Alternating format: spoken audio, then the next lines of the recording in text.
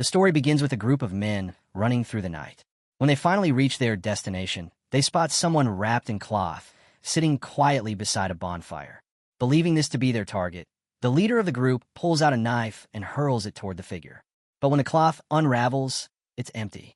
Before the leader can react, he turns, and there stands a young boy, calmly staring at him. This was the true target all along. The boy is taken aback by the ambush, but he speaks coldly. Since they came to kill him, he now has every reason to kill them instead. The boy picks up an arrow and snaps off a tree branch.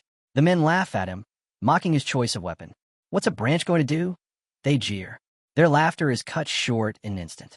With one swift strike, the boy smashes a man's head apart using nothing but the branch. Shock spreads through the group. Another man shouts in panic, realizing exactly what the boy is wielding. But before he can finish, the boy brings him down with a deadly blow. The leader watches in horror as, one by one, his men are slaughtered. By the time he gathers his courage, he's the only one left standing. Terrified, he begs for his life. But the boy's response is merciless. If you intend to kill, then you must also be ready to die. With that, the boy swings his branch, ending the leader's life in a single strike. After the carnage, the boy calmly collects his belongings and snuffs out the fire. Just before leaving, he mutters to himself, compared to what Darien once told him, this human world is unbearably dull. The scene shifts to a solemn meeting of high-ranking priests. They discuss the Forest of Roots, a land saturated with demonic energy. Though the barriers they placed keep the corruption contained, the vast land itself is unusable. Then, their leader proposes a chilling idea. If the forest is uninhabitable, why not use it as a place of exile? Send there the people they wish to eliminate, troublesome individuals they cannot openly deal with. At first, the priests are stunned, but the plan quickly takes root. They all agree. The next scene shows a knight holding a trembling woman. He tells her that the seed of darkness has already sprouted within her child. The baby is handed to the priests, who begin chanting. Divine light covers the infant as they pray. The mother cries out his name, Helmet. The Forest of Roots was a place no genius, commander, or mage had ever survived. Every criminal sent there had perished. Only one rule existed. If anyone managed to escape, their sins would be pardoned. And so Helmet awakens in this cursed forest. The air is thick with demonic energy. Hunger and cold gnaw at his tiny body, yet somehow, the boy endures. The mysterious seed inside Helmet shielded him from the forest's corruption, granting him a faint energy that kept him alive. 10 long days passed, and against all odds, the boy endured. But on the 10th day, a leopard appeared. It picked Helmet up and carried him away. A decade later, the boy had grown. Now we see Helmet sprinting through the underbrush, chasing a rabbit. With effort, he tackles it to the ground. Beaming with pride, he calls out to the leopard, Ilaga, urging her to see what he accomplished. Ilaga approaches, but instead of praising him, she swiftly kills the rabbit herself. She then asks Helmet if he has grown accustomed to hunting. Helmet admits that, for now, he can only manage to catch rabbits. Afterward, Ilaga tears open the rabbit's body and pulls out a strange glowing object. She explains that it's called a core. Every demonic beast carries one, and consuming it restores energy and extends life. Helmet reaches to claim it, insisting it belongs to him since he made the catch. But before he can touch it, Ilaga strikes him with her tail. Crying out, Helmet protests. He's the one who hunted the rabbit, so the core should be his. Ilaga shakes her head. He cannot eat it. He is not a demonic beast. If he were to swallow a core, he would become one, and then he'd be trapped in the forest forever. Helmet argues that it makes no difference. There's no way out of this forest anyway. But to his shock, Ilaga tells him there is a way out. Helmet freezes, stunned. How could this be possible, when she had always said otherwise? Ilaga admits she once believed escape was impossible, but she learned differently from someone else. Helmet immediately asks who told her. Ilaga replies, a human she once met. The boy's eyes widened. Another human in this forest? But Ilaga warns him not to bother searching. The man is surely dead by now. Helmet presses, asking if she saw his death with her own eyes. Ilaga explains that the human had been a powerful figure once, but age had caught up with him. No human, no matter how strong, can withstand the demonic energy forever. Helmet, she points out, is spared only because of the seed of darkness within him. The last time she saw the man, he was already frail. If he were alive today, he would be nearly 90. Helmet refuses to let go. He demands to know where she met him. Annoyed, Ilaga lashes out with a stick, accusing Helmet of trying to abandon her after all she's done to raise and feed him. She warns that even if Helmet goes, the man might already be gone. Helmet firmly replies that if he finds no one, he'll return. Angered, Ilaga finally tells him the man lived to the east. She snaps at Helmet to do as he pleases. The moment Helmet hears this, he bolts off without hesitation. Ilaga watches in disbelief. She growls that she doesn't care if he dies, but deep down, she's shaken. Meanwhile, Helmet's heart races with excitement. Another human exists in this cursed forest. He is not alone. Eventually, Helmet arrives at a wooden fence. Without a pause, he leaps over it and lands inside. Beyond it lies a small house. The sight fills him with hope, for only a human could have built such a place. As he explores the area, Helmet suddenly feels. Helmet's face was suddenly forced into the dirt. A man held him down, demanding to know who he was and who had sent him.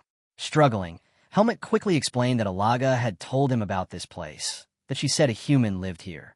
At the mention of Ilaga's name, the man paused, then released him. He asked what Helmet wanted. The man warned him. If all he came for was to see another human, then he should leave immediately. But Helmet stood his ground. He declared that he came because he wanted to leave the forest. The man introduced himself as Darien. Narrowing his eyes, he asked Helmet if he truly wished to escape. Helmet confirmed it, saying that Ilaga told him Darien knew the way out. Darien's expression hardened. He asked why Helmet wanted to leave when the outside world wasn't what he imagined. It isn't peaceful, and it isn't beautiful, Darien said. Helmet asked him what the outside world was like. Darien replied, humans out there don't have claws or fangs. Their bodies are weak, but in exchange, they are cunning, deceitful, and ruthless. They'll ally with you one moment and betray you the next. Darien then questioned Helmet's origins. Were you born in this forest? Helmet told him he had been sent here as a baby. At that, Darien immediately realized the truth. Helmet carried a seed of darkness. He explained that if Helmet wasn't killed when the seed was discovered, it meant he was born into a powerful family. He was a noble, but Helmet didn't understand what that meant. Darien clarified further. It was exactly because of that seed that he was abandoned in the forest. If he ever left, he would be hunted endlessly for it. Then he asked the crucial question, did Helmet still want to leave? Helmet's answer was unwavering, yes. Hearing this, Darien lifted him up. Surprised, Helmet asked what he was doing. Darien told him plainly, if you want to live in a human world, you must first become human. I will make you one. Helmet then asked what he needed to do to escape. Darien explained that he would have to cross the barriers surrounding the forest, but with his current strength, it was impossible. He must forget about it for now. Only when Helmet became stronger would Darien introduce him to the one who could help him get out. Helmet pressed him on how he could grow stronger. Darien's answer was simple, obey his orders. Back at Darien's house, his first command was unexpected. He handed Helmet a broom and told him to sweep the ground. Helmet protested, he didn't want to, but Darien cut him off. All humans do this. If you wish to be human, you must do it too. Helmet frowned and asked how Darien could even live in such a filthy place. Darien shot back, asking if he'd rather continue living in the forest. Reluctantly, Helmet began to sweep. Once he was finished, Darien showed him a bed. Helmet's face lit up with joy. He had never had one before. Excitedly, he asked if he could sleep right away. But Darien shook his head. We still have much to do. He handed Helmet a set of clothes to wear. Darien warned Helmet to take care of the clothes he'd given him. He had crafted them from his own garments, and there weren't many to spare. Soon after, Darien took Helmet outside. He explained that he would teach him which plants could be eaten and how to make them safe.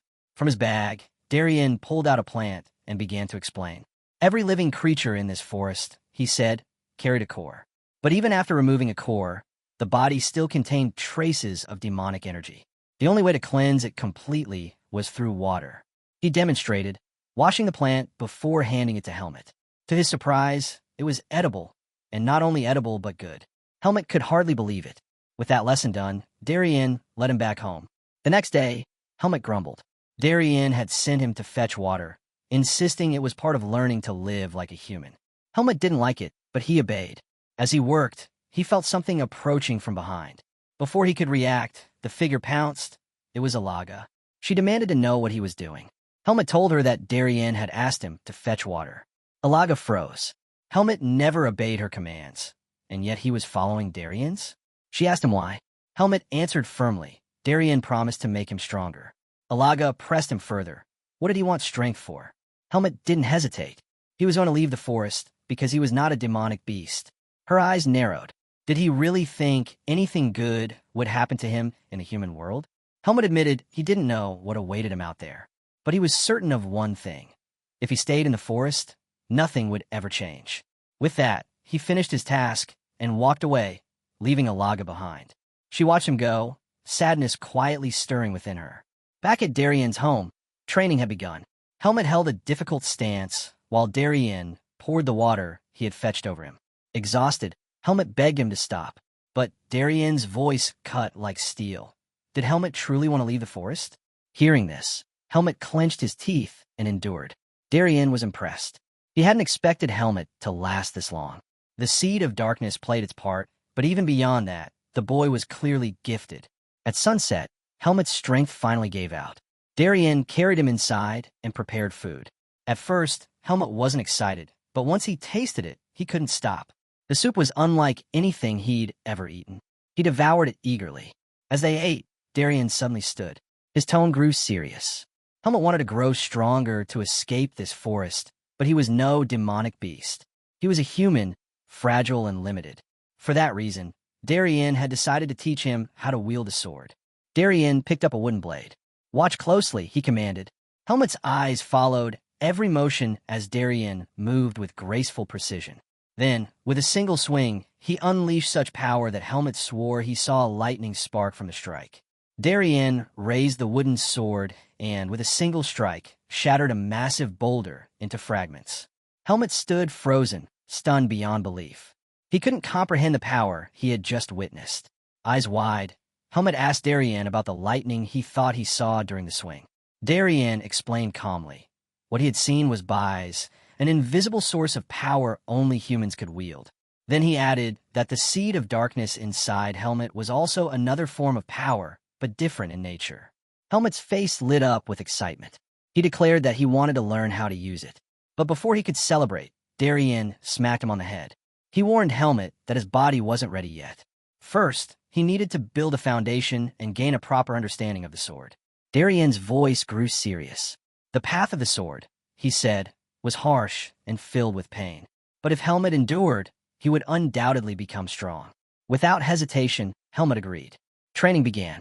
Darien instructed him to refine his forms. But Helmet grew impatient and snapped back, insisting that he was doing it correctly. Darien's tone turned sharp. He demanded respect. Instantly, Helmet lowered his voice and corrected himself, asking what exactly was wrong. But Darien didn't give the answer. Instead, he told Helmet to figure out himself. Helmet frowned, frustrated. He admitted that he had no idea. Darien's irritation flared. Must he really explain everything? Helmet shouted back that he should explain because he didn't understand anything. Darien studied him closely. This boy was strange. Despite his lack of patience and his disregard for the process, he learned quickly. Even stranger, the seed of darkness, an entity that usually drove people into madness and violence, had not twisted Helmet at all. Instead, he was calm, logical, and more determined than most adults. Something about him was different. Darien decided to push further. Without warning, he struck Helmet's hand twice with his wooden sword. "Do you understand the problem now?" he asked. Helmet shook his head, saying he didn't understand anything. Darien's voice turned cold. If Helmet didn't try his best to figure it out, there would be no dinner for him. The threat hit hard. Terrified of missing a meal, Helmet begged Darien for time to think. He stood there, replaying the strikes in his mind. Finally, he realized something. The pain from each strike wasn't the same. One was sharper, one was duller. Darien had hit different spots with different speeds, even though the motion looked identical.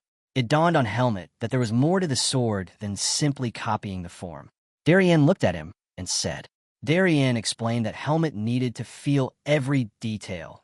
The tension in his muscles, the tremors in his fingertips, the speed of each strike, the flow, the rhythm, and most importantly, the connection between his mind and the sword. Only when he gained control over these things would he have truly learned something. He told Helmet that each swing had to carry his heart and soul. Without that, he wasn't a swordsman. He was just a woodcutter mindlessly chopping. Helmut listened carefully. After hearing Darien's words, he threw himself back into practice, determined to push forward. Later, when his training was done, Helmut made his way to the river. There, he ran into Alaga. She was startled when she noticed the muscles that had begun to build on his body. Helmut sat down beside the river and asked her a question that had been troubling him. Why did Darien say he was indebted to her? Alaga admitted it was because she had given him special permission to live in her forest. Helmut was stunned. He asked why she allowed Darien to stay when she usually hated having anyone near her territory. Didn't she want to fight him? Alaga's eyes flashed with irritation. She declared that as the ruler of the Central Forest, she would fight anyone who challenged her authority. But then her tone shifted. The real reason she hadn't fought Darien was caution. If she wasted her strength battling him, she risked being finished off by another predator. Helmut immediately realized who she meant. The two-headed serpent of the southern forest, Naho. He asked her if she could defeat Darien in a fair fight without interruptions. Alaga hesitated. She admitted she didn't know. Demonic beasts like her usually released their energy, which made it easy to sense the strength of others. But humans were different. They could hide their power completely. Helmut was shaken by her answer. Did that mean Darien was stronger than her? Alaga quickly corrected him. It wasn't that she couldn't win. It was that she couldn't be certain. And the reason she tolerated Darien's presence was because Naho despised him. Helmut's curiosity grew. Why did Naho hate Darien so much? Alaga explained that Darien had destroyed something Naho had built, a disgusting place. Helmut pressed her for details. Finally, Alaga crouched down and told him to climb on her back. If he wanted to know, she would show him. She carried him deep into the forest until they reached a strange farm. But it wasn't a normal farm.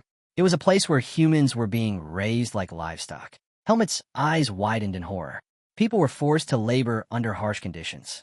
At one point, a man carrying a heavy load stumbled and dropped it.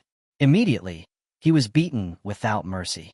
Confused and disturbed, Helmut asked Alaga what the man had done wrong. Alaga replied coldly. Alaga explained that the man was punished simply because he hadn't worked properly. Helmut was stunned by the cruelty of it. As he looked around the farm, his eyes fell on a group of girls.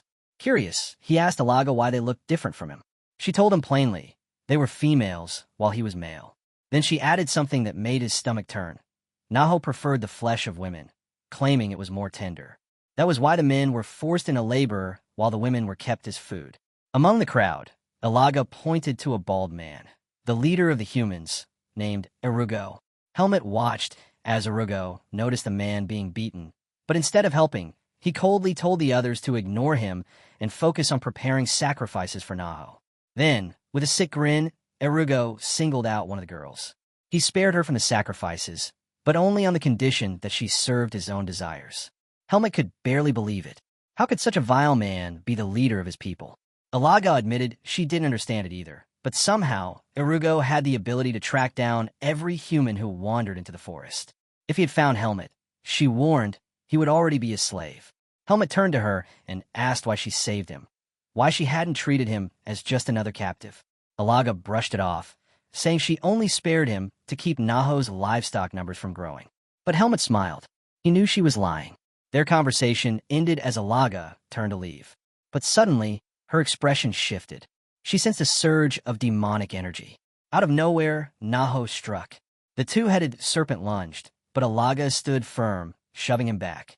Helmut's heart pounded as the air thickened with Naho's oppressive aura. The serpent hissed, asking if Alaga was raising Helmut. He sneered, telling her to eat the boy while he was still young.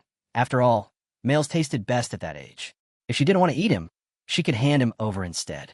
Alaga retorted coldly, reminding him that he only ate females, so Helmut's flesh wouldn't appeal to him. But Naho shook his head. He admitted he didn't want to eat Helmut at all. His real problem was the boy's scent. When he caught the scent more clearly, he turned his gaze on Helmut and demanded to know how he was connected to Darien. Before Helmut could answer, Alaga shoved Naho back. Naho raised his head, insisting he meant no harm. He was simply furious about what Darien had done to his farm years ago. Alaga quickly covered for Helmut, claiming the boy didn't know Darien and was only wearing clothes he had found. Naho's eyes narrowed, but he eventually let it go. He told Helmut he was fortunate. If he truly knew Darien, he would already be dead. At that moment, Alaga's fury ignited. She unleashed a powerful wave of energy, warning Naho that if he dared lay a hand on Helmet, she would tear him apart. Startled, Naho backed down. He told her there was no need for such hostility, that he had no intention of fighting her. But he made his terms clear. She was never to step into his territory again. With that, he turned and slithered away. Helmet fainted from the crushing fear he felt. When he finally regained consciousness, Ilaga was beside him. She warned him never to step into Naho's territory again and told him to stay close to Darien. Hearing this, Helmet's chest tightened with disappointment. Quietly, he asked her if he could ever become as strong as she and Darien. Ilaga didn't hesitate. Darien was powerful. She admitted she didn't know the full extent of his strength, only that he had reached a level most humans could never touch, no matter how hard they struggled. She told Helmet that if he truly wished to escape this forest, then he had no choice but to keep striving to grow stronger at all costs. With that, she turned to leave, sensing Darien's presence drawing near. Moments later, Darien appeared and told Helmet to follow him home. Helmet's spirits lifted. He was happy not only to see Darien, but because he realized that two powerful beings now watched over him. The scene shifts. Helmet is writhing in agony, his cries echoing in the night. As he trembled, he remembered a conversation he'd had with Darien. Darien had given him herbs to consume each night before sleep. Curious, Helmet had asked what kind they were. Calmly, Darien told him they were poisonous. Helmet's face twisted with fury, and he was about to shout, but Darien silenced him instantly with a strike of his bais. Then he explained. The herbs were meant to suppress the seed of darkness inside him. Every night, Helmet forced the poison down. Every night, his body burned and screamed in unbearable pain. He could do nothing but endure. Time passed. In the next scene, Helmet trained with his wooden sword. His movements were sharper, his breathing steady. Darien approached, watching closely. He was surprised. Helmet actually seemed to be enjoying the training. Helmet explained that something had changed. His vision had grown clearer, his body lighter. He asked Darien if this was because of the poisonous herbs. Darien answered thoughtfully. Perhaps it was the poison, or perhaps it was the demonic energy in the environment reshaping him. Then he asked if Helmet still felt pain from the herbs. Helmet shook his head. The agony was gone. In fact, each morning his body felt refreshed. Darien's eyes narrowed. It had been months since Helmet began consuming the poison. His endurance was no longer human. Darien then asked if Helmet remembered the invisible energy he once called bais. He explained that unless a person reached a certain level of physical foundation, they could never wield it. That was the reason he hadn't taught Helmet before. But now his body was ready. Darien made his decision. It was time. He lifted his wooden sword, and in an instant, it was cloaked in bais. A crushing pressure filled the air, weighing down on Helmet. Darien looked at him and gave his command. Absorb the energy from the atmosphere. Draw it into your body. Control it. And then channel it into your sword. Darien told Helmet to incarnate the energy to merge with it fully. Then he ordered him to pick up his sword. Keep breathing deeply while you fight, Darien instructed. Only then will you draw the energy into yourself. Without further warning, Darien launched his attack, his sword blazing with bais. He cautioned Helmet. If he failed to control the flow properly, the energy would tear his body apart. Helmet braced himself. Somehow, he managed to block the first strike. But in the blink of an eye, Darien closed the distance and struck again. Helmet barely dodged, gasping in disbelief. Are you really trying to kill me? He shouted. Darien didn't answer.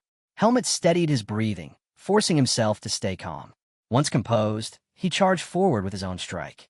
Darien swatted the attack aside with ease, urging him to feel the energy in the air, to grasp it and command it. Helmet tried, but the pressure overwhelmed him. He was thrown back once more. Darien reassured him. No one ever mastered it on their first attempt. The only way was to continue, day after day, battle after battle. And so they did. Time flowed on. Helmet trained relentlessly, clashing with Darien every day. Little by little, the invisible energy seeped into him. Eventually, he not only felt it, but began to bend it to his will. For years passed. Helmet, no longer a child, swung his wooden sword with precision, cutting down towering trees in the forest as if they were nothing. Darien arrived to observe. He nodded, acknowledging the progress. Helmet had grown more adept at wielding bais. Hungry for growth, Helmet asked Darien for a duel, hoping to sharpen himself further. But Darien first demanded to see his buys. Helmet concentrated, and before long, his sword shimmered with energy. Darien's eyes widened. He was astonished. To see someone so young manifest buys was beyond belief. He had always known Helmet carried the seed of darkness, but his talent, it was extraordinary. Darien couldn't shake the thought. This boy would one day change the world. But whether that change would bring light or plunge it into darkness, he couldn't say. Having witnessed this, Darien knew the time had come. Darien turned to Helmet and declared, "It's time for you to leave." Helmet froze. Shocked, he protested. He wasn't ready. He wasn't strong enough yet. But Darien's tone was firm. If Helmet's seed of darkness continued to grow, he would never pass the divine barrier. He told Helmet to listen carefully. South of the forest of roots lay the human world. To reach it, Helmet had to break through the divine barrier itself. But there was hope, a weak point in the barrier. If Helmet could endure the pressure there, he could pass into the outside world. Helmet asked Darien where exactly he could find the barrier. But Darien shook his head. He didn't know the location of the weakened spot, nor had he ever tried to. The only one who knew was Irugo, the man who ruled the human farm. Helmet froze, stunned. He remembered the terror of Naho and couldn't believe that someone like Irugo, so vile, yet so seemingly powerless, held such knowledge. Darien's voice grew heavy. He told Helmet that once he stepped into the human world, he would witness countless things, wonders that would seem exciting, dazzling even. But along with them would come tragedy. No matter how prepared you are, Darien said, tragedy will come. You can't avoid it, and you can't guard against it. And in those moments, when pain and despair overwhelm you, the darkness inside you will whisper. You may even feel the urge to embrace it. Darien placed his hand firmly on Helmet's shoulder. His tone softened into a plea. When that time comes, don't lose yourself. No matter what, don't give in. Helmet stayed silent, absorbing every word. Then, hesitantly, he asked Darien if he himself had no intention of leaving the forest. Darien gave a weak cough before answering. No, I have no interest in the outside world. With that, he told Helmet he was going to rest. But before turning away, he added that he had something for him. Helmet should visit in the morning. Then, with his back to Helmet, he asked to be left alone. Helmet didn't understand, but something in his master's voice felt final. That night, he sat by the riverside, lost in thought. Alaga appeared, greeting him gently. She noticed his heavy expression and asked why he wasn't happy. After all, his lifelong dream was finally within reach. Helmet admitted he felt conflicted. I should be happy, but instead, I feel strange. Alaga listened quietly, then told him that the very fact he felt this way was proof that he was slowly becoming human. Morning came. Helmet and Alaga made their way to Darien's cabin. When Helmet pushed the door open, the sight before him froze him in place. Darien sat cross-legged in a lotus position, a sword and bag placed before him. His eyes were closed, his body still. Helmet's voice cracked as he called out. No response came. His heart sank. He already knew. Darien was gone. Trembling, Helmet approached.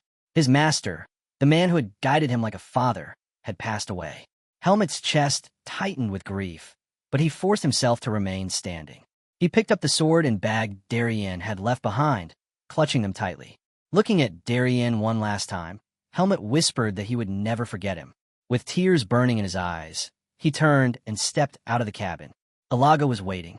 She wasn't surprised. Helmet learned that Darien had already passed. He asked Alaga if she had known beforehand, and she calmly explained that Darien himself had told her he was nearing the end. Seeing the weight in Helmet's eyes, she reminded him not to dwell in sorrow. Darien's life had simply run its course. She urged him not to carry guilt over his friend's death. To lift his spirits, Alaga handed Helmet a small package. She explained it had come with him when he first entered the forest. Curious, Helmet unwrapped the cloth and found a golden necklace inside. Alaga told him it was made from pure, raw gold, a rare and precious metal, proof that he was likely born into nobility. When he opened the locket, he discovered a note inside, written by Margaret Irene. Her words carried a prayer, wishing light upon his path. Alaga asked if Margaret was the head of his family. Helmet replied that she was probably his mother. Alaga then advised him to seek Margaret out once he returned to the human world. Before he left, she also warned him. Naho was in hibernation, which meant Helmet could pass through his territory unnoticed. The only risk was if a major disturbance occurred, then Naho would awaken. Alaga herself couldn't step into that land, since Naho would sense her immediately. But Helmet reassured her. He said he could handle it on his own. With that, he gathered his bag and started walking. As he left, he told Alaga to live long, and she smiled, asking him to take care of himself. The scene then shifted. Erugo was tending to the farm, moving quietly until he stepped into a room and lit a candle with his magic. But the flame revealed more than he expected. Helmet emerged from hiding, pressing a sword to Erugo's neck. Black magic, a corrupt power that grants strength by twisting human darkness. Many mages resist its call, but some cross forbidden lines to grasp its strength. Erugo was one of them. Consumed by envy, he longed to surpass all others and become the greatest mage alive. Yet, doubting his own natural talent, he chose the path of black magic. To fuel his rise, Erugo fed on human despair, through trafficking, abductions, and suffering. These twisted offerings deepened his power and his corruption. But his crimes did not remain hidden forever. Pursued by another mage, his wicked deeds were exposed to the world. Captured, Erugo was given a choice: death or exile. He chose exile, cast into the Forest of Roots. There, fate led him to Naho. With an agreement forged in shadow, Erugo was allowed to remain in Naho's territory, so long as he continued to provide sacrifices. Using his magic, Erugo gathered all the humans wandering in the forest. To avoid instant death, they surrendered themselves to Naho. And so, the human farm was born. Erugo crowned himself king of this farm, while the rest were reduced to nothing more than livestock. Naho never interfered, as long as the sacrifices kept coming. With his freedom, Erugo's greed and ambition grew once again. The only season that truly worried him was winter. Whenever Naho went into hibernation, waves of demonic beasts attacked the farm, threatening his rule. Even with this constant danger, Erugo still relished his new life. The story then returned to the standoff between Helmet and Erugo. Erugo demanded to know what Helmet wanted. Without hesitation, Helmet ordered him to reveal the way out of the forest. Erugo was stunned at the request and scoffed, calling Helmet a vile brat. He suspected Helmet was Darien's disciple, but Helmet gave him no answer. He simply repeated his demand. Unmoved, Erugo refused. But Helmet pressed his blade closer, slicing a shallow cut across Erugo's neck. He warned him plainly, "Answer or die." Erugo quickly retaliated with words, claiming that if he died, Naho would awaken and Helmet would be slaughtered. He asked Helmet if he could really handle Naho's wrath. Helmet's reply was chilling. It didn't matter. Once Erugo was dead, no one would ever bring him back. The sheer certainty in Helmet's words left Erugo shaken. He urged Helmet not to be reckless, insisting that only he knew the way out of the forest. But Helmet wasn't fooled. Darien had told him before, mages always keep records of their knowledge. Helmet was sure the method he sought would be written somewhere. He had only asked Erugo to save himself the trouble of searching. Realizing Helmet wasn't bluffing, Erugo reluctantly gave in. The scene shifted once more, showing Helmet following Erugo down a long staircase. Erugo broke the silence, asking for Helmet's name. Helmet brushed him off, telling him to mind his own business. As they walked, Erugo explained that the method Helmet wanted had never been tested. It was merely theoretical. Perhaps someone as powerful as Darien could succeed with it, but Helmet, alone and untested, stood little chance. Probing further, Erugo asked what Darien was doing now. Helmet offered no answer. That silence told Erugo everything. Darien was dead. At the bottom of the stairs, Erugo pulled out a book containing the method. Helmet demanded he hand it over. Instead, Erugo smirked and offered Helmet the role of his successor. Helmet dismissed the idea as nonsense, smiling faintly at the audacity. And then Erugo continued. Erugo claimed that everyone on the farm was too weak, but Helmet was different. As Darien's disciple, he believed Helmet alone was worthy to inherit his place. Helmet pressed his sword harder against Erugo's neck, ordering him to stop spouting nonsense. He declared with certainty that he would escape the forest. Reluctantly, Erugo explained where the knowledge came from. Long before he settled in the forest, he had discovered a book inside a mage's hideout. The book spoke of using stealth magic as a means of escape, but the mage who wrote it had failed, never making it out alive. According to its records, at the southern end of the forest lay a massive waterfall. The water, mixed with demonic energy, weakened the divine barrier guarding the forest. Erugo told Helmet this weakened spot might allow passage, but he warned that, even weakened, the divine energy remained incredibly strong. Anyone tainted by the seed of darkness would be crushed instantly if they tried. Hearing this, Helmet lowered his blade. He declared that he would spare Erugo's life, not because he wanted to, but because of Darien's words. Darien had once told him to value every life, just as Alaga's kindness had saved his own. Even so, Helmet couldn't stand Erugo. Instead of killing him, he struck Erugo in the stomach, knocking him out before tying him up. When Erugo came to, Helmet woke him by pressing on his pressure points. He ordered Erugo not to move and assured him that he would release him later. Furious, Erugo realized his magic had been sealed and called Helmet an arrogant fool, asking if he truly believed he could leave the forest. Helmet simply smiled and repeated that he would make it out alive. Once Helmet left, Erugo's rage boiled over. He forcefully activated his magic, determined to shatter Helmet's confidence. With a mad cry, he screamed Naho's name. The ground quaked violently, and Naho emerged from below. The beast loomed over him, demanding to know why he had been summoned. Erugo revealed Darien's death and informed Naho that Darien's disciple was now inside his territory. Naho was overjoyed, convinced fate had given him the perfect chance to erase everything he despised. With excitement burning, he broke through the wall and charged after Helmet. Watching him go, Erugo grinned wickedly, thrilled to see Helmet hunted down. The scene shifted once again, showing Helmet sprinting through the forest. He wondered if he should have killed Erugo when he had the chance. As he ran, he noticed something strange. The demonic beasts were fleeing beside him, yet not a single one attacked. That's when he understood. They weren't running from him, they were running for something else. An overwhelming, dreadful presence closed in behind him. Helmet pushed himself to run faster, but after a long stretch, he stopped to check how far he'd gotten. To his horror, he realized he was still within Naho's domain. Helmet thought he had put good distance between himself and the farm, but he soon realized he was still deep inside Naho's territory. When he looked up, the air itself was thick with demonic energy, swallowing the entire landscape. Sensing the danger closing in, Helmet gripped his sword and readied himself. Before he could make a move, Naho appeared right before him. The beast greeted him with a twisted welcome, declaring that he had always known Helmet would eventually return to his domain. He warned that leaving would not be so simple. Helmet answered coldly. He would leave, but only after killing Naho. Naho burst out laughing, surprised at Helmet's newfound confidence. Still, he mocked him, saying he could never win. With that, he lunged forward, slamming his massive head in an attack that tore the ground apart in a violent explosion. Helmet narrowly dodged, but the battlefield was swallowed in dust and smoke. From within, Naho's voice rumbled, praising Helmet's quick reflexes. When the haze cleared, Helmet was trapped. Naho had coiled his massive body around him, staring with a monstrous grin as he urged Helmet to keep resisting. The suffocating demonic energy pressed down on Helmet.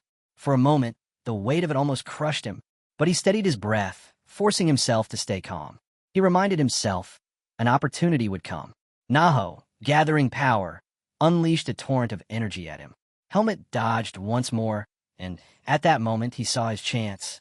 He rushed forward, even as one of Naho's heads lunged to devour him. At the last second, he leapt aside, using the monster's head as leverage to climb up its body. Helmet knew brute force wouldn't cut through Naho's hide. The layers of demonic energy were far too strong. But he also knew every creature had a weak point. With Bais in hand, he slashed at Naho's eye. The beast let out a deafening scream, thrashing in agony. Helmet knew the wound wasn't fatal. At best, it bought him precious time. Continuing to fight with what little strength he had left would mean certain death. He turned and ran, while behind him Naho bellowed in rage. But what Helmet saw next chilled him to the core. Naho ripped off his own damaged head and devoured it. Helmet froze in horror, but there was no time. Regenerating himself through the twisted act, Naho lunged at him again.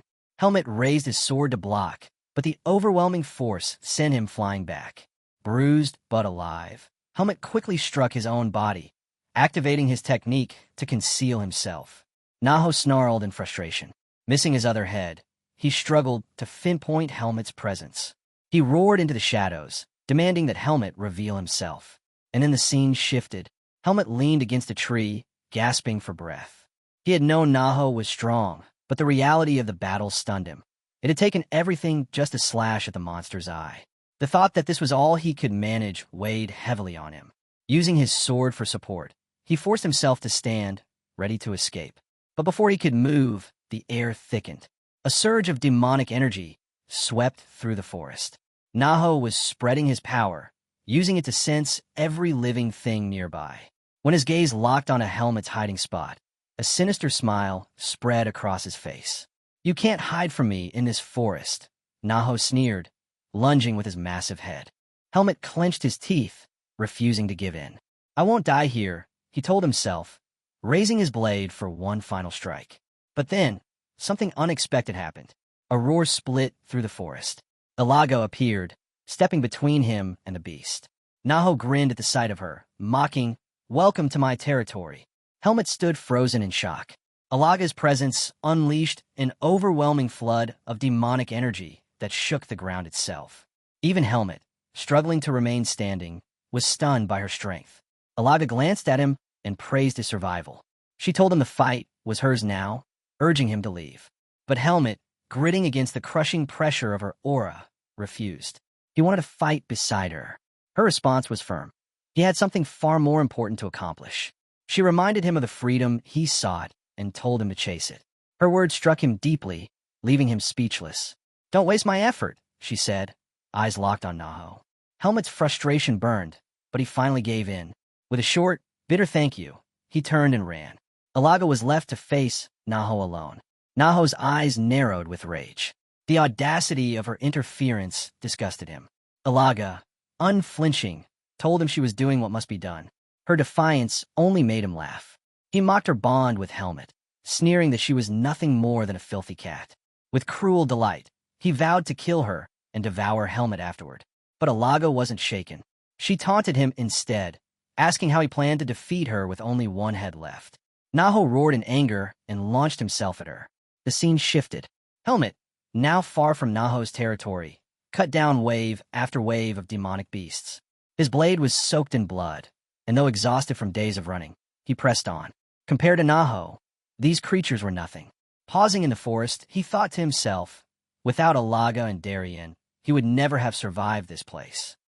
By the waterfall, Helmet paused, reminding himself of his promise. He had to survive, not just for his own sake, but for Ilaga and Darien. The air here was different. Unlike Naho's domain, the oppressive demonic energy was faint.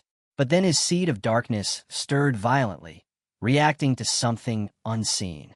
Helmet quickly covered it with his fist, realizing the source, a divine barrier. If he hadn't acted, the pain would have been unbearable. As he steadied himself, a single feather drifted down into his palm. He looked up, stunned, as a massive bird descended from the skies, landing before him. The creature tilted its head, surprised to find a human child in its territory. "What business do you have here?" it demanded. Helmet's mind raced. He quickly understood. Arugo had directed him to this place, knowing a powerful beast ruled here. The bird introduced itself as Igril, sovereign of the northern forest. Helmet introduced himself as well, recognizing the name. Ilaga had once warned him. Igril was a curious beast, always seeking answers. Igril's sharp gaze studied him. "You carry Naho's scent, and Ilaga's too. Tell me, are you their child?" Helmet stood firm, replying with certainty. "I am of Ilaga's family." That answer shook Igril. A surge of demonic energy exploded from him as he roared. "Ilaga's kin has no place in my territory." But Helmet didn't back down. He admitted he had entered this land on his own, for his own reasons. Intrigued, Igril demanded to know what those reasons were. Helmet met his eyes and said, "What I came here to do, it will matter to you as well." That made Igril pause. "Explain yourself," he pressed. Helmet revealed his intent. He would be the first being to cross the divine barrier. Igril burst into laughter at the claim. "With the seed of darkness inside you, you're no different than us, a beast wrapped in human skin." But Helmet didn't waver. He asked for a chance, insisting he was the only human who dared step into this place and try. Igril dismissed the idea as foolish. Why should he let a human burn against the barrier? Helmet countered, telling him there would always be humans entering the forest, but he was the only one capable of crossing it. That struck something in Igril. His laughter faded, replaced with curiosity. "Very well," he said at last. Show me. Prove you can do what no human has ever done. Igrul sneered, calling Helmet reckless for attempting something so absurd. But Helmet stood his ground. Then you'll be the first demonic beast to witness a human break through the divine barrier, he declared. That caught Igrul's attention. Amused, he accepted Helmet's challenge. He promised to shield him from other beasts while he made his attempt. But then, with a grave tone, he asked Helmet for his final words, something he could pass on to Alaga should Helmet fail. Without hesitation, Helmet replied, "Tell Alaga that I made it out of the forest." Igrul was stunned. He realized Helmet wanted that message delivered no matter the outcome. After a long pause, he agreed. Helmet finally felt a moment of relief. Wasting no more time, he leapt into the waterfall. Diving deep, he wrapped his body with his fist protection. At the bottom, he discovered a hole in the divine barrier. Without hesitation, he swam toward it, determined to push through. "I will survive. I will go beyond the forest of roots," he swore to himself. The divine power was merciless. Designed to purify and protect humans, it violently rejected the seed of darkness within him. The barrier's force tore through his body with terrifying speed, shredding his strength and burning his soul. The agony was unlike anything he had ever endured. His mind began to slip, his vision fading. Panic filled him. Was he losing himself? Was he becoming nothing more than a beast? The scene shifts. A group of mercenaries rested near the forest of roots. One of them, a young boy named Finn, asked their leader Tanya why they were wasting time here. Tanya explained calmly that resting now was their only chance at survival. If they pushed forward while exhausted and stumbled upon a beast, they'd all be slaughtered. Finn shuddered at the thought, but grumbled when Tanya ordered him to fetch water. Complaining that it was too dark, he dragged his feet until Tanya lost her patience and kicked him toward the river. As Finn approached the water's edge, a strange feeling crept over him.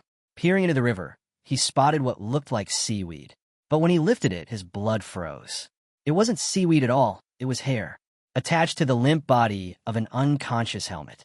Finn dropped it in terror and bolted back to the group. "There's a dead body in the river," he cried. The mercenaries burst into laughter, mocking him. They accused Finn of mistaking a branch for a corpse, calling him a coward yet again. But Tanya's eyes narrowed. She ordered Finn to show her this so-called body. Finn pointed nervously toward the riverbank, but Tanya wasn't having it. She kicked him sharply, ordering him to lead the way instead of standing around. As they walked, her voice turned cold. If he was wrong about this, she would kill him herself. When they finally reached the riverside, Finn gestured toward the water. Tanya's eyes narrowed as she spotted a body floating there. Helmet. At first, she thought he was dead, but on closer inspection, she noticed his chest rising faintly. He was still alive. "Help me pull him out," she commanded. Finn froze in horror, but Tanya didn't wait. She grabbed Helmet and dragged him onto the bank. The scene shifts. Helmet opened his eyes, groggy and disoriented. His body was covered in bandages. He didn't know where he was, or if he had truly escaped the forest of roots. A calm voice reached him. Tanya greeted him and assured him he was safe now, among her group. She asked for his name. Helmet introduced himself, but when she pressed him for more, he shook his head. "I don't remember anything else." Her brows lifted. No visible wounds, yet memory loss. She asked if he had struck his head in the river, but Helmet could only shake his head again. Tanya then introduced herself, a rank 3 silver medal mercenary from the Face Mercenary Corps. Helmet was stunned. Another human. For the first time in so long, he wasn't alone. She asked if he knew where he was. He admitted he didn't. Tanya explained that they were in the cave forest. His blank look confirmed it. His amnesia was severe. "Do you remember anything at all?" she pressed. Helmet hesitated, then replied, "Only my name, and how to wield a sword." That was enough for Tanya. She smiled, relieved. If that was the case, a skilled doctor might be able to restore the rest. She told Helmet her group would take care of him until then. From this moment on, she said, he was her responsibility. Helmet was taken aback, but deeply grateful. He thanked her sincerely. The next day, he sat resting on a boulder, savoring the peace. He couldn't believe it. He had actually escaped the forest. But his body was wrecked, weaker than it had ever been. Even his eyes was faint. Then he noticed it. The seed of darkness was still inside him. His heart sank. No one could know. Not here. Not among humans. He resolved to keep pretending his memories were gone. That would be his shield. Quietly, he pulled out his necklace, staring at it. I have to find the owner, he murmured. But he knew he couldn't rush. Not now. Slow and careful. That was the only path forward. The scene shifts. The group couldn't help but comment on Helmut's new appearance. One man remarked that he looked like a noble, too refined, too elegant for a wanderer. Even Finn was stunned, remembering how Helmut had looked like a corpse when he first dragged him from the river. Curious, Finn asked if Helmut was the son of a wealthy man. Helmut simply shook his head. I don't know. Tanya stepped in, resting a hand on Helmut's shoulder. She told him he looked much better after cleaning up and asked how he was feeling. Finn frowned, annoyed. He muttered that Tanya was only being nice to Helmut because of his looks. That was a mistake. Tanya's fist landed on his face in an instant. She ordered him to stop complaining and help the others instead. Turning back to Helmut, she explained that they'd reach a village in 4 days. Once there, she would take him to see a doctor. Helmut smiled gratefully and thanked her for everything. Tanya patted his head lightly, telling him not to worry, then rallied her men to prepare for departure. Both Helmut and Finn were left surprised by how she treated him. Helmut traveled with the group, moving at a steady pace. Finn, one of the mercenaries, advised him to slow down, reminding him that their carriage moved quickly. It would be hard to keep up in his condition, but Helmut insisted on walking. He wanted to loosen his body. As they moved, he reached out to pet the group's horse. Do you like horses? Finn asked curiously. I'm not sure, Helmut replied, his touch gentle yet awkward. Finn studied him, realizing he wasn't a noble, but he wasn't ordinary either. Helmut called the horse a docile organism, leaving Finn baffled. No one spoke like that, especially not someone his age. As they continued, Helmut's breathing grew heavy. Concerned, Finn urged him to ride in the carriage before he slowed everyone down. But Helmut stubbornly refused. I'll be fine. I won't fall behind. Finn sighed, shaken by his determination.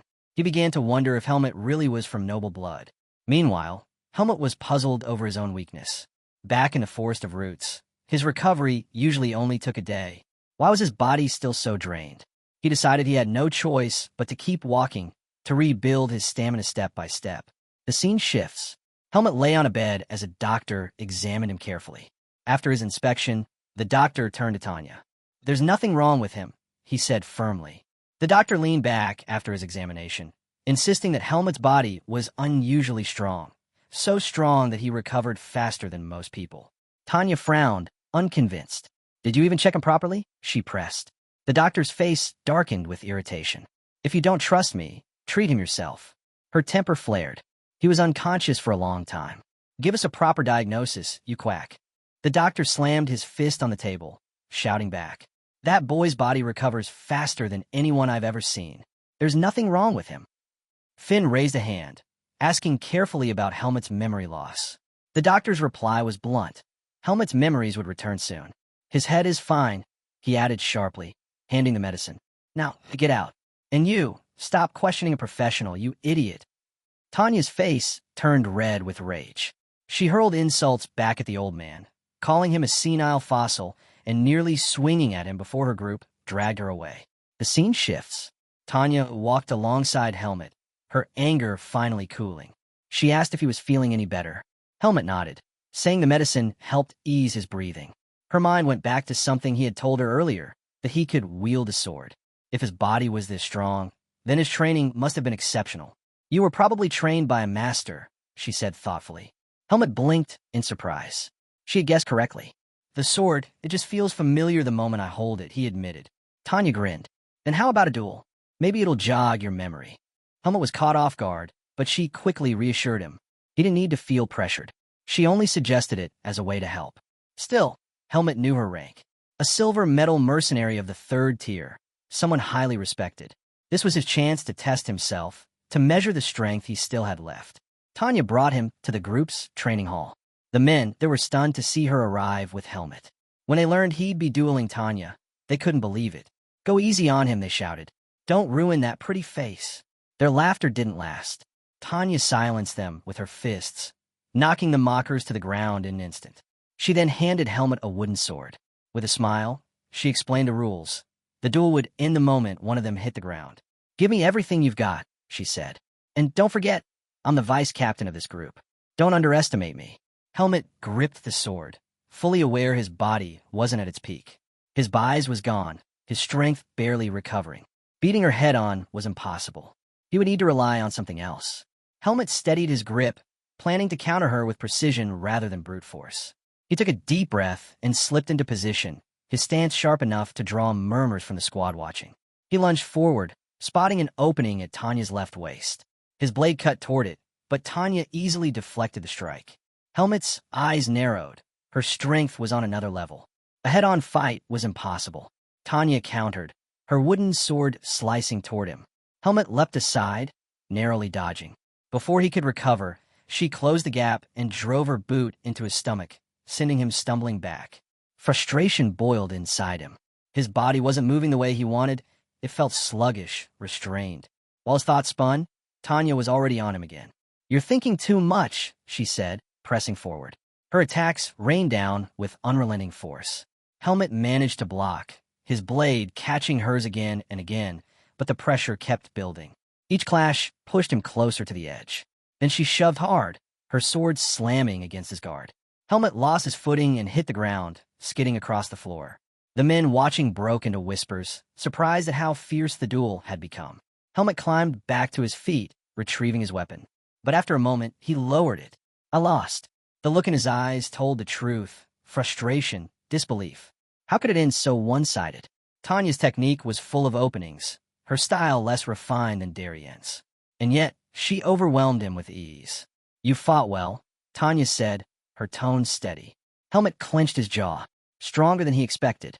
Suddenly, Darienne's words echoed in his mind. Never underestimate humans. He had brushed it off before, but now, standing beaten by a rank 3 swordsman, he finally understood. A man approached, placing a hand on his shoulder. "Don't be discouraged. Tanya is one of the most skilled fighters in our corps." Others chimed in, praising Helmet's effort, even joking he was better than Finn. Helmet turned to the man who first spoke. "Who are you?" The man smiled. "Fien, captain of the Face Mercenary Corps. Rank 2, gold medal." Helmet froze in shock. Fien continued, congratulating him. "You've passed our entrance exam." Helmet blinked, stunned. "Entrance exam?" The captain explained. They didn't want him wandering aimlessly with no memory, so they tested him before accepting him. Entry into the Face Mercenary Corps wasn't easy, and the group had been observing his every move since before he even entered the village. Finally, it all made sense, why only Tanya and Finn had approached him. Helmet exhaled slowly. He didn't resent the test. He knew well enough they could have abandoned him at any point. And now, Fien was openly impressed, especially with the fact that Helmet hadn't. Fien chuckled, noting one more thing. He appreciated that Helmet hadn't tried hitting on his sister Tanya. Then he grew serious, pulling out a folded sheet of paper and handing it over. "This is a deed," he explained. "It grants you the status of a rank 4 mercenary. We've also prepared a temporary identity card for you. Make sure to register officially at the Mercenary Guild when you get the chance." Helmet stared at the documents, hardly believing it. Soon after, Fien asked his men to properly introduce themselves. One by one, the rank 3s stepped forward, sharing their names. Even Finn reintroduced himself, clarifying that he was a rank 4 bronze mercenary. Helmet felt a strange warmth stir inside him. Allies. Real allies. But Darienne's warning echoed in the back of his mind. Never trust humans too much. Helmet wasn't sure which feeling to follow. He asked Fien how long he was expected to stay with the squad. Quietly, he admitted that once his memories returned, he might choose to leave. Fien accepted this. "You can walk away whenever you like," he said, "but not in the middle of a mission. If you're with us, you finish the job." Helmet nodded. That was fair. More than fair. Better to be with them than to wander alone without direction. Maybe, just maybe, he could find clues about his origins. And above all, he wanted to know what it felt like to truly have companions. The scene shifts. Inside a meeting hall, a stern man argued with Fien. He objected to having another rank 4 mercenary included in their mission. "The task isn't suited for someone of that level," he snapped. "I already allowed you to bring Finn along. That's enough." Fien remained calm. "Helmet is more capable than you think. I wouldn't bring him along without reason. Trust me on this, Miles." The man, Miles, studied him carefully. Fien's reputation with the Face Mercenary Corps was solid, and he had dealt with him long enough to know he didn't lie about matters like this. After a moment, he relented. "Fine, bring him, but he'll only earn a third of a normal rank 4's pay." Fien inclined his head. "Agreed." Miles added one final detail. Another group, the Taliek Mercenary Squad, would also be joining the mission. Finn acknowledged it without hesitation, telling him not to worry. We depart tomorrow at 7 a.m., Miles concluded before leaving. Once the door shut, Tanya praised her brother's sharp negotiation. Finn turned back to his squad, briefing them on their task. The mission was to escort a large convoy. He reassured Helmet and Finn that they weren't expected to fight unless absolutely necessary, only if things turned dire. Tanya stepped up, her voice firm. She ordered the rank 3s to prepare thoroughly. They all knew convoy escorts were never as simple as they sounded. Before dismissing the squad, Fien reminded them that no one could predict the strength of potential ambushers. Uter leaned toward Helmet, offering a quiet warning. If anyone from the Taliek squad insulted him, he should just ignore it. Their two groups had a poor history. Maros added that the Taliek squad disliked them because the Face Mercenary Corps carried a stronger reputation. Helmet listened, filing the information away. With that, Finn ended the briefing, ordering everyone to rest. The scene shifts. Late that night, Helmet stood alone in the training hall, his sword in hand. His mind replayed the duel with Tanya, gnawing at him. He had been using his body's weakness as an excuse, but deep down he knew the truth. He had lost because Tanya was faster. Her defenses had openings, yet he couldn't break through. Too weak, he muttered. He couldn't blame a lack of buys, nor the state of his body. The fault was his. If he wanted to stand stronger, he had to start from the basics. With a sharp motion, he unsheathed his sword and began training beneath the moonlight. The scene shifts again. Morning arrived, and the convoy mission began. Fien's voice carried authority as he reminded everyone to stay alert. Their clients had paid dearly for protection, and it was their duty to keep them safe. Among the march, Finn groaned, clutching his stomach. He muttered about overeating before the journey, then turned to Helmet with a smirk. "Hey, weakling, holding up okay? Life's about to get harder starting today." Helmet met his gaze with a serious look. He understood now. Finn was mocking him because of the way he had fallen before. "I can endure this mission," Helmet replied firmly. Finn blinked, caught off guard by the tone. He gave an awkward laugh, tapping Helmet on the shoulder. "Relax. I was just joking." Helmet ignored him, pressing forward with steady steps. Not long after, they rendezvoused with Miles. He presented his cargo and explained the arrangement. The Face Mercenary Corps would guard the rear. While Miles spoke with Finn, the Taliek squad arrived. The tension was immediate. One of their members caught Finn glaring and barked out. "What are you looking at, Scrawny? Can't even swing a sword properly, can you?" Finn bristled, but before he could respond, the man's attention shifted to Helmet. He squinted, then burst out laughing. "And what's this? A girl tagging along? You two better keep up with us." Helmet tilted his head slightly. He didn't understand why the man was looking down on them. Was this an attempt to size them up? He remembered, whether human or beast, it was the same. Everyone compared their strength against others. Quietly, he wondered, was this loudmouth truly the leader of the Taliek squad? Helmet quickly dismissed the thought of the loud man being the Taliek squad's leader. His strength didn't match the role. Still, he kept his eyes on him as the mission went on. Days later, the same man stuck out his leg, tripping Finn on purpose. Finn hit the ground hard, his patience finally snapping. "You've been at this since the mission started," Finn growled, a crooked smile tugging at his lips. "How long are you planning to keep harassing me?" The man feigned innocence, claiming it was a mistake. Then, with a mocking grin, he added, "If you're upset, hit me." Finn froze. The man's size, and the presence of his comrades, sent a chill down his spine. He lowered his head, biting back his anger. Helmet stepped forward, helping Finn to his feet. The man sneered, turning his taunts toward Helmet. "You really do look like a girl. Next time I'll bring you flowers." Helmet ignored him completely, focusing only on steadying Finn and guiding him back to their squad. The man's smirk faltered. His friend whispered that Helmet had been ignoring him since the start. Another warned that constant harassment might not be wise.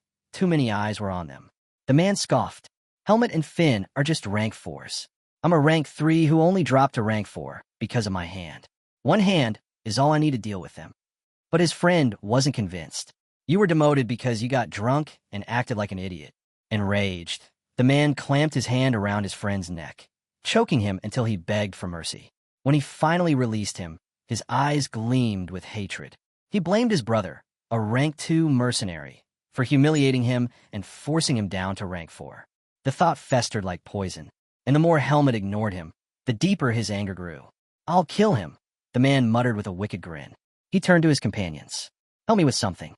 Back with the Face Mercenary Corps, Finn complained bitterly about the harassment he'd endured for 3 straight days. What puzzled him most was Caleb, the supposed leader of the Taliek squad. Why was someone of his stature wasting time with rank 4s? Finn was sure Caleb had been a rank 3 mercenary. Something didn't add up. With a huff, he picked up his bucket. "I'm going to fetch water," he told Helmet. His voice hardened.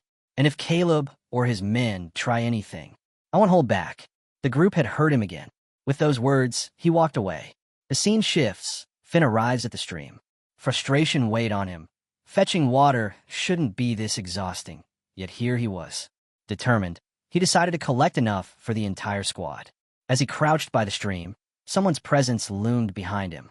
Turning around, Finn froze. It was Caleb and his gang. His heart sank at the sight of them. Caleb stepped forward with a mocking smile, saying he just wanted to have a nice talk. Moments later, Caleb had Finn pinned beneath his boot. He leaned closer and asked if Finn had ever bathed with Helmet. The question stunned Finn.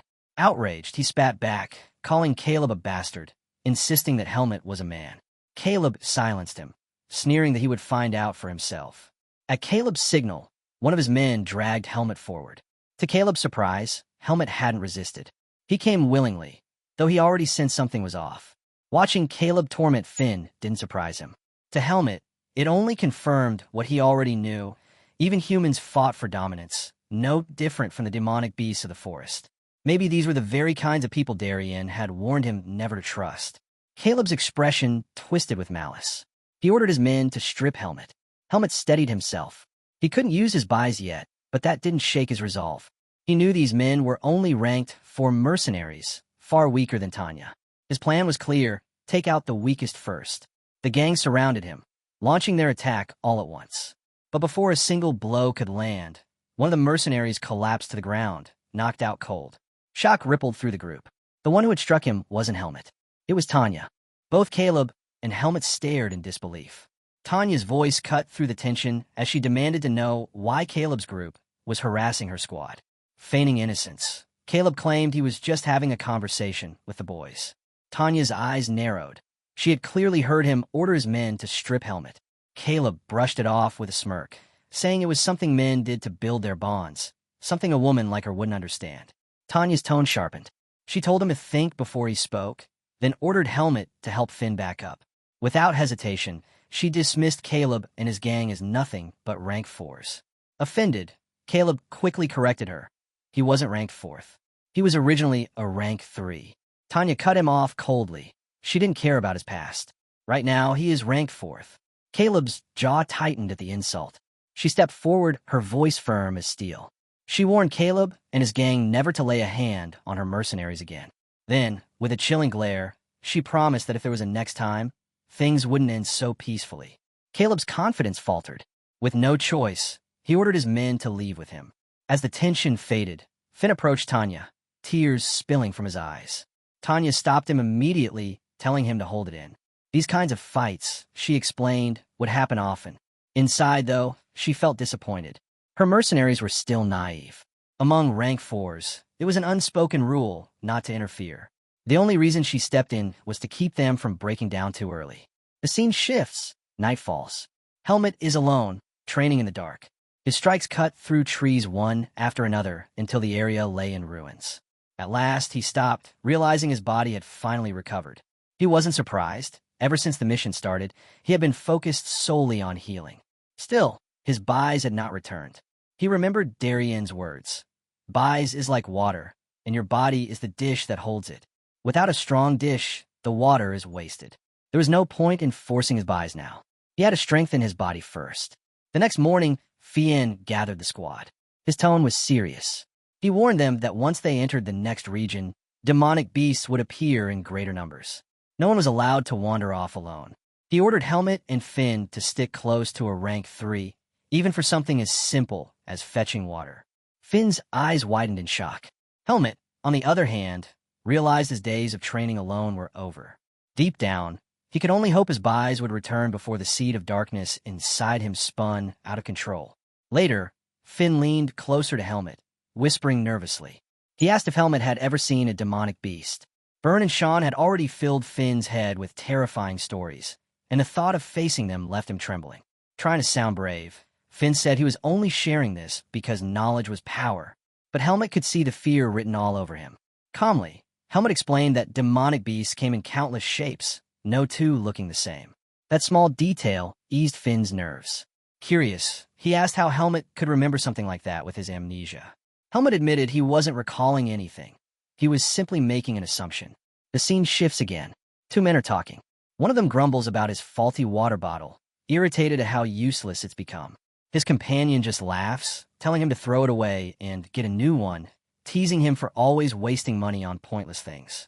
The man snaps back, saying if he had money, he wouldn't even be taking on long-distance missions like this. His friend waves it off, reassuring him that nothing bad is going to happen. The mercenary laughed as he reminded his friend that they were being paid a fortune just to escort cargo. All they had to do was finish the mission, then they could celebrate with drinks. He promised that once they returned, he'd treat him to the best dark beer in town. But before he could finish his words, his head was severed clean off. His friend froze in terror, unable to process what had just happened. When he looked up, his nightmare became real. A demonic beast stood before him, chewing on his friend's head. The camp erupted in shock.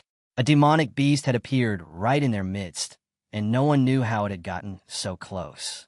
Still chewing, the beast glared down at them, as though mocking their fear. The surviving man's fear turned into rage, and he charged recklessly at the monster. Another mercenary tried to pull him back, but it was already too late. The beast struck, killing him instantly. The creature let out a chilling laugh at the horror painted on the mercenaries' faces. None of them could comprehend how such a beast had slipped past their defenses. Finn clenched his fists. This was their fault. They had grown complacent, too sure of their numbers. He had never imagined a beast would dare to attack when so many mercenaries were gathered together.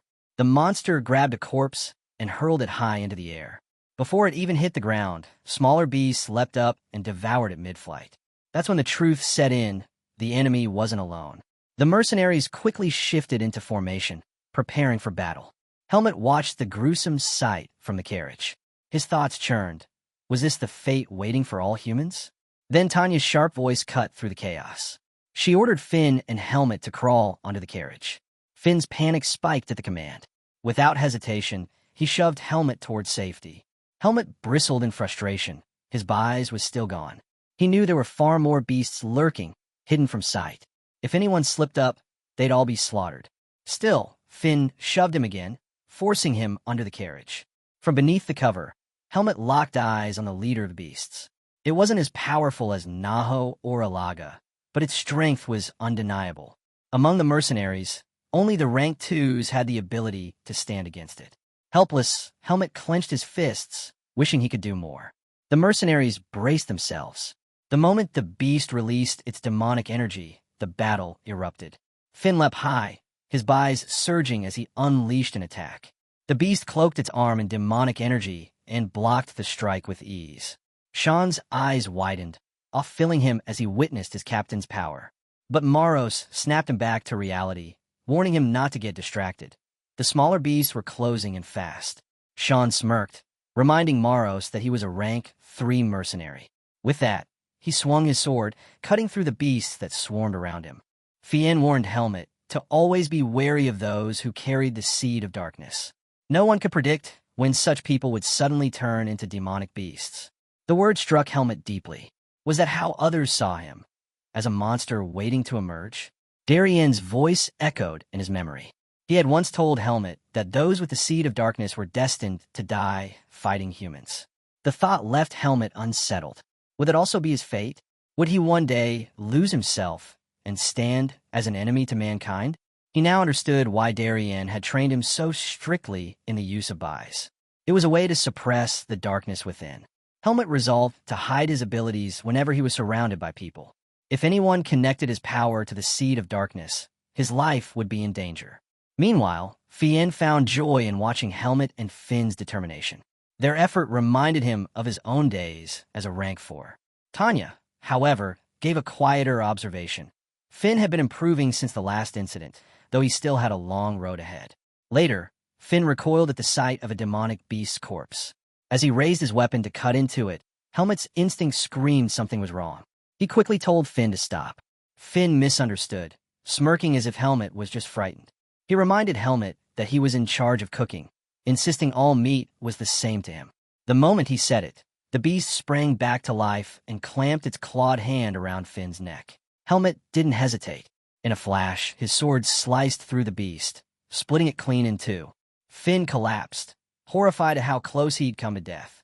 After a shaky breath, he pulled himself together and thanked Helmet for saving him.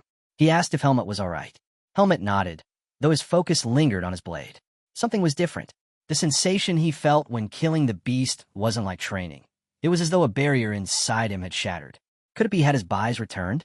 The other mercenaries rushed over, congratulating him. Sean clapped him on the back, praising him for the kill, and joking that he was nothing like Finn. Annoyed, Finn shot back, saying he'd repay Helmet by giving him extra soup. Sean burst out laughing, shocked that Finn thought his life was only worth a bowl of soup. Byrne piled on, mocking Finn even further as the group teased each other. But Tanya didn't join their laughter. Her eyes stayed fixed on Helmet. When the beast had grabbed Finn, she had been ready to intervene, until she noticed something. Helmet's sword had released a faint glimmer of bias, and she couldn't shake the feeling that her eyes hadn't deceived her. Tanya wondered if her eyes had deceived her. She couldn't explain what she saw, and the thought gnawed at her. Later that day, Helmet sat alone in the forest, circulating his bias. After some time, his eyes opened, certainty filled him. His power had returned. The moment he instinctively swung his sword against the beast, something inside him had unlocked. Relief washed over him. Finn's blunder had, in a strange way, helped him reclaim his buys. Still, he understood it wasn't fully restored yet. He would need 3 days of circulation before it reached its peak again. Determined, he continued channeling the flow of energy through his body. But before he could push further, Fien appeared, calling him back. The squad needed to decide their night watch order. The scene shifts. Fien addressed his team. They would stand guard in pairs, split into 3 shifts. Helmet would watch first with Tanya. Finn and Maros would cover the second, while Sean and Byrne took the last. Since Uter was still injured, he was excused from duty. Byrne groaned in disappointment, wishing he were injured as well. With a grin, Uter offered to give him a scratch across the face, which drew laughter from the group. Once the orders were set, everyone moved into position. During Helmet's shift, his heightened senses picked up faint traces, the energy of the demonic beast that had escaped earlier. His fists pulsed as if sharpening his awareness, letting him feel everything around them. Tanya broke the silence, asking if he wasn't tired. Helmet simply told her he was fine. She seemed surprised, reminding him that tomorrow's journey would be long. She then ordered him to wake the next team and get some rest. Helmet agreed, though he already knew the truth. Demonic beasts were only waiting for the moment the squad lowered their guard. Until then, he would use every chance to refine his buys. On his way to wake the next group, Helmet crossed paths with Caleb. A sly grin spread across Caleb's face. Seeing Helmet alone, he believed this was finally his chance. Helmet slipped quietly into the forest, unsheathing his sword to test his buys. Each swing told him more. His recovery was accelerating. By tomorrow, his strength will be fully restored. But then he felt something, a presence. At first, he thought it was another beast. Yet there was no trace of demonic energy. No, this was human. From the shadows, Caleb emerged with a mocking grin. He greeted Helmet, calling him a brat, and asked what he was doing wandering alone. With feigned concern, he told Helmet he should always move with others. Caleb smirked, saying the forest was dangerous and Helmet shouldn't be out here alone. When his eyes landed on Helmet's sword, he assumed Helmet was simply playing with it. With false cheer, he offered to join in. Helmet dismissed him immediately, saying he wasn't interested. The rejection lit a spark of anger in Caleb. To him, Helmet didn't understand his place. Tanya wouldn't be here to save him this time. With a sneer, he accused Helmet of having a bad habit of looking down on others, asking if no one in his squad had tried to fix that attitude. Caleb decided this was the perfect chance to teach him a lesson. He promised to break Helmet's arms and legs, claiming the pain would make him better, even if it killed him. Helmet calmly asked if Caleb had truly come into the forest just to beat him up. The question caught Caleb off guard. He had expected fear, but instead he saw none. Helmet's mind turned. His squad mates always looked out for each other. So why was Caleb different? To Helmet, Caleb resembled a demonic beast more than a man. With a firm tone, he called Caleb what he was, a rank 4 mercenary, and told him to live like a human, not a beast. That insult burned. Caleb snapped, thinking Helmet was mocking him. Tearing off his cast, he snarled that humans grew stronger by trampling the weak. Now that his hand was healed, he would prove it. He lunged at Helmet, vowing to rip out his eyes and crush them. But his strike never landed. Helmet caught his arm with ease, forcing him down to his knees. Caleb's eyes widened. He couldn't believe Helmet had stopped him so effortlessly. Helmet's grip tightened, pushing him lower. Terror crept across Caleb's face as he stammered, demanding to know what kind of trick this was. Helmet's gaze darkened. He told Caleb he was even dumber than a demonic beast, warning him to pick a better opponent if he wanted to fight for hierarchy. With a cold, condescending tone, he told Caleb to know his place. His grip crushed down harder, making Caleb scream in pain. Caleb refused to accept defeat. Forcing himself free, he roared that he would never beg for mercy. Unsheathing his sword, he charged again. Helmet didn't even bother to draw his blade. He blocked every strike with the sheath alone, frustrating Caleb further. Fury twisted Caleb's face. To him, Helmet's composure was arrogance. Helmet's patience finally broke. He drew his sword in a single motion. A surge of buys exploded from the blade, its energy making Caleb freeze in horror. Before he could react, Helmet's sword slashed across his thighs. Caleb collapsed to the ground, screaming in pain. Helmet hadn't planned to use his vis. He had only drawn it in the jolt of excitement from regaining it. He knew he couldn't let Caleb escape. If Caleb ran, the truth about Helmet's power might spread. A dark thought crossed Helmet's mind. Should he kill Caleb? A voice answered before Helmet chose. The seed of darkness spoke inside his head, urging him to kill. The seed spread slowly, pressing at his thoughts. Helmet felt the intrusion and reacted. He wrapped his body in the dark energy for a moment, then placed his hand over his chest and drew that energy away, stripping the clouded influence from his mind. He repeated the motion until the voice receded and the seeds pull loosened. When Helmet opened his eyes, Caleb had fled. The scene cuts to Caleb crawling through the underbrush, still screaming. He had not expected Helmet to wield this. He had not expected such strength from someone of rank 4. Crawling toward camp was his only hope. But before he reached it, a demonic beast in the forest intercepted him and tore him apart. Helmet heard the final screams, followed the sound, and found a demonic beast holding Caleb's corpse. Helmet identified it as the same beast that had slipped away that morning. The beast regarded him and continued feeding. Helmet approached and told the creature, plainly, that Caleb belonged to him. The beast hesitated, then dropped the body. Helmet drew his sword and coated the blade in buys. The beast backed away and began to scream. Helmet noticed the beast's reaction matched its assessment of his strength. It was not an ordinary creature. He ordered it to take Caleb's body and run, threatening death if it disobeyed. Lights, other mercenaries, moved closer through the trees.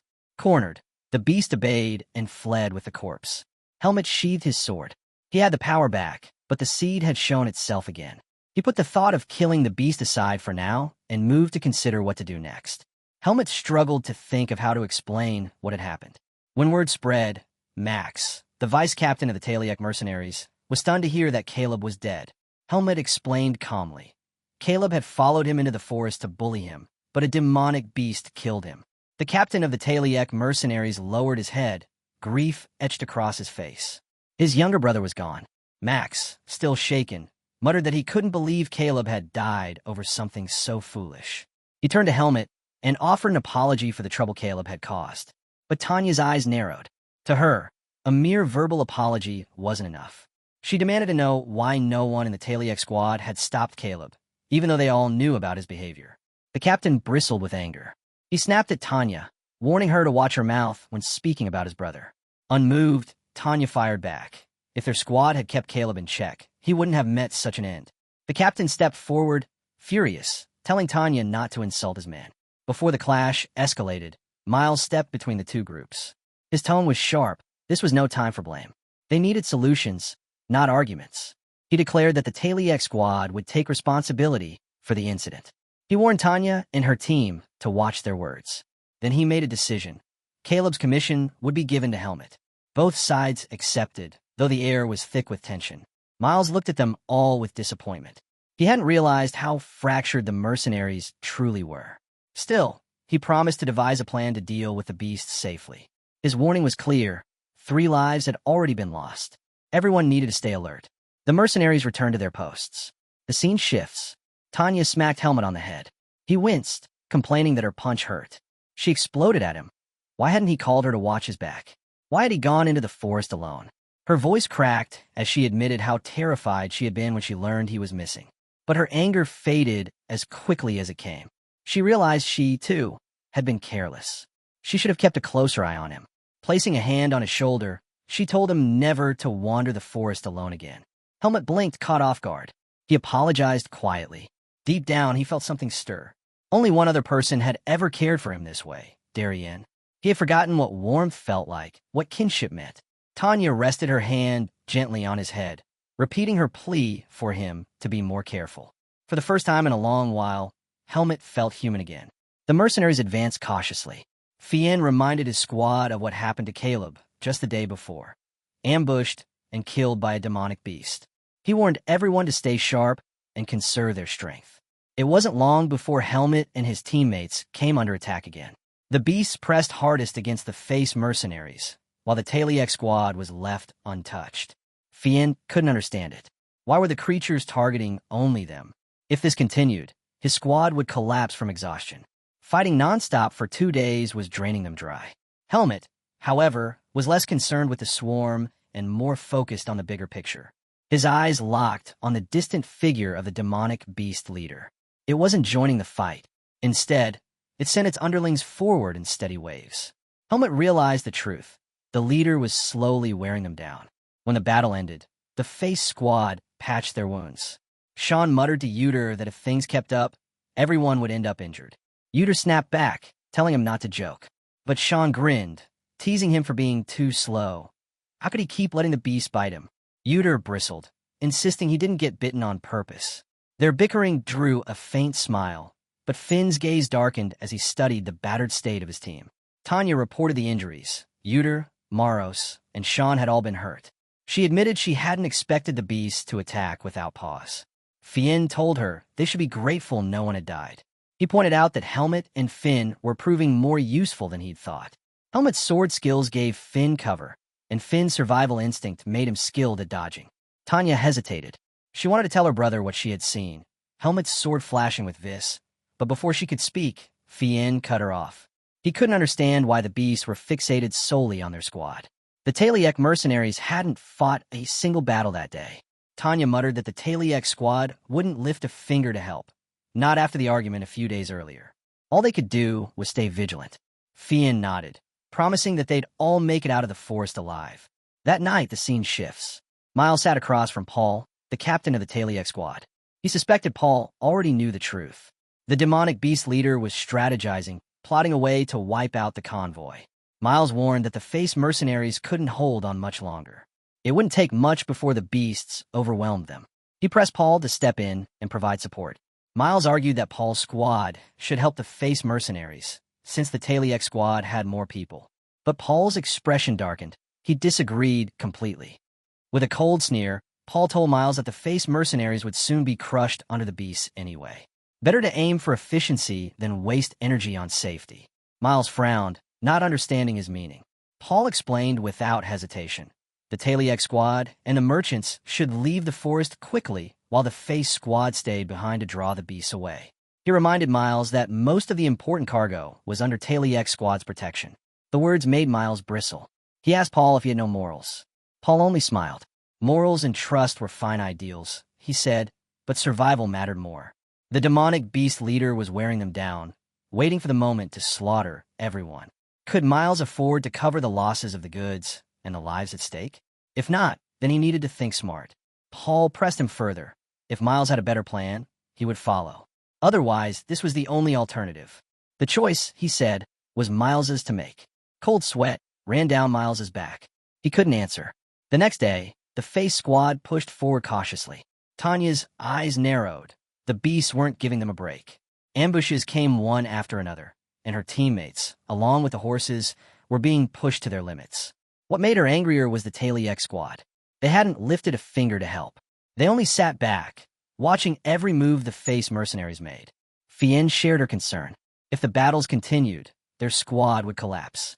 Then Tanya spotted something strange. The Taliek squad suddenly sped up their carriage.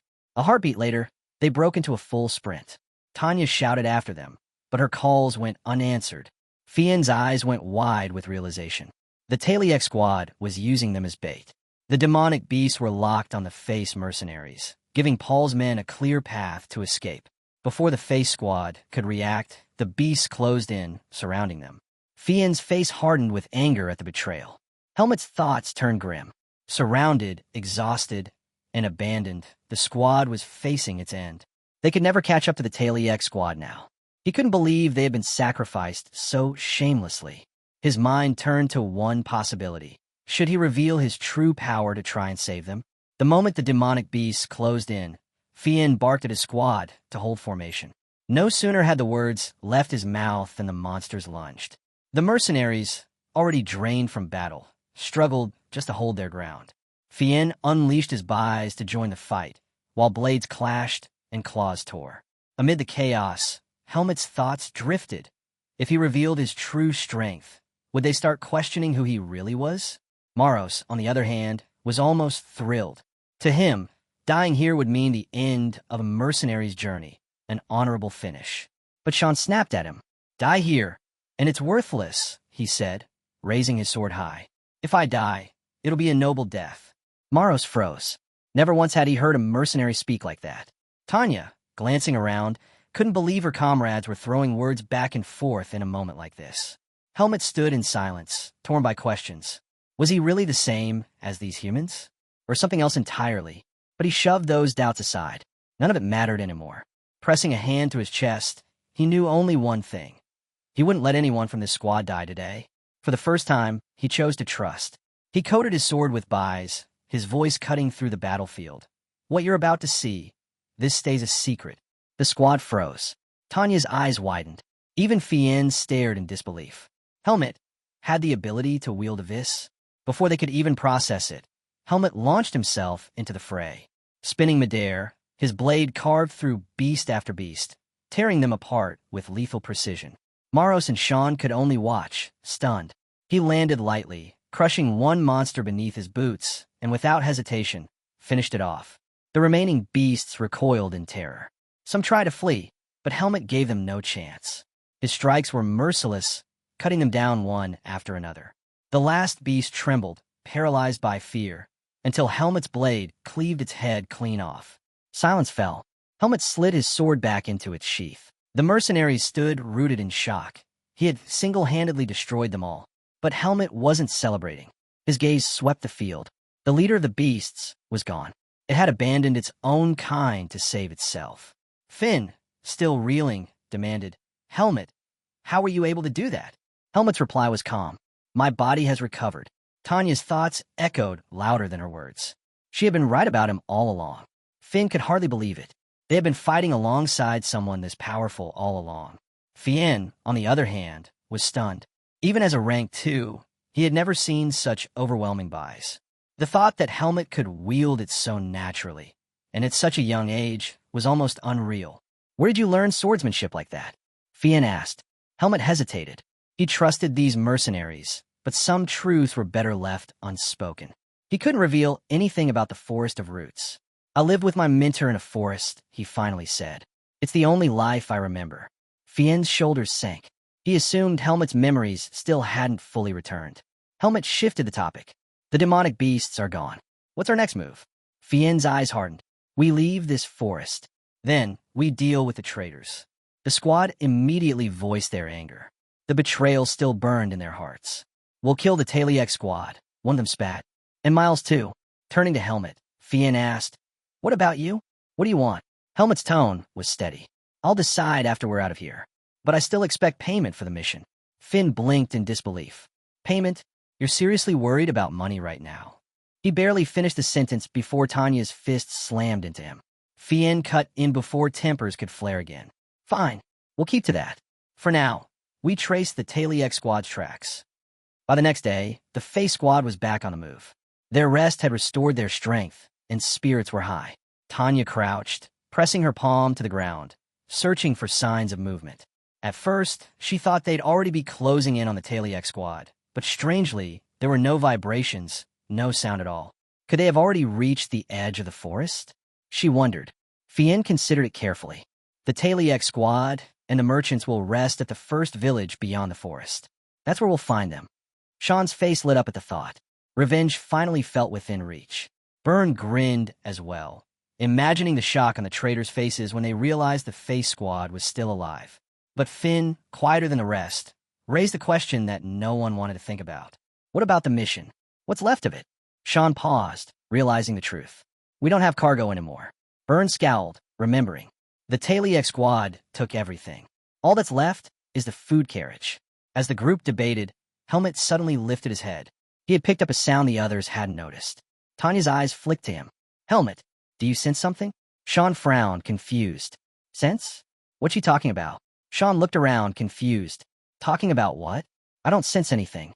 Helmet's reply was calm, but firm. There's demonic energy ahead. The Taliek squad, they're in the middle of a fight. Sean's face lit up instantly. Really? How far? An hour's march at our pace, Helmet answered. Fien's eyes widened. He could hardly believe what he was hearing. To sense something at that distance. Just how strong was Helmet? What level of power do you really have? He asked. Helmet brushed it off. What matters is speed. If we delay, the Taliek squad won't last long. Sean scoffed. Why should we rush to save traitors?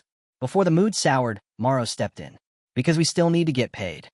Fien seized that logic. Exactly. Our mission comes first. We finish the work, then deal with Taliek's betrayal. Tanya smirked, throwing in a jab to lift their spirits. That's why we're better than those selfish Taliek bastards. The squad's energy steadied, their morale restored. With a commanding tone, Finn ordered move out. The scene shifted. The Taliek squad was already deep in battle. Hold your ground, Paul shouted, cutting down a beast as it lunged at him. He still couldn't wrap his head around it. Why had the beast chased them even a full day after splitting from the Face mercenaries? Then the leader appeared. Its massive form loomed over him, crushing the air with sheer presence. Paul's stomach dropped. Why were they so relentless? Why hadn't the beast been satisfied with the Face squad? The leader's massive fist came crashing down. Paul barely managed to dodge, the ground shattering where he'd stood. One thing became clear. If he stayed, he'd die. He slipped closer to Max, whispering urgently. If this keeps up, we're finished. We can handle the minions, but that giant ape, no chance. We have to run. Paul's voice lowered. Think about it. The Face squad's probably dead already. If we escape, there won't be any witnesses. No one to blame us. Max's lips curved into a smile. The logic was cruel, but perfect. Their reputation would remain untarnished, if no one survived to tell the truth. Without hesitation, he barked orders. Fall back. Run. The squad froze, confused. His words made no sense. But before they could question him, Max and Paul had already bolted. From inside a carriage, Miles stared through the window, his face pale. Shock hit him like a wave as he watched them abandon their own men. And just as the beasts slammed into the carriage, Miles realized the bitter truth. Miles finally understood. He had made a terrible mistake by trusting the Taliek squad. As the demonic beast leader smashed apart his carriage, regret swallowed him whole. He should never have abandoned the Face mercenaries. The giant ape-like monster reached into the wreckage, plucking up a merchant with a twisted smile. Miles froze, terror spreading through him. That smile meant death. He knew his end was close. But before the beast could devour its prey, a voice cut across the chaos. Put him down. The creature looked up and saw Helmet rushing forward, his blade blazing with bise. Helmet swung. The giant raised its massive hand to block, the clash sending a shockwave through the field. With one forceful strike, Helmet drove the beast back, shielding the carriage. His eyes locked on the monster. I said drop him. For the first time, the leader hesitated. The look on Helmet's face made it falter. With a grunt, it hurled the merchant toward him, eager to rid itself of that piercing gaze. Earlier, before Helmet left, Fien had stopped him. Check the situation first. Something about the Taliek squad feels wrong. They might hold out if they stick together, but betrayal runs deep with them. Don't forget, the merchants could be victims too. Helmet had agreed. And now, seeing the devastation before him, he realized Fien had been right. If he had come any later, the merchants would already be dead. Helmet launched himself from the carriage, sword flashing once more. His bise surged, restored, sharpened, and unyielding. The giant monkey roared, meeting him head-on. Its demonic energy clashed against his strikes, summoning waves of power. Then, with an enraged howl, it called its minions. Helmet barely flinched. He cut them down in a blur, tearing through the swarm until the ground was painted with their remains. The leader howled again, furious at the slaughter. This was no ordinary beast. Since leaving the Forest of Roots, Helmet had never faced one this strong. But he felt no fear. He was certain he could win. His buys intensified. He rushed in, blade aiming straight for the beast's face. The giant caught the strike with both hands, muscles straining as Helmet pressed forward with unrelenting force. For the first time, the monster panicked. The edge of death crept over it. Desperate, it released a surge of demonic energy, blasting Helmet back. Helmet steadied himself, astonished. The beast's aura was rising, stronger by the second. Then he saw it. The corpses of the fallen minions glowing faintly. The monster was feeding, absorbing their energy. Still, Helmet's focus never wavered. The true danger wasn't the beast's growth. It was the fact that the Face Squad would arrive soon. And if they stepped into this battle, they'd be in grave danger. Helmet made up his mind. It was time to end this fight for good. The giant monkey's body pulsed with power, glowing brighter as it absorbed every shred of demonic energy around it. Then it lunged, a blur of violence. Helmet vaulted high into the air, dodging the strike. Mid-flight, he countered with a heavy swing, but the beast swatted it aside with ease. Its arrogant stare burned into him, as if mocking his effort. Landing back on the ground, Helmet clenched his grip. His usual strength wasn't enough. He poured even more buys into his blade and charged again. This time, the beast's eyes widened. It braced, locking blades with him, straining against his force. Helmet's surprise grew. Not only had it blocked him, it was moving faster now. The transformation had sharpened its speed and hardened its claws. One misstep, and they could cut him apart. He understood what had to be done. To end this, he would need a single decisive strike. Steel clashed against claw as the two traded blow after blow, shockwaves tearing through the battlefield. In one exchange, Helmet managed to push the beast back, only to glance down and see his clothes ripped open. A flicker of annoyance crossed him. This was my only set. Guess I'll need new clothes in the next village. The monster roared in fury at his indifference. Its body began to shine with a blinding glow, energy swelling violently. Its eyes gleamed, and from its chest, a sickly green eye opened. The beast swelled larger, more grotesque than before. But Helmet didn't flinch. The beast launched itself high, descending like a mountain of rage. Helmet's gaze sharpened. He recognized the pattern. That leap, that form, it was familiar. A faint smile touched his lips. So it's copying Naho's technique. His stance shifted, his buys exploding outward in a wave of pressure.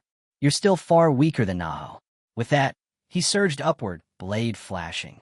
His strike cleaved through the beast, tearing its massive body apart midair. The fight was over. The Face Squad arrived just as the dust settled. Finn rushed forward. Helmet, are you all right? Fien's eyes widened at the sight of the corpse. You defeated it? Alone? Helmet nodded simply. Yes. By the time I got here, the mercenaries were already dead. Fien's expression darkened as his gaze swept over the battlefield. The broken formation of the Taliek squad told the story clearly. Their betrayal, their lack of unity, it had cost them their lives. He realized then. Fien studied the battlefield closely. The truth was clear. The Taliek mercenaries hadn't stood a chance without a captain to lead them. Their collapse was inevitable. But what truly weighed on him was betrayal. Paul and Max had abandoned their own comrades. Even for mercenaries, such treachery cut deep. Tanya shook her head in disbelief. They didn't have even a shred of loyalty. While the squad searched the wreckage, Maros called out. He had found someone. Beneath a pile of rubble, Miles lay unconscious. Fien rushed over, stunned. Nearly everyone was dead, yet somehow their client had survived. Without hesitation, he ordered, search the area. See if anyone else is alive. Quickly, we need to leave this cursed territory. Once they were clear, the mercenaries laid Miles down and revived him. Slowly, his eyes opened. For a moment, Miles thought he had crossed into the afterlife. And the first face he saw was Fien's. Tears welled instantly. Fien, forgive me, he sobbed. I never wanted to leave you. Paul forced me. I'm so sorry. Relief softened his face. To him, this apology was his last act before death. But Fien shook his head firmly. Stop panicking. We're not dead. Miles froze. His eyes darted around. The Face Squad surrounded him. His confusion deepened. He could have sworn the giant monkey had killed him. He asked, voice trembling, where is it? The beast. It's gone, Fien said flatly. You can forget about death for now. Helmet stood nearby, quietly noting that Fien hadn't mentioned who had slain the monster. He respected that choice. The secret remained safe. Miles, overwhelmed, began thanking God for sparing his life. But Fien cut into his prayers. Enough. We need to talk about compensation. The word alone snapped Miles back to reality. He was alive after all. Finn handed him a paper. Miles scanned it, and his jaw dropped. 80%. Yes, Fien replied evenly. 80. You betrayed us, left us to die, and we saved you. Be grateful it isn't more. I'm being fair because you suffered losses too. Miles tried to argue, pleading, please 70. I still need to compensate the families of the dead. But Fien's expression didn't soften. That's not my concern. Settle that yourself. Take the offer or walk away. If you refuse, we'll keep the goods you plan to deliver. Miles' stomach sank. The weight of Finn's words hit him like a hammer. Miles quickly realized there was no winning against Fien. He swallowed his pride and accepted the offer. With the deal settled, Fien shifted the conversation. Now tell me, what exactly are we transporting? Miles' expression hardened. His voice dropped low. If word spreads about these goods, the Butin Merchant Association will be destroyed. Fien didn't flinch. Then we'll make sure nothing leaks. That's our job. But Miles shook his head. Fear etched into his face. You don't understand. If they discover what you're carrying, none of you will be safe. He hesitated. Do you still want to know? Fien's tone sharpened, irritation breaking through. This is something you should have explained before hiring us. Cornered, Miles nodded grimly. Fine. We're transporting these goods to a mage, Grand Mage Antiol. Morrow staggered back in shock. What? Those belong to him. Fien's eyes widened. Even he struggled to believe it. A man of Antiol's stature, relying on a merchant guild and a mercenary squad to deliver goods through beast territory? It made no sense. Why wouldn't Antiol hire a swordsman family? Finn pressed. Miles' answer was heavy.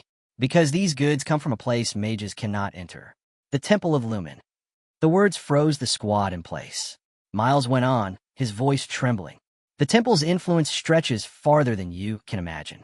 1,000 years ago, they destroyed the Demon King. Once, they were the shield against corruption.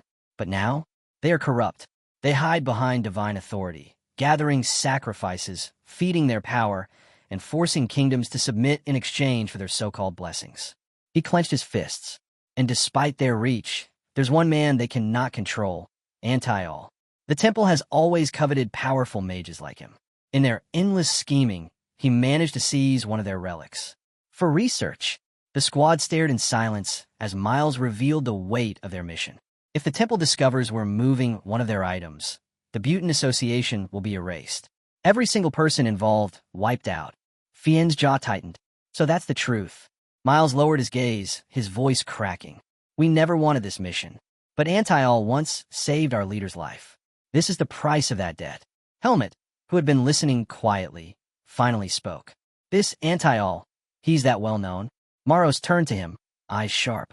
Everyone knows him. Maros nodded firmly. Everyone knows Antiol. A few years back, the divine barrier was nearly destroyed because of him. Helmet's eyes narrowed. Destroyed? By a mage. Maros explained. The temple had raised a massive barrier around one of the great cities, built to keep demonic beasts out. At first, it worked perfectly, but there was a flaw. It could also detect the mana of mages. That meant the temple could track, expose, and control them. The beasts were kept away, but the cost was freedom. Enraged, the mages rose in defiance. And at the heart of it stood Antiol. With his power, he nearly shattered the temple's so-called divine shield. Helmet was stunned. To shake a barrier created by the temple itself. The strength required was unimaginable. His thoughts turned inward. The temple hadn't been able to erase his seed of darkness either, only cast him into the forest of roots. What if magic, not divine power, could remove it?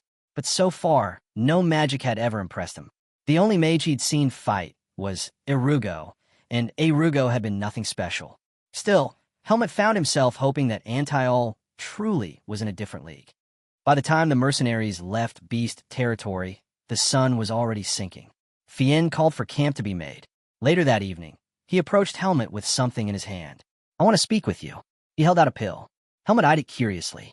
What is this? It's a recovery pill, Fien explained. Swordsmen use it when their buys or stamina is drained. Very expensive, but effective. I'm not even sure it will work on you, since your body heals unnaturally fast.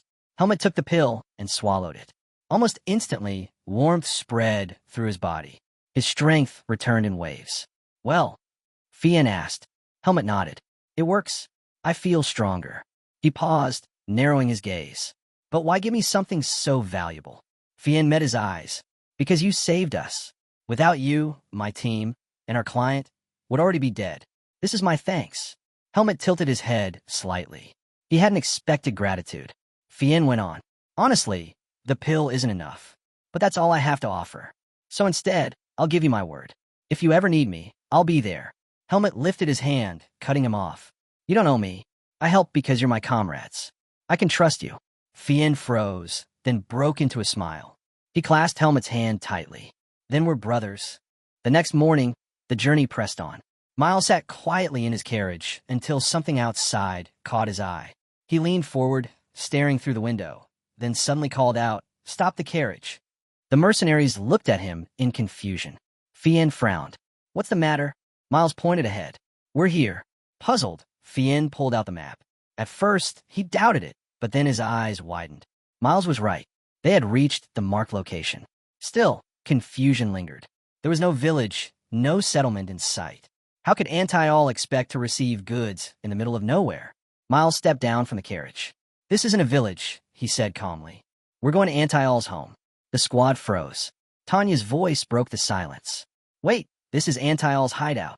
Miles didn't answer directly. Instead, he drew a pendant from his robes, a polished stone glowing with a faint blue light. He lifted it carefully. You'll understand soon enough. He approached a massive tree, holding the pendant close. The gem flared, light rippling across its surface. Then, before their stunned eyes, the tree began to shift. Bark split open, twisting into a radiant gateway that pulled them in. The mercenaries and Miles were swallowed whole. Fien's jaw tightened. Impossible. We're leaping through space. He had heard whispers of such magic, but never thought it real. Helmet moved closer, his voice low. How can you be sure this isn't just an illusion? The temperature, Fien said firmly. It's dropping too fast. No illusion can do this. We're not just seeing it. We're moving to another place entirely. When they stepped out of the portal, Tanya gasped. Ahead of them, a tower stretched high into the air, and in front of it stood a robed figure. An old man in flowing blue robes, staff in hand, raised a hand in greeting. Thank you, Miles, he said, voice calm but heavy with power. You brought what I requested. Anti-All. His staff drifted toward one of the carriages, tapping it lightly. His eyes narrowed. I sensed lingering traces of human life. Tell me, were there casualties on your journey here? Miles bowed his head. Yes. Many were slain by demonic beasts. Only a third of the group survived to reach your tower. Anti-All's expression darkened as he studied the carriage more closely. There's demonic energy clinging to it. Is this from the beast's corpses? Miles nodded. It is. We processed the bodies along the way. I was hoping to sell them to you. For a moment, Anti-All considered, staff tapping gently against the ground. Then he gave a slight nod. Very well. I'll take them. Anti-All named his price without hesitation. 150,000 marks. For the goods and the corpses. The mercenaries froze. Finn's mouth fell open. 150,000? The number was beyond anything he had imagined. Yuta muttered under his breath, stunned. So the rumors were true. Archmages sit on mountains of wealth. But this is another level entirely. Anti-All gave no further explanation. Unload everything, he instructed Miles. The items. The bodies. Keep the carriages. I have no need for them. Helmet studied him in silence. His instincts screamed the truth. Anti-All's power was immeasurable, far beyond Erugo, who suddenly seemed laughably weak by comparison. And yet, what unsettled him most was that Anti-All concealed it perfectly. Not a single trace of mana leaked, even as Helmet stared directly at him. Then Anti-All turned. His gaze met Helmet's. For the first time, his calm expression shifted. His eyes narrowed. Mages can glimpse the truth now and then. At my level, the truths buried deepest are laid bare. Helmet stiffened. He knew exactly what Anti-All was referring to. The seed of darkness. Shut your mouth, Helmet warned sharply. Antial's lips curved ever so slightly. Such confidence. But must you truly keep it hidden? He raised his staff. Power flared. Helmet's hand flew to his sword. In an instant, a barrier of mana expanded, enclosing only the two of them. Outside, the face squad shouted for Helmet, their voices muffled, unable to reach him. The inside and the outside are completely cut off, Antial said, his tone measured. Your secret is safe. None of them will ever know. I swear it. As he spoke, glowing chains burst from his staff and wrapped around his body. Helmet blinked. Chains. A mana oath, Antial explained. If I break it, my mana drains away. A mage's life withers without mana. In this, I am bound. His eyes sharpened. You are a special boy. Ask me anything. Helmet's breath steadied. Antial was unlike Urugo, disciplined, deliberate, and willing to restrain himself. For the first time, trust stirred in him. He looked Antial in the eye. Then I'll ask something important. Antial's expression grew serious. You want to know about the Seed of Darkness? Helmet did not flinch. Can it be removed? Silence hung heavy between them. Finally, Antial spoke, his voice low but absolute. No, it cannot. The Seed of Darkness is tied to your very life. To tear it away is to kill you. Antial's voice carried a heavy truth. The seed of a demon usually takes root in infants destined to die. It revives them, yes, but only to chain them as hosts until the day they finally collapse. He looked Helmet directly in the eyes. That seed inside you, it is no different from your heart. Remove it, and you die. The words hit hard. Helmet lowered his gaze. He had hoped. No, he had believed that an archmage would know the answer. But even Antial had no way. I'm not a god, Antial said firmly. Even for me, this is the first time I've seen someone bend their seed to their own will. Helmet frowned, confused. What do you mean? Antial explained. Normally, the seed constantly demands demonic energy. Resists too strongly, and the mind is eaten away. The host either goes insane or succumbs, becoming a twisted beast themselves. He leaned closer, studying Helmet intently. But your case is different. You've suppressed it with another force, Viscount. Antial's tone sharpened, tinged with awe. To master buys alone demands exceptional talent.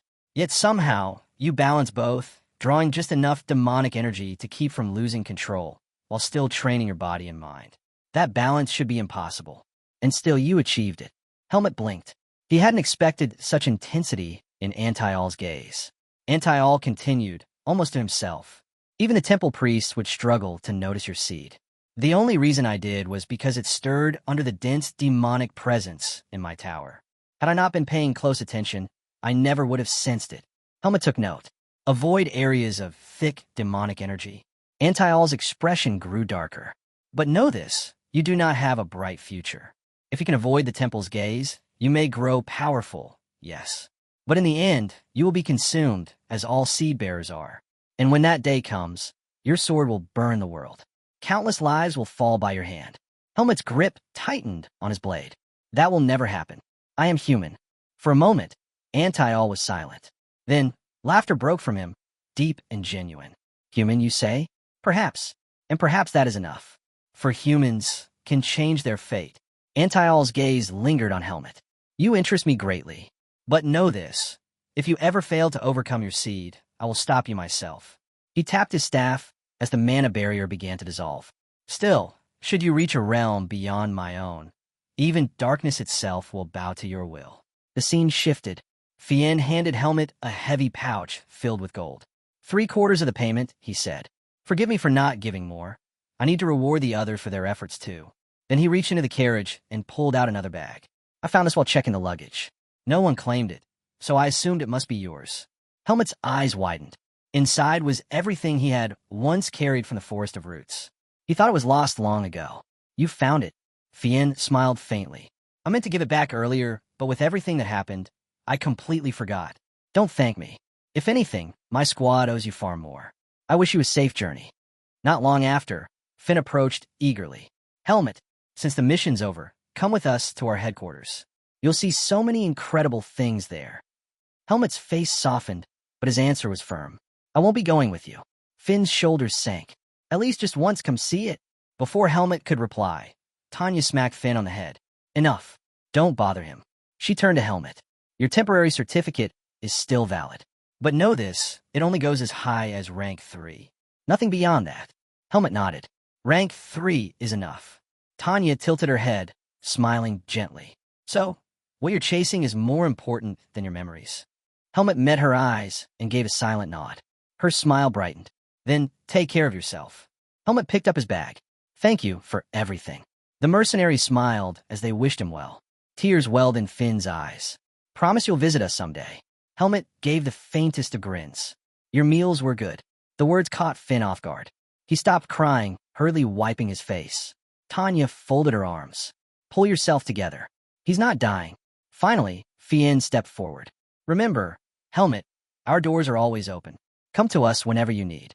He promised Helmet that no matter what, he would keep his word. With farewells exchanged, Helmet turned and walked away.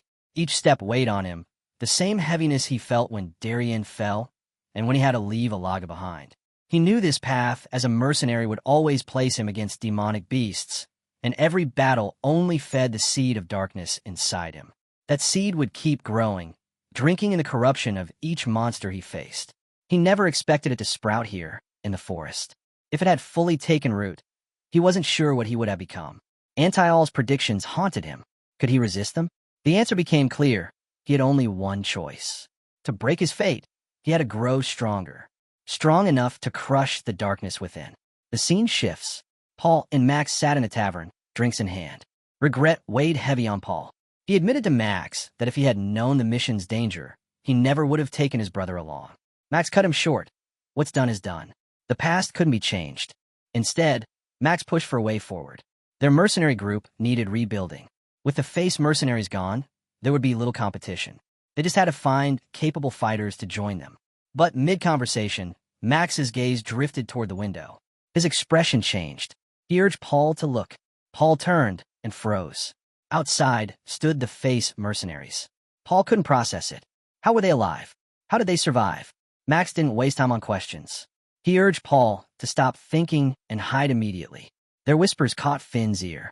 He turned back, uneasy, asking Tanya why he suddenly felt something off. She asked why he stopped, but Finn brushed it off, unsettled by a strange feeling. The group moved on unaware. Meanwhile, Paul and Max hid under their table, holding their breath as the face mercenaries passed. Relief didn't last long. Max knew they were in serious trouble. Later, the two relocated to regroup. Max speculated the face mercenaries must have discovered the beast's weakness and somehow defeated them. Paul growled. They should have dealt with the mercenaries themselves when they had the chance. But Max had no answer. If the face mercenaries reported them to the guild, both he and Paul would become fugitives. The weight of it hit him hard. He never thought a rank 2 mercenary like himself would ever have to live like this. Paul, however, hadn't given up. They were still ranked second. He turned to Max, eyes firm, and ordered him to follow. Confused, Max asked what Paul intended to do. Paul's reply came sharp and certain. Paul's answer was cold. It was better to live as thieves than starve as useless mercenaries. The scene shifts again, this time to another tavern. Drunken voices filled the air. A group of men laughed loudly, boasting about how they roughed people up. Across from them sat Helmet, silent, his eyes fixed on the necklace he had brought out of the forest of roots. He hoped it might hold a clue, some sign of what path he should take. Since leaving the group, Helmet had wandered through countless villages, aimless. The vastness of the world pressed on him, and he knew he would need work if he was to keep moving forward. Opening his bag, he checked the money Fien had given him. Inside were 2 small sacks of gold, one left behind by Darien, the other gifted to him by Finn. Helmet blinked in surprise. Fien had given him more than Darien ever did. As he sorted through his things, his hand brushed against a folded letter. Curiosity struck. Was it from Fien? Slowly, he opened it, but the handwriting told him otherwise. It was Darien's. The letter began with finality. Darien wrote that if Helmet was reading these words, then his own life had already ended. He admitted he had worried about Helmet, knowing the outside world would not be easy for him after the life he had lived. But he told Helmet not to blame himself. Being different was not his fault. Darien gave him direction. If Helmet found himself wandering without purpose, he was to go to a city called Baden. There, he would find Greta Academy, a place where children his age studied. Both nobles and commoners walked its halls, and no one would pry into his past. But he couldn't enter on his own. Darien instructed him to seek out a man named Eden Kudrow. If Helmet showed Eden the sword Darien had given him, Eden would recognize him as Darien's disciple. The two had sworn an oath to each other, and Eden would help. Darien's warning was clear. The human world was far more dangerous and terrifying than Helmet imagined. Strength alone would not be enough to solve everything. But he reassured Helmet. If he had survived the brutal training, he could survive anything. Finally, Darien urged him to take care of himself. Helmet stared at the shaky handwriting, realizing how little strength Darien had left when writing it. Quietly, he thanked him for the letter, for thinking of him even at the very end. But as the words sank in, Helmet's thoughts tangled in confusion. Helmet felt a strange sense of relief after reading Darien's letter. At least now, he had some direction. Carefully tucking the letter back into his bag, he was interrupted by the arrival of the waiter carrying his meal. "That'll be 15 marks, the man said. Helmet pulled out a gold coin and placed it on the table. The waiter's eyes widened. His jaw dropped before he shouted in disbelief. "This is worth 1,000 marks. The drunken men nearby turned at once, surprised by what they overheard. Helmet calmly told the waiter to also use the coin to cover his lodging for the night. When the waiter hurried away, Helmet began counting his remaining coins. To his shock, the money Fien had given him amounted to 90,000 marks. With enough funds secured, Helmet decided to stay at the tavern for the night and leave in the morning. As he organized his belongings, the leader of the rowdy drinkers swaggered over. His eyes gleamed with greed. "You've got quite a lot of money," he sneered, his men glaring behind him. With a smirk, he demanded, "Buy us some drinks. Hand over 20,000 marks." Helmet shook his head. He couldn't understand why the man was acting so foolishly. Annoyed, the leader shoved Helmet's plate aside. "Don't you dare talk back to me," Helmet calmly asked. "Who are you supposed to be?" The question only fueled the man's anger. He swung his fist at Helmet, but Helmet stopped it effortlessly, gripping his hand mid-strike. "Leave me alone," Helmet said evenly. The leader froze, stunned by Helmet's strength. One of his underlings, enraged, charged forward. Helmet dodged swiftly and countered with a single devastating punch, shattering the man's face. The gang fell silent, horrified by what they just witnessed. The leader's voice shook as he demanded, "Who are you?" Helmet's answer was sharp, "I'm a mercenary." With that, he grabbed his table and smashed it directly into the man's face, sending him crashing to the ground. "Get out of my sight," Helmet ordered. The gang scrambled to help their leader up. He spat blood and glared back at Helmet. "You'll regret this. Watch your back at night. One stab is all it takes." With those words, he staggered out, his men supporting him. The tavern went quiet. Helmet sat back, realizing that people like Caleb existed everywhere. The waiter hurried over, face pale. "You should leave town right away," he warned. Helmet glanced at him. "What?" The waiter leaned in, voice low. "Those men, they're part of the Black Hawk. Thieves who rule the underworld. They'll kill anyone if there's money to be made." Helmet was taken aback. Black Hawk, a name he'd never heard, but their reach was dangerous. Without hesitation, he decided, if they were coming for him, then he would fight them head on. Helmet knew what his next step had to be. Helmet thought it over. If he fought inside, his room would be wrecked beyond use. Better to take the fight somewhere else.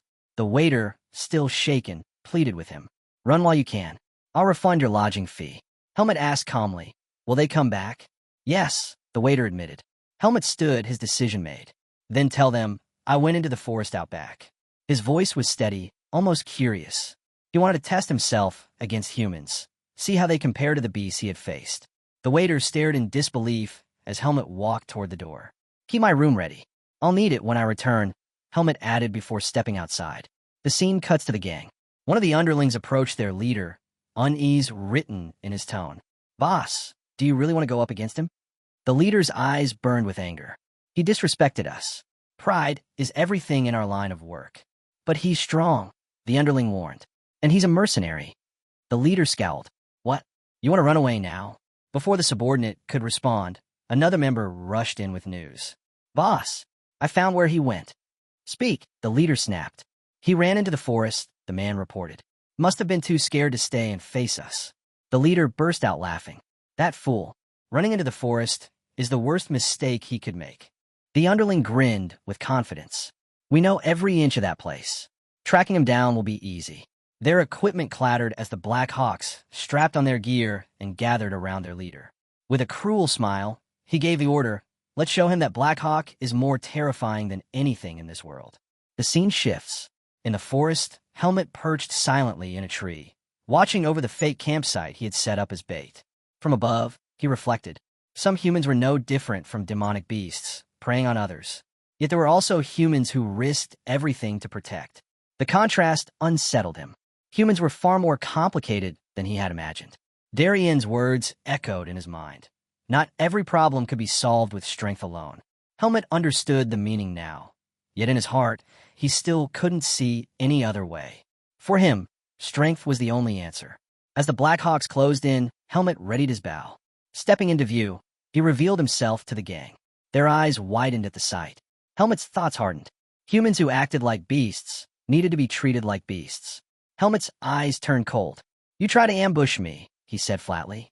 "For that, you die." The forest echoed with chaos as he cut down the Black Hawk members one after another.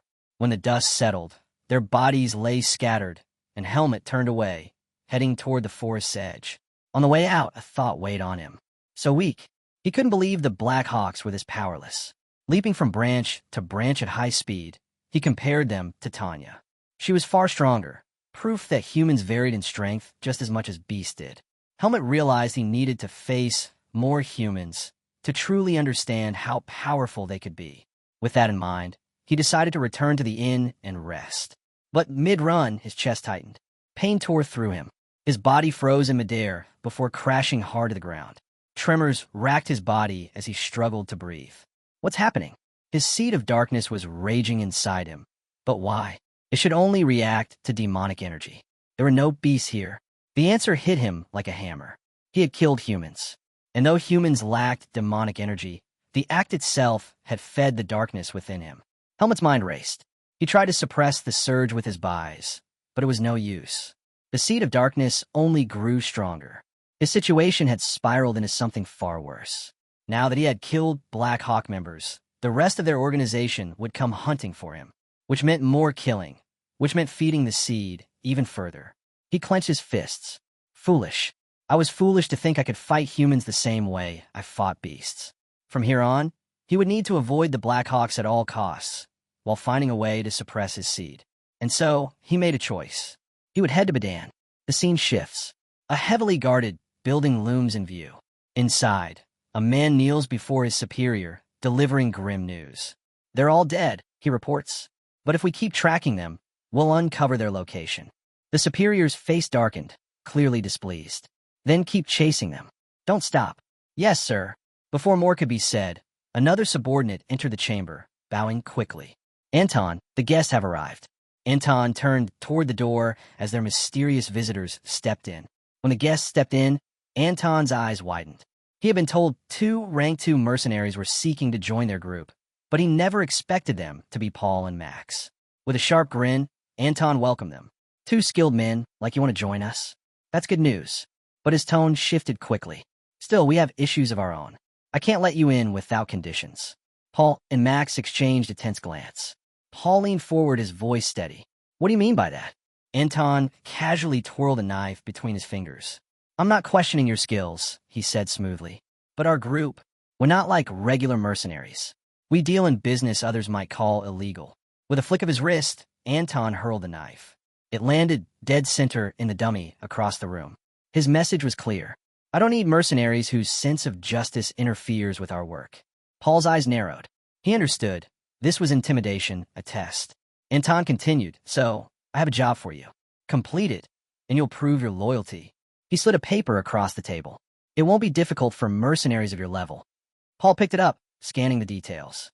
5 members of the Black Hawk had gone missing after clashing with a mercenary named Helmet. Their bodies were later found in a forest near a nearby village. Each one killed with a single blow, without a trace of weapons. Max's jaw dropped. 5 men, taken out by 1 person, with no weapon. Anton's gaze hardened. Yes, black hair, black eyes, around 15 years old. He fights with the strength of a rank 3 mercenary. The name lingered in the air. Helmet. Max clenched his fists. "You want us to kill him?" Anton smiled, sharp and satisfied. "Do this, and you'll officially be one of us. Complete it, and you'll be trusted with greater missions. You'll be well taken care of." His eyes locked onto theirs. "Fail, and you'll regret it." Paul, after a long pause, asked the only question left. Where is he now? Anton replied. The last sighting was in the neighboring village. The incident happened just last night. He couldn't have gone far. The scene shifts. Helmut has already moved on, arriving in another town. He walks calmly toward the front of Guild. Helmut never thought he would have to take another request so soon. But if he wanted to move freely without drawing suspicion, he needed one. He pushed open the door of the Guild building. Inside, mercenaries crowded the hall, scanning the boards for jobs. Helmut walked straight to the counter, where a receptionist greeted him with a cheerful smile. Welcome, little boy. What brings you here? She asked. Helmut slid his identification papers across the desk. I'm looking for a request. The receptionist's eyes widened. Rank 3, and part of the face mercenary group. She looked at him, stunned. Helmut's tone was flat. Is there a problem? Quickly shaking her head, she replied, No, not at all. It's just rare to see someone so young at rank 3. She leaned forward. What kind of request are you looking for? The reward doesn't matter, Helmut replied. I need a mission I can complete on my way to Badan. Her expression brightened. Ah, perfect. Badan is a metropolis, so we get endless escort and transport requests heading that way. She rifled through a stack of papers and pulled one out. Here, she said, handing it to him. An escort request from a noble lady. The reward is 800 marks. It's a very good opportunity. Helmut nodded. What's the condition? The receptionist smiled knowingly. The mercenary has to be her type. Helmut blinked. Of all things he expected, this was not it. What kind of ridiculous requirement is that? The scene shifts. Helmut stepped into a clothing store, the receptionist's words echoing in his head. Image is everything when dealing with a noble, she had said. Even if you're strong, even if you're famous, your appearance must be proper. Fortunately, your face alone already qualifies you. That's why I suggested this mission. Just get some decent clothes and come back. I'll have the request ready for you. Helmut glanced around the shop before approaching a blonde shopkeeper. I need good clothes. The man's eyes lit up, clearly delighted. You've come to the right place. I have just the thing for you. He hurried off, then returned holding up a gleaming black set of overalls. Crafted by the most famous artisan in all of Badan. The materials used are of the highest quality, top of the line. The shopkeeper proudly held up the shiny black overalls. With these, even a demonic beast would look like a noble. Helmut stared silently. He had never heard clothes described in such a strange way. The man, noticing his lack of reaction, quickly pressed on. The fabric is so light, you won't even feel on your body. Helmut cut him off. What's the price? The shopkeeper checked the tag. 2,000 marks. Helmut's eyes widened. The escort mission reward was only 800. Was it worth it? Maybe I should have taken a different request. The scene shifts. Back at the guild, the receptionist froze when she saw Helmut return in his new attire. Her jaw dropped. You look completely different, she gasped, giving him a playful tap. Honey, you're really handsome. Helmut blinked. My name isn't Honey. It's Helmut. She chuckled, covering her mouth. No. I called you Honey because you're so cute. Helmut didn't know how to respond, so he stayed quiet. The receptionist leaned closer. I've already sent your information to the noble lady. You've got a strong chance of being chosen. Not many mercenaries match her taste, and being from the face mercenary group only increases your chances. Just then, the guild doors swung open. A man entered, and the receptionist's eyes widened. She immediately greeted him. Welcome. You're from the house of Sharing Jin, aren't you? The man gave a nod. I am. I came to see the mercenary who accepted our request. His gaze shifted to Helmut, sizing him up. Is this the one? The man studied Helmut's tall frame and firm posture, then gave a satisfied nod. Good. He'll do. Turning to Helmut, he said, Follow me. Helmut glanced back at the receptionist. She waved warmly. Come again, honey. Helmut bowed his head slightly in thanks before stepping outside with the man. But unseen to them, a figure lurked in the branches of a nearby tree, eyes locked on Helmut. As soon as Helmut passed, the figure vanished into the shadows. On the road, the man finally introduced himself. My name is Gilton, he said. I serve as the steward of House Sharing Jen. Gilton walked beside Helmut, introducing himself properly. I'm the butler of the Sharing Jen family. Tell me, have you heard anything of it? Helmut shook his head. I've never heard of this. Gilton nodded. The Marquis is a man of great standing. When you meet him or his household, act with caution. He studied Helmut. Have you ever escorted anyone before? I've made a transportation request, Helmut replied simply. There isn't much difference, Gilton explained. Only this time, instead of guarding an item, you protect a person. If things grow difficult, follow the orders of the knights. Once the mission is complete, you'll be rewarded with more than the listed payment. Helmet accepted the advice without hesitation. Gilton raised a brow, surprised at how quickly Helmet agreed. Good. Remember, silence is a virtue in escort missions. Use it well. When they reached their destination, Helmet paused. Before him stood a grand, elegant building. He was struck by the sheer beauty of it. This, Gilton said, is the inn where the Marquis's daughter resides. Helmet couldn't help but marvel at the wealth of the highborn. A knight greeted them at the entrance. Welcome back, Gilton. His gaze shifted to Helmet. This mercenary looks young. Gilton replied smoothly. He's been verified by the guild. He is more than fit for the task. If there's anything he doesn't know, you can guide him. The knight extended his hand. Kedrick. Helmet shook it. Helmet. Gilton then asked, Where's the young miss? In the cafeteria, Kedrick answered. It would be best if you met her now. The scene shifts. Inside the cafeteria, the young lady sat across from Man. Her attention was fixed solely on him. I can't eat this food, she said with a pout. The chefs of my manor cook far better meals. You must come to my estate and try it, Lord Araya. Her eyes lingered on him, soft and filled with longing. At that moment, Helmet and Gilton entered. Gilton bowed slightly. Lady Genia. Her expression soured at the sight of him, though she quickly masked it and asked, What is it? Gilton gestured toward Helmet. This is the mercenary I have chosen for your escort. Genia's gaze swept over Helmet, cold and dismissive. I have no interest in mercenaries. Whatever decision you make, I won't interfere. Without another glance at Helmet, she turned back to Araya, her gaze warm, her voice gentle, preparing to speak to him again. Genia leaned forward, ready to speak again, but Araya cut her off. I need to rest before the journey begins. Her eyes widened.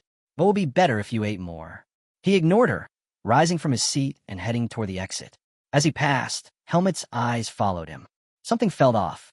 A strange presence clung to Araya, one Helmet couldn't place.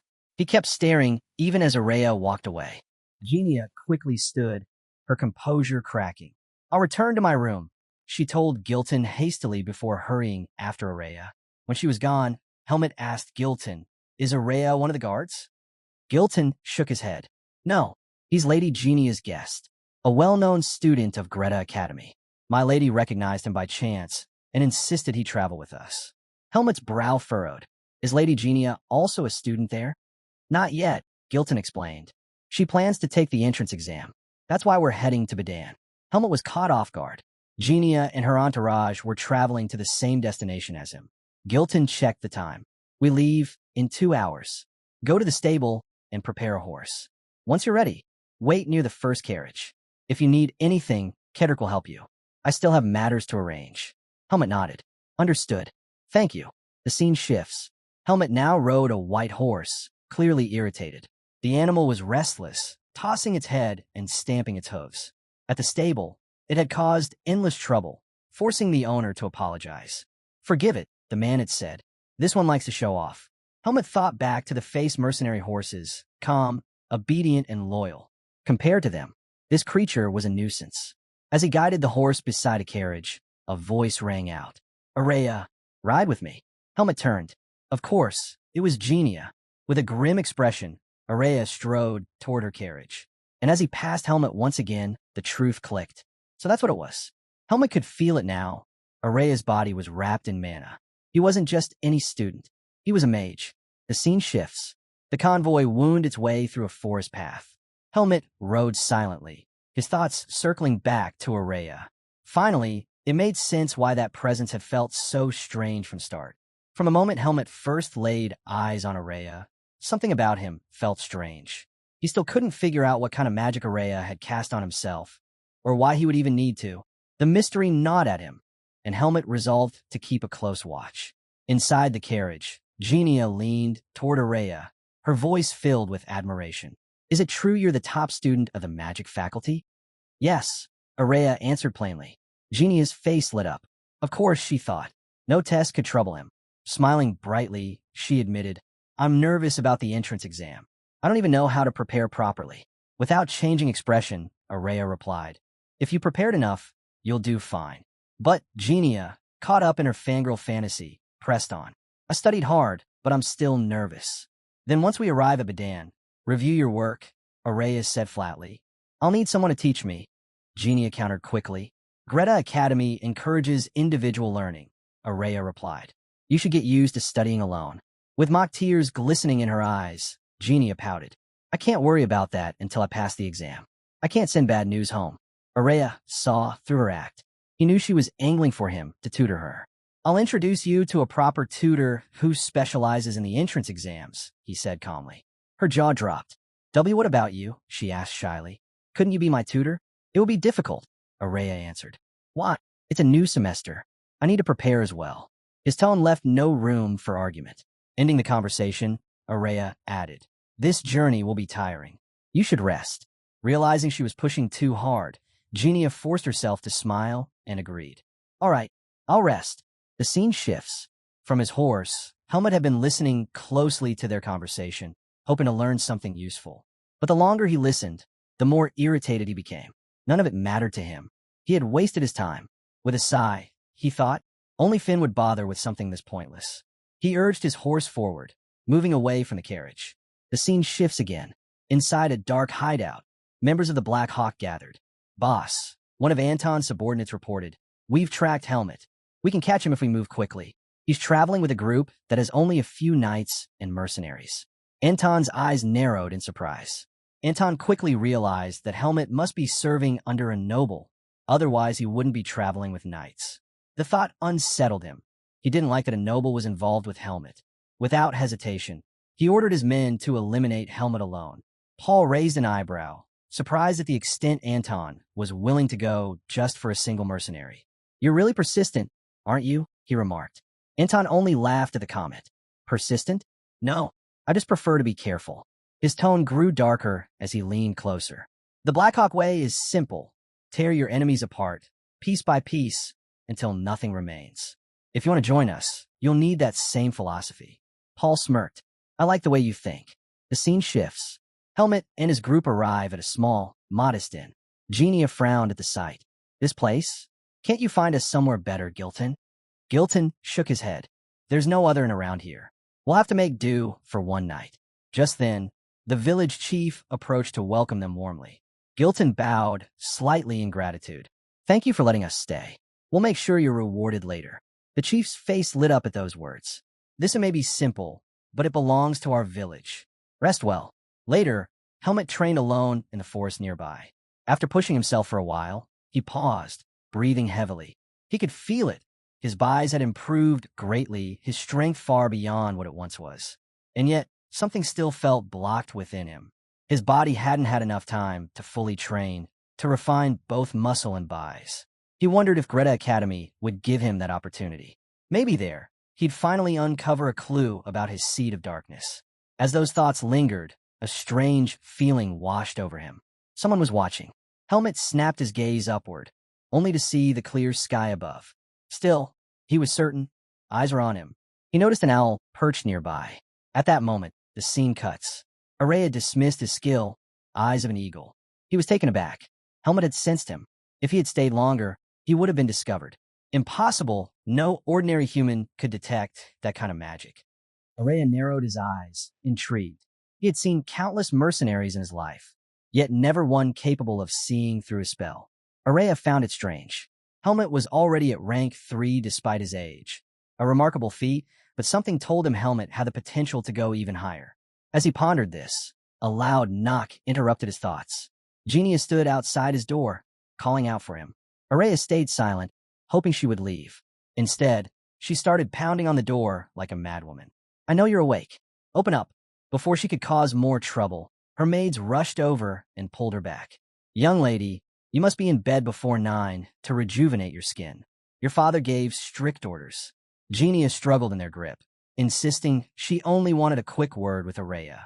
But the maids were relentless. When they noticed she was wearing makeup, their jaws nearly dropped. How bold, they muttered, dragging her away. Inside, Araya sighed with relief. At least the maids had spared him from her antics. The next morning, the group continued their journey.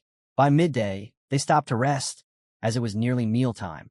One knight spotted a spring nearby and suggested they pause there. Kedrick dismounted to inspect it. Gilton was doubtful. A spring? In the middle of a forest. Kedrick smiled. This isn't just any spring. Travelers heading to Badan often stop here to rest. He dipped his hand in and tasted the water. Clean and refreshing, almost like good booze. Relieved, Gilton ordered the group to eat there. At once, the maids began setting out a variety of lavish dishes. The knights looked on in shock. Fresh salad, roasted meat, and delicacies, right in the middle of the wilderness. Meanwhile, all they were given was bread and jerky.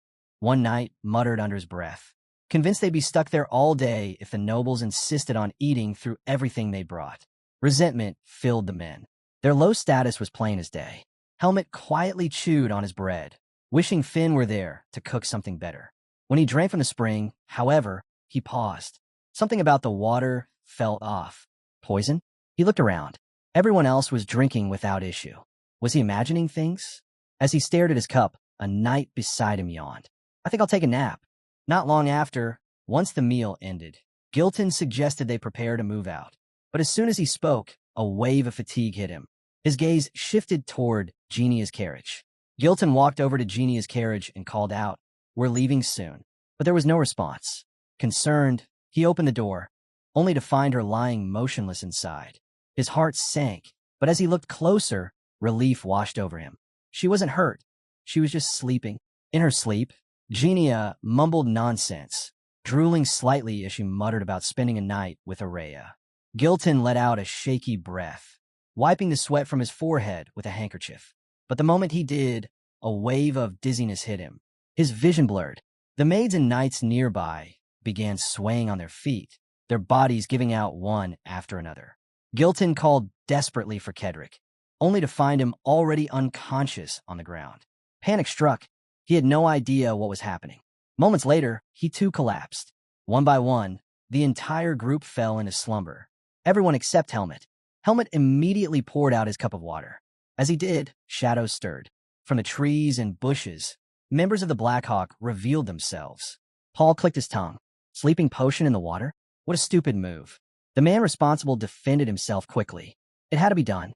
We couldn't risk killing nobles in a fight. Besides, this potion leaves no trace. But then his eyes widened. Helmet was still standing. What the? How is he awake? Paul's face darkened as he recognized him. You? I've heard about you. Weren't you with the Face mercenaries? His expression twisted. So, you're the one who killed our men. Helmet stiffened, equally shocked. That face was familiar. Paul, the rank 2 mercenary from Taliek's squad. Memories surged back. The demon monkey, his squad slaughtered, and Paul, the coward, running away while his comrades were devoured. His grip tightened on his sword. Traitors, Helmet spat. Max bristled with rage. What did you just say? He lunged forward, but Paul raised a hand, stopping him. Calm down, Paul ordered, though his voice carried venom. His gaze locked on Helmet. Watch your mouth. You're nothing more than prey. Around him, the Blackhawk members began closing in, forming a circle. Paul drew his sword with a twisted grin. Let's begin the hunt. Helmet placed his hand on his weapon, eyes darting, calculating. The numbers weren't in his favor. But before Paul could make his move, a flash of energy streaked toward him. A surge of magic slammed against his blade as he barely managed to block. Staggering, his eyes widened. A mage! Helmet didn't flinch. He already knew who it was. From the shadows, Araya emerged, mana swirling fiercely around his body. His voice rang out, sharp and commanding. Drop your sword and leave. Paul's face twisted in frustration. All that money spent on an untraceable potion, and still, Araya had ruined everything. The potion hadn't worked on everyone. Helmet, too, was surprised to find Araya still awake. He studied him carefully, curiosity in his eyes. Araya scowled. What are you staring at, you bastard crow? Keep your eyes on the enemy in front of you. Helmet turned his attention back to Paul, who was seething with frustration. He pressed his blade to the throat of the man who had poisoned the spring. What went wrong? The man trembled. I didn't know there was a mage among them. With a snarl, Paul slammed his sword hilt against the man's skull, knocking him down. Excuses, he spat. I was a fool to expect competence from the Blackhawk. I'll deal with this myself. Clean up the mess when I'm done. He then sneered at Helmet. You dingy-looking brat. Let's have a little talk. Without warning, he lunged, sword raised high, fury burning in his eyes. I'll kill you. Helmet met the strike with ease, parrying Paul's blade. The sharp clang of steel rang out. Paul's eyes widened at the force of Helmet's block. Not bad. His strikes came heavier, faster, each swing driving Helmet deeper into the forest. Meanwhile, Max stepped forward toward Araya. Stay still, and I'll grant you a painless death. Araya smirked. A mage who stays still is already dead. Mana flared around him as he unleashed his magic. The scene cuts back to Paul and Helmet. Their blades clashed again and again, sparks flying with each impact. With sheer strength, Paul forced Helmet further back, laughing as he pressed the assault. What happened to your confidence? Where's that arrogance now? Helmet ignored his taunts. His mind focused on one thing, luck. Facing two rank 2 mercenaries and the rest of Blackhawk would have been near impossible. But with Araya awake, his odds had shifted. Still, Paul wasn't done. Blue energy erupted around his body as he activated his buys. With a roar, he launched a devastating strike. The blast crashed into Helmet, engulfing him in a violent explosion. Smoke and dust swirled around the impact zone. Paul scoffed, lowering his blade. Pathetic. So weak. Where's that arrogance now? But then, from within the haze, a voice rang out. Our fight is just getting started. Paul froze. As the dust cleared, Helmet stepped forward, completely unscathed. An ominous aura flared around Helmet, his energy spilling into the forest. He looked straight at Paul. Thanks for following me here. Paul scowled. What? Are you insane? I've got you cornered. Don't twist the situation. Helmet's blade shimmered as he coated it with buys. You're not even worthy to face me. Paul's eyes widened. You can control this? Rage twisted his face as he enveloped his own sword in energy. Bastard. A rank 4 trash like you thinks he can fight me. A rank 2 mercenary? With a furious shout, he charged. Helmet slipped aside with ease, dodging the strike. By the time Paul turned, Helmet's figure in front of him blurred into nothing but an afterimage. Realization struck too late. Helmet was already above him. A crushing blow descended, fueled by concentrated buys. Paul raised his sword, but he was too slow. The attack slammed him into the ground, blood spraying from his mouth. His scream echoed through the trees. Helmet landed lightly, sword in hand. Paul struggled, his body trembling as he forced himself up. Ow! How can you use so much vis? Helmet answered with the flat of his blade, striking Paul across the head. That's none of your business. Leave. Take the rest of the Blackhawk and get out. I'll let you live. Turning his back, Helmet started to walk away. But Paul's laugh rang out, sharp and broken. You want me to beg? You want me to grovel? Never. Kill me. I'd rather die than suffer humiliation. Helmet stopped, his voice calm but heavy. You were already humiliated. The moment you abandoned your comrades, you lost everything. Paul's eyes widened. The words cut deeper than any blade. Helmet walked away, leaving him writhing on the ground. Paul's laughter twisted into madness, echoing in the dark woods. As Helmet moved deeper into the forest, a thought struck him. Araya, he remembered the mage, was still facing the other Blackhawk members. He hoped he'd manage to hold his ground. The scene shifted. Several Blackhawk mercenaries lay sprawled in the dirt, their bodies broken. Max and a few others clutched their wounds, barely able to move. Max glared up at Araya. What are you? Stones floated around the mage, spinning under his command. What am I? He replied coldly. A mage. One Blackhawk roared in anger, charging recklessly. Without hesitation, Araya sent a boulder crashing down, silencing him instantly. His gaze returned to Max. Whatever your mission was. I'm not interested. Araya's voice cut through the battlefield. You interfered in my business. For that, I'll destroy you. He raised his hand, mana flaring, and another Blackhawk mercenary crumpled under the weight of his spell. Max snarled. Arrogant bastard. He snatched up his spear, coating it in buys, and charged forward. Araya's gaze was cold, pretending to be strong. I'll shatter that facade. With a flick of his hand, he unleashed a massive wave of magic. Max's eyes went wide. The sheer scale of it was overwhelming. Blocking it was impossible. The blast hurled him across the ground, smashing him against a boulder with a sickening thud. The other Blackhawk members scrambled to his side. Araya's voice was sharp and commanding. You're coming to Badan with me. Stay where you are.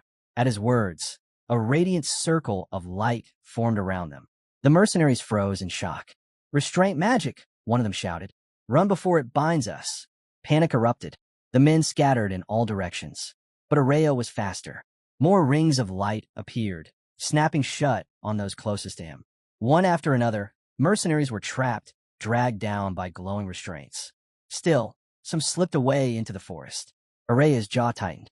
He didn't like letting prey escape, but capturing Max was enough. He turned back toward the boulder where Max had fallen, only to find it empty. The scene shifted. Max crouched behind another boulder, his breath ragged, his body battered. He struggled to process what had just happened. Helmet.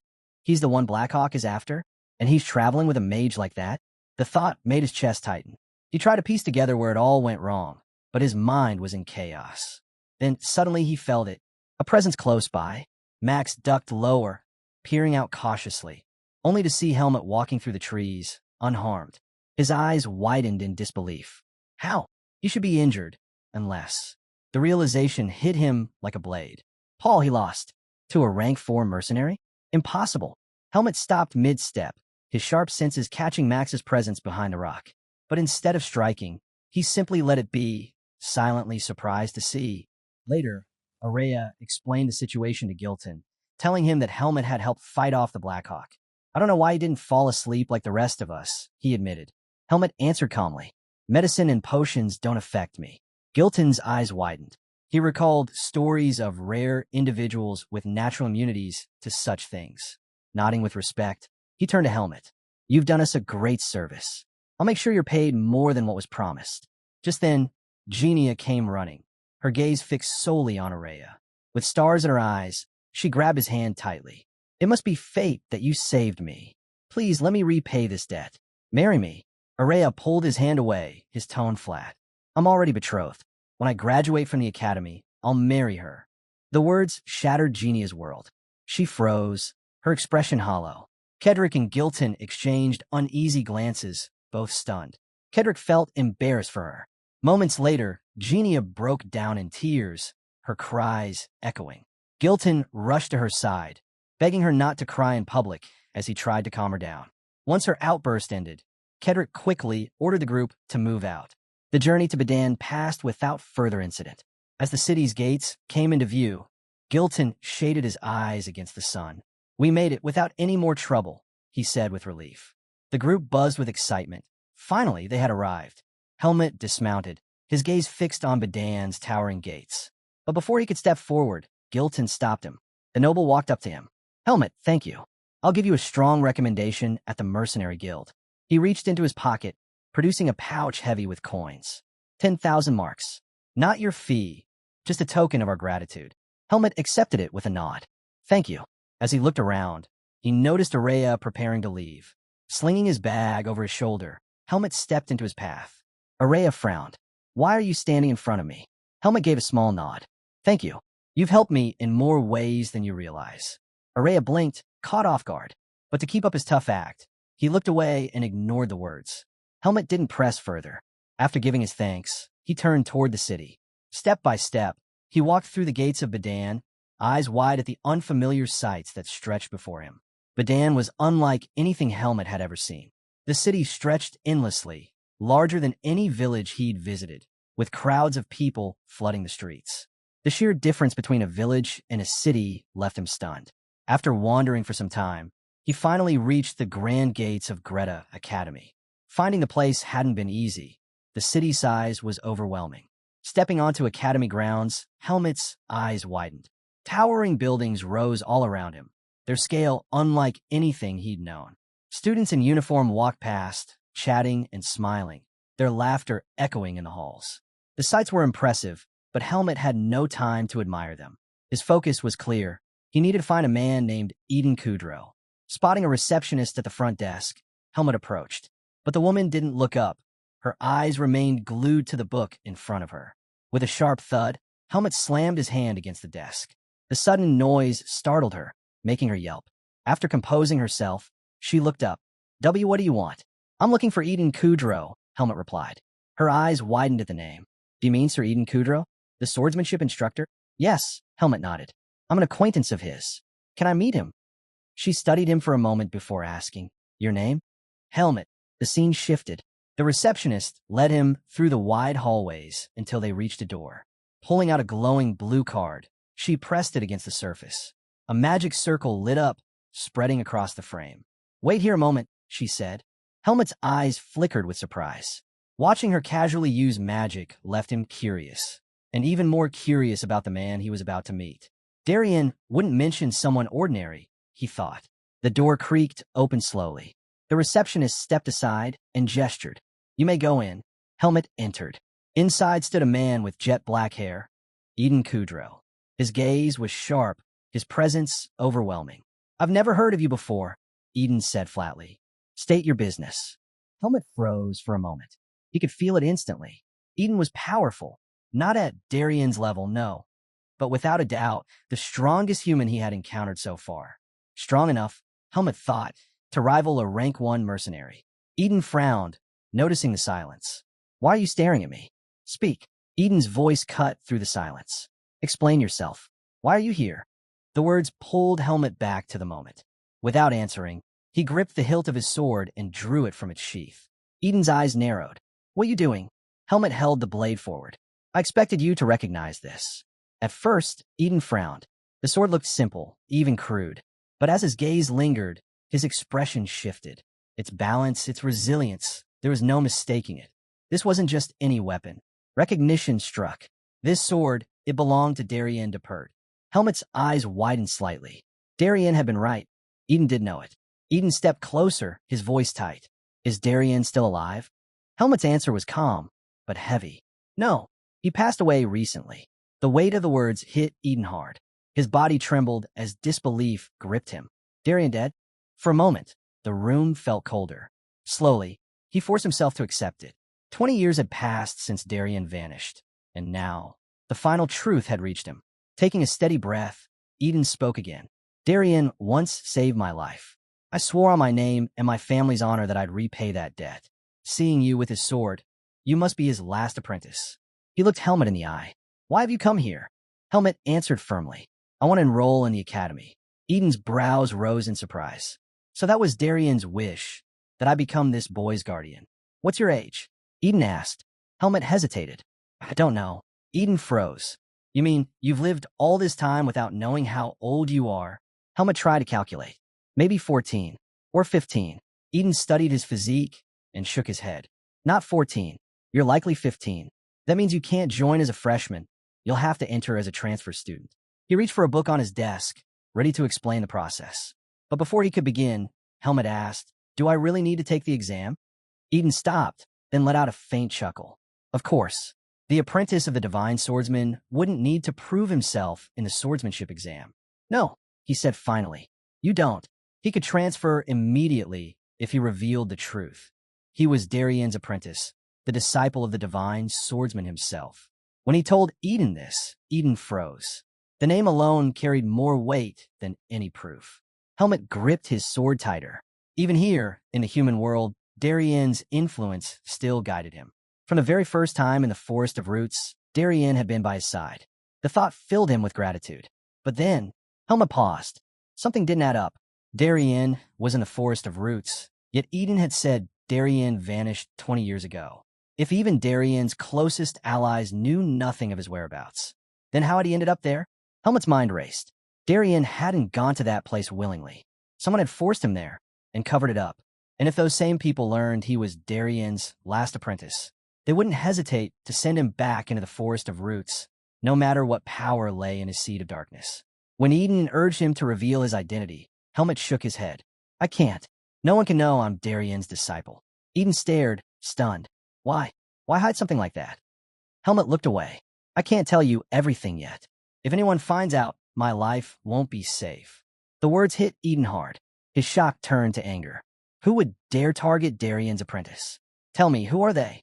Helmut's voice stayed calm. "I'll explain when the time is right. Please just wait." Eden slowly let out a breath, regaining his composure. He nodded. "All right, I'll trust you. I know you and Darien carry burdens that can't be shared. But remember, Darien entrusted you to me. Whenever you need help, I'll be there." Then his tone shifted. "For now, focus on the transfer exam. I'll handle the documents." But before that, Eden's hand tightened into a fist as he walked forward, his displeasure still visible. "I need to test your strength." He led Helmut into a secluded chamber. "This is my personal training ground. I know you're strong. After all, your master is the divine swordsman. But strength alone isn't enough.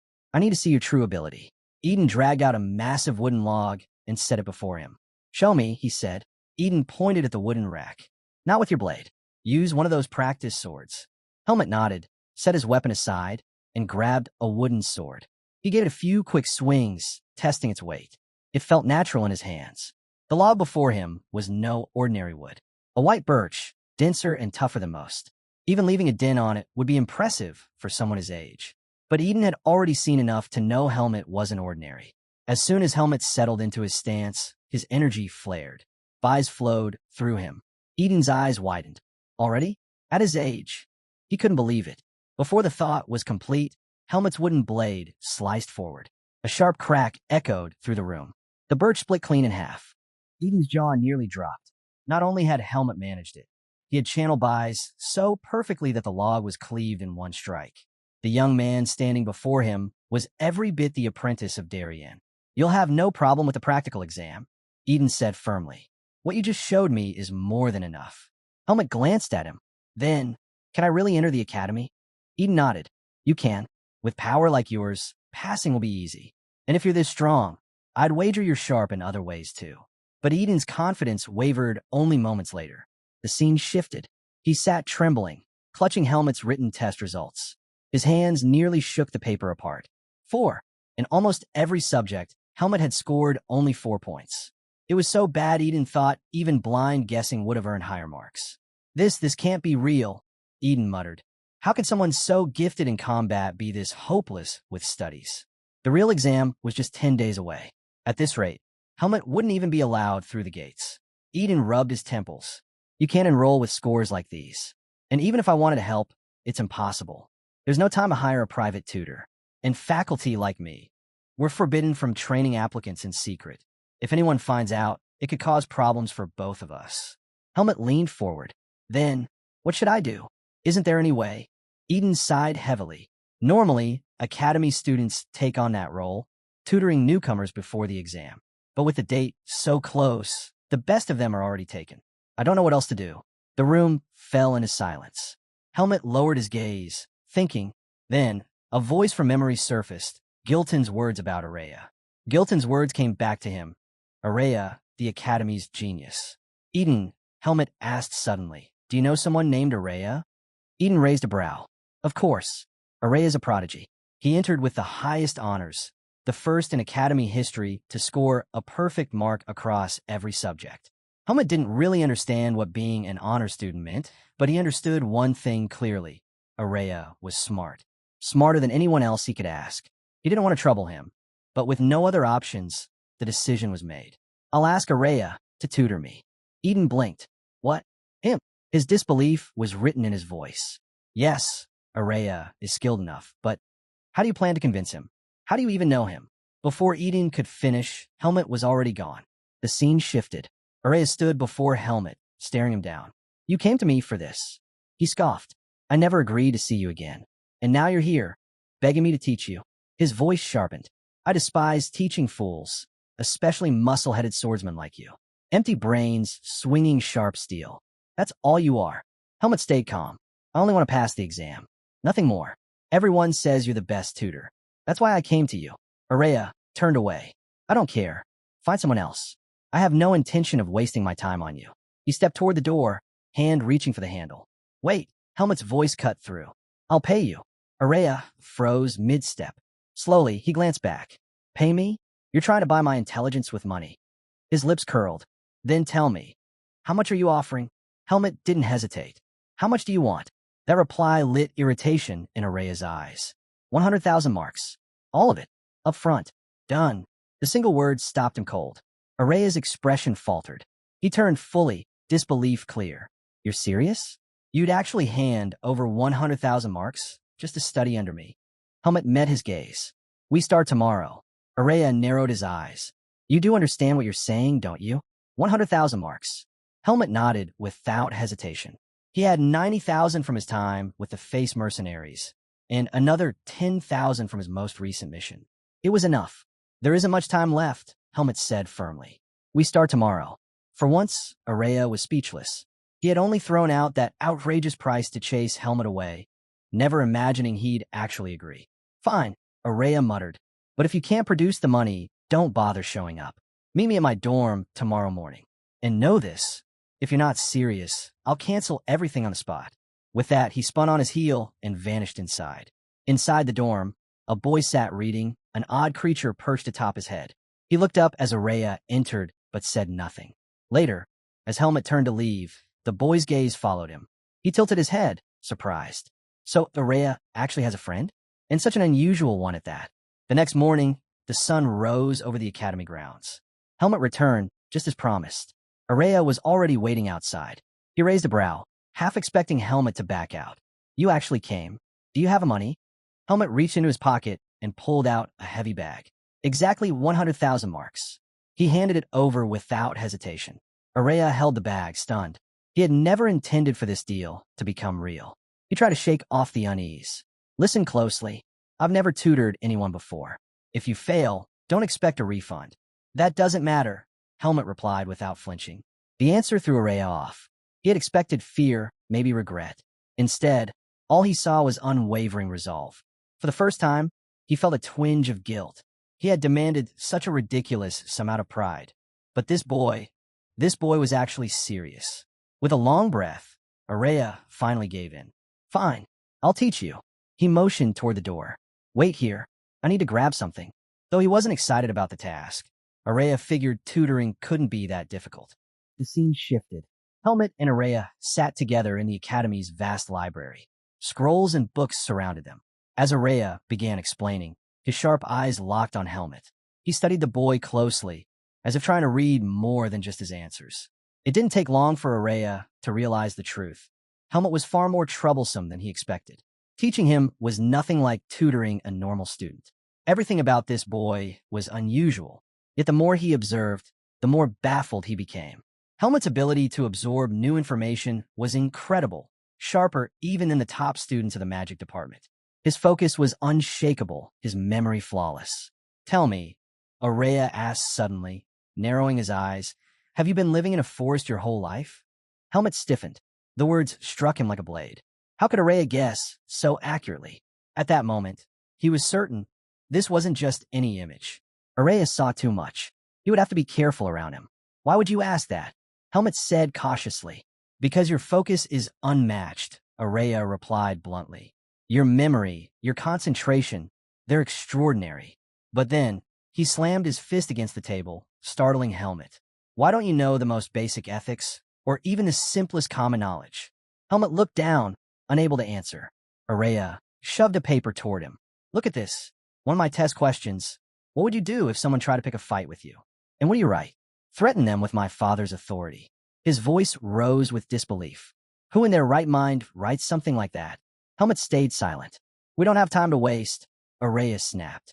We'll rush through the other subjects, then focus entirely on your ethics. And listen carefully. 100,000 marks is no small sum.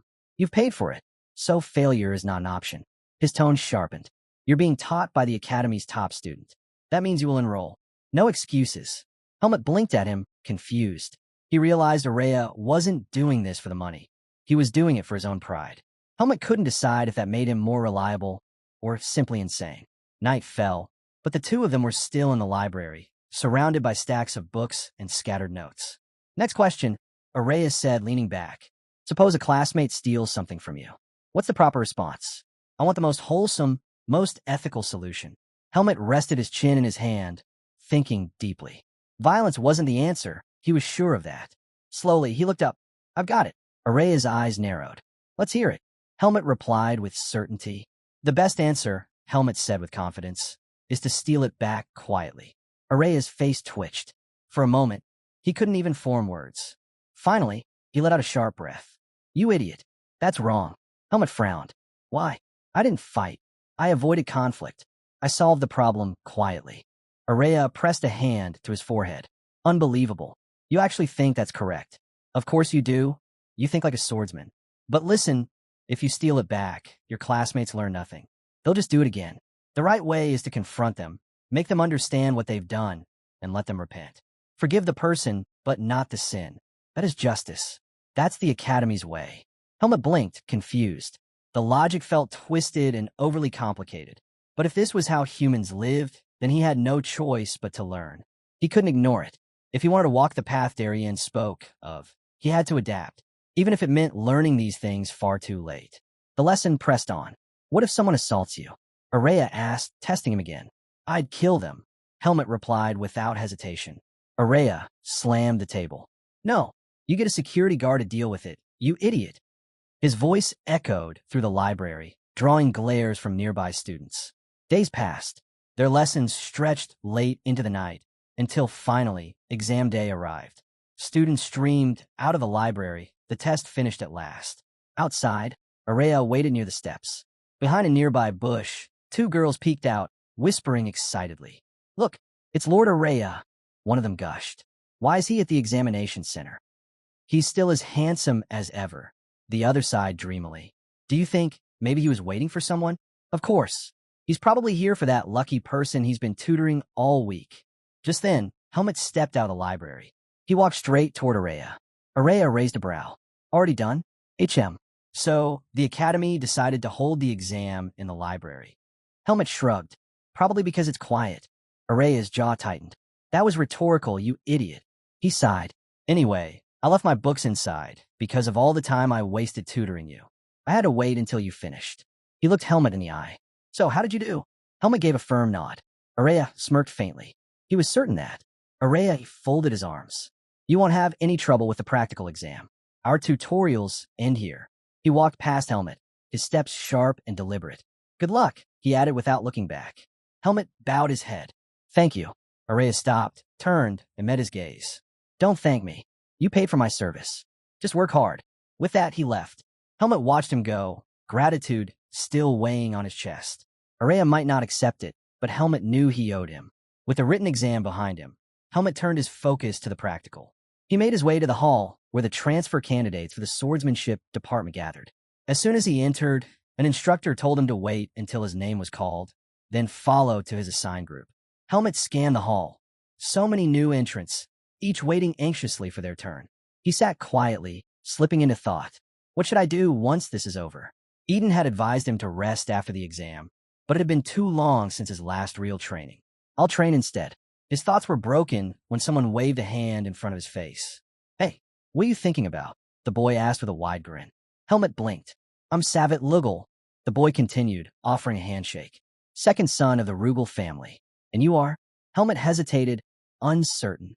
Savet's sudden friendliness fell off. He was sure this boy had some reason for approaching him. When Helmet didn't reply, Savet tilted his head. Oh, I see. You're quiet because of academy regulations, right? Don't worry. We're not students yet. Those rules don't apply to us. Helmet frowned. Academy regulations? He had never even heard of such a thing. He narrowed his eyes at Savet. Why did you come to me? Savet raised his hands, still smiling. Relax. I just want to make friends with the other transfers, that's all. But the truth was, Savet had noticed Helmet with Araya. Anyone close to the Academy's genius was worth knowing. In his mind, Helmet had to be a low-ranking noble. Befriending him could be useful. Finally, Helmet spoke. Helmet. Savet froze, then laughed lightly. Helmet? That's unusual. What about your family name? Which house do you belong to? The word family struck Helmet unexpectedly. Savet leaned closer. Come on, it'll be good to know. Savet chuckled. It's good to know each other before enrollment. After all, we'll need to get along with everyone. Helmet thought about the family name carved inside his pendant, Margaret Irene. But because he had been sent to the Forest of Roots, he knew better than to speak it aloud. I don't have a family name, Helmet said flatly. Savet froze, his eyes widening. What? Then you're a commoner? Yes. Laughter burst out of Savet. He threw his head back, mocking. Unbelievable. I actually offered my hand to a commoner. His smile twisted into disgust. And why are you sitting there like you're confident? Do you not understand your place? One of Savet's friends leaned in. Why would a commoner even try to enroll in the academy? Savet smirked. Because he's a bastard with no shame. Probably never learned it, even in his precious tutorials. His eyes narrowed on Helmet. Tell me, how did a lowly brat like you manage to get tutored by Araya? Before Helmet could reply, a shadow loomed behind Savet. A massive man placed a heavy hand on his shoulder. Savet stiffened. His friends went pale. The man's voice was calm, but iron lay beneath it. Keep your voice down. Some students still haven't taken their exams. His grip tightened just enough to make Savet flinch. Remember this. It's forbidden to discriminate inside the academy. Don't judge others by class or gender. He released Savitt and stepped back. Applicant 15, be careful with your words. Then he turned to the rest of the hall. In 5 minutes, we'll begin the examination briefing. Sit down. Savitt brushed his shoulder angrily, as though wiping away the man's touch. He waved for his friends to follow, but not before pausing beside Helmet. With a sneer, he hissed, if you're a commoner, keep your head down. Stop hanging around people above your class. You're only confusing them. Helmet didn't react. He simply ignored the insult and sat quietly. The scene shifted. An instructor stood before the gathered applicants. You all worked hard on the written exam, he said firmly. Now comes the practical. This test will be taken in groups, and each group will face 2 separate trials. As the words sank in, Helmet's sharp eyes scanned the hall, and he noticed something odd. Helmet suddenly noticed it, the other applicant's stares. Cold, judging, the same way Savitt had looked at him. It dawned on him that the human world was no different from the Forest of Roots. Monsters and humans alike lived under hierarchies. The only difference was the measure of power. In the forest, strength ruled. Here was family, status, and name. Is family more important than strength in this world? Helmet wondered. Either way, if he wanted to survive in the academy, he had to learn what mattered most. Next group, step inside. Helmet rose when his turn came. The instructor led him to a chamber where a towering blackwood tree stood firmly planted. You'll cut this tree, the instructor explained. He lifted a wooden sword from the rack and offered it to Helmet. Any swordsmanship you like is allowed. You may also use this. Helmet accepted the weapon. You have 5 minutes. Fail to cut it within that time, and you'll be disqualified. Begin when ready. Helmet studied the tree, pressing his palm against its surface. The wood was tough, but not enough to withstand his power. This test was far too simple.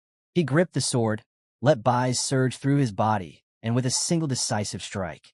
Crack! The blackwood split clean in 2. The instructor staggered back in shock. Even he needed several blows to cut blackwood, yet this boy had done it in one effortless swing. Helmet lowered the blade calmly. Is the examination over? The instructor snapped back to his senses. Why, yes. You've passed the first stage. The scene shifted. Savitt lounged with his friends, smirking as they whispered about the test. But the moment Helmet stepped out, Savitt's face twisted with annoyance. Ew, did they give you rottenwood instead of blackwood? His voice dripped with mockery. I'll report this to the supervisor. Helmet didn't bother replying. What nonsense is he spouting now? Before he could think further, the instructor stepped forward. The next stage will now begin, he announced. Sparring. Each of you will duel one-on-one for 8 minutes. You may use your swordsmanship freely. The instructors will observe every match. Final acceptance will be decided after careful evaluation, the instructor concluded. As he spoke, Savitt's eyes stayed locked on Helmet. Your opponents will be chosen at random, the instructor continued. Remember, acceptance depends not on victory, but on the skill you display. Show us your best. Savitt grinned. Unfair, he muttered to his friends. Whoever gets matched with Helmet gets an automatic pass. Helmet's gaze snapped toward him, sharp and cold. Savitt flinched, then sneered when he realized Helmet had heard. Helmet clenched his fists. This fool, he doesn't know his place. Should I shut him up here and now? Savitt leaned forward with a smug smile. What's wrong? If you got a problem, hit me. Go on, try. His voice was dripping with provocation. Helmet's jaw tightened. He wondered if Savitt would finally leave him alone if he did. His fist trembled with restrained anger. But then the instructor's voice rang out. Helmet, Andro, step forward. Both Helmet and Savitt froze. The second name was called again. Andro. From the crowd, another applicant rose. Helmet and Andro walked toward the front as Savitt muttered under his breath. TCH, lucky. I would have crushed that commoner. His friend chuckled. Andro's the lucky one. Imagine facing nobody in your first duel. Helmet stopped mid-step and glared over his shoulder. He didn't speak, but his eyes alone silenced them. Not now, he thought. There will be other chances to deal with him. The scene shifted. Helmet and Andro entered a separate chamber. At the center was a raised stage for dueling. Several instructors waited as judges. One of them greeted them warmly. Welcome to the second stage. Helmet blinked. He recognized the man. Eden, the instructor who had escorted them, bowed slightly. I brought the first pair for evaluation. As he spoke, Andro's eyes stayed fixed on Helmet, studying him closely. Helmet frowned, confused by the scrutiny. Another judge turned to Eden. Is this the one you recommended? Yes, Eden confirmed. Helmet, but I won't be part of his evaluation. Since I'm the one who referred to him, it falls to the rest of you to judge.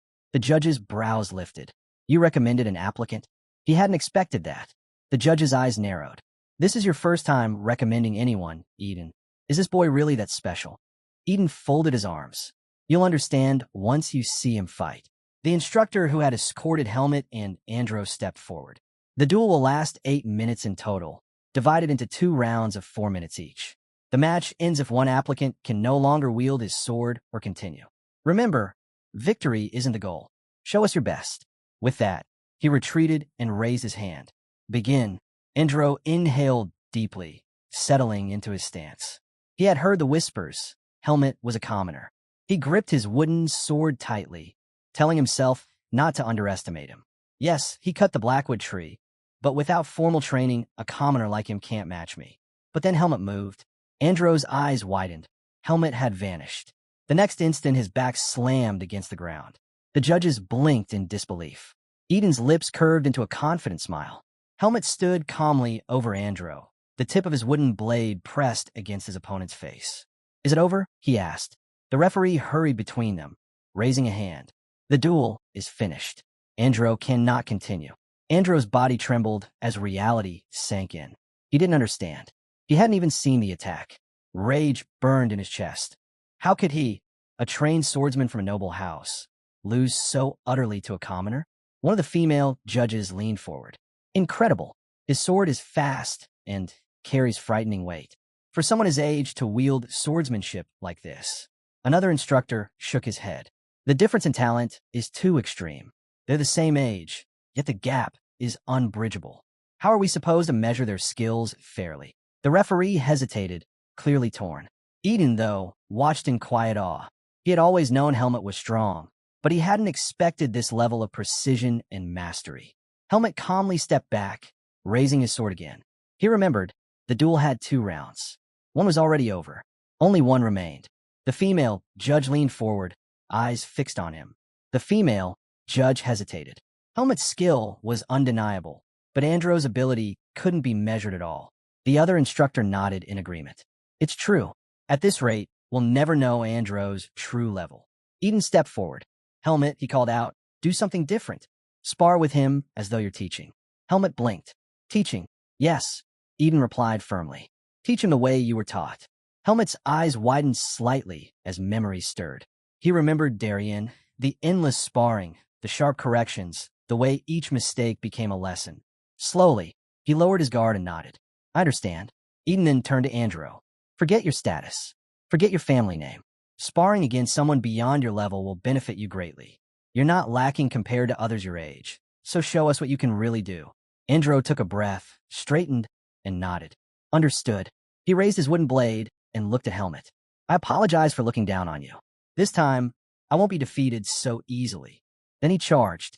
Helmet deflected the strike effortlessly. Faster. If you move that wide, blocking you is too easy. Andro's eyes widened. He had swung with all his strength, yet Helmet brushed it aside like nothing. Before he could recover, Helmet's blade tapped sharply against his hands. Your balance is off, Helmet said calmly.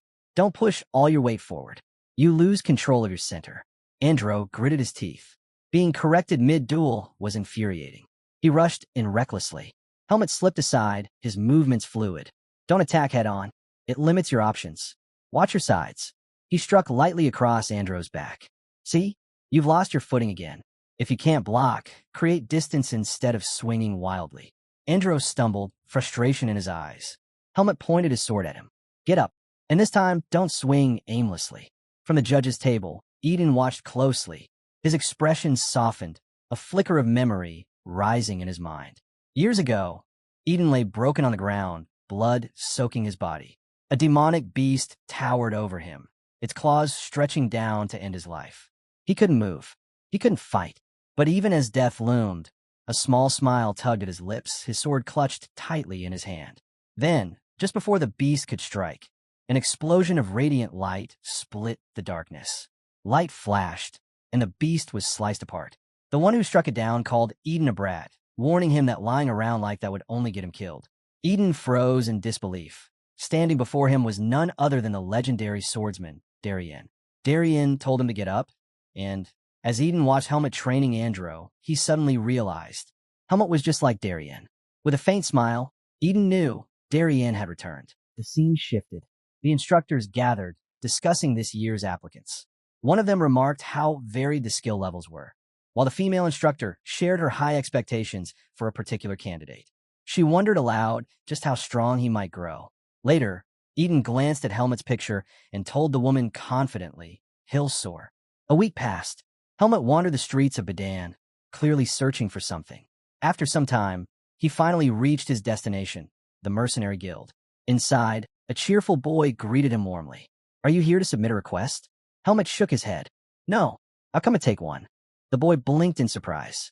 "You're a mercenary?" He eyed Helmet's refined clothes and assumed he must be from a noble family.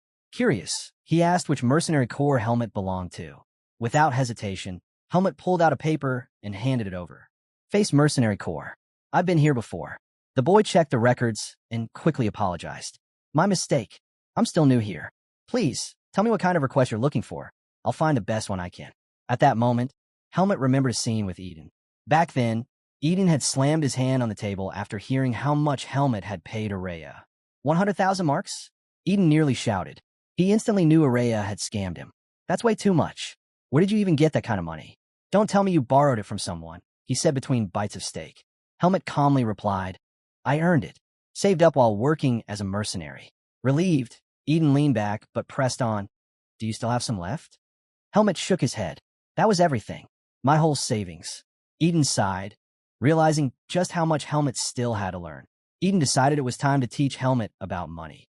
He reminded him that for now, he was under his care and didn't need to worry too much about finances. But Eden warned him, money wasn't something one could always count on having.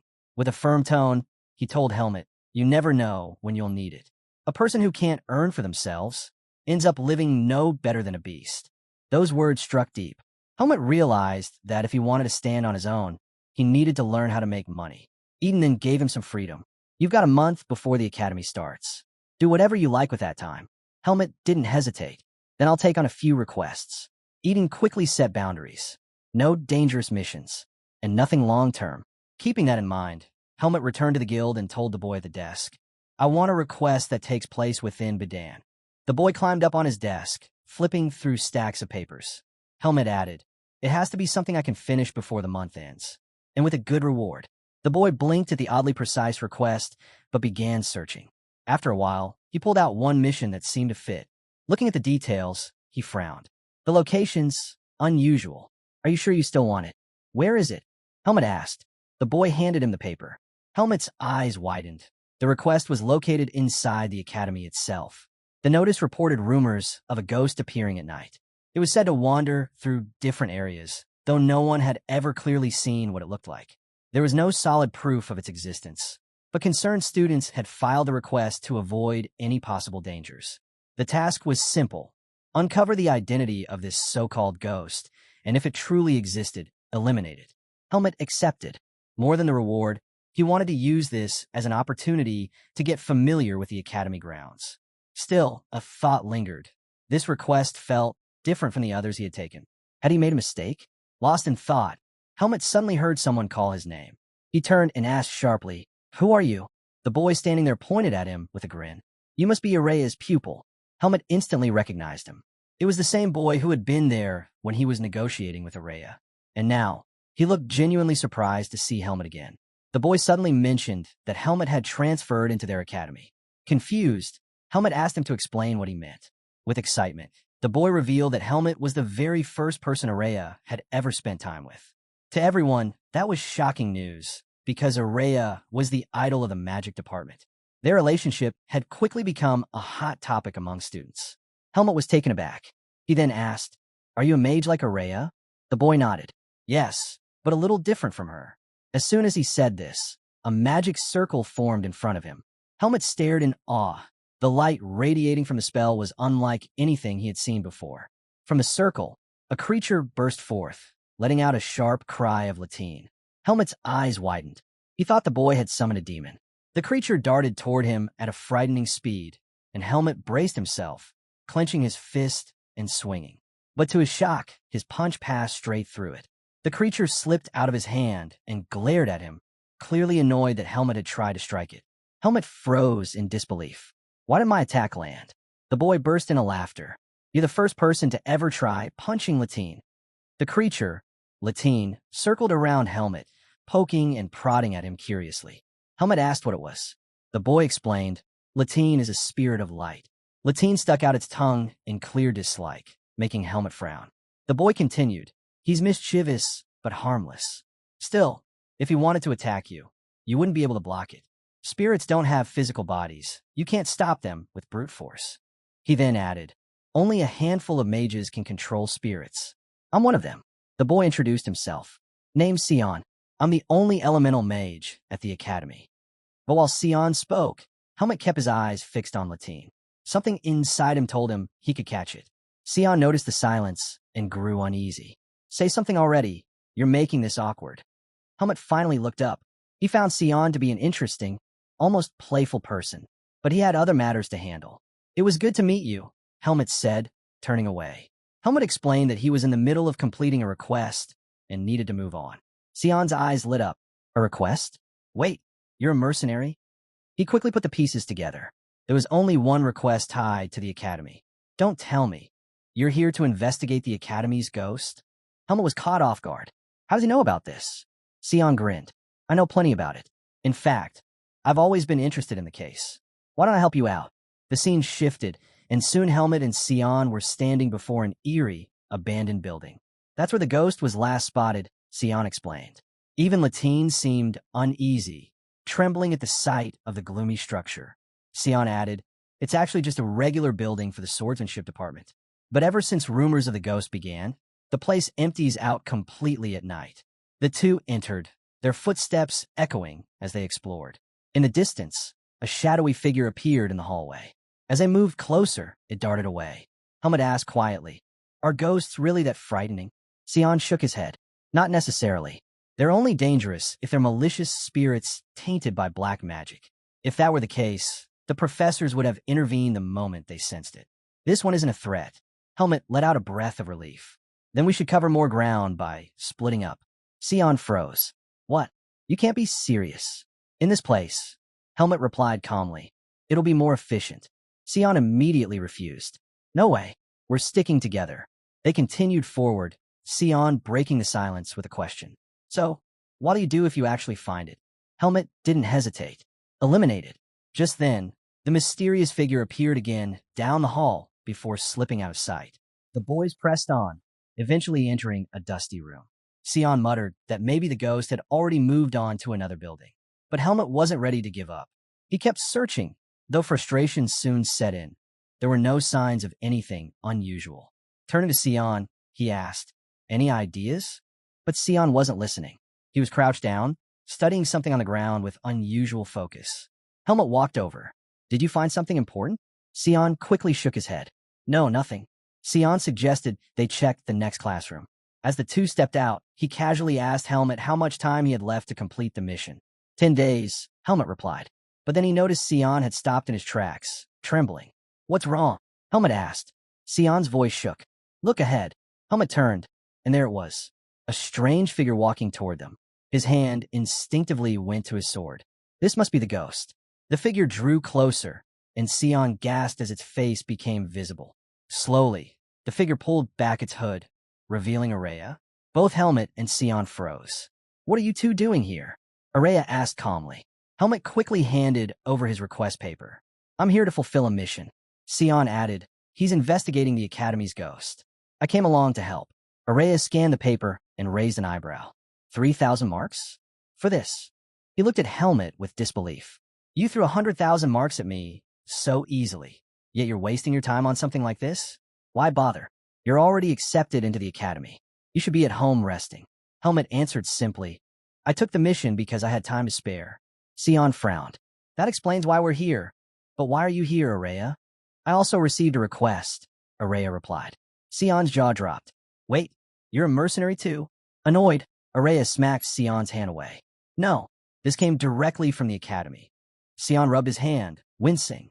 Man, you got some grip strength. Then, still curious, he asked, so, the Academy must be offering you a huge reward, right? Araya shot him a sharp look. You don't need to know the reward. I accepted because I'm curious about the case, nothing more. Helmut's mind raced. The Academy itself issued a separate request to Araya. Does that mean the situation is more serious than it looks? Excited, Sion quickly proposed. Then why don't you join us? If the three of us work together, it'll save time. When Sion suggested they all search together, both Helmut and Araya turned sharp glares on him. He instantly regretted speaking up. With an awkward laugh, he backtracked. Forget I said that. We can keep searching separately.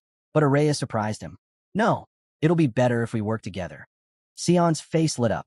Finally, someone who saw things his way. He quickly asked Helmut, what about you? Are you fine with it? Helmut gave a short nod. I don't mind. The scene shifted, and the three of them gathered inside a dim room. Araya raised his hand, casting a spell of illusion. The glowing construct formed into a map, revealing the structure of the building. He spoke calmly. According to reports, the ghost has appeared in several places. The lecture hall, the swordsmanship training ground, the professor's lounge, the gym, and the sparring grounds. Right now, we're in the lecture hall. Then he pointed something out. All these locations have one thing in common. Sion immediately caught on. They're all in the swordsmanship department. Exactly, Araya confirmed. And for reasons unknown, the ghost hasn't shown itself in the magic department. Helmut asked, could it have been created by another mage? Sion shook his head. Impossible. Someone would have heard the incantations unless silent casting was used. Araya added, and a high-ranked mage capable of silent spells wouldn't waste their time pulling such a childish trick. No, this isn't man-made. The more logical conclusion is that the ghost is avoiding mages altogether. Sion's eyes widened as the idea clicked. Of course, it must be avoiding us because it's weak against spells. Helmut spoke up, voice steady. Then it's lingering in the swordsmanship department because physical attacks can't harm it. Both Sion and Araya turned to him, surprised. How do you know that? Araya asked. Helmut blinked, confused by their reaction.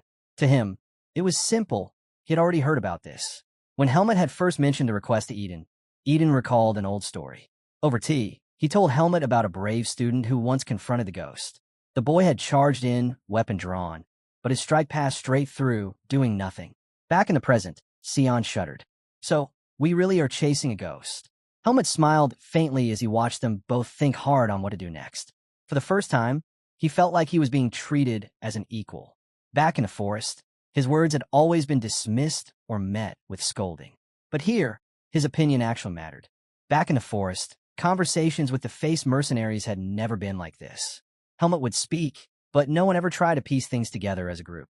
Darien would usually scold him, and the mercenaries only shared their own bits of knowledge without ever combining them. But now, working with Araya and Sion, Helmut realized something new. When people put their knowledge together, they found answers they could never reach alone. So this is what it means to truly communicate. Araya broke the silence. If physical attacks don't work on the ghost, what about using this? You are always skilled with it. Helmut was taken aback by the suggestion, but slowly unsheathed his sword. A faint stream of byes shimmered along the blade. If I meet the ghost again, I'll test it out, he said firmly.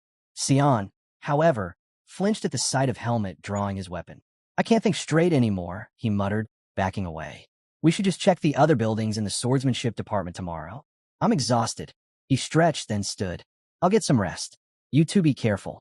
With that, he left the room. Helmut turned his gaze to Araya. Any ideas? Araya asked. Yes, Helmut replied. He had already pieced it together. The ghost wasn't physical. It avoided mages, and it loved causing mischief. That left only one possibility. It's a spirit, Helmut said. Just like Latine. Araya's eyes gleamed with approval. Good. You've learned well. With a snap of his fingers, he added, but I'm not an elemental mage. Detecting spirits isn't my specialty. Then what do we do? Helmut asked. Araya glanced out the window and smirked. We already have a skilled elemental mage. The scene shifted. Sion was suddenly sprinting somewhere. Helmut and Araya followed after him, racing through the academy grounds. While running, Helmut called out, Where is he going? He's chasing the spirit, Araya replied calmly. He should be able to sense it. Helmut frowned. So quickly? Something didn't add up. He replayed the events in his mind.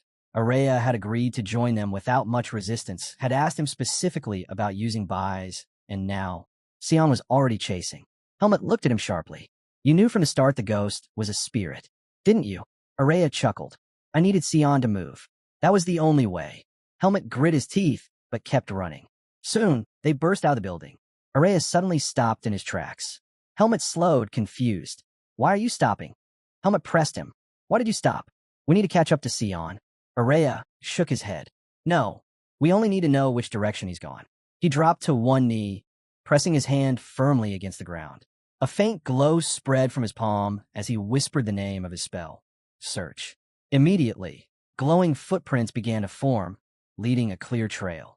They head toward the swordsmanship training ground, Araya said as he stood, brushing off his hand. Then, with a sly smile, he added, but Sion won't be able to pinpoint the spirit's exact location, which means we'll need to find it before he does. Something about Araya's tone unsettled Helmet. The scene shifted. Araya snapped his fingers, breaking the lock to the training ground. As they stepped inside, he explained, not just anyone is allowed in here. The students of the swordsmanship department take their ranks seriously. That's why their training grounds are divided by grade and level. If the spirit is hiding anywhere, it'll be in one of the higher grade rooms, the ones rarely used except by scholarship students. But when Araya turned to check, Helmet wasn't even listening. He was deep in thought. What's on your mind? Araya asked. Helmet remembered Eden's estate and the private training ground no one else could access. His feet moved on their own, carrying him to the door of Eden's personal space. Araya blinked in surprise. Wait, this is Eden's training ground. No one else uses it, Helmet said firmly, reaching for the door. That makes it the perfect place to hide. And if it helps complete the request, Eden will understand. He pushed the door open. The moment they stepped inside, Araya paused, a faint smile spreading across his face. I can feel it, a power like Sion's. The spirit's here. Helmet turned to him sharply. Did you really get this request from the academy? Araya didn't answer right away. He simply smiled as if amused. At last, he admitted, there's something I don't like. The academy has only one elemental mage. That's unacceptable. Helmet narrowed his eyes. You're planning to capture the spirit. For research, aren't you? Araya's smile didn't fade. If I do, it'll still count as fulfilling my request. Helping me helps you too. As soon as Araya finished speaking, he snapped his fingers. A quiet hum spread through the room. He had cast a spell called Silence. All traces of my presence are gone now, Araya explained. This way, the spirit won't sense me. He lowered himself to the ground and looked up at Helmet. You'll be the bait. Helmet frowned. And if I refuse? Araya's smirk didn't waver. Then remember, you still owe me for the exam. Before Helmet could reply, something strange began seeping through the walls. A thick, unnatural substance slid into the training ground, carrying an ominous aura. Helmet stiffened, sensing it immediately. Araya noticed his silence. What's wrong? Why'd you stop talking? He looked closer and froze. Standing right in front of Helmet was a spirit. Helmet's voice was steady. The Academy's ghost, it's finally come out. Araya's eyes gleamed with excitement. Perfect. Then I'll be the first to greet it. He rushed forward, snapping his fingers again. Walls. Magical barriers erupted around them, striking toward the spirit. But the entity weaved effortlessly between them, avoiding every strike. Annoyed, Araya raised his hands, casting a massive spell. This one seals the area. The spirit can't escape now. A shimmering dome enclosed the training ground. I can't move while maintaining this. Weaken it for me, Helmet, but don't kill it. If the spirit dies, this'll get messy. Meanwhile, the spirit turned, trying to flee, but the barrier kept it contained. Helmet unsheathed his sword. He knew normal attacks would be useless. Only buys could harm it. Channeling his energy, he charged forward. The spirit's mouth opened wide, lunging to swallow him whole. But Helmet's blade cut through its form, glowing with buys. For the first time, the spirit recoiled, staggered. Helmet's eyes widened. It worked. He steadied himself, wondering if the strike had weakened it enough. But before he could relax, the spirit rose again, shimmering violently as if preparing a counterattack. Helmet smiled faintly. Good. It's still strong. Taking his stance once more, he poured even more buys into his sword. In an instant, both he and the spirit launched themselves at each other. But just as they were about to clash, a radiant golden light erupted, forming a barrier between them. Helmet stumbled back in shock. The spirit halted too, glaring through the light. And then, another figure appeared within the brilliance, transformed into a different form. It was Sion. Sion, now in a different form, turned to Helmet. What are you doing? Helmet froze, startled by Sion's sudden appearance. You're provoking it, Sion said firmly. That spirit, you don't understand. It's the spirit of darkness. It's extremely self-conscious. If we want to subdue it, we have to be delicate. He gestured toward the glowing barrier. Right now, I've trapped it in a curtain of light, but neither Latine nor I can hold it for long. Helmet looked again at the spirit. Its agitation was obvious. It wasn't just fighting. It seemed genuinely upset. Araya cut in. Then tell us what to do. How do we capture it? Sion spun around, eyes wide. Capture it? Don't tell me you're planning to experiment on such a cute spirit. Even Araya was thrown by the sudden shift in Sion's tone. That's not my goal, he said quickly. But if you'd worked with me in the past, we wouldn't even be in this situation. You're the only elemental mage in the academy. You know how rare that is. Sion's expression hardened. And I refused because your experiments are terrifying. Spirits aren't test subjects. The tension crackled between them, but then Sion turned serious again. Listen, if the spirit escapes, it'll vanish into hiding, and that would be dangerous. We can't lose it. Araya, keep your sealing spell active. Helmet, you need to hold it down, but don't strike it. Give me time to calm it. Helmet nodded without hesitation. I'll try. He leapt through the curtain of light, charging directly at the spirit. Not sure how long I can last without fighting back. Helmet called out. The spirit let out a piercing shriek. Dark tentacles burst from its body, ripping through the light curtain as it lashed out. The whips came crashing toward Helmet. He reacted instantly, blade flashing. His vis-infused sword sliced cleanly through the tendrils. But even as they fell, the spirit regenerated them, launching wave after wave of attacks. Helmet gritted his teeth. So fast, but not faster than me. He kept cutting, his blade dancing in arcs of light. Sion watched, hands trembling as he hastened his spell work. Helmet was buying him precious time. But then the spirit shifted. Its tentacles twisted together, spiraling into a massive drill of darkness. With a roar, it hurled the weapon forward. Helmet's eyes widened. That could kill me if I take it head on.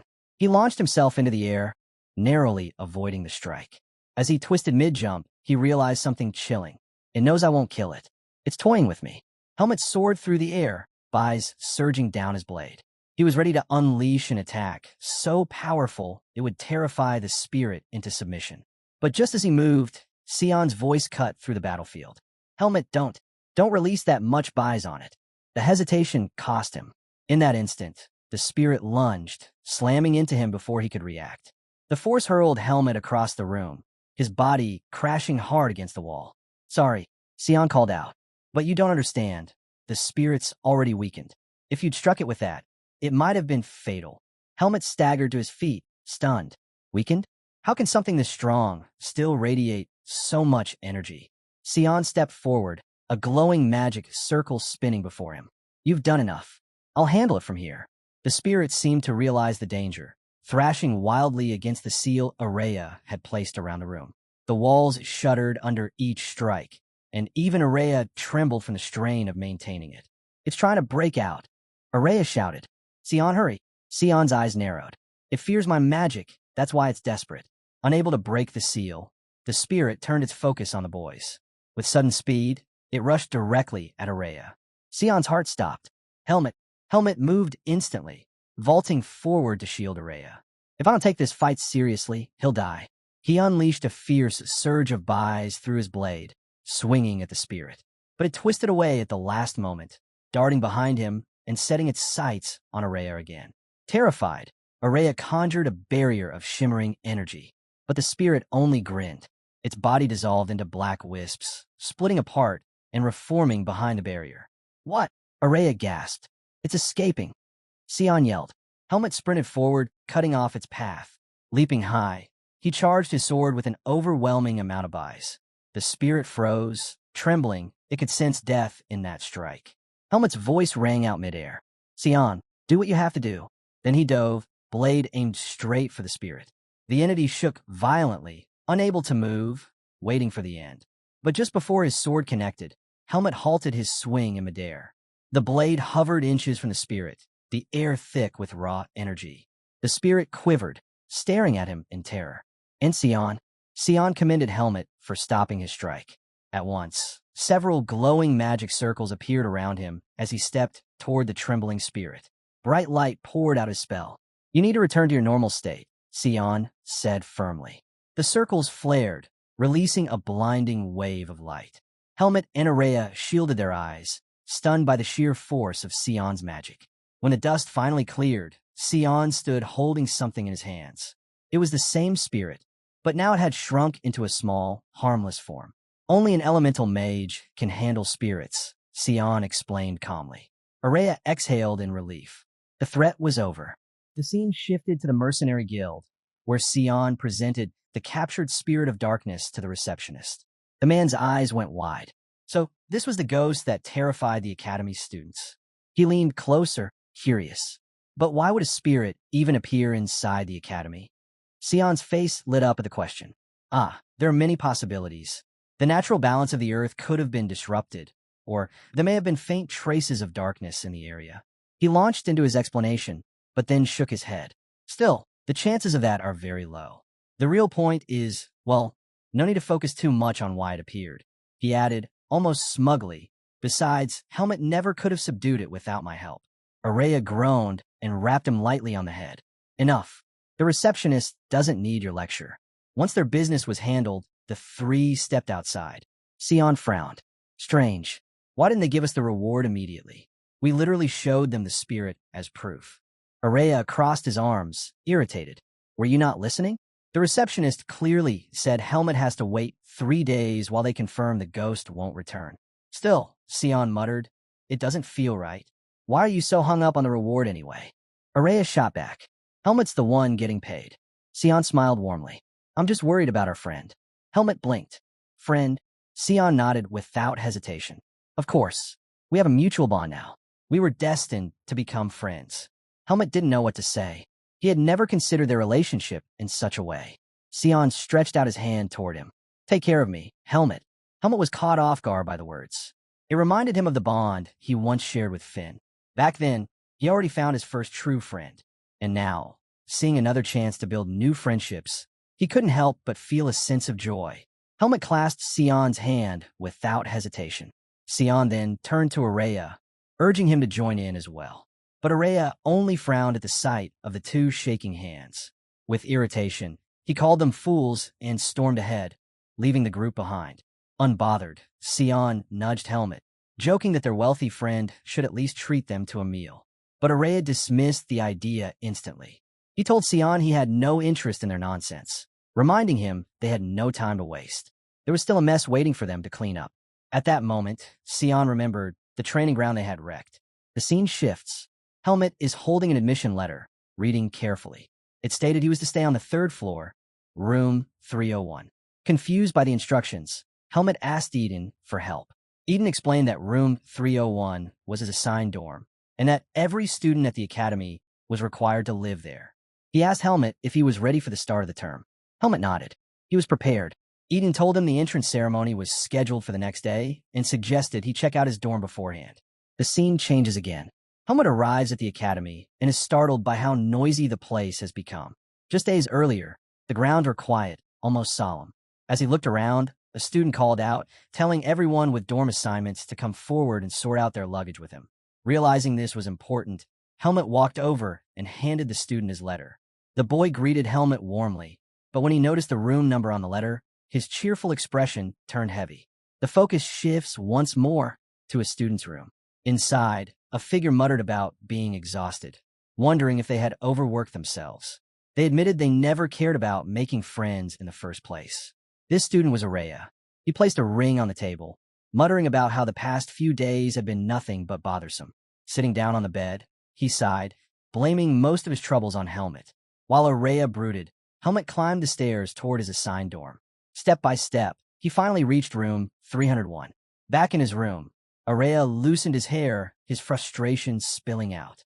He complained that ever since meeting Helmet, his life had only spiraled further out of control. Araya mutters that once the term begins, he doesn't want to see Helmet again. While those thoughts circled in his head, Helmet reached the door of his assigned dorm. He slid the key into the lock and turned it slowly. What he didn't know was that inside, Araya was already in her pajamas. And at that moment, The truth was revealed. Araya wasn't a boy at all. She was a girl. The scene shifts to a dim alley. Max stood there like a man unhinged, glaring at two trembling men. Brandishing a short sword, he threatened them, declaring that the Black Hawk was no joke. One of the men, terrified, stammered that security in Badan was too strict. Max clicked his tongue, clearly irritated. Just then, a hand tapped his shoulder. A voice calmly told him to kill them. The voice belonged to Paul. He reminded Max that as members of the Black Hawk, they had to follow the organization's rules. But Max, nearly consumed by madness, seemed far too excited by the thought of killing. After all, he remembered, commanders were allowed to execute those who disobeyed. Max raised his blade, ready to strike. But before he could act, a chilling voice echoed through the alley. The voice demanded to know who they intended to kill. Both Max and Paul froze where they stood, dread washing over them. The mysterious figure mocked them for harassing innocent people, reminding them of their failure to take down even a single child. He said tracking them had been simple. Then, without warning, a man clad in black appeared right behind them. He told Max and Paul that those who claimed to be Black Hawk members were nothing but failures, men who had already destroyed their own lives. Paul, enraged, lashed out with his sword. But to his horror, the blade passed straight through the man's body. Before Max could process what happened, a spray of blood hit his face. He blinked rapidly, trying to see, and when his vision cleared, Paul's headless body hit the ground. Max's entire body shook with terror. He staggered backward, swinging his sword wildly, shouting for the man to stop hiding. He demanded the stranger show himself. At that moment, a black smoke curled above him. Before Max could take a single step, the man appeared behind him, cold steel pressed against his neck. "You're the one hiding," the man whispered. And in an instant, Max's head was severed. The two men who had been threatened earlier looked on in horror, trembling as they realized what had just happened. The man in black sneered. He couldn't believe Max and Paul dared to use the Black Hawk's name after failing their mission. Still, he admitted it was impressive they'd survive as long as they had. Then, his expression twisted into something darker. He suddenly remembered there was a question he wanted to ask them. A sinister smile spread across his face. He asked the other men if they would give him the answers he needed. The two men screamed and backed away. Helmut enters his new room. He stopped at the doorway and took it in. The place was smaller than the room he'd had in Eden's mansion. It wasn't much, but it was better than the woods. As he surveyed the sparse space, Helmut ran through the steps that led him here, leaving the forest of roots, joining the Face mercenaries, then earning a place at Greta Academy. He clenched his fist. This was the beginning. From here, he would build his strength. A shadow in the corner caught his eye. Helmut took a fighting stance and went for his sword, only to realize he hadn't brought it. He readied himself to fight with his hands. He turned toward the shadow. Araya sprang forward, magic crackling at her fingertips. She stopped when she saw Helmut. "Are you my roommate?" Helmut asked. Araya held her ground. "How did you get into my room?" she demanded. "I nearly blasted you. I was assigned to room 301, Helmut said. "Impossible," Araya snapped. She looked around and found two beds. She tightened the robe around her and stepped toward the door. "Where are you going?" Helmut asked. "You don't need to know," she said. "Don't touch anything." She spun back, voice low. "If you touch anything, I'll blow you up. Stay in this room and don't go anywhere." Helmut stood there, unsure what to say. He had no idea why Araya reacted like this. Scene change. An office appears on screen. Inside, a middle-aged man sat drinking tea. That man was Liam Weiss, the dean of Greta Academy. He sat back with his tea when the door slammed open. "Araya," he blurted, spilling his drink as she stormed in, shouting his name. "What's going on?" she demanded. Liam blinked in confusion. "You'll have to explain yourself." Araya stepped closer, voice sharp. "Why did you assign me a roommate? You promised me a private room. As the top achiever in the magic department." The dean froze. Of course, she must have already found out. He hadn't expected it so soon. "I apologize," Liam said. "I should have told you earlier. But the academy has fewer rooms during renovations. Please try to understand." "That's not an excuse," Araya snapped. "You know why I need privacy. If Helmut discovers I'm a girl, what then?" Liam leaned back, thinking, "You're nearly as strong as an archmage. No swordsman could uncover your secret. You only need to be cautious." "I won't take that risk," she shot back. "My enemy is too dangerous." "I understand," Liam replied. "But giving you special treatment when rooms are scarce would be blatant favoritism. That's why I assigned you someone familiar." "Familiar?" Araya repeated, stunned. Yes, Helmet. You've tutored him. You've spent time with him. Her eyes widened. Tutored him because he paid me. We barely know each other. She tugged at her hair in frustration. We don't even meet often. But even as she spoke, memories of her encounters with Helmet surfaced. From the very first day they met, their paths had been tangled. This is for your own good, Liam said firmly. As dean, and as your guardian here, I want you to learn how to build connections. Manage with Helmet for just one semester. If you do, I'll return to your private room. The offer stunned her. Araya finally left, and the office grew quiet again. Liam exhaled deeply, wondering if she had actually believed him. The scene shifted back to the dorms. Araya walked in, removed her robe, and Araya entered the room, her expression dark. Helmet glanced at her and said, "Looks like things didn't go your way." She shot him a glare. "You must be pleased with yourself, clever boy. Tell me, do you really want to share a room with me?" Helmet tilted his head. "I'm here because it's necessary. Nothing more. I've always had a private room." Araya snapped. "As the top student in the magic department, I earned that right. And now, I'm forced to share space? Unbelievable. I'm not happy about this. Not all. I could just teleport you to class instead." Helmet shook his head. Eden wouldn't allow it, and the school would find out eventually. "I'm very particular," Araya warned. "Living with me won't be easy. Are you sure you want to stay here?" Helmet didn't hesitate. "I'd rather share a room with you. I know you better than anyone else. That makes me the best option for you, too." Her eyes widened at his certainty. Helmet went on, "I've actually spoken to you. That's more than I can say for the swordsmanship students. Living here is far better than being stuck with a bunch of muscleheads who spend all day lifting weights." Araya froze, suddenly flustered. She regretted ever helping him pass his exam. Days later, carriages rolled into the academy gates. Helmet hopped down from one of them with a bag slung over his shoulder. Most of his belongings were already in the room. As he climbed the stairs, he guessed Araya had already set the rules.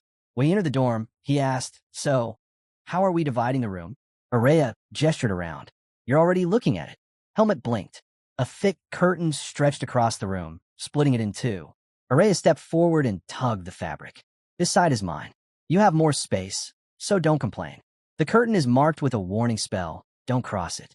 I'll also be adding a soundproofing spell, so keep quiet at night." Then, she faced him with a serious look. "Now for the ground rules. First, always take a bath and keep the restroom clean," Araya finished firmly. "Never bring anyone into the room, especially from the magic department. If you need me, call my name." Helmet nodded without complaint. "Good. Do whatever you want, just stay out of my way." With that, Araya turned toward her side of the room. Before she disappeared behind the curtain, Helmet said quietly, "I hope we can get along." The scene shifted. A group of nobles gathered, voices hushed but sharp. "So, Helmet actually got into the academy," one boy sneered. "Of course," another replied. "He's being backed by Eden." That caught a third boy off guard. "No wonder. He's probably gone delusional, thinking a noble's support makes him special." The boy turned to Savitt. "I'll deal with him once I get my chance." Savitt smirked. "No need to rush. Tomorrow's class will be the perfect time to remind him of the difference between commoners and nobles. We'll make an example of him." The scene changed again. Helmet stepped out of his room in his new academy uniform. He was surprised. It felt loose, easy to move in. He'd expected something stiff and restrictive.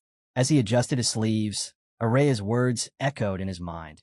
At the start of the semester, you won't have much to do in class. He decided he'd use his free time to train in one of the private rooms after class. While he was lost in thought, a trembling voice called his name. "Helmet." He turned to see Sion staring at him nervously. "Did you just come out of room 301? "Yes," Helmet replied, puzzled. "Is there a problem?" Sion hesitated. "Wait, are you saying you're sharing a room with Araya?" "That's right," Helmet said simply. Sion's jaw dropped. "That makes no sense. She's the top student in the magic department. She's supposed to have a private room. Unless," he eyed Helmet up and down. "Don't tell me she agreed because she likes good-looking guys like you."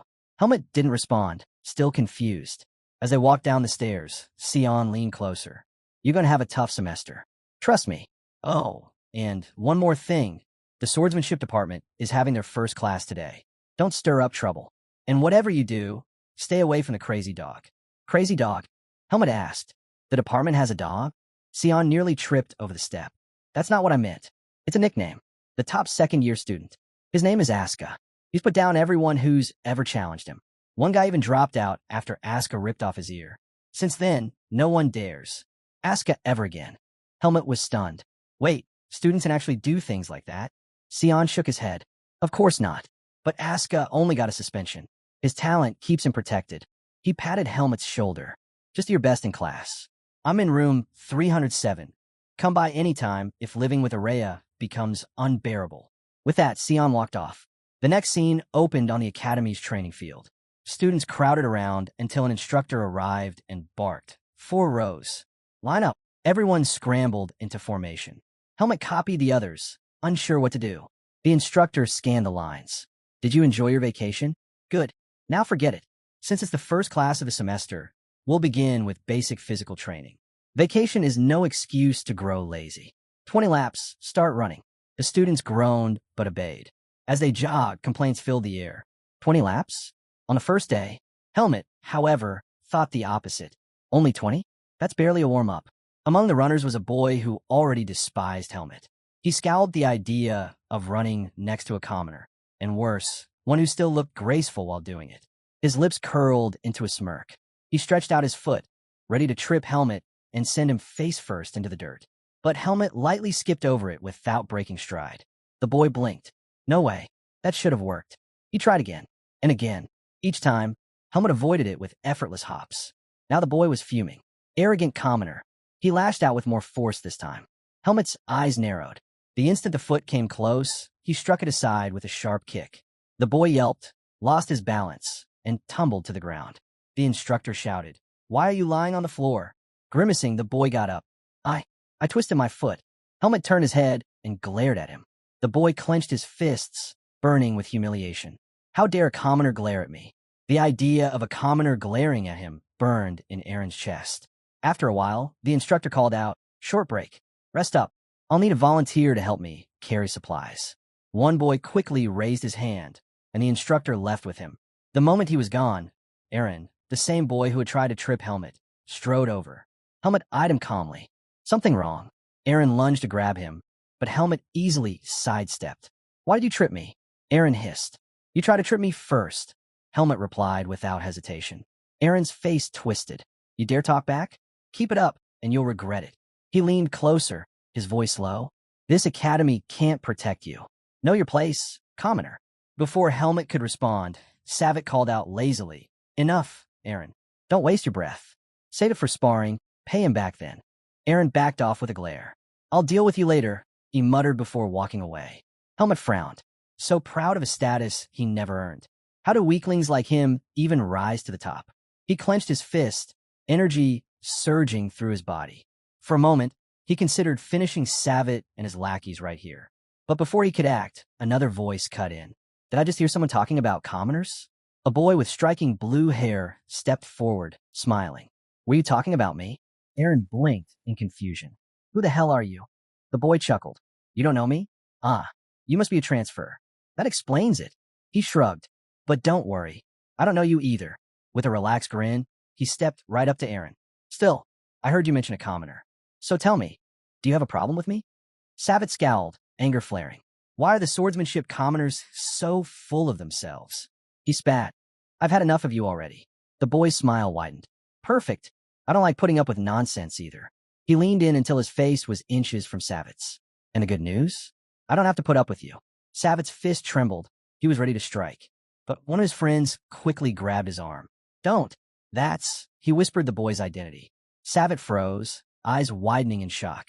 Slowly, he turned back toward the blue-haired boy and said, "Was right. Commoners really do look out for each other." Savick froze, realization hitting him. This boy, he's Asuka? His face darkened, but instead of fighting, he turned and walked away. Helmut's mind raced. The name sounded familiar. Then it hit him, Sion's warning. Stay away from the crazy dog. So this was him, the top student of the department. The scene shifted. The instructor returned, carrying bundles of wooden swords. "Line up. I'll call you one by one. Take a sword when your name is called." His gaze landed on Asuka. "And you? Why are you late?" Asuka replied casually, "I was getting advice from Instructor Patricia. I lost track of time while we were talking." The instructor raised a brow. "Patricia's off today." "What?" Asuka blinked, caught off guard. "Pathetic lie," the instructor barked. "If you're going to make excuses, at least try harder." 30 laps now. Asuka's eyes widened. 30? That's excessive. He stopped himself, then quickly added, no complaints. Helmet watched quietly.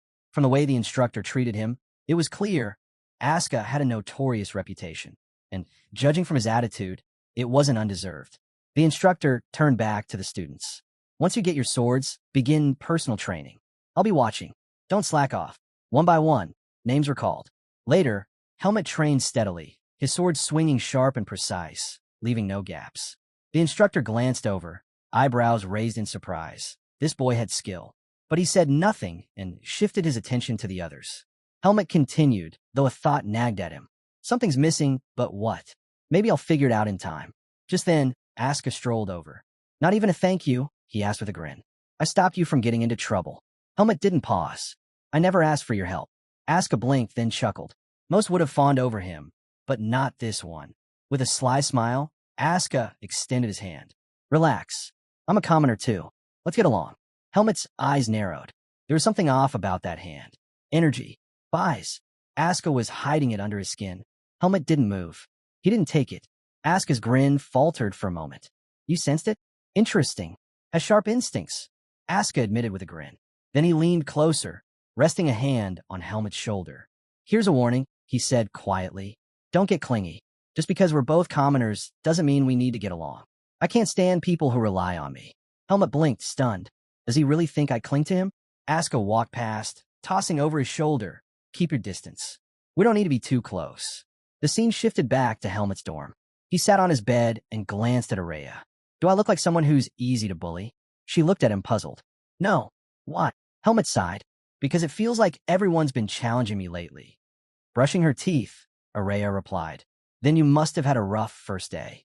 They're just fools clinging to their so-called status. Prove yourself, they'll shut up. Helmet remembered Eden's words. He told me never to pick a fight first. That depends on how you handle it, Araya said. If you can push them into making the first move, you'll have justification. Honestly, it'd be best if you face several at once. Crush them all together. Any other way? Helmet asked. The proper way, she explained, is during sparring lessons. You'll have to wait for those to begin. Helmet tilted his head, surprised. Araya studied him for a moment. There was something different about him now. Helmet noticed her stare. What? Is something wrong? You've changed, she said. The you I knew before would have already beaten him up.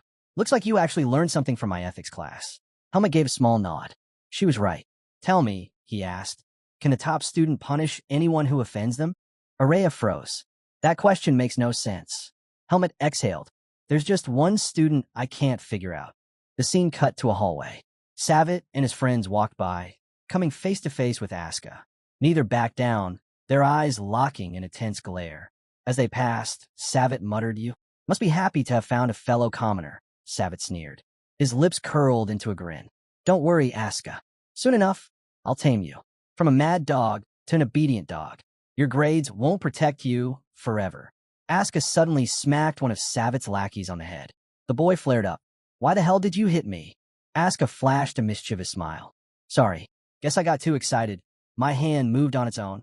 Then his eyes locked on Savitt.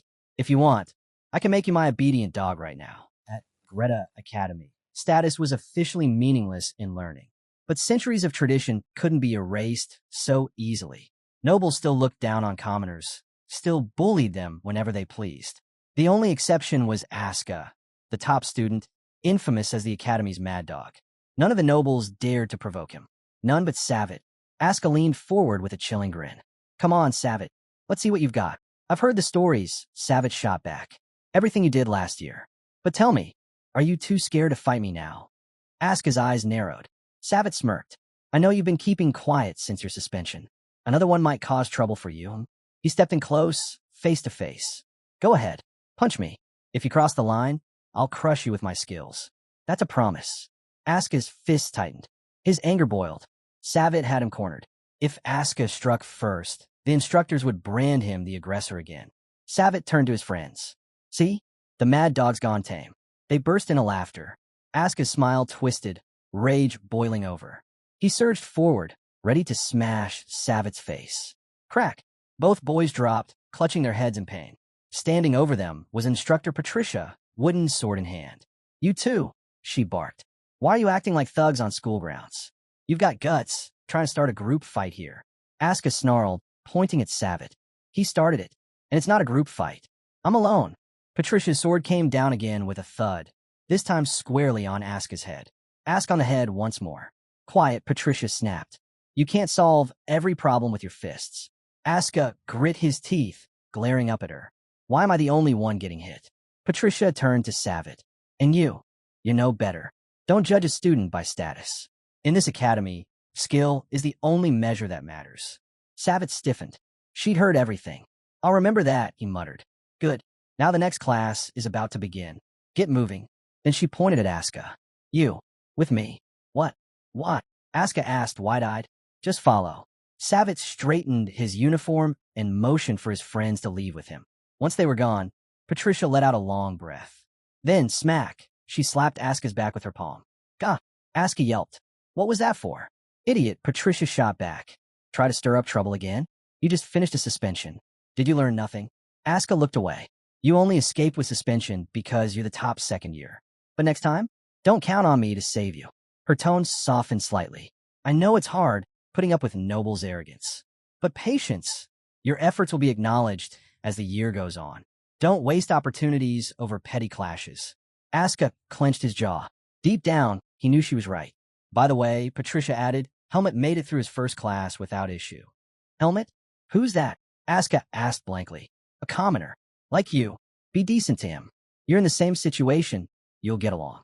As soon as the name left her lips, Asuka remembered the boy from earlier. You've met him, haven't you? Patricia asked.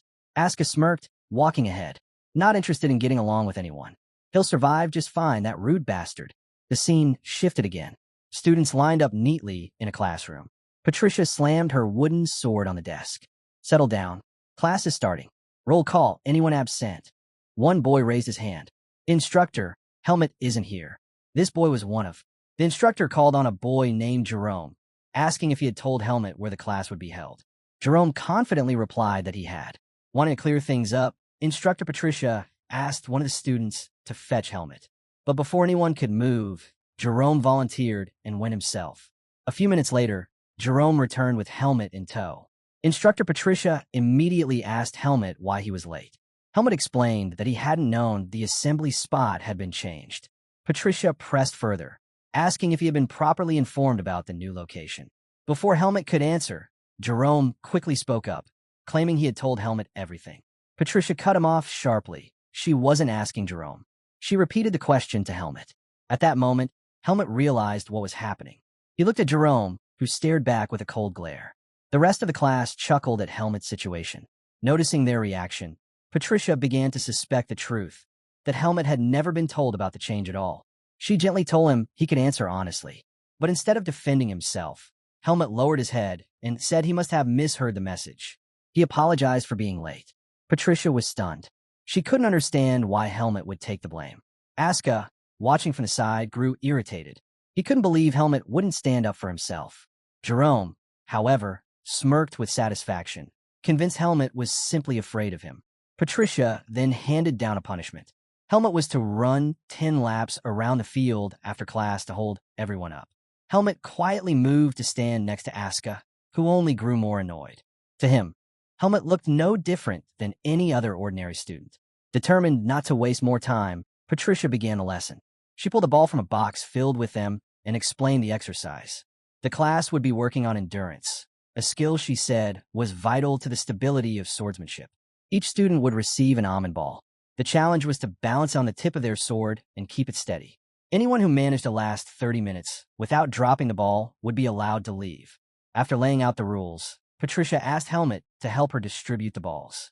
From a stage, Helmut passed them down. Asuka watched closely, irritation boiling inside him. He couldn't reconcile this side of Helmut with the impression he had when they first met. Back then, Helmut had seemed unyielding, fearless. Now, to Asuka, he looked like nothing more than a coward bowing his head to authority. As Asuka received his ball, he told himself firmly he was not like Helmut. Asuka clenched his sword, assuring himself that unlike Helmut, he would never bow his head to a noble, even if it cost him his life. Meanwhile, Helmut was finishing up distributing the balls. Only one remained, and it was for Jerome. Without hesitation, Helmut adjusted his stance and hurled the ball forward with frightening force. Jerome's eyes widened as the ball tore through the air. It slammed into his stomach, knocking the breath out of him and crushing his abdomen. Patricia and Aska froze in shock as Jerome collapsed to the ground, screaming in pain. Helmut calmly apologized, saying Jerome had been too far away. The class stood in stunned silence. Aska, watching, couldn't believe what just happened. In his mind, Helmut wasn't just reckless, he might actually be dangerous. The scene shifted. Somewhere else, the sound of wood clashing echoed. A lone figure was training with a wooden sword. It was Savitt. At the same time, Jerome stood in front of a mirror, lifting his shirt to reveal a dark bruise spreading across his stomach. His face twisted with anger. It would take time to heal, and he hated the thought that a commoner had dared to hurt him. Savitt, noticing Jerome's frustration, brushed it off, telling him he was overreacting. But Jerome snapped back, insisting the ball felt like a stone and challenging Savitt to take a throw from Helmut himself. His anger only grew as he ranted about the commoners in their department acting above their station.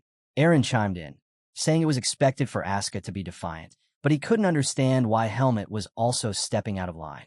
He sneered that these commoners were beginning to forget their place. Savitt calmly wiped the sweat from his body with a towel, tossed it aside, and told them both to stop being so hot-headed. He advised them to be polite to Helmut and Aska the next time they met. Jerome and Aaron froze, stunned by his words. Then Savitt picked up his wooden sword again, shifting into position. But his friends erupted in disbelief, yelling at him. They couldn't comprehend why he would suggest such a thing. They argued that there was no way they could get along with lowborns. Savitt's gaze sharpened. He called them fools. Both boys fell silent, startled by his bluntness. Savitt clarified. He never asked them to befriend the commoners. Dark energy seemed to pulse around him as he added coldly, "You won't be seeing Helmut and Aska much longer, so treat them well while you still can." His words left Jerome and Aaron rattled. Jerome, trying to steady himself, demanded to know Savitt's plan. Savitt only smiled, refusing to explain. With a swift motion, he swung his sword through the air, ending the conversation. The scene shifted again. Helmut's door suddenly swung open. Sion barged in with a grin on his face. He told Helmut he had heard about the trouble earlier and had come to visit. Sion had rushed to see Helmut, eager to know why he had gotten into trouble only 2 days after transferring into the academy. But instead of gloom, Sion was greeted by Helmut's bright smile. Helmut admitted it was unfortunate he ended up in that situation, but his cheerful demeanor shocked Sion. He couldn't understand why Helmut wasn't upset. As Helmut radiated positivity, Sion turned to Araya, asking if something was wrong with him. Annoyed by Sion's presence, Araya demanded he explain why he had barged into the room. With a grin, Sion rested his hand on Helmut's shoulder and teased her, saying she was being mean. He confidently declared he was only there to see Helmut and told her to stop making such a fuss. Araya snapped back that she had never allowed him in, but Sion quickly countered, reminding her Helmut also lived there, and Helmut had welcomed him. Without missing a beat, Sion began interrogating Araya, questioning why she had suddenly accepted a roommate after living alone for so long. He even suggested she chose Helmut simply because of his looks. That was the last straw. Irritated, Araya snatched up her pillows and hurled them at the boys, shouting for them to get out. One struck Helmut squarely in the face, while Sion managed to dodge and slip out of the room unscathed. Outside, Sion laughed it off, telling Helmut that Araya was too antisocial and impossible to read. He apologized for dragging Helmut out with him, but when he glanced at Helmut again, he was stunned. The same radiant smile was still there. Sion frowned, telling Helmut to drop the expression because it didn't suit him. As they walked down the hallway, Sion asked if something good had happened. Helmut answered confidently. He felt proud of himself. He explained that while throwing a ball hard wouldn't stop his bullies completely, he was proud that he had handled things without crossing the line. No one was seriously hurt. Sion blinked in confusion. He couldn't understand what Helmut had to be proud of. With a sigh, he warned him not to end up like Aska. Helmut reassured him that he had no intention of acting recklessly. Doing so would only bring embarrassment to Eden. Hearing that, Sion felt relieved. But Helmut wasn't done. He told Sion that while he wouldn't lash out blindly, he also wouldn't just stand there and be bullied. He would prove himself with skill. He would make it clear during their sparring classes. Sion was taken aback by the resolve in his words. He quickly shifted the subject, asking Helmut if he had any plans for the weekend. Sion invited Helmut to join him downtown, but Helmut shook his head. He explained that he was heading to Eden's mansion to eat and talk with him. Hearing this, Sion's mood sank. He didn't know how to respond. Then, as if struck by inspiration, a smile spread across his face. He quickly asked Helmut if he could tag along to Eden's mansion. Helmut was caught off guard. He asked why Sion wanted to come along in the first place.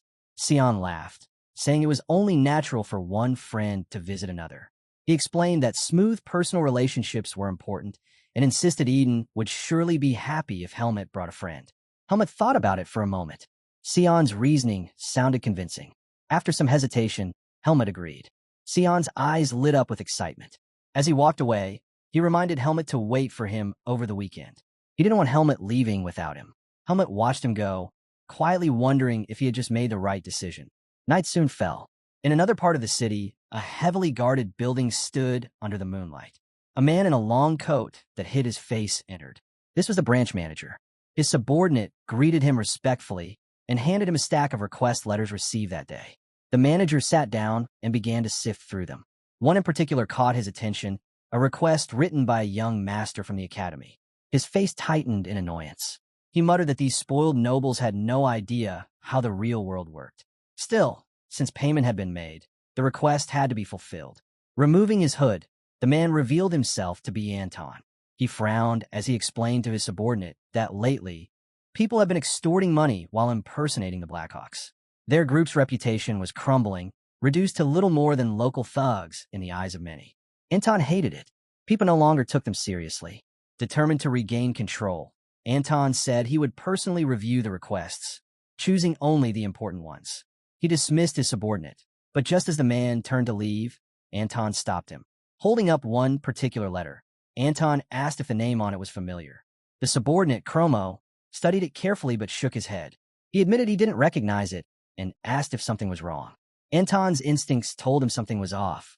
He ordered Chromo to proceed with the first request as planned, but to set this one aside for now. He then instructed Chromo to dig deeper, run a background check on the name in the letter, and report back directly to him. Chromo accepted Anton's order without question. After he left the office, Anton sat back and stared at the name on the letter. Something about it gnawed at him. He was sure he'd seen it before. The name was Helmut. Anton's expression darkened. He couldn't shake the bad feeling curling in his chest. He had forgotten. Helmut was the one who had slaughtered most of his men. The weekend came. As usual, the academy emptied as students went downtown for their outings. With most of them gone, the once bustling halls fell eerily quiet. Helmut stood, waiting for Sion, glancing around at the stillness. The silence surprised him. Moments later, Sion appeared with a bag slung over his shoulder. "You're not packing anything?" Sion asked, puzzled. Helmut simply said he was fine. Sion blinked in disbelief. They were going to be gone for almost 2 days, yet Helmut was traveling with nothing. Helmut was equally surprised by Sion's reaction. He had long been used to traveling light. It was how he survived in the forest of roots. That habit hadn't left him. As they boarded the carriage, Sion asked if Araya was still in the room. Helmut nodded.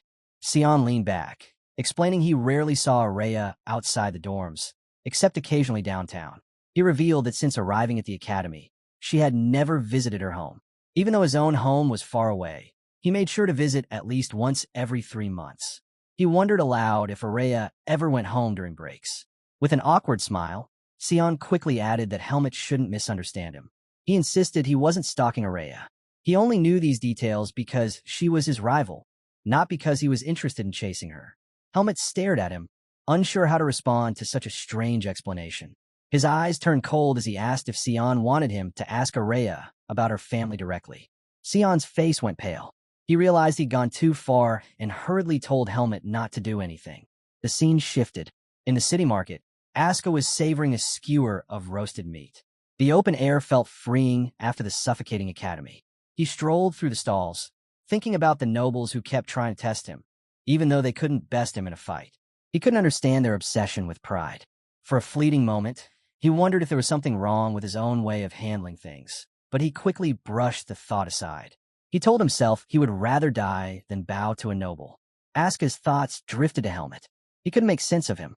At times, Helmut seemed willing to grovel, yet other times he stood boldly against nobles.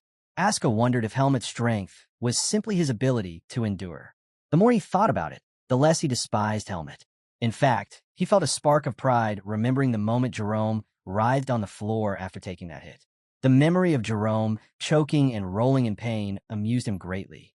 For that alone, Asuka decided Helmet deserved a chance. Not friendship, just someone worth exchanging a few words with. Lost in thought, Asuka walked through the busy streets until something made him stop. A strange feeling crept over him. He turned slightly, scanning his surroundings. Shadows shifted. From different corners, several figures watched him, their presence subtle but deliberate. He continued walking, pretending not to notice, but the men eventually closed in, herding him into a narrow alley. By the time Asuka realized it, they had surrounded him. Still chewing the last bite of his meat skewer, Asuka asked bluntly who had sent them. He knew this wasn't random. Looking around, it was obvious they had guided him here on purpose. With a cold smirk, he told them he already knew the answer. His hand instinctively reached for his sword, but his heart sank. He had left it at the forge for repairs. Even so, Asuka didn't flinch.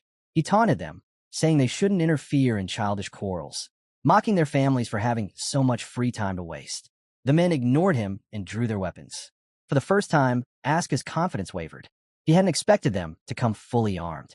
Thinking fast, he suddenly raised his hand and waved as though greeting someone behind them. The men froze, startled, and whipped their heads around. In their minds, an instructor radiating power must have appeared. But no one was there. In that instant, Asuka closed the distance. Before they could react, he drove the wooden skewer straight into one man's shoulder. The victim cried out in pain as his comrade swung a sword toward Asuka. Using the stabbed man's body as leverage, Asuka vaulted upward, avoiding the strike. He landed on the ground in a sprint, bolting forward at full speed. The men gaped at his swiftness, then quickly regrouped and gave chase. But Asuka's escape was short-lived. Ahead, more men stepped out from hidden corners, blocking every exit. Asuka skidded to a halt, eyes narrowing. Escape was impossible. He clenched his fists. If he couldn't run, then he would fight. Meanwhile, at Eden's mansion, the atmosphere couldn't have been more different. The maid placed dish after dish in front of Helmet and Sion. Eden thanked. At Eden's mansion, the maid served a lavish spread before Helmet and Sion. Eden turned to Sion, thanking him for joining them and asking if he enjoyed the food. With a polite expression, Sion placed a hand on his chest and praised the dishes. He complimented the flavor and even admired the beauty of the mansion itself. Eden, pleased by the courtesy, told him to drop the formality and simply call him instructor. Helmet sat quietly, puzzled. He had never seen Sion act so proper. Eden, however, was delighted. He was glad Helmet had finally brought home what he considered a normal friend. He had always assumed Helmet was antisocial, but seeing this gave him a good impression. Helmet, on the other hand, didn't understand why people's attitudes could change so suddenly. He decided not to ask about it, at least not now. Sion leaned toward Helmet, smirking, and asked if he wanted to visit downtown. Helmet refused, explaining he needed to train. But before he could continue, Eden cut him off, smiling as he told Sion to take Helmet into the city and show him around. Later, as the two left the mansion, Helmet found himself second-guessing his decision to let Sion tag along. Still, he reminded himself Darien would want him to experience student life this way. Sion studied him for a moment, then asked if things had been difficult. He assumed Helmet must hate leaving such a grand mansion only to live in the academy's run-down dorms. He even called Helmet amazing for putting up with such a moody roommate. Helmet calmly explained that Araya didn't bother him at all. That annoyed Sion. He summoned his spirit, Latine, and launched into a rant. He complained that Araya tormented him constantly, waking him at dawn for her research, forcing him to summon more spirits than ever before. Helmet only pointed out that this had made Sion better at summoning. Hearing that, Sion nearly cried. He thanked Helmet for acknowledging his efforts and insisted that Araya clearly listened to him. Then, almost desperately, he asked Helmet to help convince her to go easier on him. Before Helmet could reply, someone stumbled out of the darkness beside them. It was Asuka, battered, exhausted, but still standing. Sion screamed at the sudden appearance and pressed closer to Helmet. Even in the dim light, Helmet recognized him instantly. Asuka managed a grin and asked Helmet for a hand. The moment he spoke, shadows shifted. Men stepped out from the darkness, closing in. Sion's eyes widened. He demanded to know who they were. Helmet's sharp gaze caught the Finns fastening their cloaks. His expression hardened. These men were from the Black Hawk. Asuka, glaring at them, spat in annoyance. Asuka growled that the Black Hawk had ambushed him when he was unarmed. Sion's jaw dropped. An academy student attacked in the middle of Badan? He told Asuka he had made far too many enemies. The men advanced, surrounding them. Helmet calmly stepped forward, sword in hand. He announced that he had a question for them. Sion and Asuka both froze, startled. Neither expected Helmet to stand his ground like this. Sion couldn't fathom why Helmet would even bother speaking to men he didn't know. But Helmet knew exactly who they were. The Black Hawk, mercenaries who would do anything for money. He was sure Asuka hadn't done anything serious enough to attract their attention. That could only mean one thing. Someone had hired them to go after him. And Helmet had his own history with the Black Hawk. Not long ago, he had killed several of their members. He knew they had his name and that they were hunting him. Still, he hadn't expected them to strike so soon after his enrollment at the academy. If anything, this encounter could give him answers. As he steadied his stance, one of the grunts glanced at their leader, asking what to do. The leader's voice was cold. They couldn't just kill Asuka, they would also need to deal with the witnesses. He gave the order, start with the one holding the sword. The words had barely left his mouth when Helmet moved. In a blur, he closed the distance, appearing right beneath the first man's arm. Before the mercenary could react, Helmet's blade flashed, slicing clean through his hand. The man shrieked in agony. Helmet didn't pause.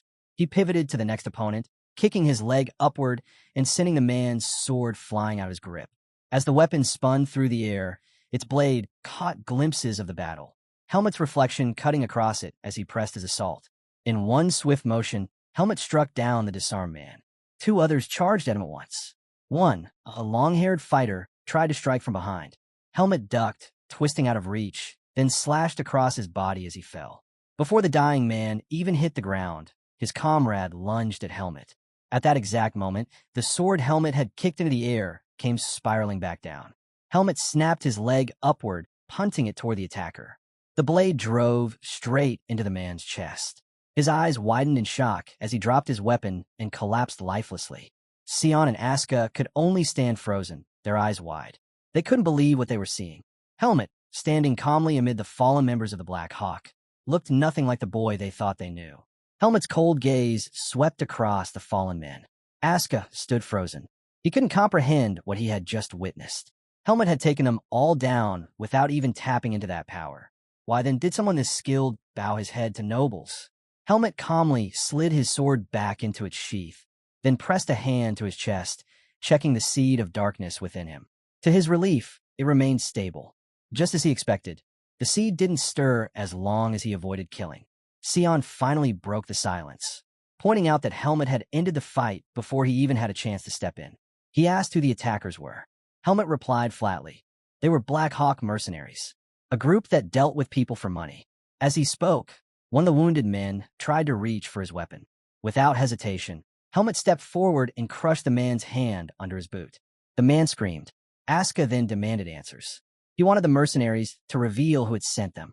But deep down, he already had a good idea. Helmet shook his head. He told Asuka that these men wouldn't talk so easily. They were trained for this. Still, he added darkly, he also had his own question for them.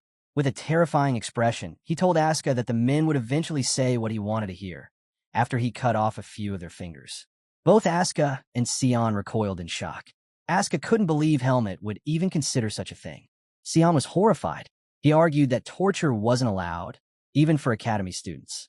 It wouldn't count as self-defense. It would only condemn Helmet. Determined to prevent that, Sion said he would fetch the guards. They could handle the interrogation properly. But before he could move, Asuka stopped him. He warned that the guards might dismiss the matter altogether, simply because a noble had targeted a commoner. Sion snapped back, saying Asuka was wrong. In Badan, attacking an academy student was a serious crime, no matter their status. He called Asuka foolish for worrying about such things, and told him it was that mindset that earned him so many enemies. Pointing at Helmet, Sion sternly warned him not to harm the prisoners further. Then he ran off to get the guards. Helmet stood silently until Sion was gone. Then his eyes narrowed. He moved toward the leader of the mercenaries, his presence radiating menace. Leaning close, he demanded to know what the man knew about him. The leader only looked confused, irritated by the question. He didn't understand what Helmet was talking about. Helmet's expression darkened. That reaction told him everything. This man truly had no idea who he. The scene shifts back to the school grounds. Inside, a woman opens her door and greets Asuka warmly. She says she already heard what happened to him and advises him to head back to his hostel to rest. She adds that the principal wants to see him tomorrow morning. Noticing his wounds, the woman asks if she should call the nurse.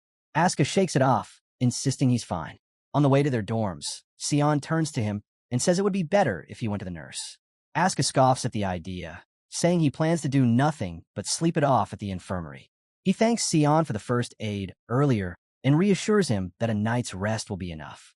Sion, however, is taken aback. He tells Asuka he isn't made of steel. His wounds could reopen at any time. Sion insists he should get treated, but Asuka brushes it off with a smile, explaining that healing magic costs a fortune and he's flat broke. That's when Sion reveals there might be a way for him to get healed without paying a single coin. Helmet and Asuka are both stunned by the claim. The scene cuts to another door opening. This time, it's Araya.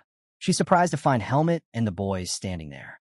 Sion flashes a smile, glad she's still awake, but Araya doesn't hide her irritation. She warns him that unless he explains himself properly, she'll blast him away with wind magic. Sion quickly steps in, saying he needs a favor. Asuka, seeing the infamous Araya for the first time, blurts out that she looks like a girl. Araya snaps back, calling him a name and demanding to know who this stranger is. Asuka bristles, ready to fire back, but Sion holds him back. Instead, Sion explains that Asuka is badly injured. He remembers Araya practicing healing magic earlier and asks for her help. But Araya refuses, saying she won't heal a rude stranger barging in at midnight. Sion glances at Helmet, and immediately, Helmet begs her to reconsider. Araya pauses, surprised to hear him pleading, and finally agrees to help. Sion flashes Helmet a discreet thumbs up. Araya invites them inside, but makes it clear healing magic doesn't come cheap. They'll have to give her something in return. Then, with a sly smile, she points straight at Helmet and calls out his name. Helmet freezes, stunned. He asks why she wants something from him in particular. Araya made it clear that the only reason she let them in was because Helmet begged her. Turning to him, she demanded to know what he was willing to do for her in exchange for healing Asuka. Helmet frowned, clearly irritated that she was pushing him, but replied that he would do anything within his power to help her. Hearing this, Araya smiled faintly, an ominous aura radiating from her. She warned Helmet not to forget his words. In that instant, Helmet realized he'd made a mistake.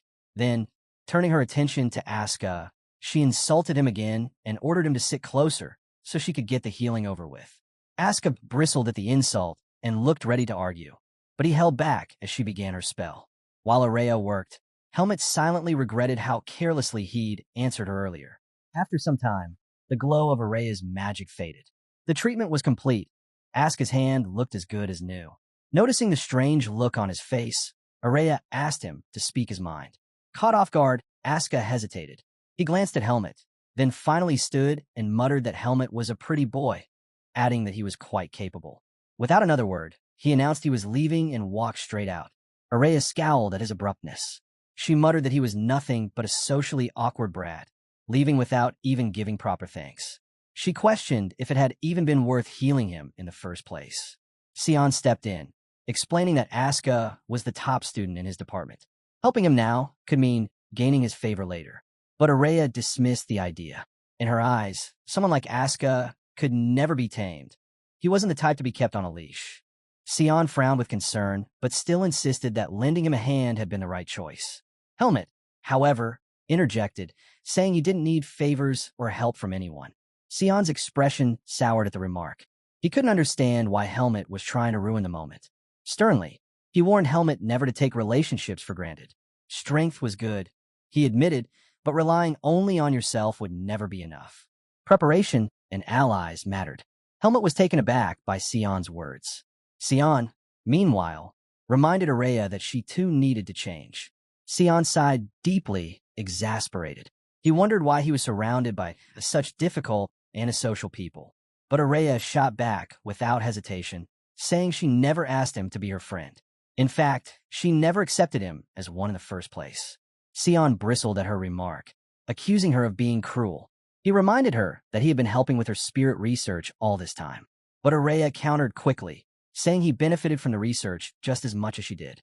As Sion and Araya continued their back and forth, Helmet quietly reflected on Sion's earlier words about relationships. For the first time, he began to consider just how important they might actually be. The scene then shifts to the principal's office. The boys sit across from Liam, reporting everything that happened. The ambush on Asuka, and how the attackers nearly killed both Helmet and Sion. Without lifting his eyes from the desk, Liam informs them that the criminals have escaped from prison. The boys are stunned. Asuka slams his hand down on the table and demands an explanation. Calmly, Liam tells him that he has every right to be angry. He explains that the escape happened with the help of a prison guard. Sion immediately presses him, asking what the academy plans to do about it. He argues that student lives shouldn't be threatened without consequences. Liam assures them he isn't planning to let it slide. He says the academy is already interrogating the entire swordsmanship department and promises to update them when there's progress. Asuka scoffs at the response.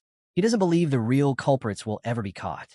Later, as the boys walk down the hallway, Asuka mutters that he should have listened to Helmet and tortured those men instead. He can't accept that 4 prisoners managed to slip out of Badan prison so easily. Sion urges him to calm down, reminding him that the school hasn't abandoned the investigation. He insists the truth will come out in time. Asuka, however, shakes his head. Patience isn't in his nature. Helmet suddenly cuts in, telling Asuka that he's free to fight whoever he wants, but he should never drag him into it. Asuka stops, surprised at the cold remark. He can't understand why Helmet is acting like none of this matters. He warns Helmet that once the nobles are done with him, they'll come for Helmet next. Helmet, unbothered, replies that Asuka should focus on handling his own problems. If trouble comes his way, he'll deal with it himself. Asuka stares at him, almost hurt. He asks if Helmet is trying to play the model student now. Helmet shoots back with a reminder. He already told Asuka not to act like they're friends just because they're both commoners. Sion cuts in, frustrated. He tells them both to stop being rude to each other. Then, with a sigh, he excuses himself, saying he has to head to class. He adds that maybe by the next time the principal calls them in, this whole matter will already be solved. But Asuka mutters that he doubts it. Once Sion leaves, Helmet moves ahead. Asuka follows and asks him what his next plan is. Helmet answers simply, he needs to train. He admits he hasn't been keeping up with it for various reasons.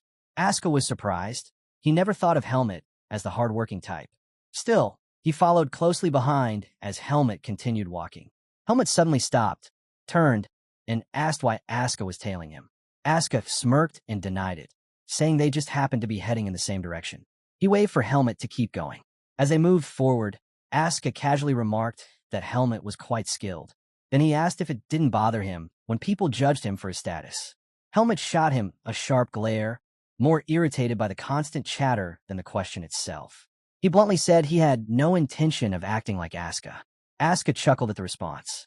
He told Helmet it didn't matter anymore since he, too, was now being targeted.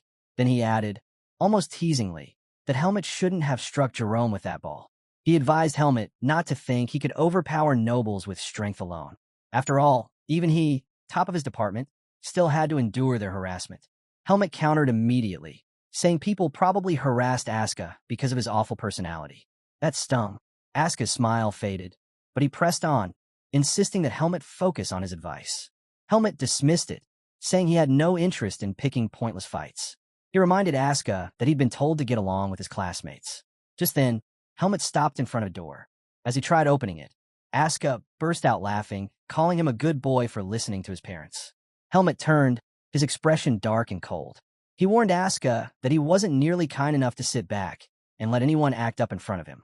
If Asuka crossed the line, he'd deal with him directly. For a moment, Asuka froze, genuinely shaken by the look in Helmet's eyes. But he quickly composed himself and muttered that he understood. The door opened, and Helmet stepped into a massive training room filled with equipment. Asuka's eyes widened. This wasn't the shared training center. This was something far better. Helmet explained that the room belonged to Eden and that Eden had given him permission to use it freely. Asuka was shocked. He couldn't believe Helmet had such a space all to himself. Immediately, he asked if they could share the room. Helmet shoved him back out and refused, saying he was getting in the way of training. With that, he told Asuka to leave and slammed the door shut. Asuka stood there, feeling stung by Helmet's coldness. The scene then shifts. Aaron steps into another room, looking confused. Inside, Jerome is waiting. Inside the room, Jerome immediately asked Aaron if he had told the instructors anything. Aaron shook his head. He explained that the instructors had bombarded him with questions, but he hadn't said a word. Still, he suspected that Asuka must have dropped their names. Jerome dismissed his worry, saying the academy had no way of reaching the Blackhawk. With noble backing, they could simply make excuses and walk away. Turning sharply, Jerome demanded that Savitt explain himself. He accused him of putting them in this mess. Savitt's hands trembled. He couldn't believe that members of the Blackhawk had failed against a single boy. In his eyes, the failure was because those men were peasants as well. Nervously biting his nails, Savitt thought through his options. He knew the academy wouldn't stop digging and that the truth couldn't stay buried forever. So he made himself a promise. He would ruin Helmut and Asuka until they were forced to leave the academy on their own. One way or another, he would get what he wanted. The scene then shifts to the training grounds, where instructor Patricia addresses the students. She announces that sparring classes will begin next week. Helmut blinks in surprise. He hadn't expected them to start so soon. But his surprise quickly shifts to excitement. Finally, a chance to stand up to his bullies. He also knows the risks. Once he crushes Savitt and his friends, punishment from the academy will be inevitable. But Helmut doesn't care. To him, it's worth it.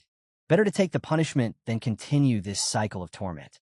As he thinks, Helmut recalls Asuka's words. Sparring alone won't solve everything. Even as the top student, Asuka still gets harassed. The truth of that statement weighs on him. But Helmut decides he'll find a solution after trying his way first. Patricia snaps everyone back to attention, slamming her wooden sword against the floor. She orders the students to stop whispering and reminds them of an important matter before sparring begins. A pop quiz tomorrow. She stresses that the quiz will directly affect their grades and urges them to review their textbooks thoroughly. Helmut stiffens. A textbook? He hasn't received anything like that. The scene cuts again. Helmut is now speaking with Araya. He admits that he doesn't have a textbook. Araya stares at him in disbelief. She can't believe he's gone this long without one. Thinking it over, she assumes he must have forgotten about it with everything else he's been dealing with. Then she asks him directly. Helmut admitted that no one had told him about the textbooks. When Araya pressed, he mentioned Eden, but then suddenly remembered. Eden had told him to buy them. The memory hit him. Eden had reminded him right before the day he planned to visit his mansion with Sion. Helmut had meant to stop for the books after that trip, but with everything that happened that day, he completely forgot. Realizing this, Helmut muttered that someone had, in fact, mentioned it. Araya sighed and advised him to request a pass from the academy. She explained that all he had to do was tell them he needed to buy textbooks, and they would easily grant permission to leave. Helmut shook his head, saying that wasn't the problem. He wasn't worried about leaving. He simply had no money to buy them. That left Araya stunned. She remembered clearly that Helmut had received a reward from his last mission. She asked about it, suspecting he might have a spending problem. Her suspicion grew when she recalled the day he casually handed her 100,000 marks without a second thought. She demanded to know what he really wanted from her. Helmut finally confessed. He had handed the entire commission over to Eden. To him, it was safer to let Eden keep his money. But now, with no way to visit Eden's house, he was stuck. So he asked Araya directly if she knew of any quick way to make money. He admitted that she was far more knowledgeable than him and that he trusted her guidance. Araya blinked, caught off guard by his honesty. Then she told him to stop beating around the bush. If he needed money, he should just say so. She could lend it to him. Confused, Helmut asked her what it meant to lend. She explained simply. She'd give him money now, and he'd pay her back later. Without hesitation, Helmut agreed. He promised he'd repay her by the weekend. Araya stared at him in surprise, taken aback by how quickly he accepted the deal. Then she asked him to wait a moment. She needed to get ready. Helmut frowned, confused. Why would she need to come with him? He told her he could buy the textbooks himself. But Araya refused. She said there was no way she'd let him waste her money on useless books. Since she was free anyway, she might as well come along. The truth, however, was that Araya was worried. Araya didn't want Helmut returning to the dorm looking as beaten up as Asuka usually did. She decided it was safer to stay close to him. The scene shifts to the marketplace. Helmut, Araya, Sion, and Asuka walk together through the busy streets. Asuka stretches his arms wide, grinning. He says he can finally breathe outside the academy. Sion raises an eyebrow, pointing out that it hasn't even been that long since Asuka last came out. Araya, meanwhile, silently questions how she got dragged into this mess. Earlier, when she and Helmut had stepped out of the dorm, Sion had quickly tagged along, saying he wanted to buy a book. But in truth, he only followed because he expected something entertaining to happen. Asuka, on the other hand, claimed he was joining because he knew more about their textbooks since he was from the same department. But really, he just wanted an excuse to leave the academy. Annoyed, Araya muttered to Helmet that nuisances had latched onto them. Helmet agreed, admitting he hadn't expected this either. Soon, they arrive at a fancy bookshop filled with shelves upon shelves of volumes. Shoppers browse through the aisles, flipping through books of every kind. Helmet takes it all in. It's his first time in a place like this. Sion inhales deeply, smiling as he says he loves the smell of new books. Asuka stares at him, speechless, unsure how to respond to something so odd. Araya ignores the exchange and leads them straight to the swordsmanship section. She asks Helmet if he knows the titles he needs. Helmet lists them off: intermediate public sword skills, basic buys operations, and advanced ethics. Without hesitation, Araya pulls the books from the shelf and hands them over, then asks if he needs anything else. Helmet shakes his head. Looking at the covers, he realizes most of the material is basic knowledge he already understands. He can't see why he even needs these textbooks at all. That's when Asuka walks up, holding a book in his hand. He urges Helmet to buy it. Helmet frowns, pointing out it isn't even a textbook. Asuka smirks and explains that Instructor Patricia has a nasty habit. She never uses direct questions from the textbooks. Instead, she mixes in advanced concepts from higher years or throws in vocabulary most students haven't learned. He reveals that he's already reading material meant for fourth-year students and insists the book he's holding is the most reliable for preparing against her tricks. Helmet and Araya exchange a look, both surprised that Asuka could actually say something so clever. Noticing their stares, Asuka snaps at them, demanding to know why they're looking at him like that. Araya quips that even a dog, if it spends 3 years in a village school, will eventually start reciting poems. Araya finished sharply. She added that Asuka's sudden burst of wisdom had left her speechless. Asuka clicked his tongue, clearly irritated. He reminded her that he was the top student in his class. While he was boasting, Sion stepped over and asked if Araya would pay for his book too. Araya shot him down immediately, telling him not to waste his time. He'd have to pay for it himself. Meanwhile, Helmet handed his textbooks to the shop attendant. With a cheerful smile, she told him the total, 2,000 marks. Helmet froze at the price. That much. He quickly realized that Araya had lent him far more money than he actually needed. As Helmet was still processing this, Asuka leaned toward Araya, asking why she was even wearing a coat inside the shop. She snapped at him to stop talking to her. The attendant returned Helmet's books, thanking him warmly for shopping. Then she looked directly at Araya and called her by name. Araya's reaction was instant. She pulled her coat up to cover her face and hurried out. On their way back to the academy, Asuka teased her relentlessly. He told her that being famous wasn't so bad and pointed out that the shop attendant was clearly her fan. He even suggested she should have signed an autograph. Araya hissed at him to shut up, warning that he was only drawing more attention to them. Asuka laughed at her flustered reaction. He called her weird for acting surprised about her own fame, reminding her that she'd entered the academy with historic scores no one had ever achieved before. While the banter carried on, Helmet silently watched their interactions. For a moment, a wave of nostalgia washed over him. He wondered if this was the kind of relationship Sion had meant, the kind that made life at the academy bearable. Once they returned to the dorms, Araya let out a sigh and told Helmet she was exhausted. She regretted spending so much energy on the outing. As they walked through the hallway, Helmet turned to her and asked if she even used textbooks herself. Araya shot him a sharp look, saying she wasn't the type to forget such things. Helmet clarified that wasn't what he meant. He explained that she already seemed to know so much on her own. He wondered if textbooks were actually useful to her. Araya paused, caught off guard by the question. Then she answered seriously. Textbooks, she explained, were valuable because they allowed people to solidify and structure the knowledge they already had. She told Helmet he was undeniably talented, but warned him not to limit himself only to the world he could already see. If he did, he'd eventually fall short. Helmet was taken aback by her words. Pointing her finger at him, Araya added one last warning, not to get cocky. She told him to take care of his books, because if he lost them, she wouldn't help him again. Helmet nodded and promised to look after them. But sadly, that promise wouldn't last long. The next day, Helmet opened his locker only to find it empty. All of his books were gone. Nearby, Asuka was fuming. His textbooks had been stolen too. He couldn't believe the nobles would stoop so low as to raid lockers. Turning to Helmet, Asuka asked if his stuff had also been taken. Helmet didn't answer with words. Instead, he clenched his fist and crushed the locker door. That was all Asuka needed to see. He instantly understood. Helmet was furious. The bullies had finally crossed the line. The scene shifts to the training grounds, where an instructor addresses the students. He announces that today they'll be having a sparring session. He explains that duel partners must agree mutually before starting. No buys is allowed. He encourages the class to spar with friends as well as people they've never fought before, promising they'll gain valuable experience either way. Once pairs are chosen, the duels will begin. Immediately, Asuka strides up to Savit and calls his name. Savit raises an eyebrow, asking if there's a problem. Asuka glares back. He says Savit must find him annoying and offers him the chance to fight. Then he taunts him, asking if he plans to run away instead. Savit smirks, replying that he's already paired with Aaron. If Asuka wants a match, he'll have to find someone else. But Asuka reminds him of the instructor's words. It's better to spar with different partners for new experiences.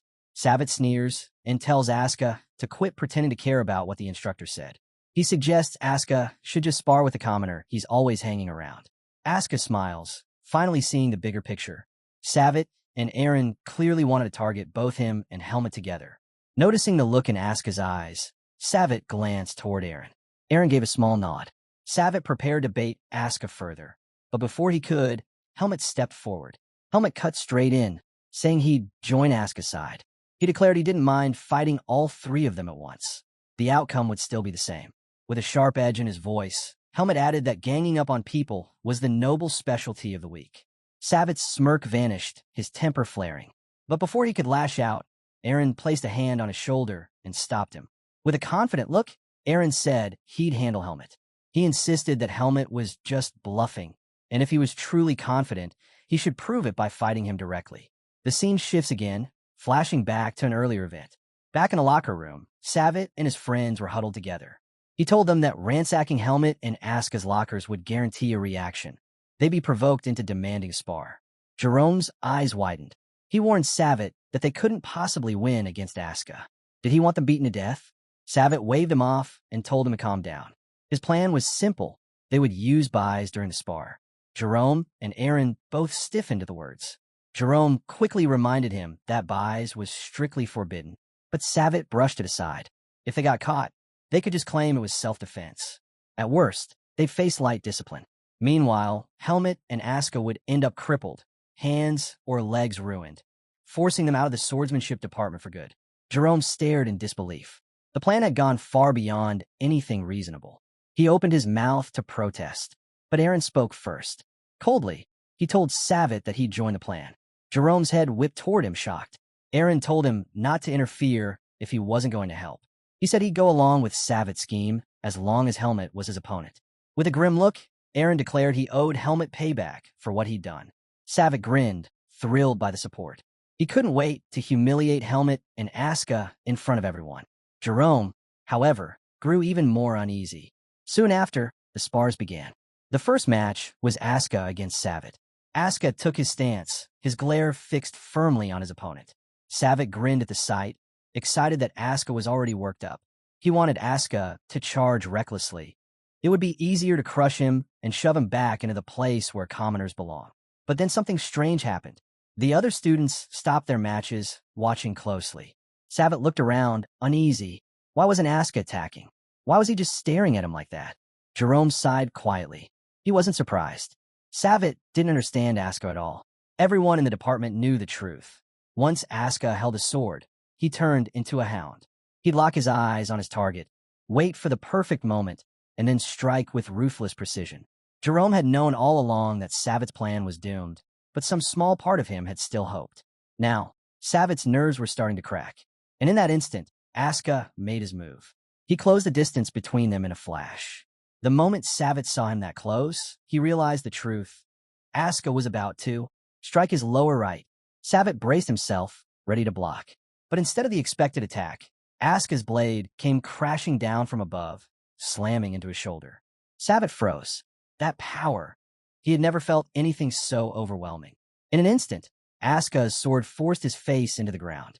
The nobles watching, Jerome included, understood immediately Savit was finished. Flat on the ground, Savit heard Asuka's voice. calm, taunting. He thanked Savitt for being such easy prey, saying it made beating him all the more satisfying. Savitt trembled as the realization sank in. His collarbone was broken. The humiliation burned. How could a mere commoner trick him like this? Fighting the pain, he forced himself to rise. Determined, Savitt prepared to unleash his last resort, his buys. But before he could act, Asuka's sword smashed into his back, sending him reeling. A second strike silenced his attempt to cry out, hitting his mouth with brutal precision. Staggering, Savitt barely had time to regain balance before another flurry of blows rained down. Each strike landed mercilessly, giving him no opening to channel his power. Fear crept in. He wanted to surrender.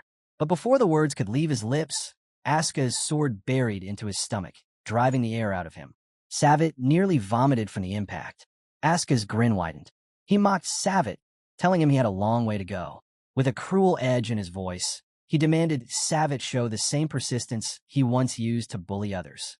Then he made it clear. Every time Savitt uttered the word surrender, the beating would double. At that moment, Savitt realized the truth. He had picked a fight with the wrong man. Meanwhile, in another training ground, Helmut and Eren faced each other.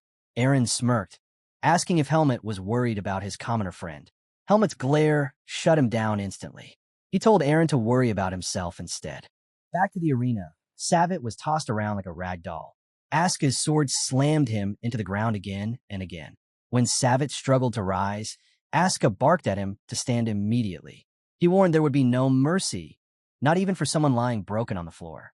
Savitt's mind spun in disbelief. A proud swordsman of the Rugal family. Losing to a commoner? Impossible. But when he looked around for help, he found none. His classmates weren't moving, weren't calling the instructor.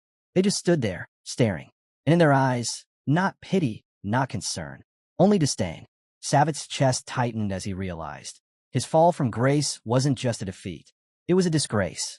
Savitt couldn't understand why his classmates looked at him with such disdain. That gaze, he thought, should be directed at Asuka, not him. Gripping his sword tightly, Savitt forced himself to his feet.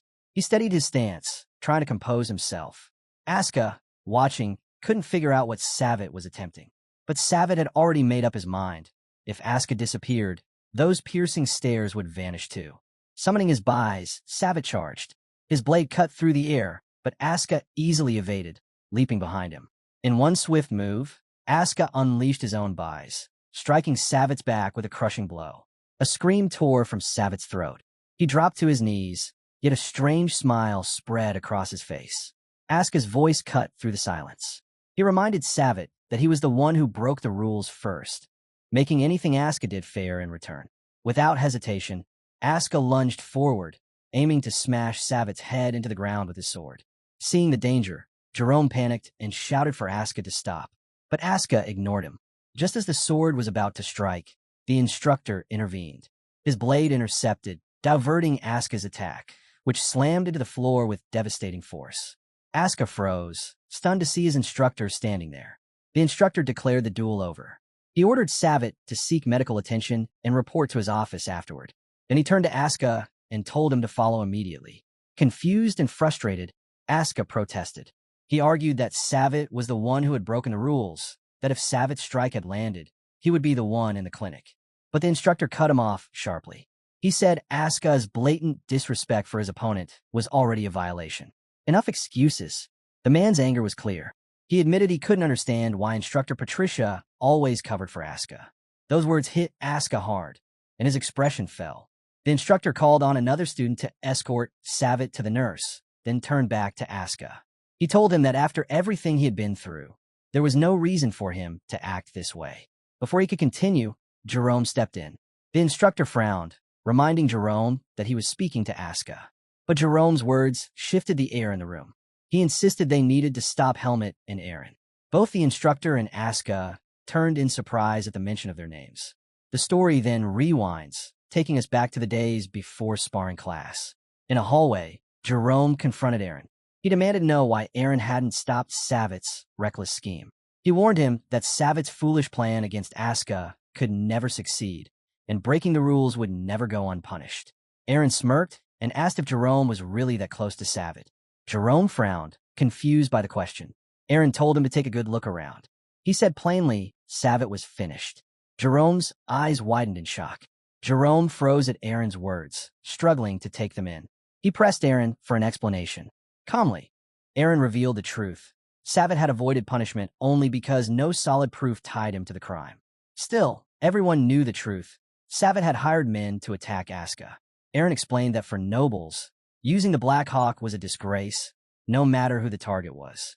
Since most of the swordsmanship students were nobles, none of them saw Savitt's actions as clever.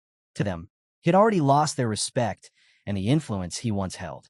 With a faint smile, Aaron told Jerome that their situation would improve if Asuka fought Savitt and forced him out of the academy. Without Savitt, there would be no leader left to interrogate them. Jerome was stunned. He hadn't imagined Aaron had his own hidden agenda. But Aaron didn't hold back. He declared that he intended to crush Helmut personally. His plan was simple. If both Savitt and Helmut were expelled, it would only strengthen their position. He promised Jerome he would make Helmut crawl without relying on tricks. As Aaron drew his sword, that same smile lingered. Deep down, he hoped Savitt wouldn't resent him for this betrayal. After all, Aaron thought this was simply how nobles had survived through generations.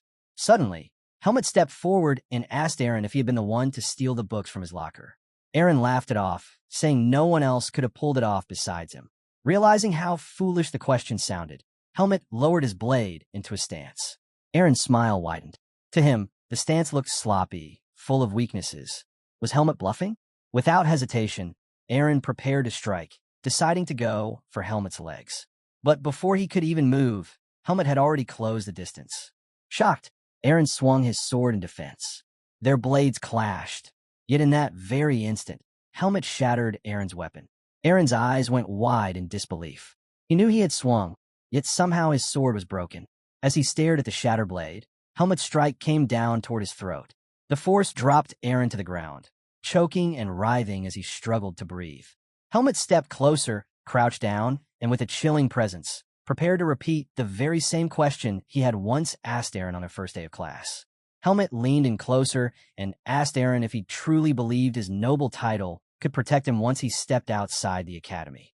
His gaze darkened as he told Aaron that with his last strike, he could have snapped his neck in an instant. Then came the chilling question. Could noble privileges save him in the afterlife? Aaron's body trembled. Tears streamed down his face as the horrifying truth sank in. Helmut wasn't just another student. He wasn't even human in Aaron's eyes. He was a monster that Aaron never should have crossed. Unable to speak with his damaged throat, Aaron could only watch as Helmut pressed his boot against his hand, crushing it. The pain was unbearable. Aaron tried to scream, but no sound came out. Helmut stood over him, his presence radiating something sinister. The seed of darkness within him glowed as he reached out with one hand, lifting Jerome with ease. He raised his sword, ready to smash it down on Jerome's face. But before the blade could fall, the instructor and Jerome rushed into the training center. The instructor's voice cut through the tension, declaring the duel over and ordering Helmut to drop his sword. Helmut slowly turned his head toward him, glaring. The aura around him was so overwhelming that both the instructor and the watching students froze in their tracks. At last, Helmut snapped back to his senses. Realizing he still had Aaron in his grasp, he quickly released him. Aaron collapsed to the ground, gasping for air. Helmut glanced back at his instructor, who was still unsettled by the aura he had just witnessed. The man quickly steadied himself and ordered Jerome to treat Aaron's wounds, then take him straight to the nurse's office. After that, he told Helmut to follow him. The scene shifted to the instructor's office. Sitting across from them, he said he would give them a chance to explain themselves. They could say whatever was on their minds. Helmut and Asuka remained silent. Seeing this, the instructor smirked faintly and told them it was the right choice. They weren't in any position to defend themselves. Still, he admitted he wasn't surprised by Asuka's behavior. What disappointed him was Helmut. He had expected more. Helmut finally spoke, insisting that he had not broken any of the duel's rules. The instructor raised his eyebrows at that, clearly taken aback. He explained that he had checked Aaron's condition before coming to the office. With visible frustration, the instructor revealed what he found. Aaron's windpipe had been torn, and every bone in his right hand was shattered. If Aaron hadn't been given immediate first aid, he would have suffocated. Though his vocal cords would heal, he might never again be able to wield a sword with his right hand. Asuka couldn't hold back and burst out, saying he didn't understand why they were being scolded. He insisted that Savitt and his friends got exactly what they deserved. After all, they had tried to kill him by hiring the Blackhawk. The instructor's response was swift. He smacked Aska on the head. He reminded him that he hadn't asked for his opinion. Then, turning serious, he told Aska that even if the duel's rules hadn't been broken, the fight had gone far beyond what was acceptable. Helmut then spoke up, saying he couldn't understand why he was being reprimanded. To him, Eren was weak, a weakling who had still managed to humiliate both him and Aska. Hearing Helmut call him his friend left Aska stunned, but also strangely relieved. He admitted Helmut was right. Helmut then fixed his gaze on the instructor and said he had simply forced Eren to understand his place. Aska added that Savitt and his friends had stolen from their lockers and taken their textbooks. The instructor ignored Aska and instead pressed Helmut with a sharp question. Would he use duels as an excuse to crush anyone he disliked? If so, he said, Helmut didn't deserve to be at the academy. Such a mindset went against everything the swordsmanship department stood for. Helmut clenched his fists, anger rising. He shot back, asking if nobles were free to steal, insult, and bully commoners. The instructor replied that he was not taking anyone's side. But to Helmut, that so-called neutrality was the real problem. Because the instructor refused to take a stand, the cycle of abuse continued. He told him he had solved a problem the instructor failed to address, and asked if that wasn't still in line with the ideals of the department. The instructor decided enough was enough. In one swift motion, he drew his sword and slashed the air. The strike tore clean through the ceiling above them, leaving Helmut stunned. Stop dodging the point, the instructor said firmly. You didn't bring justice. You simply used your strength to oppress the weak. He slid his blade back into its sheath, then asked Helmut if it would be fair for him to strike him down as punishment for his defiance. He went on, explaining that nobles and commoners would always exist, just as the strong and the weak would. But a noble should never despise a commoner for their status, and the strong had no right to trample the weak. What Helmut had done was no different from the arrogance of nobles who looked down on commoners. Helmut was shaken by the words. Aska stayed silent, watching as his companion was scolded. Finally, Helmut asked the question directly. If his actions were wrong, then what would have been the right course to take? The instructor was taken aback by Helmut's question.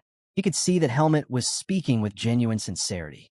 Turning his back to them, he admitted something unexpected. Both he and the academy bore responsibility for the bullying. He apologized to Helmut for failing to step in sooner. He laid his sword down and told the boys that the academy's purpose was not domination, but equality. Looking them in the eye, he reminded them that nobles and commoners were meant to stand as equals. If they held on to that truth, he said, one day they would discover the right answers for themselves. No matter what had happened, the instructor reassured them they were still excellent students. But as punishment, he would forbid them from dueling. The only exception was that they could still face each other if they wished. Aska was relieved, even happy to hear that. Helmut, however, felt the opposite, like yet another problem had just been piled on him. Then, without warning, the instructor handed them a stack of papers. The boys froze in confusion. Irritated, the instructor demanded to know why they looked so surprised. Dueling restrictions alone weren't enough. He ordered them to write 50 apology letters each. Both Helmut and Aska were stunned. Aska quickly protested, saying they still had class to attend. But the instructor cut him off, telling them to finish before the theory lecture and return immediately afterward. They were to stop complaining, because in his eyes, this was already a light punishment. By nightfall, Aska sat staring at his swollen hand. He could barely feel it anymore and cursed the instructor, calling him evil. He couldn't believe they had really finished all 50 letters. Helmut glanced down at his own hand, equally swollen. But unlike Aska, he wasn't focused on the punishment. He didn't regret teaching Eren a lesson. What troubled him was that he had lost control of himself. For such a small matter, he had completely broken his composure. That was what unsettled him most. Noticing his distracted look, Aska asked if Helmut was feeling down and if his hand hurt as badly as he did. Helmut shook his head and said what truly bothered him was that he had missed training. Aska nearly fell over at that response. He told Helmut he was relentless. How could he even think of training after spending all day writing apology letters? Helmut replied that Aska wasn't bad himself, considering how little he trained. That only annoyed Aska further. He snapped back, saying he had never once seen Helmut training. Every time he looked, Helmut was always locked away in his private room. As they walked on, Aska finally asked if he could also use the private training room. Helmet immediately refused. Asuka reminded Helmet that he had called him a friend, but Helmet ignored him and kept walking. From a window above, the instructor watched the two boys leave. Something about Helmet lingered in his mind. He knew Helmet was gifted, but the aura he had displayed against Eren, it felt unnatural, almost like demonic energy. He quickly dismissed the thought, convincing himself that Helmet was different from Asuka. At least Helmet listened. He hoped the boy would keep learning without straying from the right path.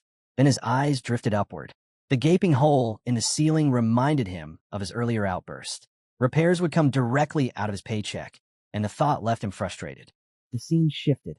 Inside a dimly lit building, the men who had tried to kill Asuka knelt before their leader, Anton. His voice cut through the silence as he scolded them. Because of their failure, he had lost his spy in Badan. The men bowed their heads and apologized. One of them spoke up, insisting that the defeat was not simple. They had encountered someone far stronger than the average second-year student. Their leader added that the boy they faced was on par with a rank 2 mercenary. Before he could continue, Anton silenced him. He said he hadn't gathered them to point out mistakes, but to commend their survival. Escaping Badan alive after facing Helmet was worthy of praise. The men looked at each other, startled by his words. Anton then instructed his assistant, Chromo, to share new information. Chromo bowed, produced a sheet of paper, and asked if among their opponents they had seen a black-haired boy, pale-skinned, with noble-like features. The men froze in shock. The description was perfect. They quickly admitted that yes, that was the boy who had defeated them single-handedly. Chromo confirmed their suspicions. His name was Helmet. He explained that Helmet was once part of the Face Mercenary Corps, infamous for killing 5 of their men with nothing but a tree branch. After the massacre, he had gone into hiding, and since then they had been hunting him down. The men were stunned. To hear that this terrifying figure was now a student at the academy left even their leader reeling. He could hardly believe his group had clashed with the very man responsible for the slaughter. Anton leaned back and recalled the story. Helmet had once slaughtered 5 men with nothing but a tree branch. He admitted that hiding in Badan had been a clever move. The city was a place where outside information was scarce, making it the perfect cover. Still, Anton warned his men that it would be unwise to provoke Helmet while he remained there. He believed Helmet still carried a grudge, and sooner or later, he would come for them. The leader of the group paled at those words. Hesitantly, he asked Anton what their next move should be. Anton gave him a simple answer. Their new mission was to deliver a report to the higher-ups. Once the task was done, he would even grant them a vacation. But he urged them to finish the job quickly. Relieved, the man placed a hand over his chest and promised he wouldn't fail again. With that, he and his men departed. The moment they were gone, Anton turned to Chromo. His smile was cold as he said, "A wounded dog can still cause trouble if left alive. Once their mission is complete, eliminate the entire group." Chromo bowed his head, accepting the order without hesitation. Anton's grin widened as he added that soon they might have the chance to meet someone very interesting. The scene shifted. Helmet quietly opened the door to his room, peeking inside to see if Araya was asleep. The darkness reassured him, and he carefully stepped in.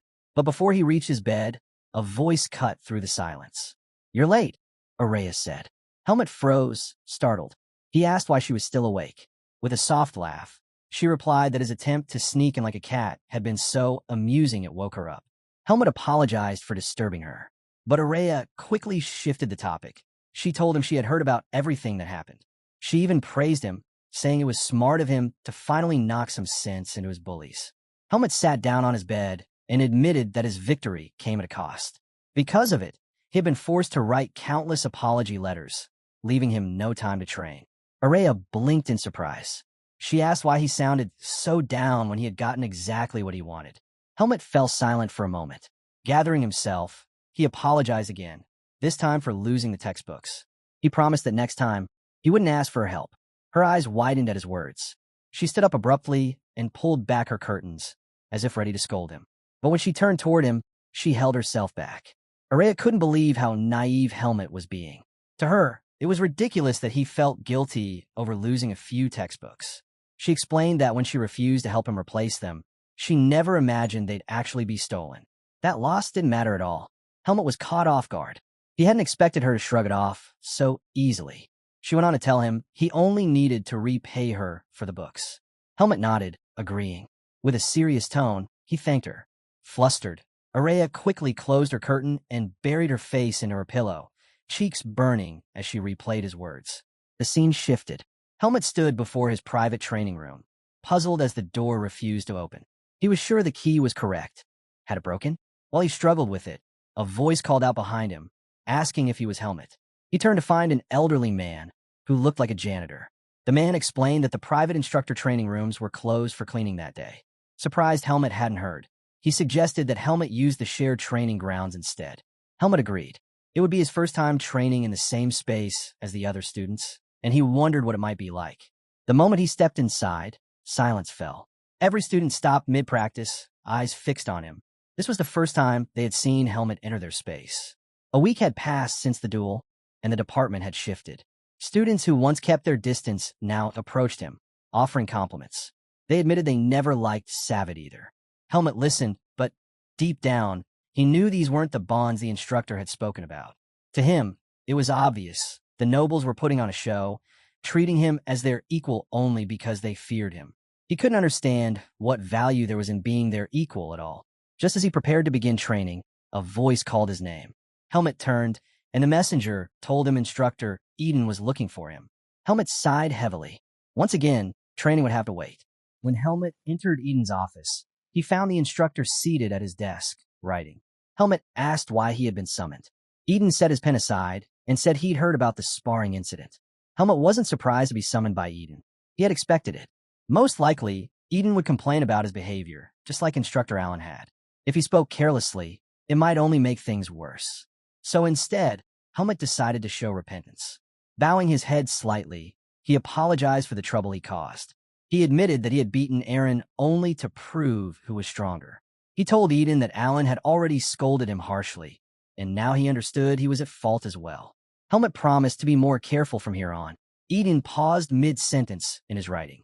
For a moment, he just stared at Helmet, puzzled.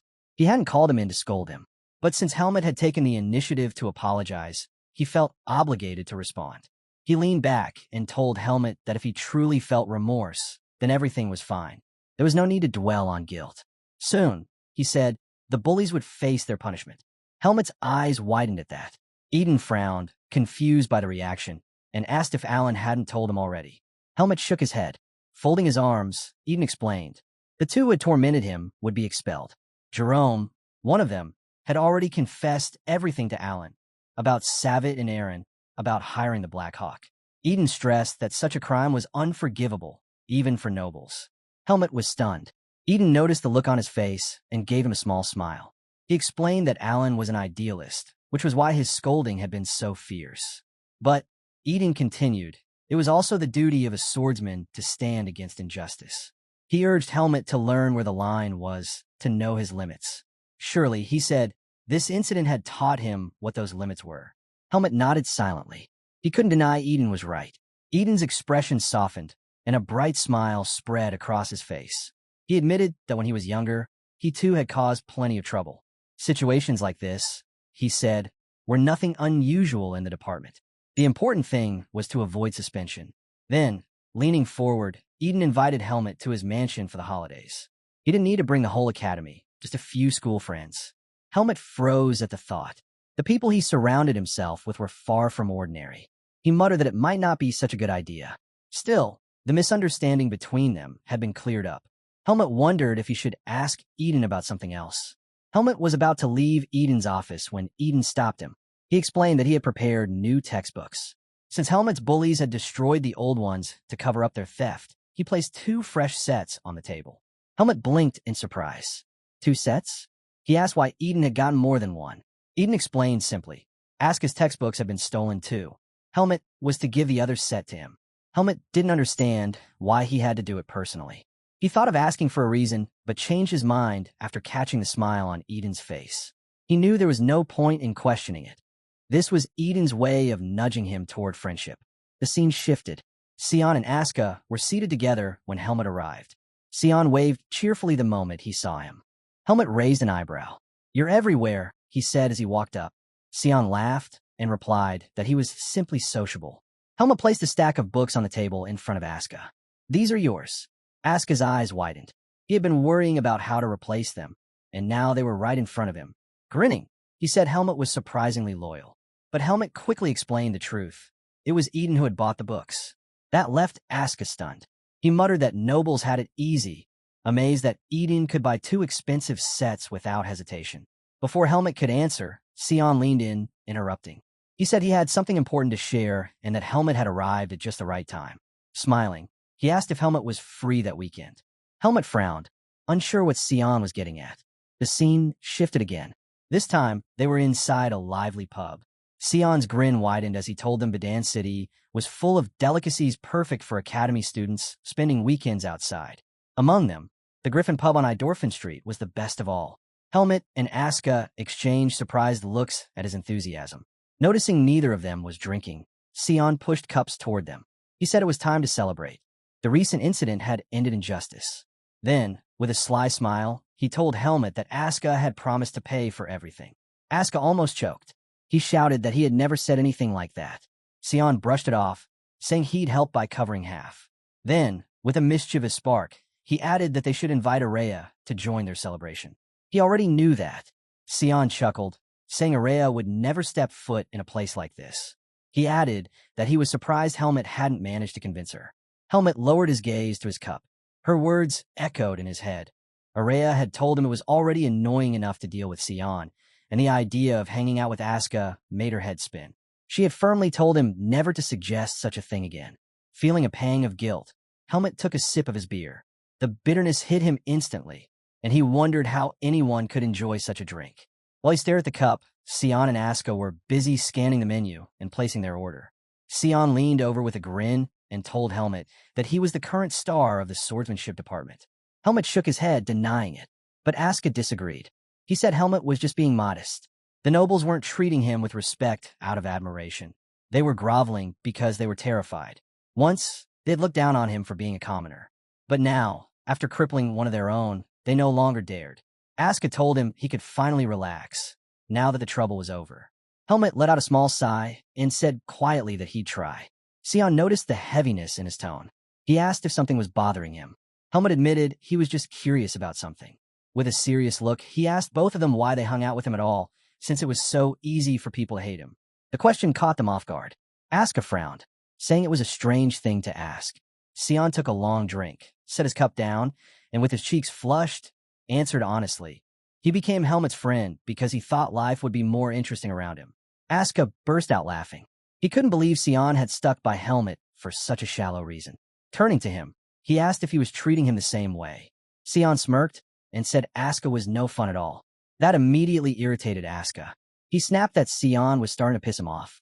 Sion leaned back and teased him further, saying he was just following Helmet around like a puppy. Asuka bristled. He shot back that he stuck with Helmet because he liked strong, capable people. Then he added that Helmet's only flaw was how he looked down on others. Helmet quickly corrected him. He said he didn't look down on people. He simply despised those who didn't know their place. Asuka blinked, taken aback by the bluntness. Slowly, he asked Helmet why he was so. Asuka could tell Helmet was being distant with him. He knew his first impression hadn't been the best, but he didn't understand why Helmet kept treating him so coldly. He reminded Helmet of how they fought side by side against the Black Hawks, and how he even helped him carry his books. As far as I see it, Asuka said, we should already be close. Trying to get answers, Asuka tapped Sion on the shoulder and asked him to explain Helmet's attitude. But Sion didn't move. Both Asuka and Helmet froze in surprise. Sion wasn't responding at all. Then, out of nowhere, Sion's face flushed red, and he began rambling nonsense. Asuka burst out laughing. He couldn't believe it. Sion was drunk after just 1 cup of beer. What a lightweight, Asuka chuckled. And here he is, saying he'll empty his wallet. Amused, Asuka decided he'd just drink every time things didn't go his way. Helmet, on the other hand, couldn't figure out what was going on. He took another sip from his glass, only to realize this drink wasn't for him either. The scene shifts. Asuka slaps Sion awake. The boys drag him outside, trying to haul him back to the dorm. Asuka muttered that Sion was long gone. He couldn't understand why someone who passed out after a single cup even bothered coming to a pub. While Asuka struggled to wake him, Helmet heard girls screaming nearby. He turned, expecting trouble, but instead saw them laughing. A group of girls had circled around someone. Pushing his gaze through the crowd, Helmet spotted a white robe. His eyes widened, He recognized that figure immediately. The scene shifts again. In the library, Araya was searching the shelves for a specific book. She was sure it should be there, but after checking twice, she wondered if she had left it in her room. Eventually, she gave up. She'd already read it before, and buying a copy from the city bookstore would be easier anyway. While holding another book, she recalled Helmut's invitation. He had asked her to join him and the others for an outing over the weekend. Thinking about it now, she realized she should have said yes. Back in Badan City, the person in the white robe was revealed. It was Araya. A crowd of girls surrounded her, showering her with attention she didn't want. With cheerful smiles, they pleaded with her to join them. At the bookstore, Araya quickly regretted coming along. She told one of the girls she could buy a book by herself and asked her to step aside. But the girl, still smiling brightly, insisted she only wanted to share a cup of tea with her. Araya sighed inwardly. No matter what she said, her words weren't reaching them. For a moment, she wished she could simply blow them all away with wind magic. Just as she wondered how to escape, she spotted Helmut standing across the street. He gave her a small wave. Araya seized the chance, finally a way out. She pushed past the girls and walked straight toward him. Helmut blinked in surprise as Araya came right up to him, resting her hand on his shoulder. Facing the girls, she apologized, claiming she already had plans with Helmut. She told them their interruption was ruining her meeting. Helmut froze. He had no idea what she was talking about. Aska was equally shocked, reminding Araya that she had turned down their invitation earlier. "What are you doing here then?" he asked. Araya shot him a glare. Calling him a tactless fool, she snapped at him to shut up. The girls gasped at her words. One of them stepped forward, saying Araya shouldn't lower herself to spend time with Helmut and his friends. Another added that her reputation would suffer if she associated with people beneath her, especially barbaric swordsmen. Aska and Sion stiffened the moment they heard those words. Before the tension could settle, another girl quickly told her friend Mina to stop. She explained she recognized Aska's striking blue hair, that he was none other than the infamous Mad Dog of the swordsmanship department. As soon as she said it, Aska's eyes darkened. With a chilling edge in his voice, he dared them to keep insulting him. Sion, drunk and barely steady, muttered that he wasn't even part of the swordsmanship department. The girls didn't recognize him at all, but Aska's gaze only grew sharper. He ordered them to leave, warning that he'd bite if they stayed. The girls, frightened by the look in his eyes, scattered in a hurry. Once they were gone, Helmut turned to Araya and asked why she had come. Instead of answering, she smacked him. She couldn't bring herself to admit she had come just to see them. Helmut, holding his cheek, was left completely confused. Araya turned to Helmut and told him he reeked of liquor, demanding he keep his distance. Aska blinked in disbelief. He couldn't understand why she was acting like a completely different person. He reminded her that she was the one who had asked for their help in the first place. But Araya denied it. She snapped that she didn't need their help at all, that she was simply furious Helmut had let her suffer. Helmut, caught off guard, explained he hadn't realized she needed him.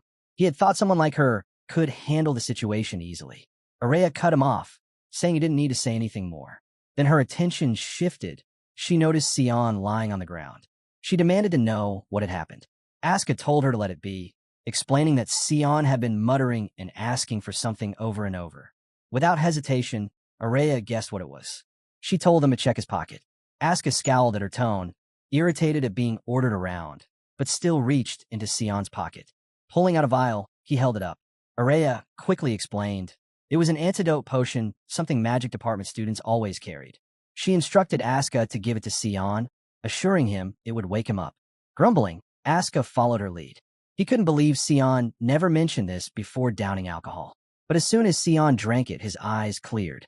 Blinking awake, he was stunned to see Araya in front of him, smiling brightly. With potions still dripping from his lips, he asked if she had come because she was worried about them.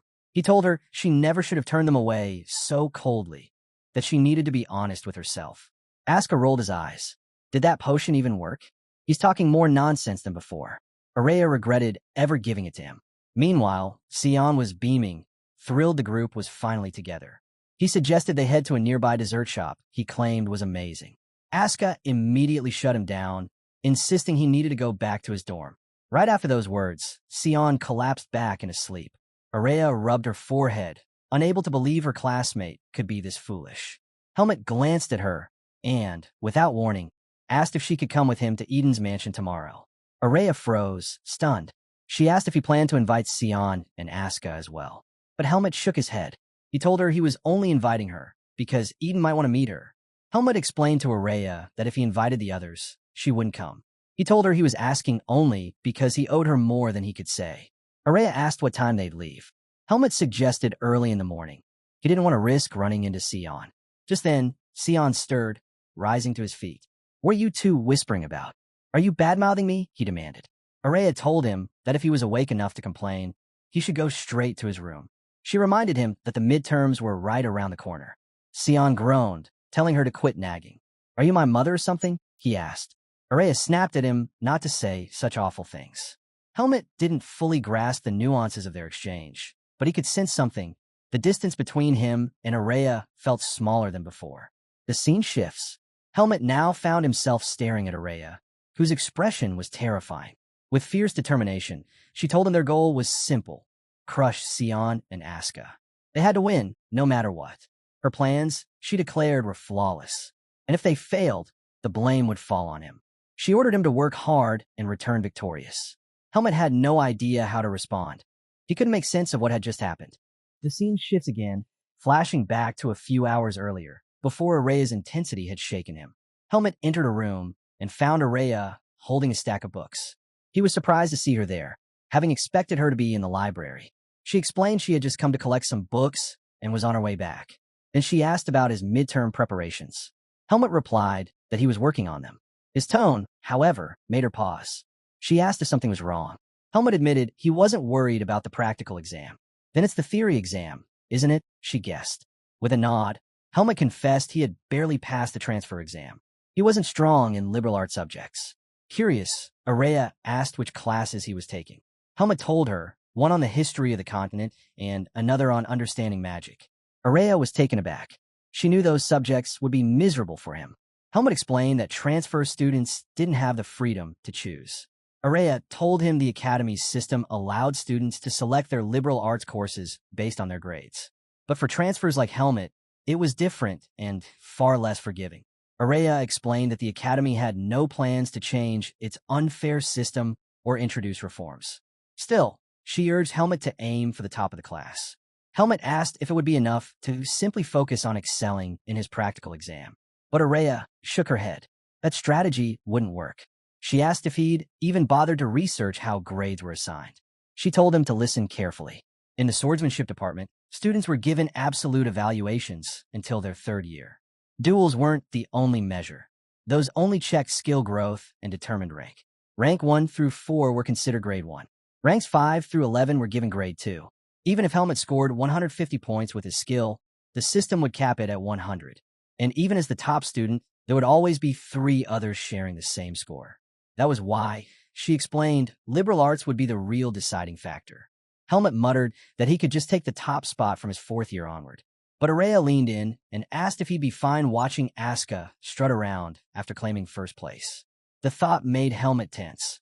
He couldn't stand the idea of seeing such a sight. Their conversation fell into silence. Finally, Araya said she could help him if he promised to grant her one wish in return. Helmut replied that he could at least follow her to the library. The scene shifts. Helmut and Araya walk together into the library.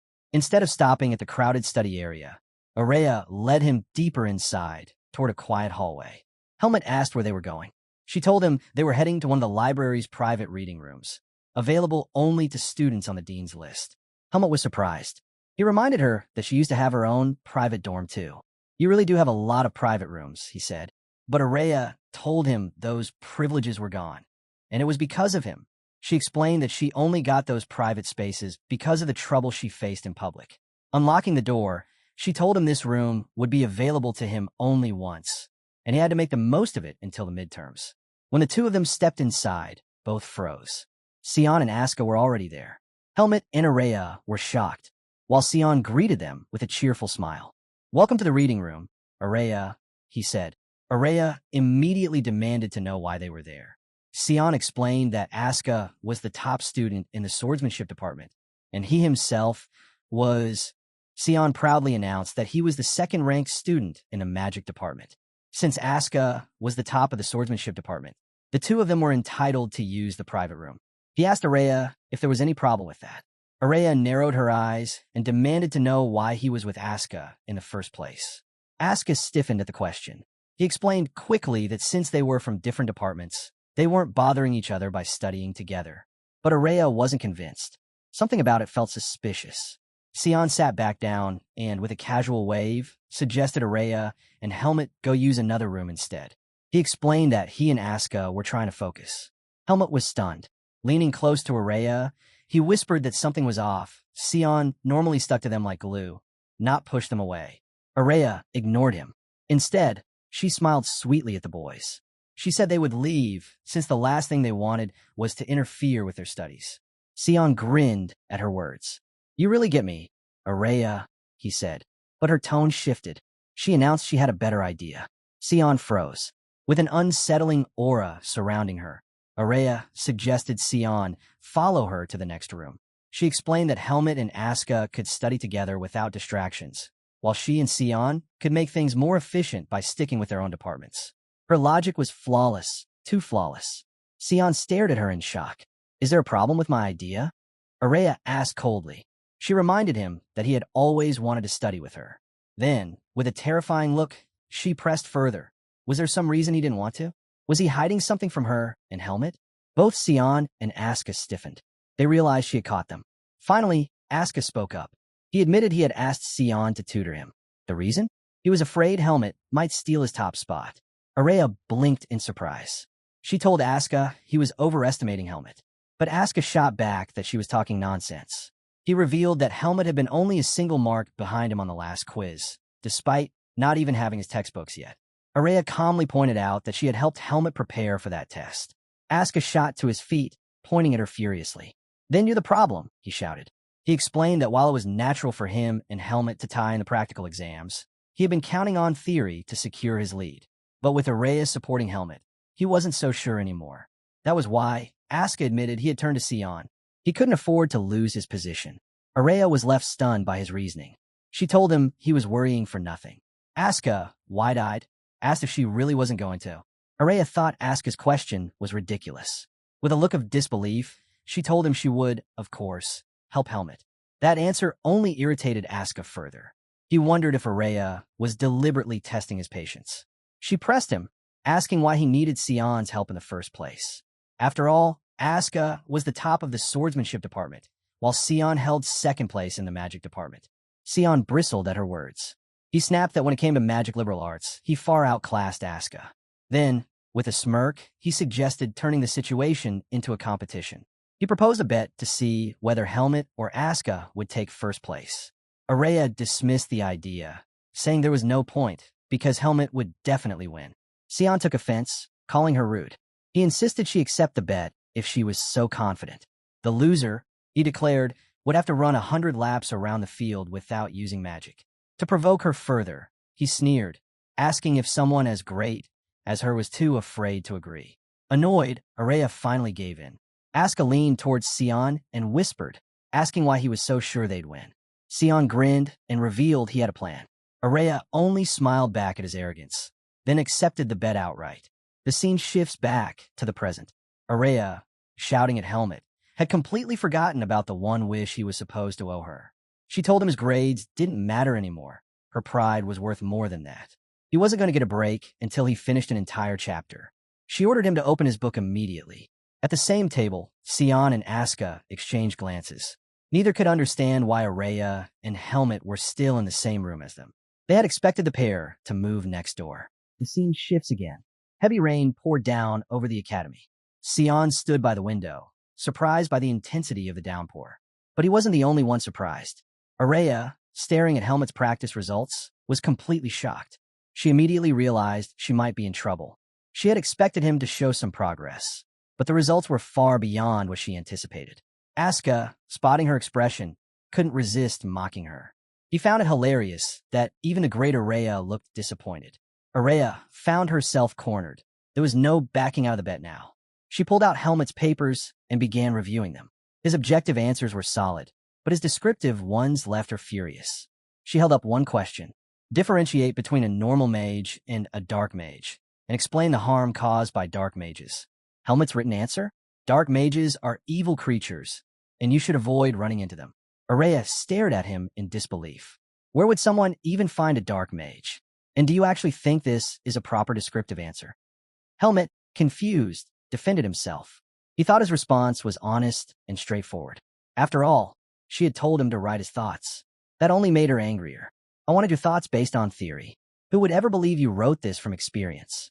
Helmet's next words shocked her. He calmly said he had actually faced a dark mage. Of course, Araya assumed he was lying. At a loss for what to say, she lowered her head and rubbed her temples. Sion and Asuka rushed over, eager to see what Helmet had written to make her so mad. When Sion glanced at the essay, he chuckled.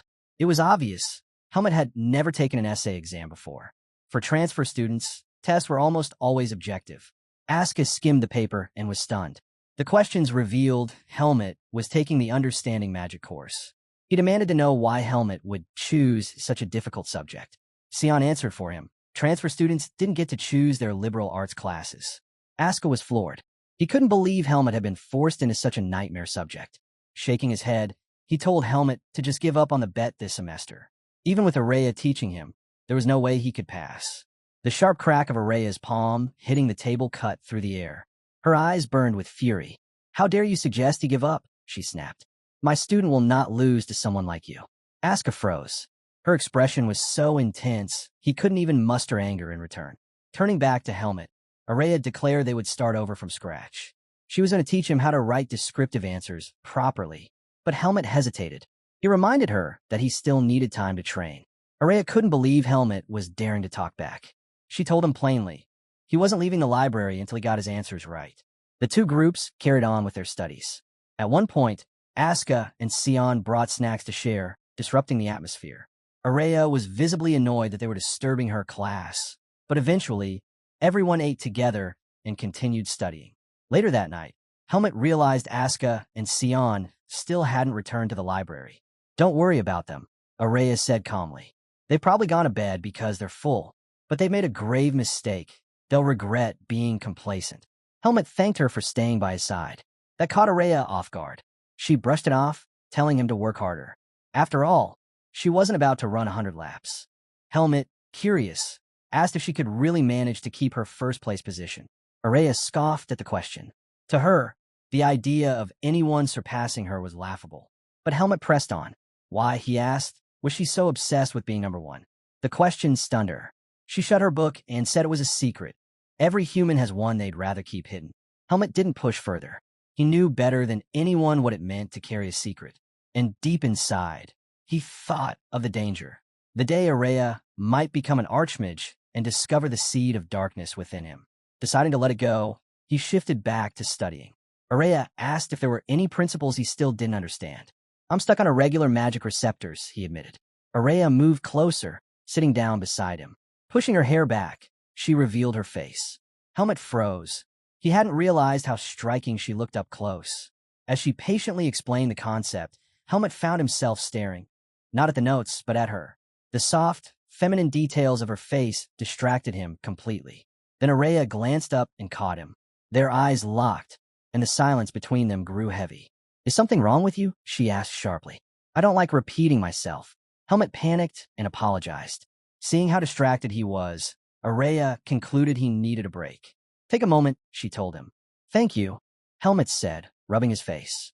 I really need it. Maybe I've been studying too much. I think I'm seeing things. Araya stood, picking up her book. She turned her back to him, then playfully tapped him with it. Araya quickly lifted her book to cover her face. The truth was, she was blushing. Getting that close to Helmet had flustered her more than she'd admit. The next day, the scene shifted to the shared training grounds. A boy approached Helmet, asking about the bet he had made with Asuka. Helmet was surprised. You know about that? He asked. The boy nodded. He explained that a duel to decide the department's top student was a huge deal, especially with Araya involved.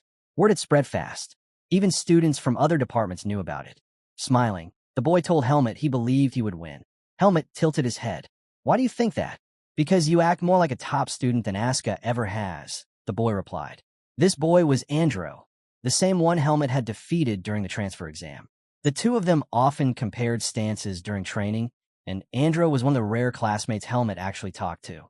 Helmut admitted to him that he was struggling with a written exam, but reassured Andro he would still give his all to win. Andro grinned, saying he mostly just wanted to see Asuka lose for once. No one in the class liked how Asuka always acted as though the rules didn't apply to him. But then a shadow loomed. Asuka had been standing right beside them, staring with a chilling intensity. Helmut noticed first, but couldn't bring himself to warn Andro. "Don't blame me for your incompetence." Asuka's voice cut in, sharp and cold. Andro froze in shock at the sound of it. He tried to stammer out an explanation, but Asuka shoved him aside without hesitation. Turning his attention to Helmut, Asuka asked if he had heard the news about today's class. Helmut admitted he hadn't. All he knew was that it was supposed to be sparring practice. Asuka explained that they would actually be sparring against the first years. For Helmut, this was the first time hearing about it. Asuka speculated that it was just an event to stir up competition and motivate students before the midterms. But Asuka hated the idea. What he wanted most was a chance to duel Helmut directly. Andro, regaining his composure, chimed in to explain that they would have another official spar against the first years after the written exams. He added that the first-year class had some incredible swordsmen. Asuka sneered. To him, that information was useless. He shot Andro a glare and asked if he really believed a bunch of first-years could defeat him. Andro faltered. Then, cautiously, he admitted there was one girl among them who stood in a league of her own. Asuka was stunned. A girl in the swordsmanship department? He found it hard to believe. The department was grueling, sweat, pain, and endless drills. Why would a girl willingly choose it? Andro explained that this girl wasn't just talented. She was beautiful too. Asuka groaned, hoping he wouldn't end up sparring against her. He didn't want to be forced into beating her mercilessly. While the others talked, Helmut quietly wondered what the first-year students would be like. The scene shifted. A girl was shown in her room, carefully polishing her sword. Moments later, the first years stepped into the sparring hall. The second-year students immediately noticed how disciplined and confident they carried themselves. A red-haired boy muttered to his friends that he too had looked just like them when he first entered the academy. Andro leaned toward Helmut and whispered, "She's here, the girl I told you about." Right then, the girl passed by. Andro and the others stared, captivated. Her beauty was striking, but more than that, she radiated the refined aura of a noble. The red-haired boy whispered that she looked familiar. Then, as if on cue, he and his friend turned to Helmut. The resemblance was undeniable. One of them asked bluntly if Helmut had a hidden family. Helmut froze. He didn't understand what they were talking about. But then, a thought struck him. Could this girl be connected to his lost family? The boy pressed again, asking if their assumption was correct. Helmut quickly denied it. During the first years, one arrogant student muttered that Helmut and the others looked like commoners. His friends tried to hush him, warning that the second years were their seniors. But he only laughed. The idea of calling a lowly commoner his senior was absurd to him. He sneered that if commoners were the top students, the second years must be weak. He and his friend began openly mocking them, even in front of Asuka, the infamous mad dog. One of them snickered that at least the commoners looked decent. The other burst out laughing, saying the second years must rank themselves by looks instead of strength. Asuka's classmates went pale. They had no idea how he would react to such insults. But Asuka only laughed. His grin was twisted, his tone chilling. "The poor fools," he said darkly. "They really have no idea how terrifying this world can be. Today they've knocked on the gates of hell, and they'll find out what's waiting inside." The first years fell silent, the weight of his words sinking in. The room grew tense as soon as the announcement was made. Everyone knew right then the first years were in trouble. Both classes stood opposite each other on the stage, waiting. Instructor Patricia stepped forward, taking charge of the session. She explained the rules clearly. The first years would spar against the second years. When their names were called, they would step up. Patricia reminded the juniors to learn from their seniors and told the seniors to guide their juniors without arrogance. With that, she pulled out her list and called the first name. Charlotte stepped forward. The second years immediately perked up, amused that Charlotte would be the first to fight. Helmut, among them, felt a strange connection. Because of their shared origins, he believed they might resemble each other. He wanted to confirm it, but for now, he stayed silent.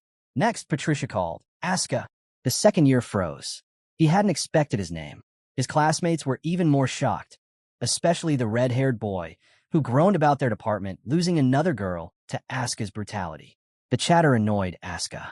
"Shut it," he snapped at them, before turning to Patricia. "Instructor, are you sure on the right choice?" Patricia didn't hesitate. To her, it only made sense for the strongest students to face each other. Asuka gave a dry laugh. You know what kind of person I am? Are you sure it's smart to put me against a girl? The first years, confused, didn't understand what made him so dangerous. One of them even mocked, saying he must be afraid of losing to a girl. That jab struck a nerve. Seeing his temper rising, Patricia quickly ordered him onto the platform. With a scowl, Asuka grabbed his wooden sword and climbed up. Charlotte met his gaze. Don't hold back just because I'm a girl, she said firmly. Ridiculous, Asuka scoffed. Just don't cry when you get hit. Before the spar began, Patricia turned to Helmet. You'll fight next against Jeffrey. The moment Jeffrey's name was called, the second years all turned to look at him. To their surprise, the boy looked nothing like a weak first year. Broad-shouldered and steady, his presence carried the weight of a seasoned fighter. Helmet studied him closely, wondering if Jeffrey was already at their level. But his thoughts were cut short as Patricia gave the command. Asuka, Charlotte, begin. At once, Charlotte raised her wooden sword and took her stance. Asuka tightened his grip, ready for the clash. Asuka lowered into his stance, mirroring Charlotte. The sight caught him off guard. Why did you even join the swordsmanship department? He asked, curious. Charlotte hadn't expected such a question. To become stronger, she answered plainly. She admitted she had heard plenty about him, then firmly added, so don't hold back just because I'm a girl. Asuka smirked. Fine, I'll grant your wish. The next moment, the mad dog lunged forward, his strikes crashing down like hammers. Charlotte blocked what she could, but his relentless blows kept driving her back, leaving her no room to breathe. From the sidelines, the first-year nobles who had mocked Asuka earlier stood frozen. Their strongest student was being overwhelmed with ease. Charlotte's hands trembled from the force of each impact. The rumors about Asuka, she realized, hadn't even scratched the surface. The weight behind your strikes, it's insane, she admitted. But Asuka wasn't flattered. Resting his sword on his shoulder, he said flatly, I'm not even warmed up yet. Let's see how long you can last. Stay sharp. Charlotte steadied herself, raising her blade again with renewed focus. Then I won't be an easy opponent anymore. Asuka's reputation was well-earned. A second year of Greta Academy, his quick sword was infamous, so fast and unpredictable that even his classmates struggled to follow it. His technique and mastery of sword arts had secured his place at the very top of his department. He unleashed that quicksword now, but to his surprise, Charlotte met his strikes head-on. Blow after blow, she blocked and held her ground. For the first time, Asuka faltered in thought. He hadn't gone all out, but he hadn't expected her to keep up at all. Her focus was remarkable. From her movements, he could tell she had mastered her basics thoroughly. Amused, he shifted his grip and closed the gap. Suddenly, he was right in front of her. His blade cut toward her face in a swift arc. Charlotte's instincts kicked in. She ducked, the strike grazing past her. She immediately leapt back, putting distance between them again. Asuka paused, momentarily taken aback. Charlotte steadied herself, blade raised, preparing to strike. Yet she didn't move. Asuka narrowed his eyes, puzzled. Was she telling him she wouldn't fall for his tricks? He closed the distance in an instant and swung down hard. Charlotte blocked, but the sheer force drove her backward. Asuka pressed in, irritation flashing across his face. Do you want this to end in a draw? He sneered, shoving her back with his blade. I hate arrogant brats. And I hate people who don't respect themselves even more. His voice grew harsher as he advanced. You gave up before the fight even started. Afraid to lose, aren't you? A noble shouldn't think like that. Are you not ashamed to believe you'll be defeated by a commoner? The words cut deeper than his strikes. The arena fell silent as Asuka's accusations rang out. Even Helmet and the second years were taken aback. This was the mad dog, yet what he said sounded painfully true.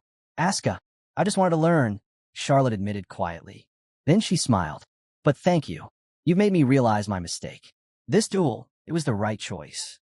She shifted her stance, her sword lowering into a new, more disciplined posture. Give me another chance. Asuka noticed the difference immediately. Her form had changed, though he dismissed it with a scoff. A new stance won't save you. He charged, leaping high before crashing down with a crushing strike. Charlotte braced herself and blocked, her arms shaking but holding. In that brief moment, as his body hovered midair, she countered with a sudden thrust aimed at his head. Asuka twisted sharply, barely avoiding the blow as it cut through the space where his face had been. Landing hard, he retaliated without pause, his sword slashing toward her. Charlotte evaded by retreating, narrowly avoiding the strike.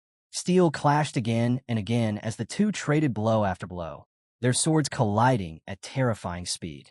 Each strike echoed across the stage, neither willing to give ground. And then Charlotte made her move. Charlotte struck, aiming to pierce through Asuka, but the mad dog slipped away, dodging cleanly. He reset his stance, blade flashing as he countered with a sharp slash. Charlotte ducked low, darting beneath him. Asuka's eyes widened. She had gotten underneath him. Charlotte spun, driving her sword toward his legs, certain this would decide the match. But in the instant before impact, she realized her mistake. He wasn't there. Asuka had leapt, anticipating her move. From above, his voice cut down coldly. Tense your shoulders. This next one will hurt. Charlotte barely had time to look up before he came crashing down. His legs pressed against her shoulders, forcing her down, and his blade slid neatly against her neck. Pinned, she froze. As expected, you're good, Asuka said calmly from above her. But your only problem, he smirked, is that your opponent is me. The first years erupted in disbelief. Their top student defeated. Patricia, smiling, raised her hand. Winner of the first duel, Asuka. Still seated on her, the mad dog glanced down. I'll admit, you surprised me. After that stance change, you nearly caught up to me. But in the end, your lack of experience costs you. Once you master your techniques fully, you'll be terrifyingly strong. Charlotte heard his words, but another thought pressed harder on her mind. Can you get off me already? You're heavy. Asuka blinked, startled. He had completely forgotten he was still sitting on her. Embarrassed. He jumped off and muttered an apology. Don't worry about it, Charlotte replied, smiling softly. You're a lot nicer than I expected. The audience, however, wasn't so forgiving. Some of the first years booed loudly. Hey, mad dog. Comfortable finning down a girl like that? Pervert. Asuka's temper flared instantly. Say that again. If you've got the guts, come fight me right now. While he barked at the hecklers, Charlotte scanned the crowd and spotted Helmet. She gave him a nod and a smile. He returned it with a firm nod of his own. As she stepped down, Patricia called out the next pairing. Helmet, Jeffrey, prepare yourselves. On her way past, Jeffrey stopped her cold with a sharp remark. You've embarrassed us. Losing to a lowly commoner. You've buried the reputation of the first years. Charlotte's eyes narrowed, her glare cutting into him. Fix your mindset, Jeffrey. Otherwise, you'll lose too. Talent and effort don't care whether someone's a noble or a commoner. Her words stung. Jeffrey rose, his expression hardening, and strode toward the stage. Jeffrey stepped forward, a confident smile on his face. I'll prove Charlotte wrong, he declared. The scene shifted. Memories of training with Andro flashed in Helmet's mind. Back then, Andro had posed a strange question. Helmet, what's more important, strength or technique? Which matters most in swordsmanship? Helmet had been caught off guard. After thinking it over, he answered honestly. Strength. Techniques exist to complement raw power. Andro shook his head. That's where we differ. I was never blessed with strength. No matter how skilled I become, I can't win against someone born with natural talent. Life is unfair like that. Helmet frowned. You think too much about pointless things. Those words had stung Andro. He wanted sympathy, but Helmet gave none. You've never thought about it, have you? Andro pressed. Of course. He wasn't surprised when Helmet shook his head. Among all the second years, Helmet's strength and technique were unmatched. He didn't need to wrestle with such doubts. So Andro asked one last thing. What would you do if you faced someone stronger than you in pure strength? Helmet hadn't answered then, but now, standing across from Jeffrey, the question returned. The classroom grew tense as both students climbed onto the stage. Jeffrey's massive frame towered over Helmet, his sheer size casting a shadow. I'm glad I get to fight you, Jeffrey said with a grin. Helmet nodded calmly. The feeling's mutual. Jeffrey studied him with disbelief. Was this really the commoner from the rumors? To him, Helmet didn't look nearly strong enough to nearly kill someone. Compared to Asuka, Jeffrey believed this boy was nothing. Helmet, however, read the look in Jeffrey's eyes instantly. Arrogance. The disdain. To Jeffrey, the world was beneath his feet. Before they began, Patricia's voice cut through the silence. Helmet, don't cross the line. That warning made Asuka chuckle. He nudged the red-haired boy beside him. Weird, isn't it? Hearing someone else get the warning usually reserved for me. The red-haired student smirked. Maybe you should take that advice yourself and treat your peers better. The mad dog scoffed. Please, The only thing I'll treat you to is a beating. After that, I'll think about the rest. On stage, both fighters signaled their readiness. Patricia raised her hand. Begin. Jeffrey lunged immediately, swinging his sword down at Helmet. Helmet readied himself as Jeffrey's massive blade came crashing down. But just before it struck, a sharp instinct warned him, danger. He stepped back in an instant, narrowly dodging the strike. The sword slammed into the stage with explosive force, sending debris flying. Even Asuka and the red-haired boy felt the pressure ripple through the room. Helmet, however, remained calm. He wasn't surprised at all. Jeffrey smirked. Good judgment. If you'd blocked that, our wooden swords would have snapped in half. His grin widened. But don't think I'll let this match end with you just dodging. Helmet noted his strength. It was real. But strength alone meant little to him. He had fought countless opponents who relied on raw power. He was sick of it. Jeffrey charged again, launching a flurry of heavy strikes. Each swing carved through the air with frightening force. But Helmet weaved and slipped past them with ease. Frustrated, Jeffrey swung even harder, a massive arc aimed to crush him. Helmet ducked under, sliding to the opposite side without breaking a sweat. Stop dodging and fight me. Jeffrey roared, rushing once more. Helmet thought it was a waste of time. No matter how powerful an attack, it meant nothing if it never landed. And truthfully, he had no intention of laying a hand on Jeffrey. He had promised Eden he'd stay out of unnecessary trouble. But Jeffrey's stamina showed no signs of breaking. If this dragged on, it would only be a nuisance. Helmet decided it was time to end it. The audience, however, didn't understand. From their view, it looked like he was mocking Jeffrey, refusing to take the fight seriously. Even Asuka frowned, unsure of Helmet's plan. At last, Jeffrey paused, panting, his chest rising and falling. He realized the truth. So that's it. You're trying to wear me down. He chuckled bitterly. Never thought I'd learn something from a commoner. Straightening, his tone hardened with contempt. But don't forget, our starting lines aren't the same. I was born with this body. I was given the best education. You, a commoner who couldn't even afford a proper sword, you don't belong on this stage. His glare sharpened. That's why you're dodging, isn't it? Because deep down, you know you can't beat me. Helmet's eyes narrowed. Instead of anger, disappointment settled over him. Jeffrey's words revealed more than arrogance. They showed weakness. Helmet almost laughed. Was Jeffrey really trying to provoke him with something so shallow? He could see it clearly now. The giant wasn't trying to fight smart. He just didn't want the match dragged out. Then Jeffrey spoke again, his words like venom. Your swordsmanship shows it. You must have had a terrible teacher. That was the mistake. Helmet's eyes hardened instantly. The fool had just dug his own grave. Patricia's voice rang out, sharp with anger. Jeffrey, watch your manners. She turned to Helmet. Don't listen to him. Focus on the duel. If you fight with emotions, life will only get harder. But Helmet's gaze was already dead cold. He exhaled slowly. You've made it impossible for me to play along. In the blink of an eye, he moved. The distance between them vanished, and Jeffrey barely had time to react. Panicked, the giant swung wildly, but Helmet slipped past and struck his knee. Jeffrey staggered, stunned. Why aim for his legs? Before the thought could form, Helmet was already behind him. Another strike, again to the knee. Jeffrey whipped around, laughing. That's it? Those weak little taps? You'll never even scratch me. But mid-laugh, his face twisted. Something was wrong. His right leg buckled, crashing to the ground. What? He gasped. Helmet raised his sword. His voice was calm, almost bored. No matter how much you train your body, there's always a point that breaks under repeated blows. Jeffrey froze in disbelief. Helmet stepped closer. Add this to your experiences. Losing to a commoner. The insult cut deep. Jeffrey roared, forcing himself up. It's not over. He charged, swinging with everything he had. Helmet dropped low, sliding between his legs. With a flick of his sword, he hooked Jeffrey's ankles and tripped him forward. The giant hit the stage face first hard. He scrambled up quickly, desperate, but before he could swing again, Helmet's blade struck true. With one clean motion, he knocked the sword from Jeffrey's hands. The weapon clattered across the stage. Jeffrey's eyes widened in horror. No, this can't be happening. I lost. To you. Helmet lowered his blade. His tone was even, cutting sharper than steel. I can't teach you much. I'm just a transfer student. But here's one lesson. Instead of wasting your breath insulting teachers, work on fixing yourself. The atmosphere shifted when Helmet spoke.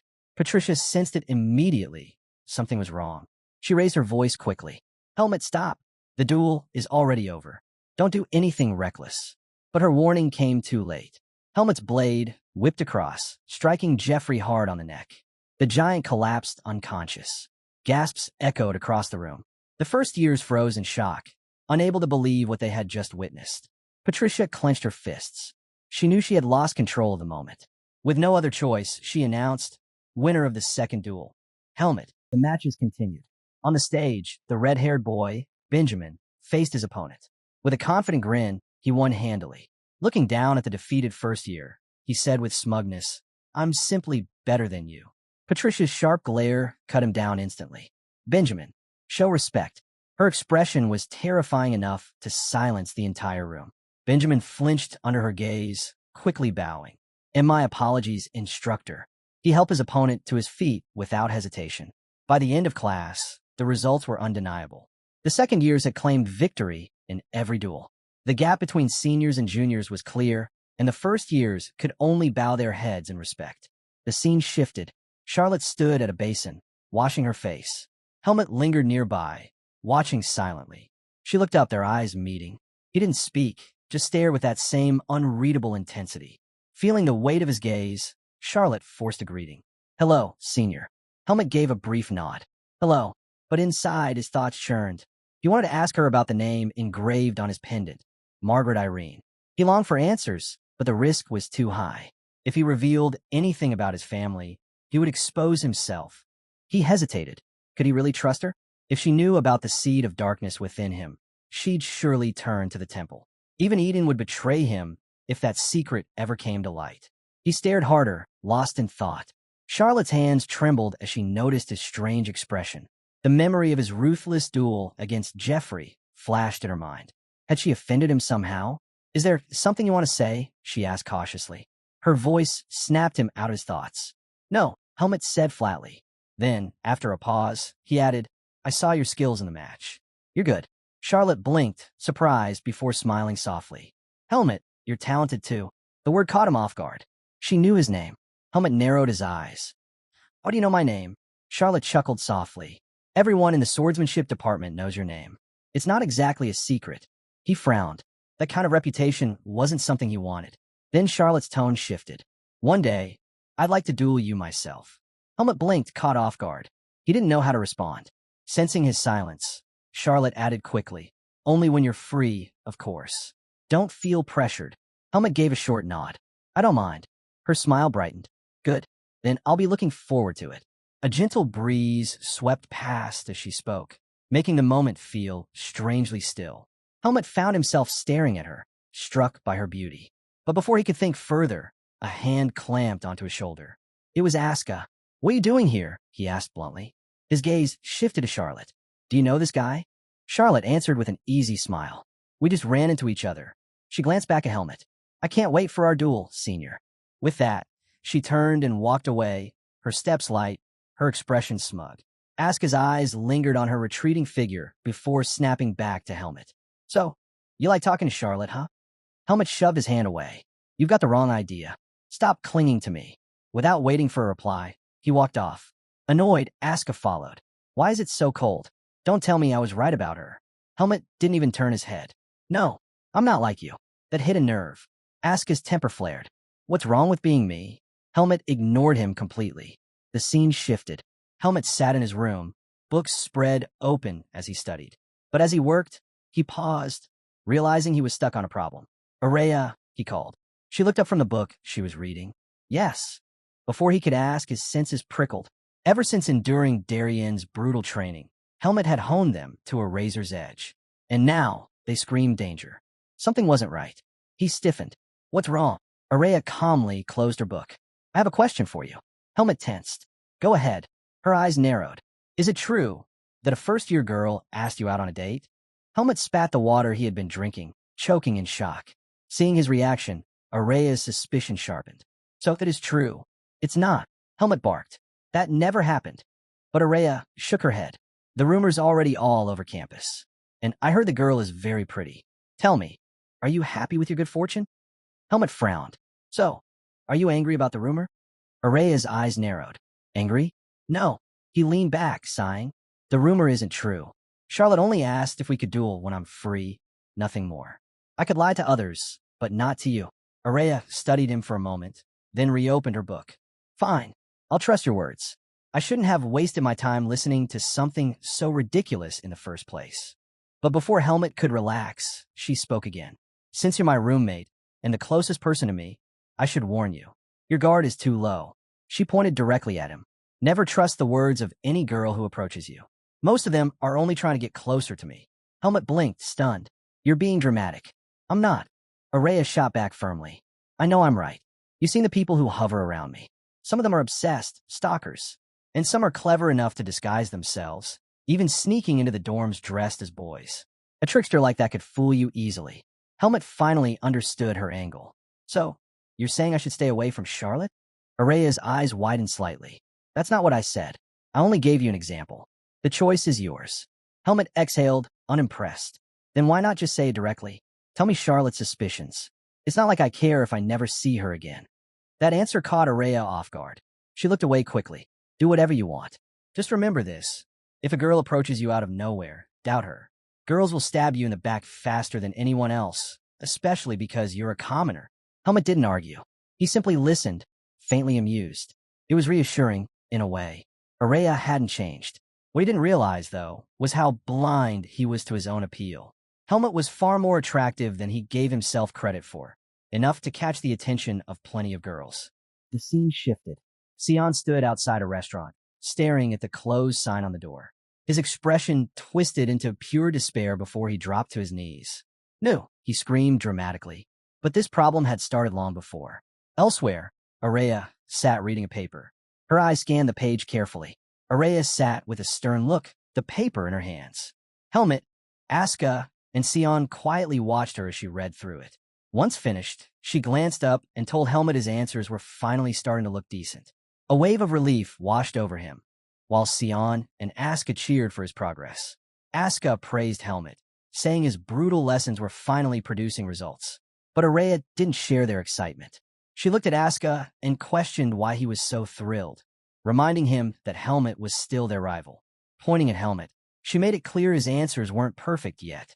She urged him to keep pushing, reminding him his real goal was to become the top student. Right now, he was only at the starting line.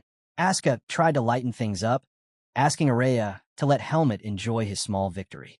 Then Sion broke into the conversation, his smile wide as he called everyone's attention.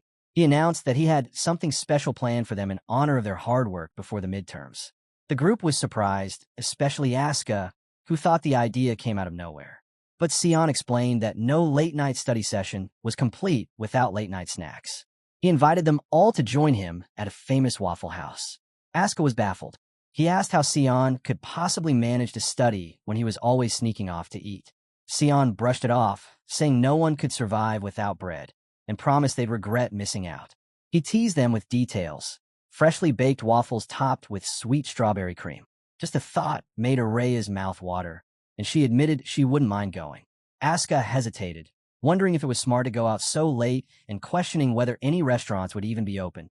But Sion reminded him that the nightlife in Badan City never slept.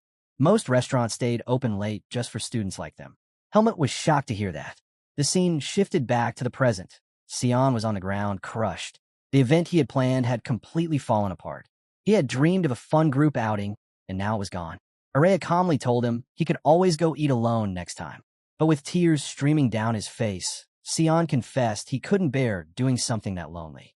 Trying to salvage the night, Araya asked if he wanted to return to the dorm or try another restaurant. Wiping his eyes, Sion decided going back would be a waste. Instead, he insisted they head to a different spot nearby. Araya helped Sion back to his feet and told him to lead the way. Sion was caught off guard. He couldn't believe Araya wasn't protesting the sudden change of plans. He asked if she was really fine with it. The scene shifted to a restaurant. Inside, Asuka scanned the menu, only to freeze in shock at the price of sandwiches. Sion looked at him in disbelief, asking why he was acting broke and whether he didn't receive financial support. That's when Asuka revealed his family only covered his tuition. Sion was stunned. He hadn't expected things to be that bad. He asked why Asuka wasn't receiving a scholarship for being the top student. Then, just to get under his skin, Sion teased him about always bragging about his scholarship. Asuka took the bait immediately.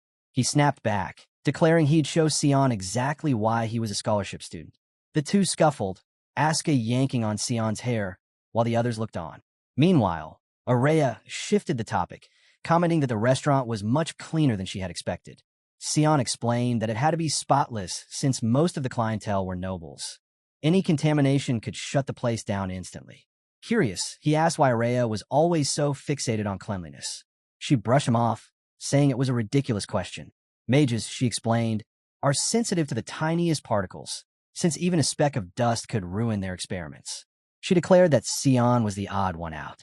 Annoyed, Sion fired back, saying spirit magic was just as delicate. But Araya countered, claiming it was the spirits themselves who were overly sensitive. Their back and forth carried on, filling the table with sharp exchanges. Amid the bickering, Asuka turned to Helmet and asked if he had placed his order yet. Just then, a waiter arrived and set a plate down in front of Sion. He explained Sion's food had come first because it was a simple meal. Curious, Sion asked the others what they had ordered. Asuka casually replied that he had also chosen a basic option. Before the conversation could continue, the waiter placed Helmet's order on the table. The entire group froze. The sandwich in front of him was massive, far larger than anyone expected. The waiter introduced it as the Greta Swordsmanship Department Special. Everyone gawked at the sight, even Helmet himself. Asuka burst out laughing, demanding to know why Helmet would order something so ridiculous. He teased him, asking if he planned to carry the giant sandwich back to the dorm.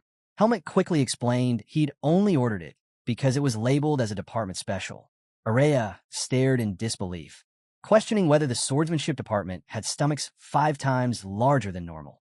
Sion chuckled and explained that the special was nothing more than a marketing trick to attract customers. Then, eyeing the enormous meal, he turned back to Helmet and asked if he... Sion leaned in toward Helmet and suggested they share the giant sandwich. Helmet agreed without hesitation. Just as the group was chatting, 2 familiar figures walked up to their table. It was Charlotte, her smile radiant, with Jeffrey standing beside her. Charlotte greeted her seniors warmly. Helmet greeted her back, though he couldn't recall Jeffrey's name. So he simply referred to him as the brutally strong guy. Jeffrey blinked in surprise before correcting him, introducing himself properly. Charlotte's eyes widened when she noticed Helmet had ordered the department special. She revealed that she and Jeffrey had also come to eat the very same thing. Asuka raised an eyebrow, shocked to see Charlotte arriving with Jeffrey. Charlotte quickly explained that Jeffrey wanted to place a bet on the massive sandwich. That stunned Asuka even more. He demanded to know why someone as towering as Jeffrey would gamble over food with a girl. He asked if Jeffrey didn't feel embarrassed by it. Charlotte frowned at the remark, snapping back to ask if Asuka was looking down on her. Confused, Asuka didn't get what she meant. But Charlotte made her point clear. She was a student of the swordsmanship department too, and students in her field ate just as much as they trained. She then turned to Helmet, asking for his thoughts. The question caught him off guard. When he noticed Sion about to cut the sandwich in half, he quickly smacked Sion's hand away, then sided with Charlotte's argument. Sion groaned in annoyance. Charlotte asked if she could join them at the table. But before she could settle in, Araya suddenly rose from her seat and walked over to her. The boys froze, unsure of what Araya was planning. Charlotte grew tense as Araya stopped in front of her, staring intently.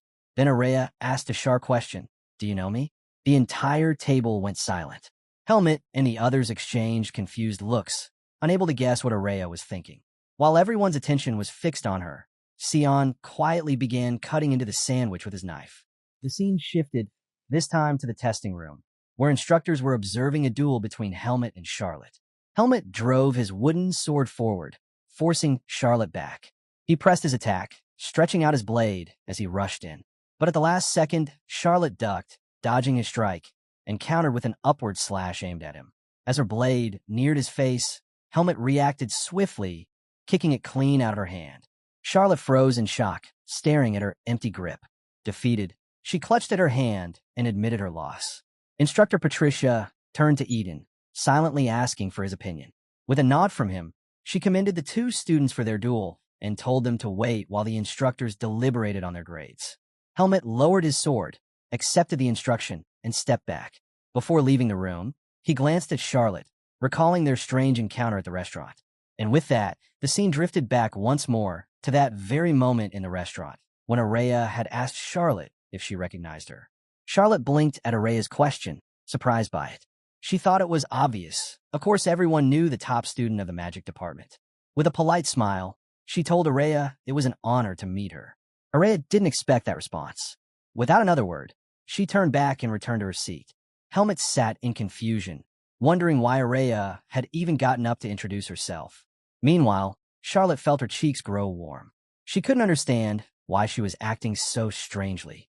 Watching this unfold, Sion smirked and muttered that none of them would ever get a girlfriend if they kept hanging around Araya. Asuka bristled instantly, clearly irritated by the jab. Helmut glanced upward and caught sight of Araya staring at him. But the moment their eyes met, she quickly looked away. That was all it took. Helmut understood her unspoken warning. He realized Araya was right. Charlotte might be trying to use him as a way to get closer to her. From that moment on, he decided to stay cautious. The scene shifted back to the test room. Helmut thought carefully about the situation. Even though Charlotte bore a resemblance to him, there was no solid evidence linking them as family. Revealing too much would only be reckless. He decided it was better to keep his distance. Yes, uncovering his heritage mattered, but even more important was becoming stronger. Strength was what he needed to break through every obstacle in his path. The next scene opened with Asuka resting in a private room, muttering to himself. He was busy reassuring himself that he wouldn't be suspended for the rest of the semester. Just then, Helmut walked in and casually asked what would happen if he didn't get suspended. Asuka practically jumped out of his skin at the sound of his voice. He snapped, telling Helmut to at least make some noise before entering. After calming down, Asuka waved it off and told him to sit. He asked Helmut about his duel with Charlotte. Since Helmut had returned late, Asuka assumed the fight must have been tough. But Helmut shot him a cool, almost condescending look. He said the duel had ended quickly, and the real reason for his delay was the instructors scolding him for finishing it too fast. That smug look annoyed Asuka. He grumbled that Helmut was starting to act just like Araya. Still, his calm demeanor told Helmut that Asuka's own match had gone well. Without wasting time, Asuka urged Helmut to start studying. He reminded him that he couldn't afford to slack off, especially not when Araya had such high expectations for him. The moment he said it, Araya's voice came from behind, agreeing with him. Asuka jumped in fright, spinning around. He had no idea how she always managed to sneak up like that, and accused the two of trying to scare him. Ignoring him, Araya turned to Helmut and asked if his next subject was understanding of magic. Helmut nodded in confirmation. Araya set a textbook down and told Helmut she wanted to run one final check. Helmut hesitated. He thought it might not be smart for them to study together, especially since she still had her own exam. But Araya shook her head. She explained she'd already finished her test, and now her focus was on helping him. Before the session could begin, Asuka cut in, asking Araya about Sion. She frowned, not understanding why he would bring that up. She told him Sion was probably buried in his own studies. But Asuka just scoffed, claiming Sion had no sense of responsibility at all. While the two went back and forth, Helmut's mind started to wander. Araya noticed immediately. She told him to stop spacing out and get his textbook. Snapping back, Helmut quickly reached for his book. Still, she could tell something was bothering him. She asked him directly what was wrong. After a pause, Helmut asked if she really hated the idea of running 100 laps around the field. Araya admitted she despised it. Losing a bet was one of the things she hated most, and that was why she wanted their revision to be perfect. She reminded him that if he became the top student, it wasn't a bad deal for him either. Asuka leaned forward with a confident grin. He told Helmut to work hard, warning that beating him in the theory exam wouldn't be easy. Araya's patience snapped. She turned to Asuka and told him to leave, saying he was just getting in the way. That irritated him. He demanded to know if she thought she'd rented out the room. Araya calmly told him that she wasn't about to reveal her strategy to her rival before the battle. Asuka shot back that if she didn't like it, she and Helmut could leave instead. Helmut sat frozen, unsure what to do as the two of them continued bickering. Finally, Araya warned Asuka to walk out on his own before she threw him out. Asuka just smirked, told her to do her best, and finally left. Helmut sighed, realizing he'd never get any proper training done as long as those two were arguing. With the distraction gone, Araya handed Helmut a test. He focused hard and carefully answered each question. When she read through his work, she gave a small nod of approval. Helmut exhaled in relief, glad she was satisfied with his progress. The scene then shifted to a hall filled with students, all seated for their exam. The instructor at the front announced they had 2 hours to complete the test before giving them the order to begin. Helmut wasted no time diving in. But as he moved through the questions, something unusual caught his eye. One question asked him to explain what he would do if he accidentally acquired forbidden dark powers. One particular question on the exam unsettled Helmut. It asked what he would do if he ever gained forbidden dark powers, knowing that losing those powers would cost him his life. The scene then shifted. Helmut returned to the private reading room, only to find Araya already waiting there. She asked how his exam had gone. Surprised to see her, Helmut admitted it went well. The questions had been almost exactly as she had predicted. Still, he couldn't shake one strange question from his mind. Curious, Araya asked him to share it. Helmut explained, recounting the unusual scenario. She nodded, saying the instructor for that subject had a habit of throwing in questions like that. As long as his answer was reasonable, he wouldn't lose any points. But when she asked what he had written, Helmut's face turned grim. He admitted he would accept the dark power and find a way to control it. Araya froze at his expression, but quickly composed herself. She told him his answer wasn't bad. Instructor Luxon wouldn't dislike it. Still, Helmut wanted to know how she would have answered. Araya explained that the expected answer, the one most nobles would write, was to seek help at the temple, since dark powers fell under their jurisdiction. But she wasn't like the others. Calmly, she told him she would have written the same answer he did. She was willing to make the temple her enemy. Helmut was stunned. He asked if she truly meant that. Araya didn't flinch. She explained that the Temple of Lumen was merciless when it came to dark powers. If she voluntarily confessed, they would execute her without hesitation. That's why the smarter path was to find a solution alone. She shifted the topic, congratulating Helmut on his exam performance. In her view, he had a strong chance of topping the class. But then her tone grew stern. She warned him never to discuss dark powers outside of the academy. Inside, such debates were tolerated. Outside, anyone who spoke of it would be reported immediately. Helmut didn't need the warning. He already knew. The scene then shifted to Greta Academy's Central Plaza, where crowds of students gather before a massive bulletin board. The results of the exams had been posted publicly, designed to fuel the flames of competition. At Greta Academy, results were always posted publicly in the Central Plaza. It was a system designed to ignite the pride of nobles who valued their reputations above all else. And it worked flawlessly. When Helmut arrived, he noticed that the results for the magic department had already been released. His first instinct was to look for Araya's name. Sure enough, it was right at the top. She had taken first place with a flawless 100. In second came Sion with a 93.2. Helmut wasn't surprised. He had expected nothing less from Araya. Still, he couldn't help but feel bad for Sion. He knew how hard his friend had studied. But this wasn't the first time Sion had lost to her, and Helmut assumed he would accept the result. Turning around, Helmut noticed his friends staring at the board in shock. Sion's face was twisted in disbelief. He couldn't process how Araya had managed a perfect score. Araya herself appeared behind him, casually asking why it was so strange for her to achieve one. Sion spun around and demanded to know what trick she had used. He argued that the subject understanding of spirit had only been introduced this semester, and as an elemental mage, he should have had the clear advantage. Araya simply rested a hand on his shoulder. With a sharp, condescending tone, she told him that 3 months was more than enough time for her to master a single academy subject.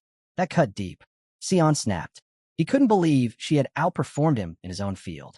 Around them, several girls swarmed Araya, showering her with praise for her perfect score. Sion stood in silence, drowning in humiliation. He realized he had chosen the wrong rival. Shaking off the sting, he shifted his focus back to the bet. He reminded Araya that things weren't over. They still had to see who came out on top in their wager. Turning back to the board, his eyes widened. At the top of the next list was Helmut, with a score of 98. Asuka followed closely behind in second, with 97. Sion's hope collapsed completely. Meanwhile, Helmut stared at the board, stunned. He could hardly believe his effort had paid off. Araya noticed his dazed look and congratulated him warmly. He smiled back, thanking her. Just then, Asuka arrived at the plaza. His eyes darted to the board, and he froze. He had lost, by a single point. 1. Araya turned to him, asking why he wasn't furious. To her surprise, Asuka admitted he just felt sad. Losing to Helmut stung, but he wasn't crushed by it. Then, with fierce determination, he pointed at Helmut. He promised that next time, he would win on his own strength, without relying on anyone else. As Asuka was talking with Helmet, Sion suddenly grabbed him by the collar and accused him of being a traitor. He shouted that Asuka must have lost on purpose just to see him suffer the punishment. Annoyed, Asuka shook him off, denying it flatly.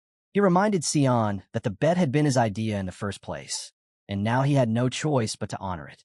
Dropping to his knees, Sion turned desperately to Helmet and Araya. He pleaded with them, insisting that 100 laps around the field would kill him. He begged them to cut it down. Helmet, unimpressed, told him that no human would die from running 100 laps. That only made Sion bristle more. He snapped back that unlike Helmet, he was just a normal human. Switching tactics, he turned to Araya. He reminded her that she was a mage too, with terrible stamina, and begged her to have mercy, 50 laps instead of 100. To his horror, Araya only smiled, amused by his desperation. Leaning close to his ear, she whispered that they weren't nearly close enough for her to show him any kindness.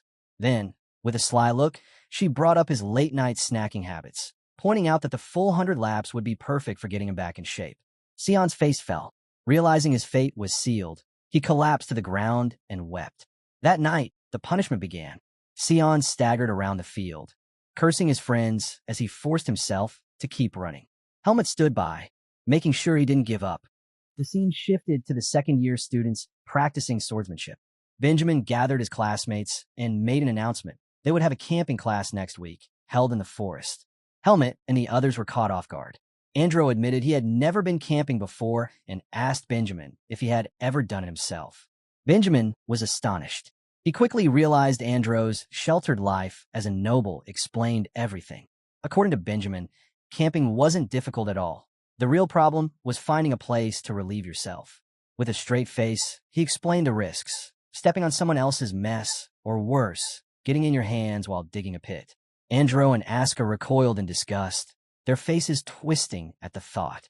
Benjamin kept going, warning them to bring proper shovels to avoid trouble.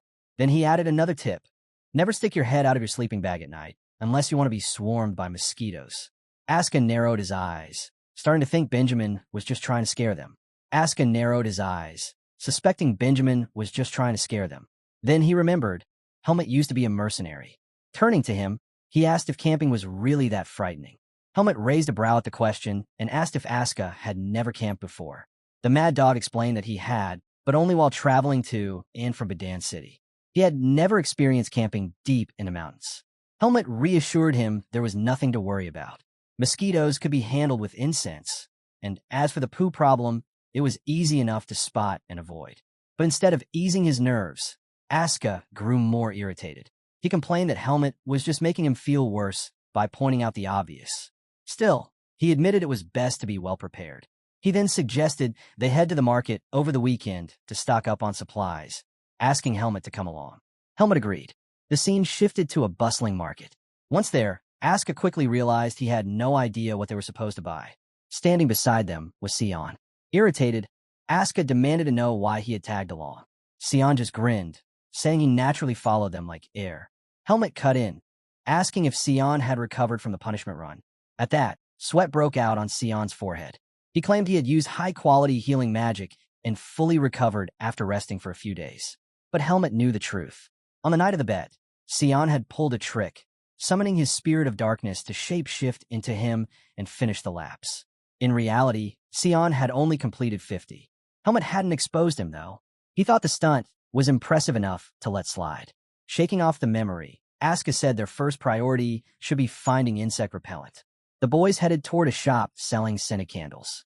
Asuka explained that the candles would drive the bugs away. Helmet agreed, adding that it was especially useful while eating in the forest. He reminded Asuka to choose candles that weren't too strong, since the smell might ruin their meals. Then Helmet mentioned another necessity: a good lamp.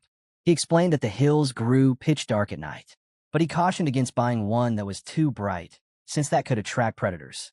Instead, it needed to shine just enough to light the path ahead. Asuka listened carefully, weighing his advice. Asuka was stunned by how detailed Helmet's knowledge was. He couldn't believe his friend was so meticulous about preparations. Helmet explained that buying the right lamp was important. You didn't want to deal with unexpected trouble in the mountains. While Asuka understood, he raised another concern. If the lamp tipped over while they slept, it could cause a bushfire. At that, Sion pulled out a scroll and handed it over with a grin. He explained that it was a bushfire extinguishing magic scroll. Once activated, it created a vacuum that would immediately snuff out any flames. Asuka's eyes widened in surprise. He didn't know such a thing even existed.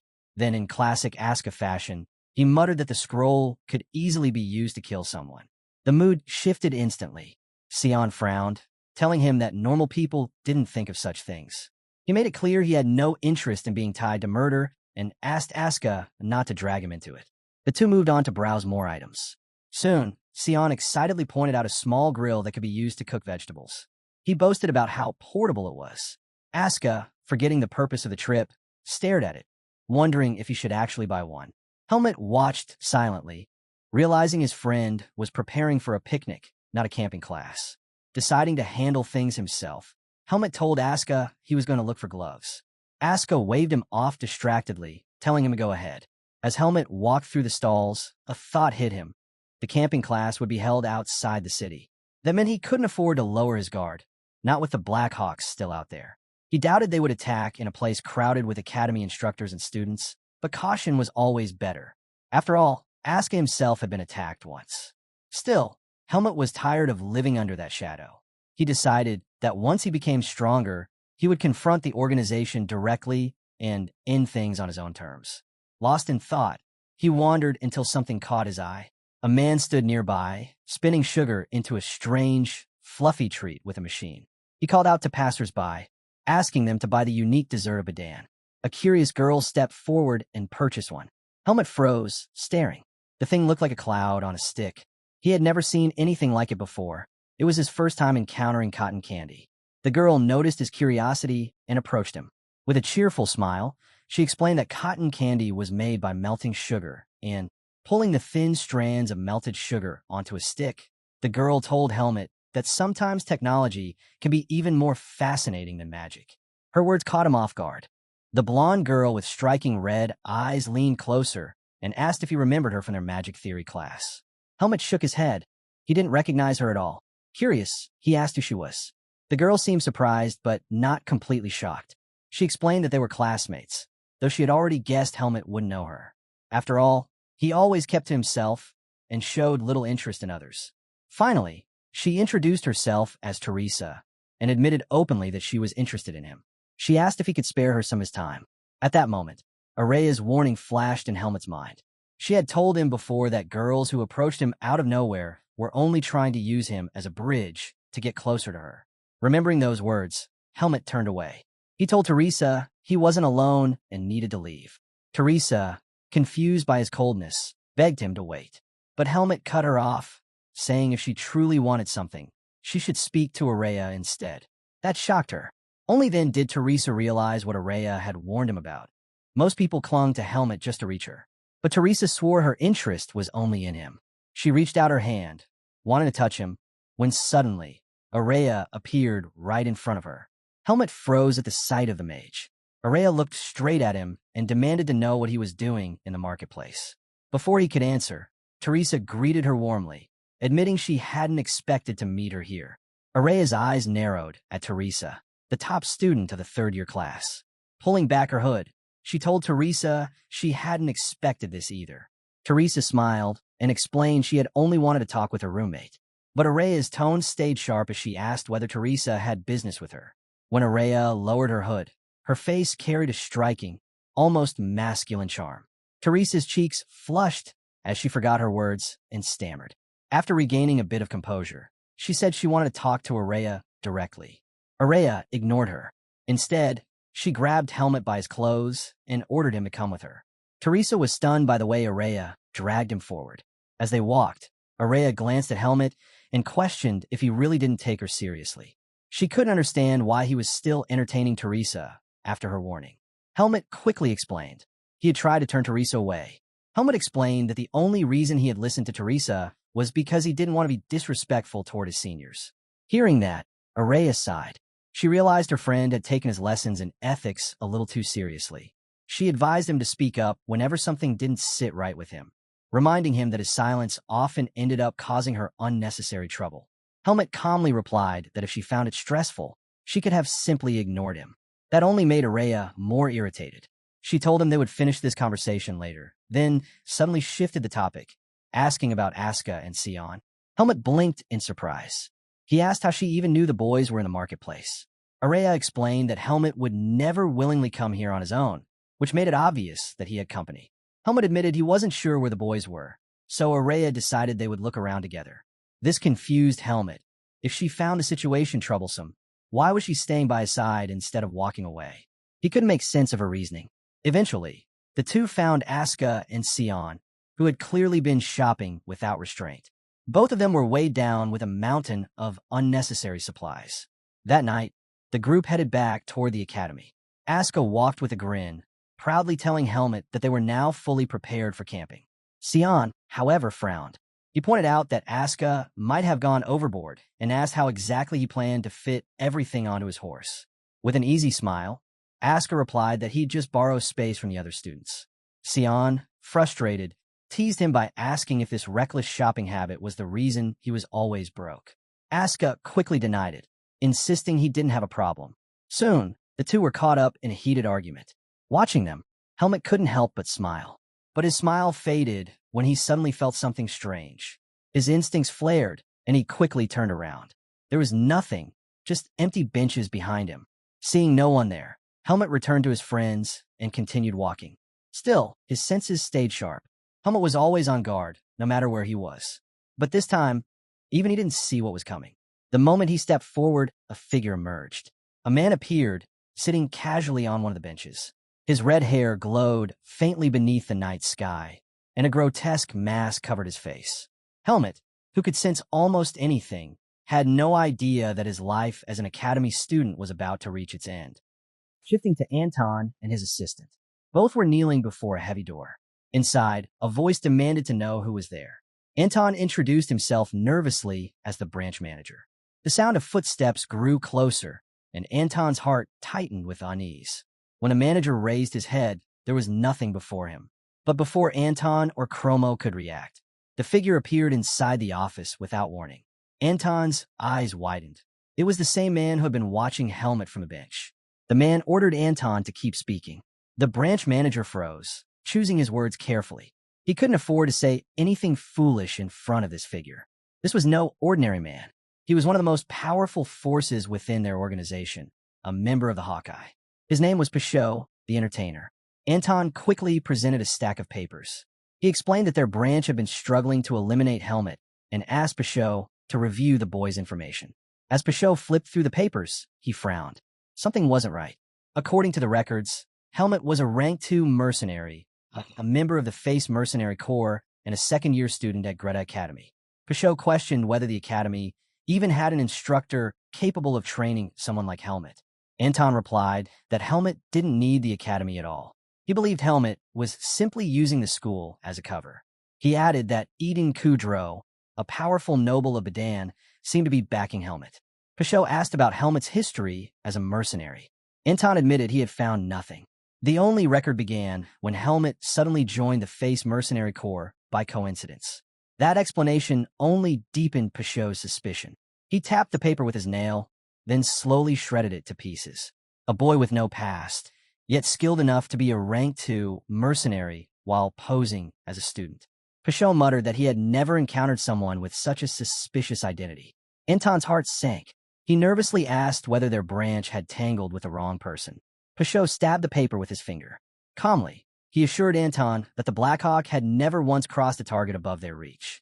The dead cannot speak, he added coldly. And if a corpse vanishes, it means that person never existed at all. He declared that Helmet would be erased. Anton was stunned, but Pashot was already planning his hunt. The scene shifted.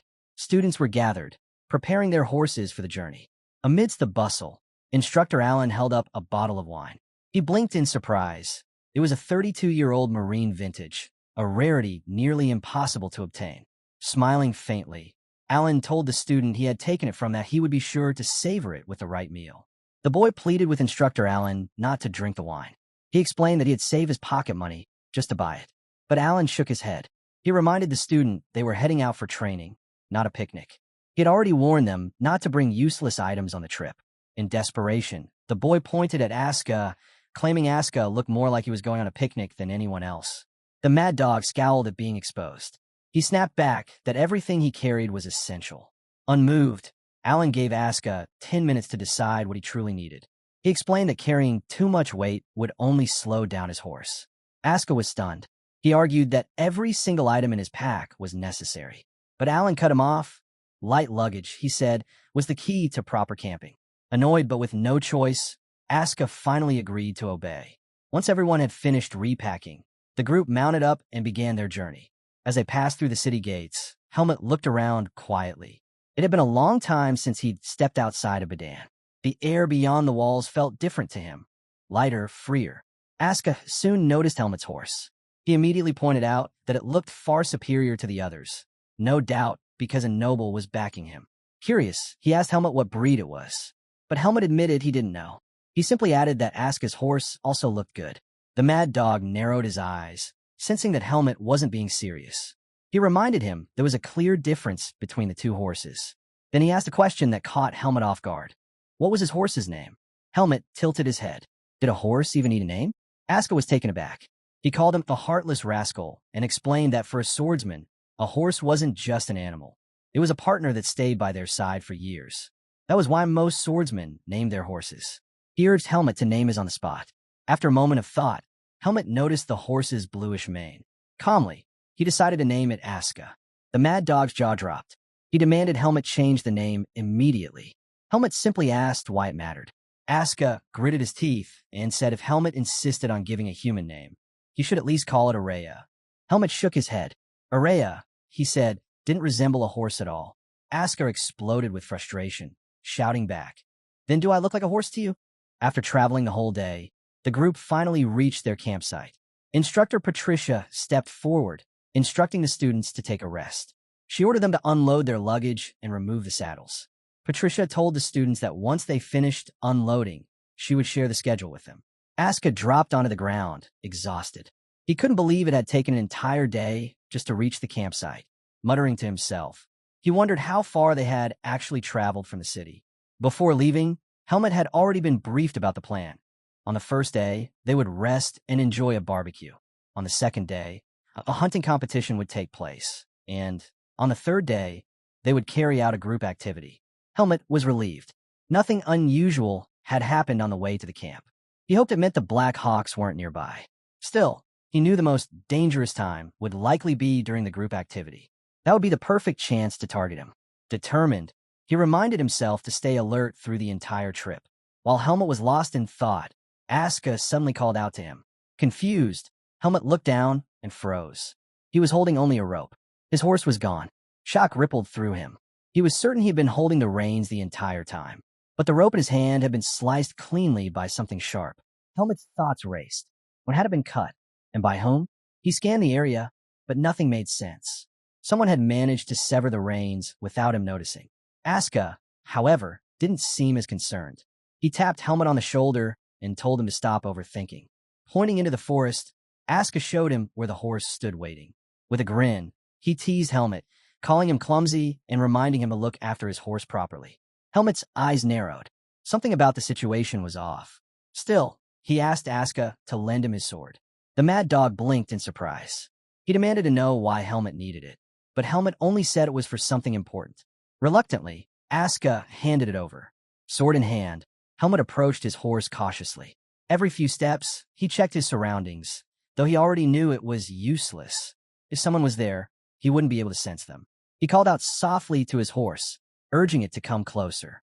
Then, just as he prepared to take a step forward, his instinct screamed. Looking down, he spotted it, buried beneath the grass, right next to his foot. A hunting trap. Helmut's chest tightened. The trap was so carefully concealed, it was practically invisible to the naked eye. He had almost stepped straight into it. The sight jolted his memory. He had once heard. Helmut remembered clearly that poaching was forbidden on the campgrounds. That meant the hunting trap wasn't an accident. It was a warning. Someone had marked him as prey. The thought made him laugh. To be treated like a hunted game. It was almost amusing. If his hunter couldn't be stopped, then he might as well enjoy the chase. Deciding it was finally time, Helmut named his horse White after its color. He called out the name, urging the horse to come closer. But White ignored him, happily munching away at the grass. Helmut wasn't surprised. He had only just named it. Obedience wouldn't come so quickly. Walking forward, he stroked the horse's mane, speaking softly to himself. He promised that anyone standing in his way would be removed. Strangely, the danger around him only seemed to thrill him more. Deep down, Helmet hoped that whoever set the trap would be strong enough to make the fight worth it. The scene shifted. All the students gathered before Instructor Allen as he prepared to deliver instructions. He explained that all activities for the camp would be carried out in pre-assigned groups. The same structure would continue from the first day until the last. Allen warned the students to avoid unnecessary distractions. Then he produced a marble, explaining that each group leader would receive a communication marble. With it, they could contact the instructors at any time to report emergencies. Helmet was chosen as the leader of his group and handed the marble. As he studied the strange object, Asuka nudged him, telling him to meet the rest of the team.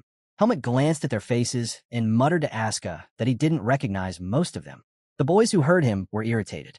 They reminded him that he had seen their faces already when picking members. Before things escalated, Andros stepped in, asking everyone to calm down. He suggested they use this chance to introduce themselves properly. He began by introducing himself, followed by the four new boys, Mitchell, Basil, Wesley, and Dino. Helmet then turned to the red-haired boy and asked his name. The boy frowned. It was James, someone Helmet had already met several times. Shocked, James demanded Helmet remember it next time. Helmet nodded and assured him that he would. Satisfied for the moment, James pressed Helmet and Asuka to introduce themselves as well. But the Mad Dog refused, pointing out that everyone already knew who they were. James clearly didn't like his dismissive attitude, but he knew Asuka wasn't wrong. Helmet then told the boys to begin preparing dinner. He made it clear that teamwork would matter more than anything else. Helmet told the group that he needed to report something to their instructor. Asuka frowned, confused why Helmet would have anything to say so soon after camp had begun. He asked what it was about. Helmet explained quietly that he had discovered a trap in the forest when retrieving his horse. Asuka's eyes widened.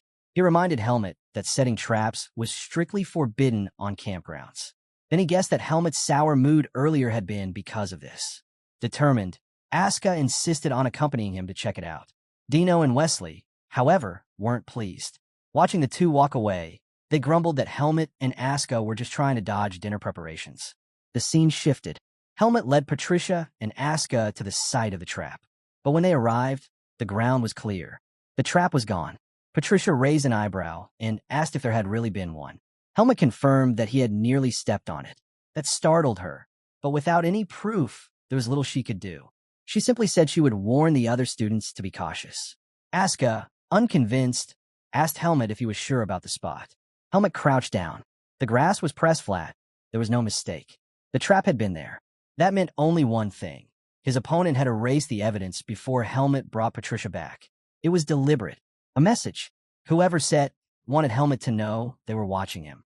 Helmet recalled what Alaga had once taught him during his time in the Forest of Roots. Persistence was the greatest weapon when facing stronger prey. The ability to endure, to pressure a target until exhaustion left it defenseless. That was the hunter's edge. His unseen opponent was cautious and skilled, but ultimately, he didn't understand Helmet. To Helmet, these small games were hardly worth worrying about. When Helmet and Asuka returned to camp, Mitchell immediately complained that they were late. He said the group had already started grilling and eating. But when Helmet and Asuka looked at what Mitchell had cooked, their faces stiffened. The meat looked like burnt coals. Shaking his head, Asuka took over. He grilled the rest of the meat himself, and then showed the boys what properly cooked meat was supposed to look like. Basil and Mitchell stared in disbelief. And when they tasted Asuka's food, their eyes lit up.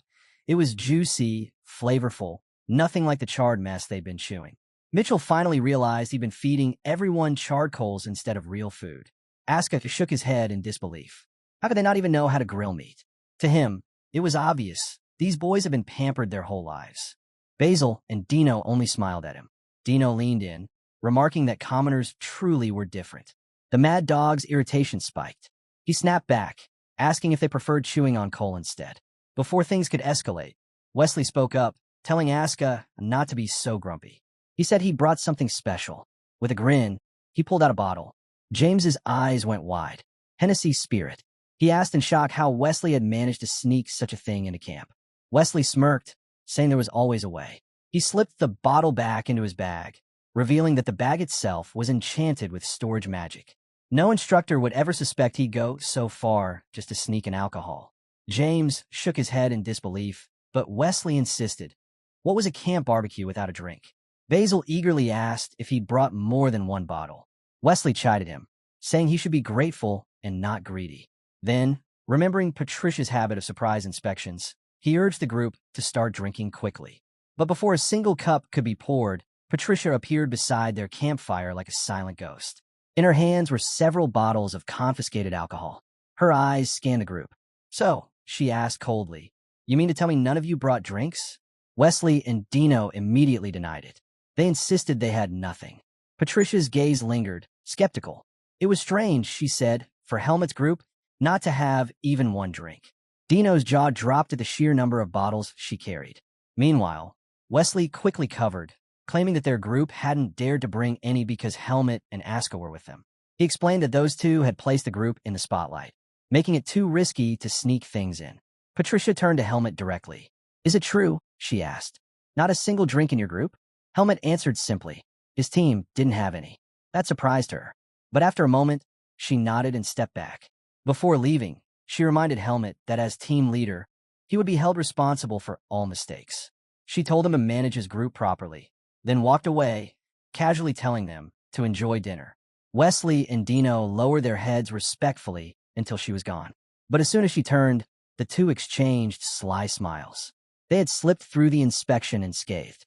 With their spirits high, the boys raised their cups together in a quiet cheer. James took the first sip of Hennessy and nearly choked on its strength. Wesley laughed and told him to keep drinking. Wesley laughed and told James the drink wouldn't kill him. The boys passed the bottle around, enjoying their stolen treat. But Andros soon noticed Helmut sitting quietly, his expression sour. He asked if the drink wasn't to his liking. Helmut replied that the taste was fine.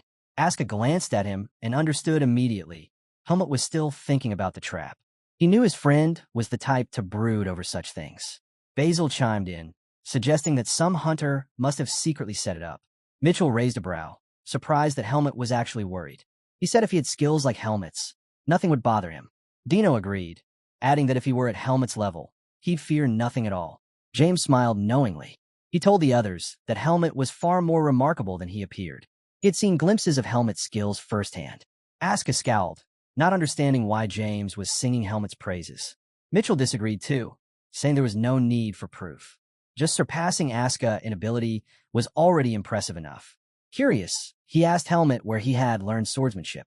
Helmut answered simply. He had grown up in a forest, learning under his master. Mitchell was stunned.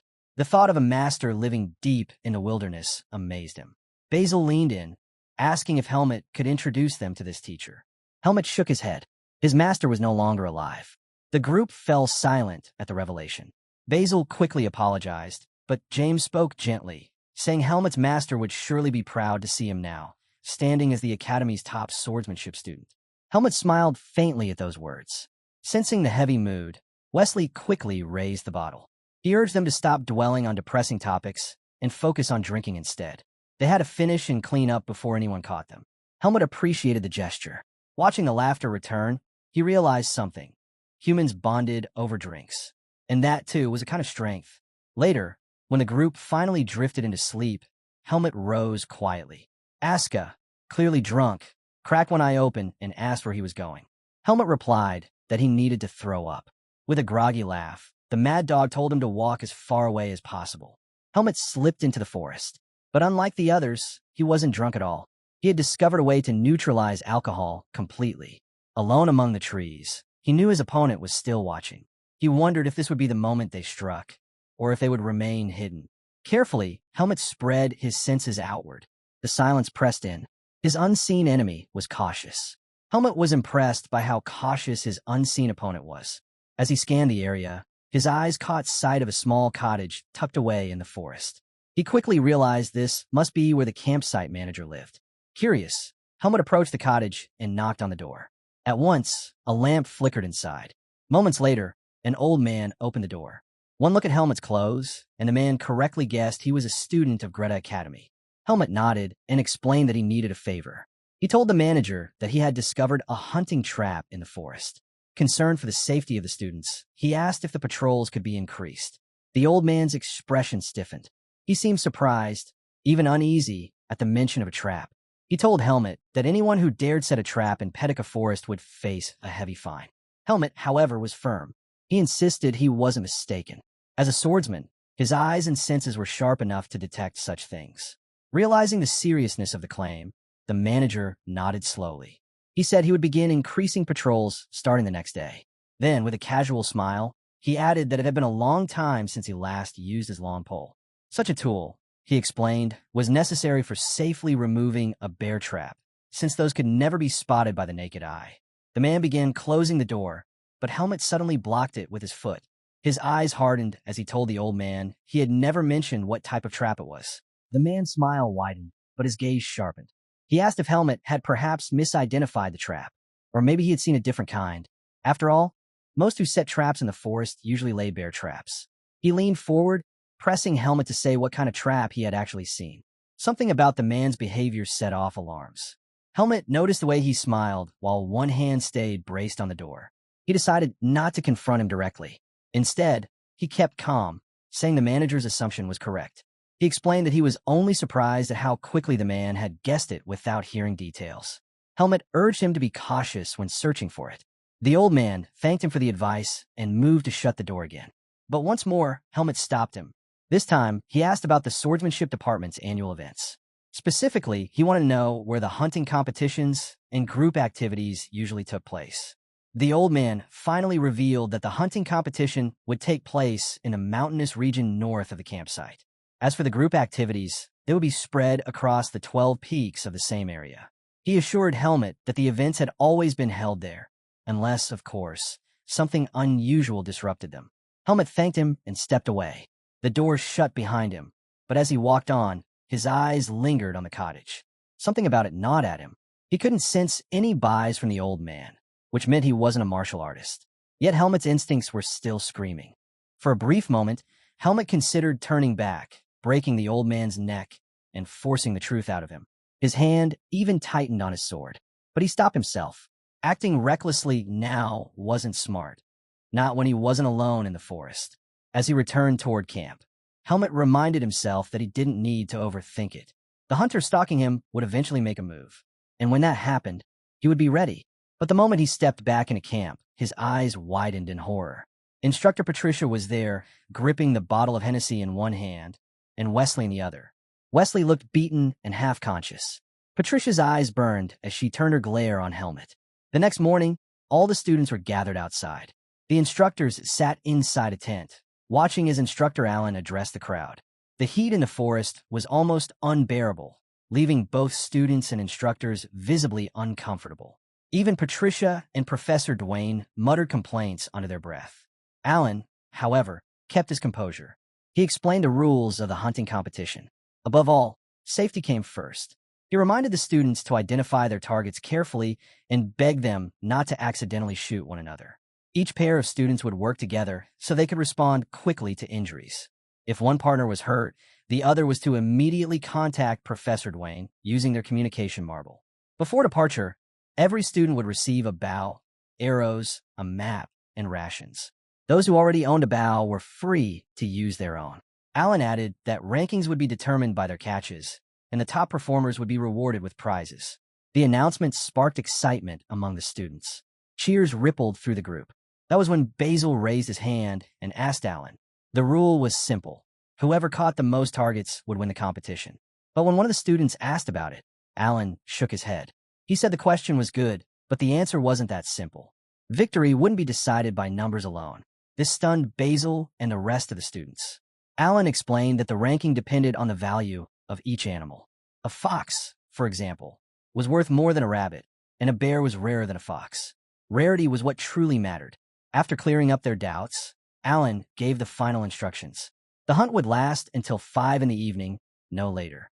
The forest darkened quickly, and he warned them to stay on schedule. Aska stepped forward, resting a hand on our boy's shoulder, his confidence on full display. He declared to the others that he and Helmet had no chance of losing. Wesley's temper flared. He couldn't stand the idea of the two strongest students teaming up. He asked if they even had a shred of conscience left. Basil raised his hand, questioning whether such a pair should even be allowed. Allen admitted it was unusual, but he didn't object. Teams were free to form however they wanted. The answer didn't sit well with Wesley or Basil. Helmet and Aska started walking into the forest. Aska turned back for a moment, warning the others not to follow them if all they wanted was an easy hunt. His words only fueled Wesley and Basil's frustration. The scene shifted. Deep in the forest, Helmet and Aska moved with bows and arrows in hand. Aska reminded Helmet that the two of them were the strongest. If they gave it their all, first and second place were practically guaranteed. He even asked if Helmet wanted to compete with him. But Helmet wasn't paying attention to his partner's boasting. His thoughts were elsewhere. He had noticed that no one had followed them. That meant he could fight freely if his hunter appeared. It also meant it was time to separate from Aska. Aska, on the other hand, knew Helmet's hunting skills. He asked if Helmet knew of any good hunting grounds. But Helmet had no intention of revealing his tactics. Then, an idea struck him. If he could help Aska catch a target, he could send him back to camp and get rid of him. So, Helmet told Aska to follow him. The so-called Mad Dog was thrilled by this. The two crouched behind a bush near the river. Helmet explained that every animal needed water, so the simplest way to catch prey was to wait by the riverbank. Aska nodded, convinced that Helmet's strategy would work. Aska wasn't impressed with Helmet's plan. Waiting by the river felt too slow. He argued that searching for animals would be faster. But Helmet disagreed. He calmly explained that if they moved around too much, their prey would spot them first and run away. Hunting wasn't about speed, it was about patience. He urged Aska to take this chance to practice. The response only irritated the Mad Dog. On their way to the river, Helmet noticed fresh claw marks etched into the trees. He stopped and warned Aska that a large predator might be nearby. And just as he said that, the two of them froze at the sight ahead. A massive bear had appeared at the river, pulling out a fish with its claws. Both Helmet and Aska lit up at the sight of their new target. Aska grinned and told Helmet they should shoot together. The two readied their bows, arrows drawn. But just before releasing his shot, a troubling thought crossed Helmet's mind. Would killing an animal awaken his seed of darkness? He was tempted to find out, but this wasn't the time to test it. Their arrows flew at the same moment.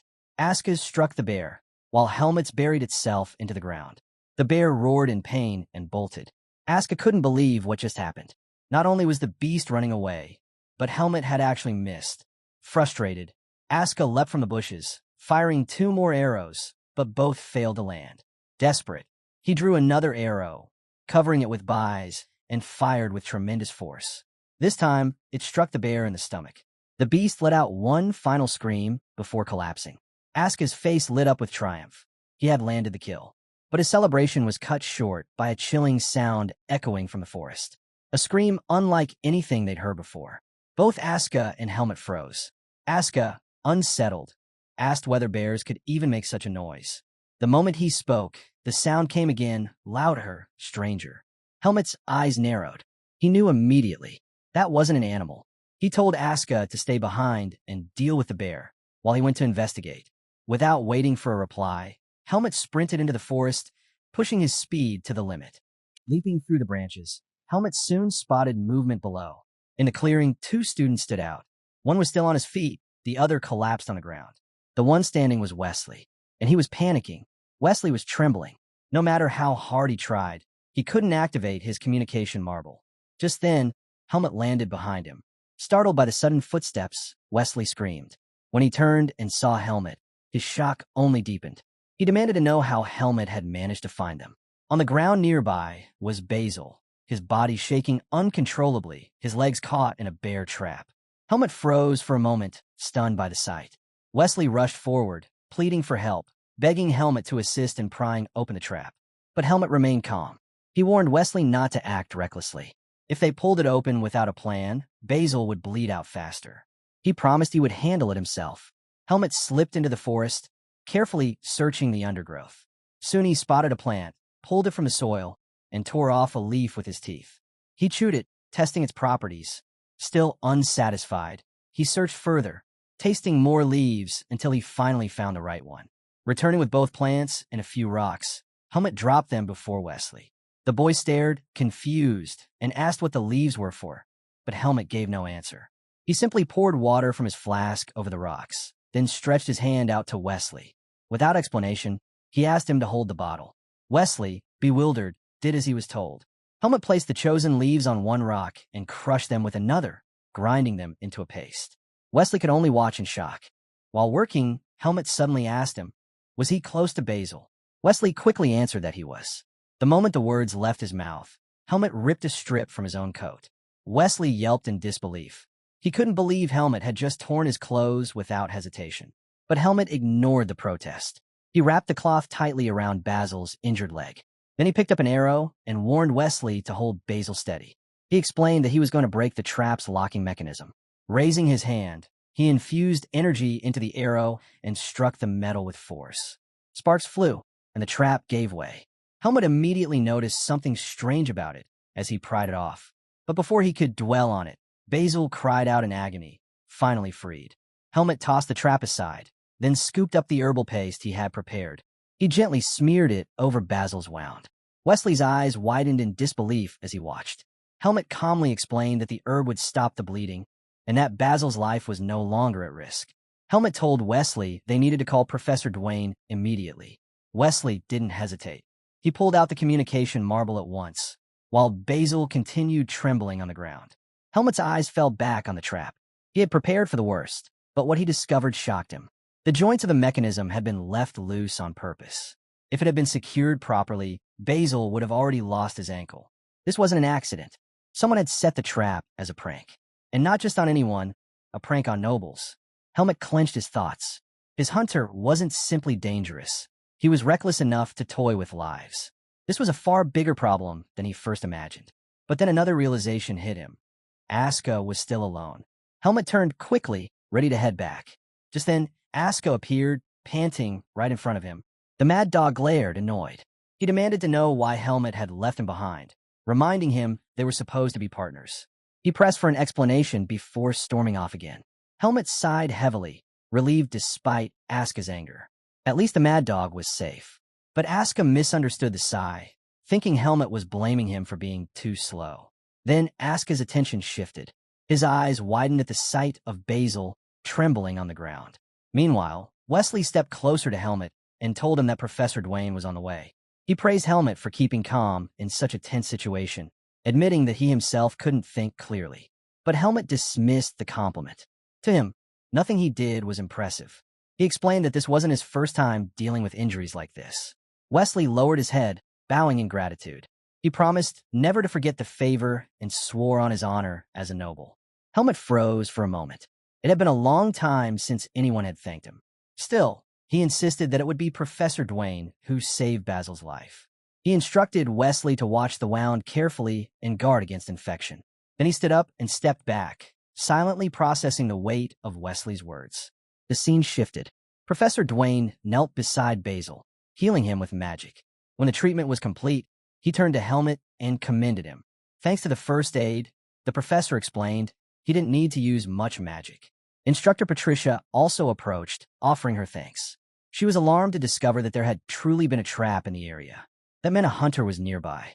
She assured Helmet she would file a formal complaint with the management office. Turning to Wesley, Patricia asked him to explain exactly how Basil had stepped into the trap. Wesley explained what had happened. Basil had spotted something in the forest and sprinted toward it. But before he could reach it, he triggered the trap and cried out in pain. Wesley admitted he still had no idea what Basil had seen that made him dash off like that. Patricia listened carefully, then gave her verdict. Basil would no longer be able to finish the camping exercise. She instructed Wesley to help her carry him back to the base. Turning to Helmet and Aska, she allowed them to continue their hunt, but warned them to stay alert for traps. With a proud grin, Aska told her that he and Helmet already had a good catch. Patricia raised an eyebrow, intrigued, and replied that she looked forward to seeing it. Aska smirked, boasting that she would be very surprised. Once Patricia moved ahead, Aska turned to Helmet. He declared that since he was the one who struck the bear, the catch belonged to him. Helmet waved it off, assuring him not to worry. He had no interest in claiming the bear. Instead, he promised to catch something else soon and suggested Aska return to the river. The mad dog frowned, uneasy. He warned Helmet that he might stumble into another trap. But Helmet reassured him. He explained that someone could steal the bear if Aska left it unattended for too long. The realization struck Aska. Helmet was right. He quickly agreed and told Helmet to take care of himself before heading back. As soon as Aska disappeared, Helmet sprinted deeper into the forest. Finally, he had his chance. If his hunter had been watching, then he had to be close. Helmet decided the only way to flush him out was to sharpen his senses. He closed his eyes and channeled his bis, extending his awareness in every direction. Mid-run, Helmet caught it, a faint disturbance in the air. When he opened his eyes, a thin wire glinted before him. Reacting instantly, he coated his bow in energy and slashed the wire. It snapped cleanly, and Helmet landed on the forest floor. Looking up, he studied the wire swaying overhead. It wasn't ordinary, it was steel. If Basil had encountered this trap, he would have been killed instantly. Helmet inspected the area, searching carefully for more traps. Thankfully, there were none nearby. But just as he finished scanning, movement flickered in the distance. Something was there. Helmet's focus locked in. He decided to find out exactly what it was. Helmet approached cautiously. Up close, he saw what it was, a deer bound tightly. He understood immediately. The deer wasn't a lucky find. It was bait, deliberately left by his hunter. That explained everything. Basil must have spotted the deer, chased after it, and fallen right into the trap. Helmet drew his bow. Without hesitation, he released an arrow and claimed the deer. The scene shifted. The students had returned to base, laying down their catches on a mat. Among them was the massive body of a bear. The sight left both students and instructors stunned. Aska leaned proudly against his prize, wearing a smug smile. The other students scowled, irritated by his arrogance. None of them had even believed a bear existed in the forest. James finally asked if Helmet had helped him bring it down. Aska bristled at the question, snapping back that Helmet had his own pride. He reminded James that Helmet had made a catch of his own. When James turned, he spotted Helmet standing quietly beside a deer. Instructor Allen's face brightened. He praised the catch, pointing out that deer meat was delicious. After examining all the animals, Allen gathered the group and announced it was time to reveal the prizes. Fifth place would receive 10 Academy meal tickets. Fourth place would be awarded a high-quality quill and an ink set. Third place, 10 Academy bookstore gift certificates. Second place, a pass granting access to a private training ground. Smiles spread across the group as the rewards grew more enticing. Then Allen revealed the grand prize. First place would claim all the rewards from every position. Aska rested his hand on Helmet's shoulder, grinning confidently.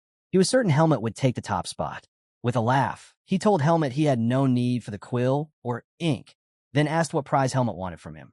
The students cheered in excitement as Allen prepared to announce the final results. The scene changed again. Helmet and his teammates sat gathered around a campfire. Flames flickered as James leaned in, remarking on the incredible privilege of having a private room. Only someone like Araya had ever been granted one before. Even then, the privilege lasted only a week. Still, for a simple hunting competition, it was extraordinary. James smirked, turning to Aska. With mock formality, he congratulated him on second place and told him to enjoy his room. Aska's jaw dropped. He couldn't believe it. Second place? It didn't make sense. He had caught a bear. Frustration boiled over, and he began to complain loudly, insisting that such a prize made no sense for him. Aska slammed his hand down, demanding an answer. Was there anything more impressive than catching a bear? Andros spoke up. He reminded Aska that Bruce had brought back a fox with silver fur, something none of the instructors had ever seen before. Both Alan and Patricia had been astonished. Dino chimed in, admitting he too was shocked. The moment he saw it, he assumed Bruce had managed to capture a mythical creature. Helmet decided to ease Aska's frustration. He reminded the mad dog that he had always wanted a private training room. Wasn't that better than a quill? Aska knew Helmet was right. The private room was a reward worth celebrating. But still, deep down, he couldn't let go of the desire for first place. With a grunt, he turned to Helmet and asked what prize he had received. Helmet replied simply, 10 Academy meal tickets awarded for fifth place. The others, ignoring the tension, thanked Aska for catching the bear. They were eager to try bear meat. Aska smirked, declaring that anyone who hadn't managed to bring back a catch would handle the cooking. Since he had done the hard work, it was only fair. The boys fell silent at his words, their eyes drifting to the campfire. As they stared into the flames, Andro broke the silence. He admitted that it felt lonely without their 3 teammates. The others didn't speak, but they felt the same. Basil was gone after his accident. Wesley and Mitchell had also been taken out earlier that day. On their way back to camp, Wesley had fallen when a bridge collapsed beneath him, And while hunting, Mitchell had plunged into a pit trap, his leg fractured so badly that he had to be rushed back to the academy. Only 5 boys remained. Dino shook his head, calling them the unluckiest group of all. He couldn't believe 3 separate accidents had happened to their team in just one day. Andrew revealed that Patricia had even asked if they wanted to reassemble. The others might have believed it was just bad luck, but Helmut knew better. None of it was coincidence. His hunter was moving in the shadows, targeting his companions one by one. What troubled him most was that his hunter preferred such tricks instead of facing him head-on.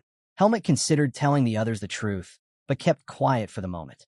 Breaking the silence, Dino whispered that he hoped their injured teammates were all right. Asuka scoffed. To him, it was a foolish question. The 3 had already returned to the academy. They were probably resting comfortably in their beds. What mattered now was themselves. He reminded the group that they were the ones who had to spend the night outside, lying on the cold ground with nothing but a thin piece of clothing. The next day, Dino and James were left stunned by Asuka's blunt words. James shook his head, muttering that Asuka could be such a heartless bastard. Andrew, meanwhile, was troubled by something else. Starting today, the teams would be camping separately, away from their instructors. He voiced his concern, asking if that meant they might stumble into traps again. James sighed, hoping aloud that their group could return safely without needing instructor intervention. Listening to their worries, Helmut decided to stay quiet. Telling them about his hunter would only create panic. Besides, the remaining days would be filled mostly with group activities. As long as he stayed close, he believed he could protect them. The scene shifted. The students left the base, heading toward their designated camping spots. Helmut studied the map carefully, showing his teammates their route. He explained that with horses, they could reach their destination within 4 hours. After folding the map, he led the group forward. Hours later, the group arrived. James quickly pulled Helmut aside, eager to show him something. He guided him to a spring nearby. With excitement, James explained that the flat ground made it perfect for resting, and the spring meant they wouldn't have to worry about searching for water. To him, it felt like a stroke of luck to find such a spot in the mountains. Helmut dismounted, stepped to the spring, and scooped water with his hand. He tasted it carefully. Relief washed over him. It wasn't poisoned. He couldn't help but remember the troubles he'd once faced while traveling with the noble lady. Just then, Asuka approached. He raised an eyebrow, surprised that Helmut had rushed to the water immediately. With a smirk, he asked if Helmut had been that thirsty. Helmut didn't bother to answer. Meanwhile, Dino suggested they unload and rest. They had arrived earlier than expected, so there was no need to hurry. James agreed, pointing out they still had plenty of food from the day before. He promised to fetch firewood later. As the others began unpacking, Helmut wandered his gaze across the area, assessing it carefully. By evening, the group had settled in. The camp was ready, and a fire burned steadily. The boys sat around it, their eyes fixed on the flames. The mood was heavy, the air thick with a quiet sadness. Helmut sat with them, watching. As Helmut glanced around, he could see it clearly. His teammates were weighed down. Their silence wasn't without reason. 3 of their members had been injured and sent back to the academy. The thought alone was enough to leave the group uneasy. Breaking the heavy atmosphere, Helmut stood up. Dino glanced over and asked if he needed anything. Helmut replied that their firewood supply was running low, so he planned to gather more. Immediately, Asuka stood as well. He refused to stay in that gloomy mood with the others. He insisted on going with Helmut. Helmut wasn't pleased. Asuka had a habit of trailing him everywhere, and tonight was no different. The forest grew darker as the 2 searched for wood. After collecting a bundle, Asuka asked if it was enough. Helmut thanked him for the help, but explained that the wood he gathered was unusable. It was wet. Asuka frowned in surprise. Couldn't they just use any wood? Helmut shook his head. Wet wood wouldn't catch fire. The darkness annoyed Asuka even more. He grumbled that it was so hard to see. Then, half joking, he complained that when they returned to the city of Badan, his eyes would be blinded by all the bright lights. Helmut didn't answer, scanning the area instead. Asuka grew frustrated. He stood up, demanding that Helmut at least say something. But Helmut brushed him off, telling him to stay focused on collecting dry wood. That stunned Asuka. He muttered that Helmut was nothing but a cold-hearted bastard. When silence lingered again, Asuka decided to sing to himself. Then, to his surprise, Helmut finally called his name. Asuka lit up at the sound, only to quip that if Helmut spoke, then he should be allowed to sing. Helmut ignored the remark and handed him the wood he had gathered. Helmet instructed Asuka to take the bundle back to camp. Asuka blinked in surprise. He asked if something was wrong. Helmet answered calmly. He had something urgent to take care of. The mad dog quickly caught on. He asked if it was something serious. Then, turning back with a smirk, he told Helmet to handle his business far from camp so it wouldn't stink. To Asuka, it made perfect sense. Helmet had been disappearing suspiciously often since they started gathering wood. Once Asuka left, Helmet slipped deeper into the forest. There, in the shadows, was a man sharpening a stake. Helmet stepped out to greet him. His voice was steady as he asked the man if he was satisfied with his preparations. His hand tightened around the hilt of his sword. Helmet gripped his sword and stepped forward toward his hunter. The figure revealed himself. It was Pashot, the entertainer. Pashot smiled, thanking Helmet for accepting his invitation. He said the little pre-work had been enjoyable thanks to him. With a playful tone, he added that Helmet must have questions, then motioned for him to sit on a log so they could chat. While sharpening his stake, Pashot admitted he was in high spirits. At last, he could meet Helmet face to face. He confessed he had grown tired of watching from the shadows. Leaning closer, he asked Helmet how it felt to finally come face to face with his hunter. Helmet's eyes narrowed. He remarked on Pashot's strange taste in masks, pointing out that he was still hiding his face. That alone made him certain this man was shady. Pashot only laughed. He told Helmet he was unlike any other prey he had stalked. Most people, when they realized they were being hunted, ran for their lives. But Helmet had done the opposite. He kept chasing after his hunter. Pashot admitted he almost couldn't believe it. Helmet acted like he was the predator instead. Helmet stayed silent. Pashot's tone shifted. He said he had revealed himself not just to talk, but to give Helmet one final chance. He claimed they had much in common. Then he slipped a hand into his pocket and pulled something out. With a flick, he tossed it toward Helmet. Helmet's hand shot to his sword, ready to strike. But what landed before him wasn't a weapon. It was a worm. As Helmet stared, Pashot formally introduced himself. He revealed that he was an entertainer of the Dark of Hawkeye, an elite unit directly under the command of the Blackhawks leader. With that title came the power to recruit valuable members. Pashot told Helmet that he was too talented to waste away here. He offered him a place in the Blackhawk, on one condition. To join, Helmet had to swallow the worm. The entertainer explained calmly. The worm would burrow into his heart and consume it unless he was given a special medicine. Other than that, it carried no side effects. Then Pashot raised the stakes. If Helmet refused, his men, already lying in wait, would slaughter his teammates. He urged him to think carefully. Helmet's glare hardened. He accused Pashot of lying. In his eyes, this man wasn't the type who could command loyal subordinates. Pashot shrugged. He told Helmet to believe whatever he wanted. But Helmet pressed further. He pointed out something strange. If Pashot killed nobles, wouldn't that bring him trouble? Could he really get away with that? Pashot smirked. He replied coldly, "Not all nobles are equal." Pashot told him he had already sent the keen nobles away. Right then, Helmet realized he was talking about his 3 teammates. The entertainer casually placed a hand on his head, telling Helmet not to think too much. From the start, he never had a choice. The only way to survive, Pashot claimed, was to accept his offer. Hearing this, Helmet's eyes drifted to the worm on the ground. He stared at it for a moment before shutting his eyes, disappointed. Pashot dared to say they had much in common, but Helmet crushed the worm under his foot and raised his blade. He told the entertainer that he clearly hadn't done his homework on him. Without another word, Helmet charged. Pashot quickly hurled his stake at a hidden switch. Instantly, steel wires shot out from the ground, whipping toward Helmet to shred him apart. But that kind of trick wasn't enough. Helmet's sword lit up with buys, slicing through the wires with ease as he closed the distance. Standing over his enemy, Helmet declared that everything would end if he cut him down right here.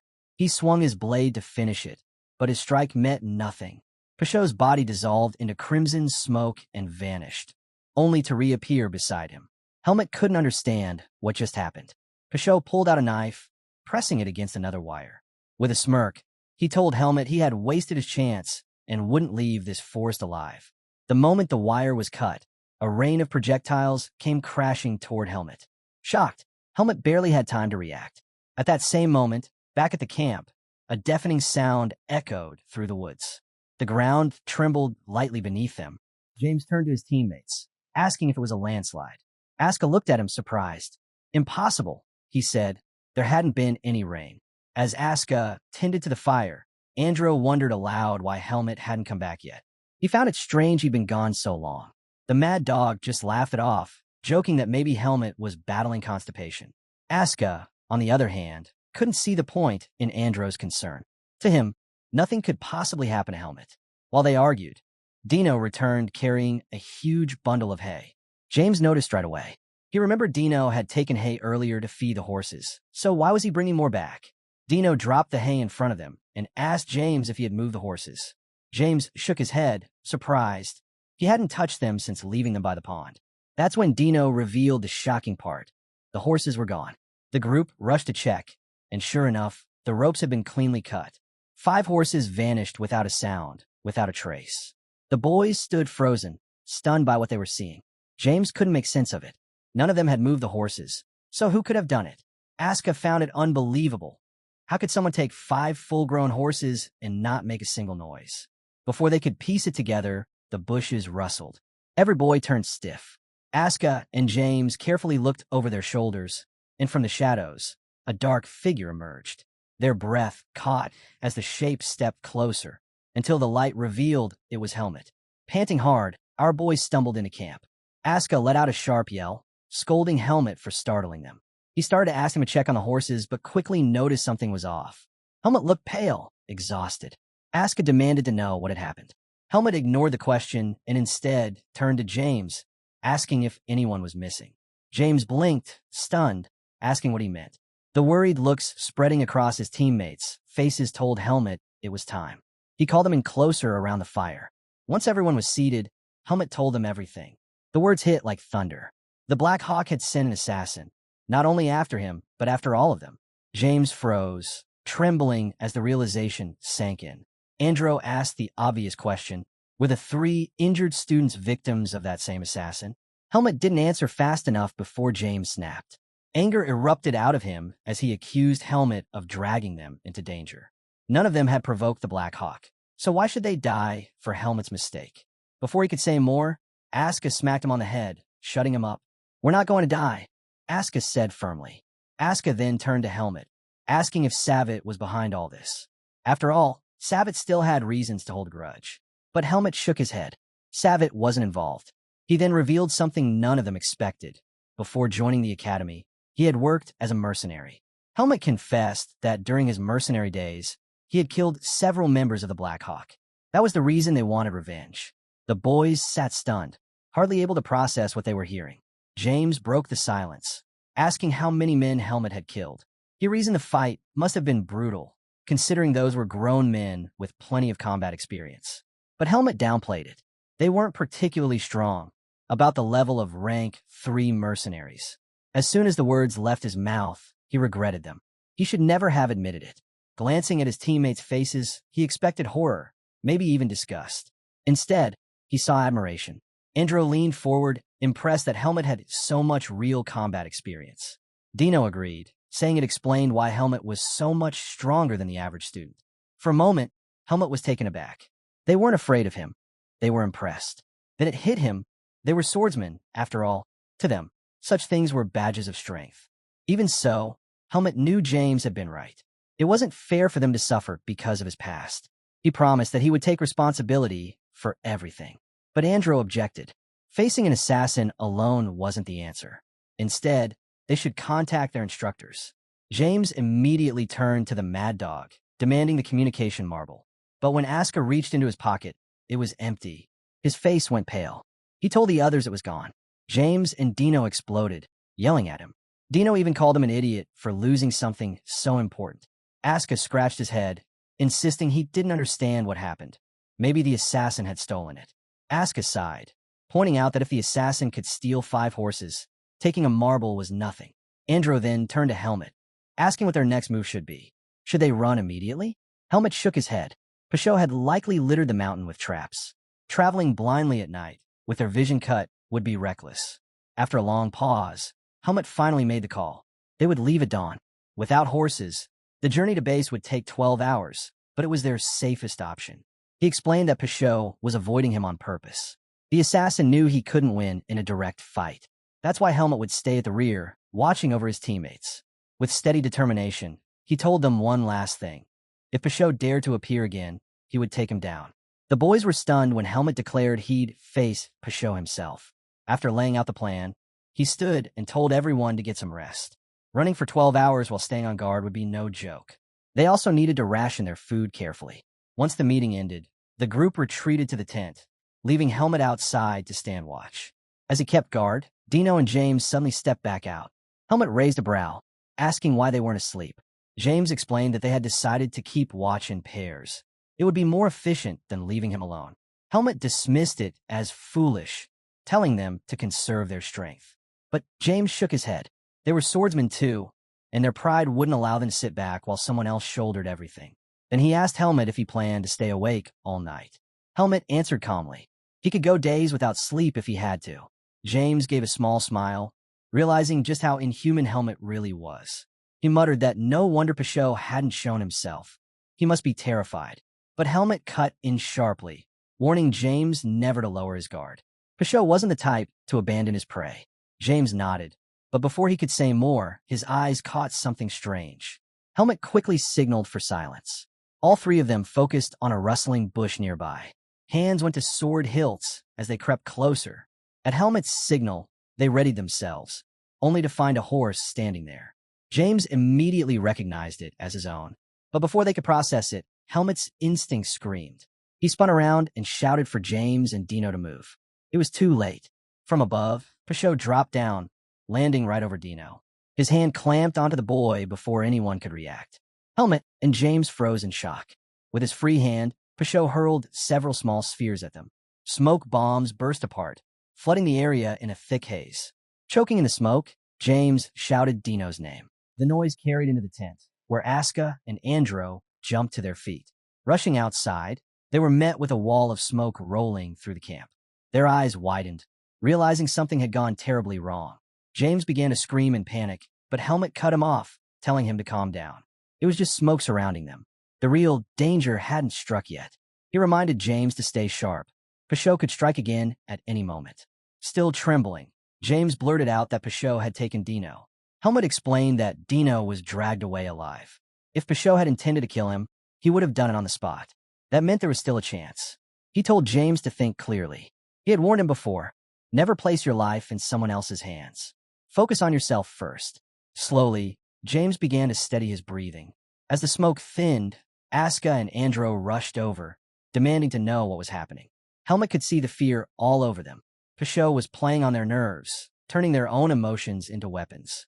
His experience made him a dangerous opponent. Aska, his voice shaky, asked James where the assassin had taken Dino. James muttered that Pashot could still be nearby. He was desperate, insisting they couldn't just leave Dino behind. Andro tried to be the voice of reason, pointing out they didn't even know what move to make. That only set James off. He snapped at Andro, accusing him of wanting to abandon Dino and run. Then he turned on Helmet, demanding to know if he was thinking the same thing. Helmet stood firm. He hadn't given up on Dino, but if they all rushed blindly at Pashot, they'd fall right into his trap. At the same time, leaving camp undefended was just as reckless. The situation was a no-win. Hearing this, James collapsed to the ground, overwhelmed. He clenched his fists, furious, and suddenly grabbed Helmet by the shirt. He shouted that all of this was Helmet's fault, that none of them would be in this nightmare if not for him. Helmet didn't flinch. Andro quickly pulled James back, telling him there was no point blaming Helmet. He urged him to let go and cool his head. With an icy calm, Helmet laid out. He wasn't abandoning Dino, but he couldn't gamble the lives of 3 for the sake of 1. His responsibility was to save as many as possible. James froze, stunned.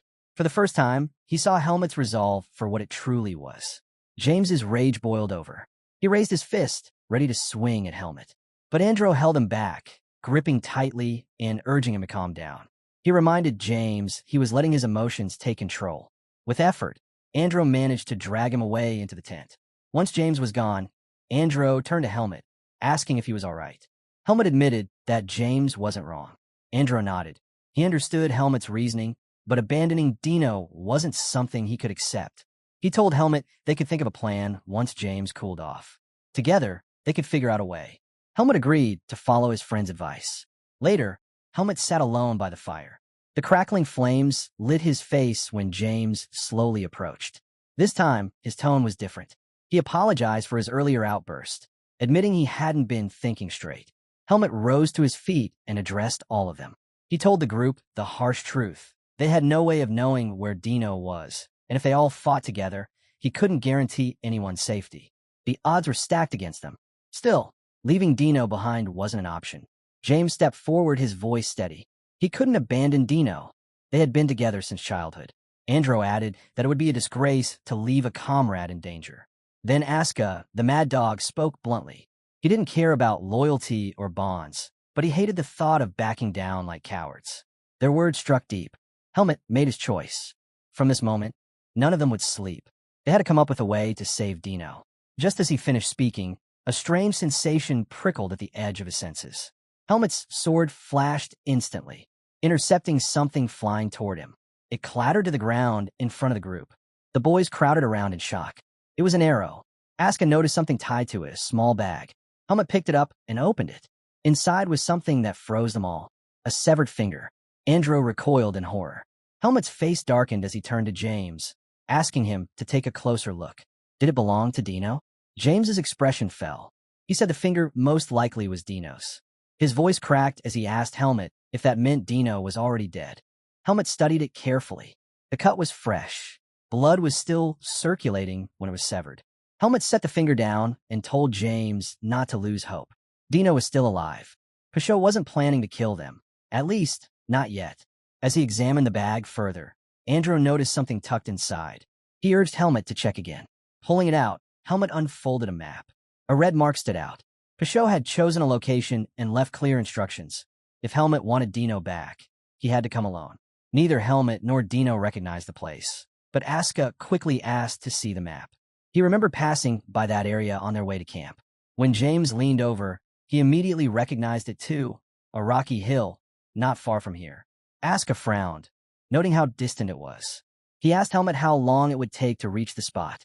Helmet answered without hesitation, 15 minutes at full speed. Aska stared at him in disbelief, thinking he was joking. But Helmet's tone was dead serious. Andro then asked if anyone had an idea what the assassin's real plan was. Aska scoffed at the question, calling it obvious. The goal was simple: isolate Helmet. James protested, saying Helmet didn't need to go alone. They could all go together and finish Pashot off.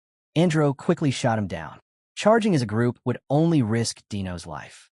The assassin wanted control, and right now, the safest path was to play along. Their best option was to let Helmet go while they waited. Helmet didn't object. He was ready to move alone. But he warned them, once he left, Pashot would definitely target the camp. That drew irritation from Aska. He accused Helmet of being too arrogant, then smirked. He and the others could stall Pashot for 30 minutes if needed. The mad dog's eyes lit up with excitement. At last, a chance to clash with the assassin. Grinning, he told the group he had come up with a plan. The others looked at him in surprise. The scene shifted. Helmet was now tearing through the forest, feet pounding the earth as he followed the marked path.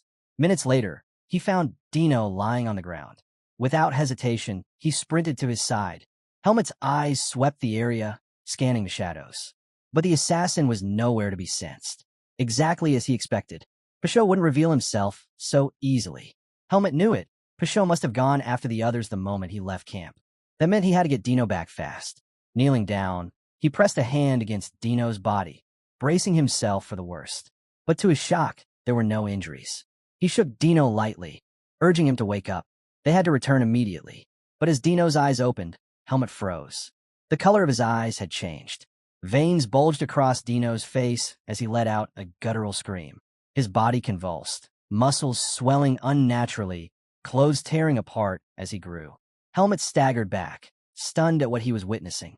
Then it clicked. This was demonic energy. Pashot had forced raw demonic power into Dino. Helmet's expression hardened. Demonic energy was pure berserk force. In an ordinary human, it clashed violently with natural energy, devouring each other until nothing remained. The body would inevitably collapse once drained dry. By the time the transformation finished, Dino no longer looked like himself. His body was massive, monstrous, like a hulking beast. Helmet's hand slipped to his sword, his instincts telling him to be ready. Dino's eyes locked onto him, empty and terrifying. Without a word, the boy lunged. Helmet drew his blade, just in time to intercept a crushing punch. Even so, the force sent him flying backward. Before he could recover, Dino charged again. His hand slammed down where Helmet had been standing, shattering the ground. Helmet leapt aside, landing lightly and sizing him up. The transformation was clear. Dino was now a humanoid monster. Helmet knew he could cut him down if he had to. But that was the problem. He didn't want to kill his teammate. As he hesitated, Dino let out a roar. A surge of demonic energy exploded outward in waves. Helmet's eyes widened as his own seed of darkness responded, vibrating in resonance. The energy inside him stirred uncontrollably. "What is happening?" he muttered under his breath. Then, just as suddenly as it started, the resonance ceased. The waves faded, and the seed inside him went quiet once more. Helmet pressed a hand against his chest, shaken by the realization. His seed of darkness was... Helmet realized it. His seed of darkness was reacting to the pure, demonic energy filling the air. As he steadied himself, his eyes shifted between Dino and his own chest. A thought sparked in his mind, an idea born from that resonance. But Dino didn't give him time to dwell on it. The hulking figure charged, fists swinging like boulders. Helmet braced himself, blocking each strike one after another. Dino's attacks grew wilder, faster, more ferocious, but Helmet matched him blow for blow. Frustrated, Dino roared and tightened his fists, throwing a punch at terrifying speed. The strike cut through the air, inches from Helmet's face. But this was Helmet. With ease, he slipped aside, letting the fist smash into the cliff wall behind him. The cliff split apart under the impact, rocks rumbling above. Dino's eyes flicked upward instinctively, distracted by the shadow of falling stone. That was the opening Helmet needed. His eyes flared, and his sword slashed through Dino's leg. Dino collapsed with a cry of pain. Helmet stood over him, his voice steady. He told Dino to endure, that he would take him out later. For now, he should meditate beneath the weight of the stones. The cliff gave way, crashing down over Dino. The ground shook, dust rising thick in the air. As the rumbling settled, Helmet dropped to his knees and pushed through the rubble. He placed a hand gently on Dino's head, closed his eyes, and summoned the power within. His seed of darkness awakened, reaching into Dino's body. Slowly, it began to draw out the demonic energy. The idea had been clear. If the seed resonated with demonic energy, then it could also absorb it. The energy inside Dino was immense, but nowhere near as terrifying as what Helmet had faced in the Forest of Roots. Relief washed over him. With his eyes burning steadily, he could purify it. Bit by bit, the monstrous frame shrank, muscles easing, the twisted veins fading. Dino's body slowly returned to its normal form. Helmet stayed focused until every trace of the corruption was pulled away. When it was done, Helmet's eyes opened. Dino was back, his teammate, no longer the raging beast. But inside Helmet, a heavy storm of demonic energy still lingered. He immediately set his eyes ablaze, burning through as much as he could. Yet, even after the effort, plenty remained. Still, it was weak, manageable. He could burn away with time. For now, the important part was clear. Dino was safe. Helmet let out a quiet breath of relief. If Peugeot had shown up during this, the fight would have been near impossible. But with Dino recovered, there was no reason to linger. He had to bring him back to camp. Helmet tugged at the rubble, urging Dino to pull himself together. They had no time to waste. Camp was vulnerable, and they had to return quickly. But before he could get him out, the ground beneath them began to tremble. Cracks split across the surface, spreading fast. Helmet's eyes widened. The battlefield's impact had weakened the terrain. Before he could react, the earth gave way, collapsing beneath them. The scene cut back to the camp. Asuka, Andro, and James stood shoulder to shoulder, weapons drawn. James broke the silence, nervously asking the mad dog how long Helmet had been gone. Asuka cut him off, eyes locked forward. "Forget Helmet," he said. The fight was about to begin. And Asuka was right. From the shadows, Peugeot stepped out, his figure sliding into view like a predator. James's head snapped toward him. He shouted that this was the man who had kidnapped Dino. But Asuka didn't even glance his way. "Eyes front," he warned sharply. "Stay focused. Don't ruin the plan." Before Helmet had left to rescue Dino, he had drilled them on how to fight Peugeot. His stealth skills were too refined for human senses to track. Catching him head-on was impossible. The only counter was discipline. Helmet had told them to stand side by side, covering each other's blind spots. Three directions watched at once, ready to strike at the first opening. And if things went south, Asuka was to unleash his own plan. Back in the present, Pashot lifted a hand, pointing at them one by one as though counting prey. A twisted smile tugged at his lips. He noted that even without helmet, there were still 4 left. James stiffened at his words, blurting out if that meant Dino was already dead. Asuka's patience snapped. He barked at him for believing whatever their enemies said. Pashot's eyes glimmered as he watched them closely. The mad dog's boldness gave him away. That one was Asuka, which meant the other 2, James and Andro, were the nobles. With a mock bow, the assassin introduced himself, Pashot, the entertainer. He explained that they were his targets only because of their poor choice in friends. He admitted plainly, while killing Helmet was his goal, taking on 2 nobles at once was a risk he didn't like. He preferred clean hunts, not messy gambles. Then, fixing his gaze on James and Andro, Pashot made his proposal. Pashot turned to the 2 boys and urged them to deal with the commoner among them. If they did, he promised to let them go free. His words left the boys stunned. With a sly grin, Pashot told them this was their chance to finally get rid of the troublemaker in the swordsmanship department. All they had to do was claim that Asuka had fallen while fighting the assassin alone. He even promised to leave them with believable injuries, enough to silence any suspicion. James and Andro fell silent, and Asuka's heart sank.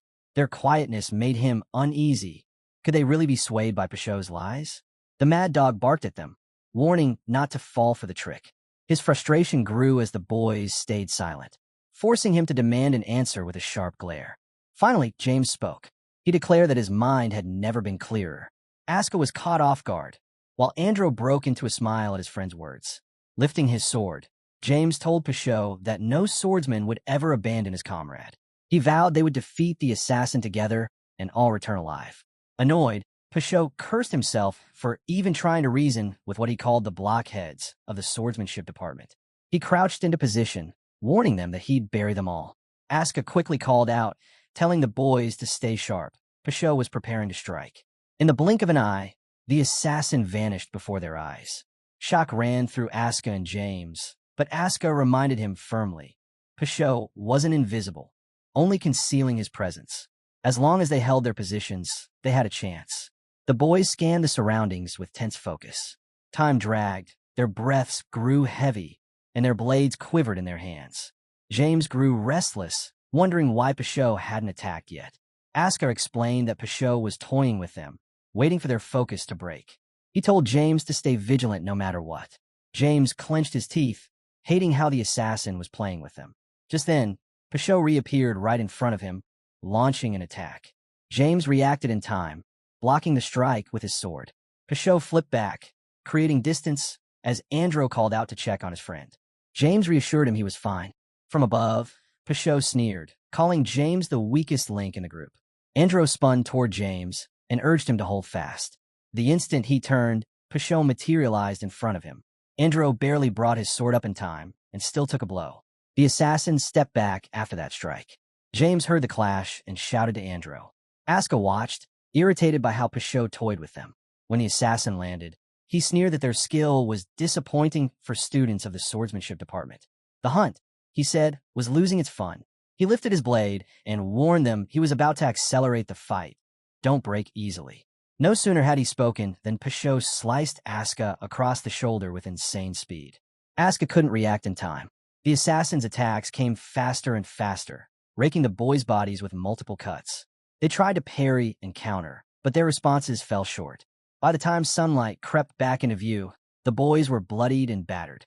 From a tree above, Pashot watched and laughed, saying they finally looked like praise. Exhausted and wounded, the boys couldn't answer.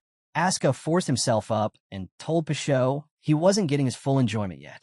He offered the assassin a different prospect. Let Andro and James go, and he would give Pashot the real thrill. Asuka argued that carrying 2 dead weights would keep Pashot from using his full strength. Andro called out when he heard Asuka's proposal. Pashot balked. He couldn't believe Asuka wanted him to spare James and Andro. He saw no reason to grant the favor. Asuka countered that he wanted to fight Pashot alone so he could swing his sword freely. Pashot remained unconvinced. He told Asuka he didn't look capable enough. Asuka bristled and asked if Pashot had been lied to his whole life. insisting the assassin didn't understand his skills. He repeated that he had no problem with the terms and was ready to prove it. Asuka told Pashot he was done watching him bully weaklings. If Pashot couldn't defeat him, he would never stand a chance against Helmet. The remark struck a nerve, and Pashot leapt down from the tree. He sneered that Asuka's attempt at provocation was pathetic, but even so, it managed to anger him. Resting his blade on his shoulder, Pashot admitted he enjoyed watching prey struggle. He didn't care if Asuka had a plan or was simply arrogant. All he wanted was the thrill of the fight. He demanded that Andro and James be removed. Asuka turned to the boys and ordered them to retreat.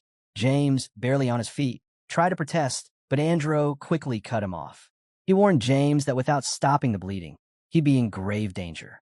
Andro told him to let Asuka take over while they sought treatment. Supporting each other, the two slowly dragged themselves out of the battlefield. Now left alone, Asuka stretched his body, loosening up before gripping his sword firmly. He declared he was ready. Instantly, Pashot appeared behind him, blade slicing toward his neck. Asuka sensed it at the last second, spun around, and narrowly dodged. Still, the assassin's strike slashed his back.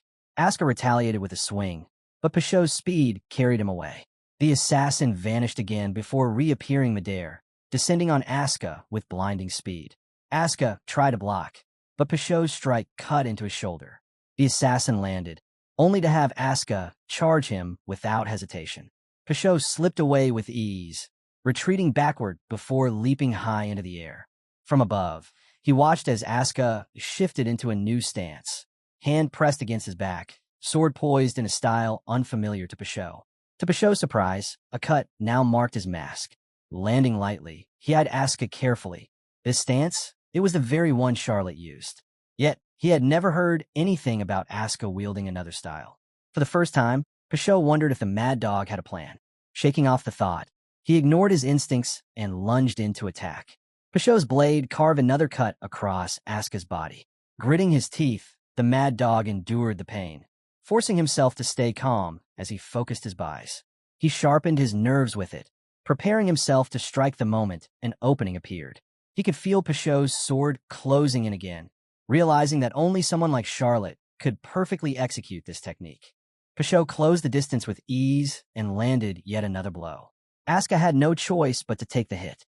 From a distance, James and Andro watched, wide-eyed, as they recognized the technique Asuka was using, Charlotte's own style. When Pashot lunged again, Asuka sensed the attack just in time. Throwing his hand up, he barely stopped the blade from reaching his neck. The assassin pulled back, displeased that his strike had been blocked. Asuka staggered, gasping for breath, while Pashot suddenly burst into maniacal laughter. Asuka demanded to know what was so funny. Pashot grinned, declaring that he was thoroughly enjoying the fight. He admitted he was impressed. Cornered as he was, Asuka's senses had sharpened. He praised the mad dog, saying he had risen to the level of prey worthy of Helmet. With a chilling tone, Pashot confessed he wanted to keep fighting. But, since his main dish would soon arrive, he needed to finish things now. The assassin readied himself, saying the fun was over and promising Asuka he'd let him rest in peace. Annoyed, Asuka lifted his sword, retorting that he wouldn't die just because Pashot wished it so. In a flash, Pashot appeared before him, his blade slicing toward Asuka's neck. James and Andro froze, horrified as the strike landed. For a moment, they thought their comrade was finished. But to Pashot's shock, his blade didn't sever Asuka's neck, it stopped. The mad dog had covered his hand in buys and placed it at his throat, trapping the assassin's sword between his reinforced fingers. With a confident smile, Asuka called Pashot a highly esteemed assassin and asked if he was trained in holding his breath. Pashot blinked in surprise at the strange question. The scene then shifted. Asuka had explained his plan to the team earlier.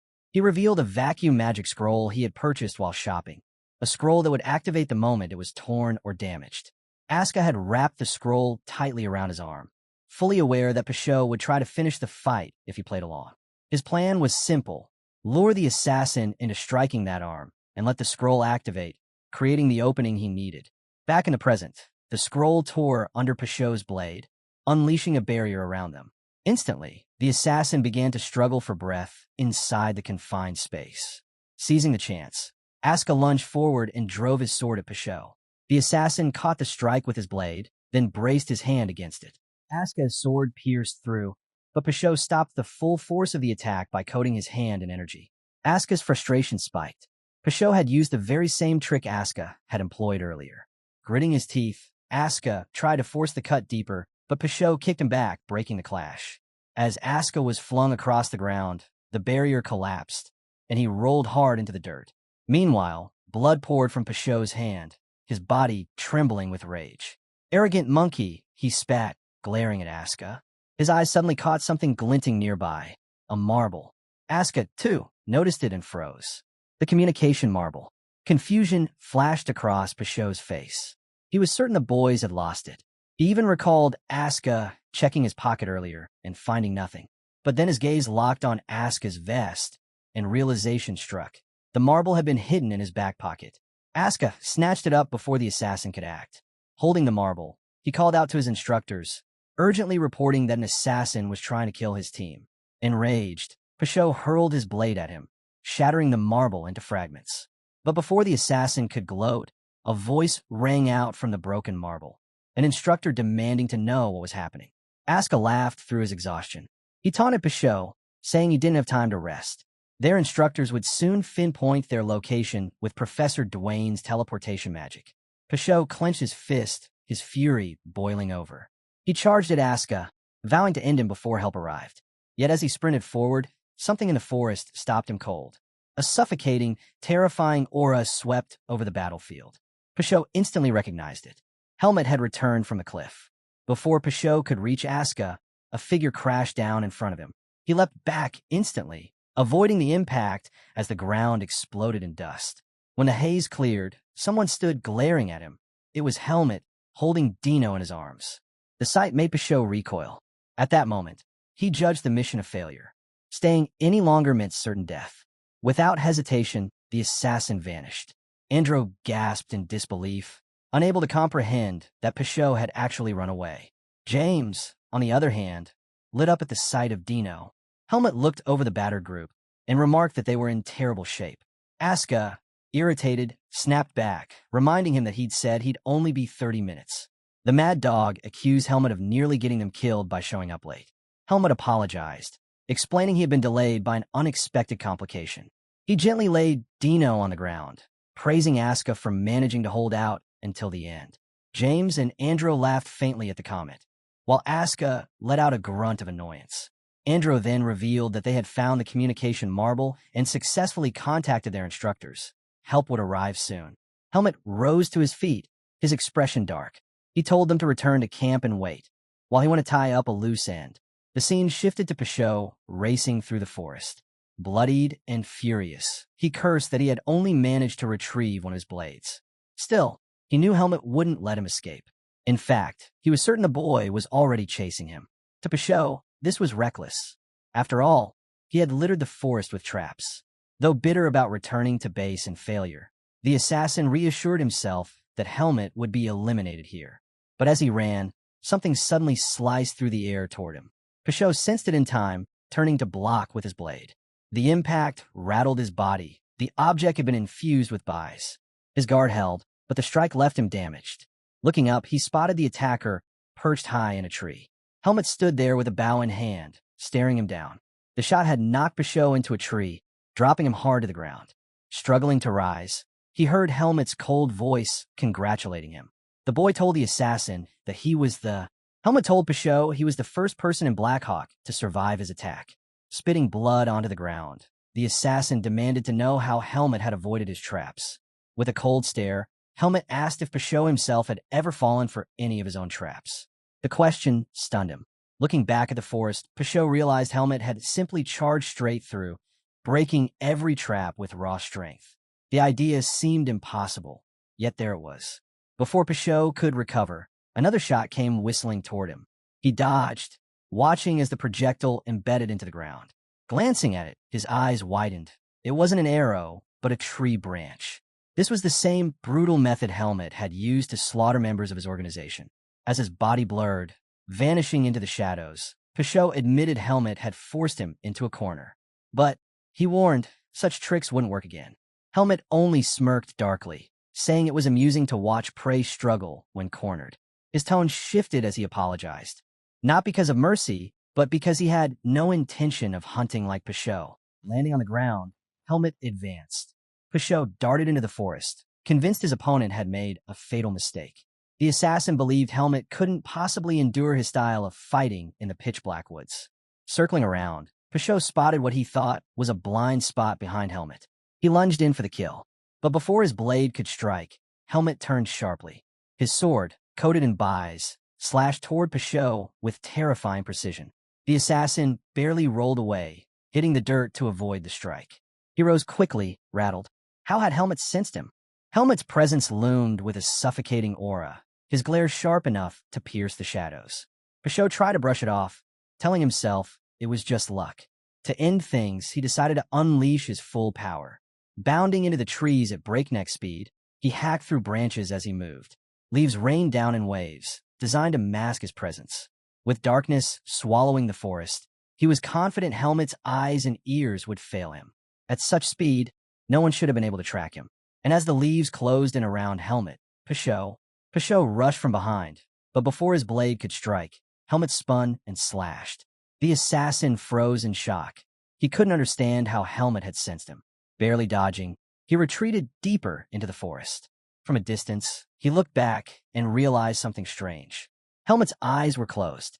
The revelation left Pashot stunned. To test it, he lunged again. This time, Helmet's byes-coated sword intercepted him perfectly, forcing him back once more. It became clear, no stealth technique could completely erase the killing intent released during an attack. Pashot understood at last. Helmet was instantly detecting that murderous aura, locking onto his position and countering without hesitation. The sight was unbelievable. The assassin had expected Helmet to be exhausted after battling a berserk human and enduring countless traps. Yet here he was, performing feats beyond human limits.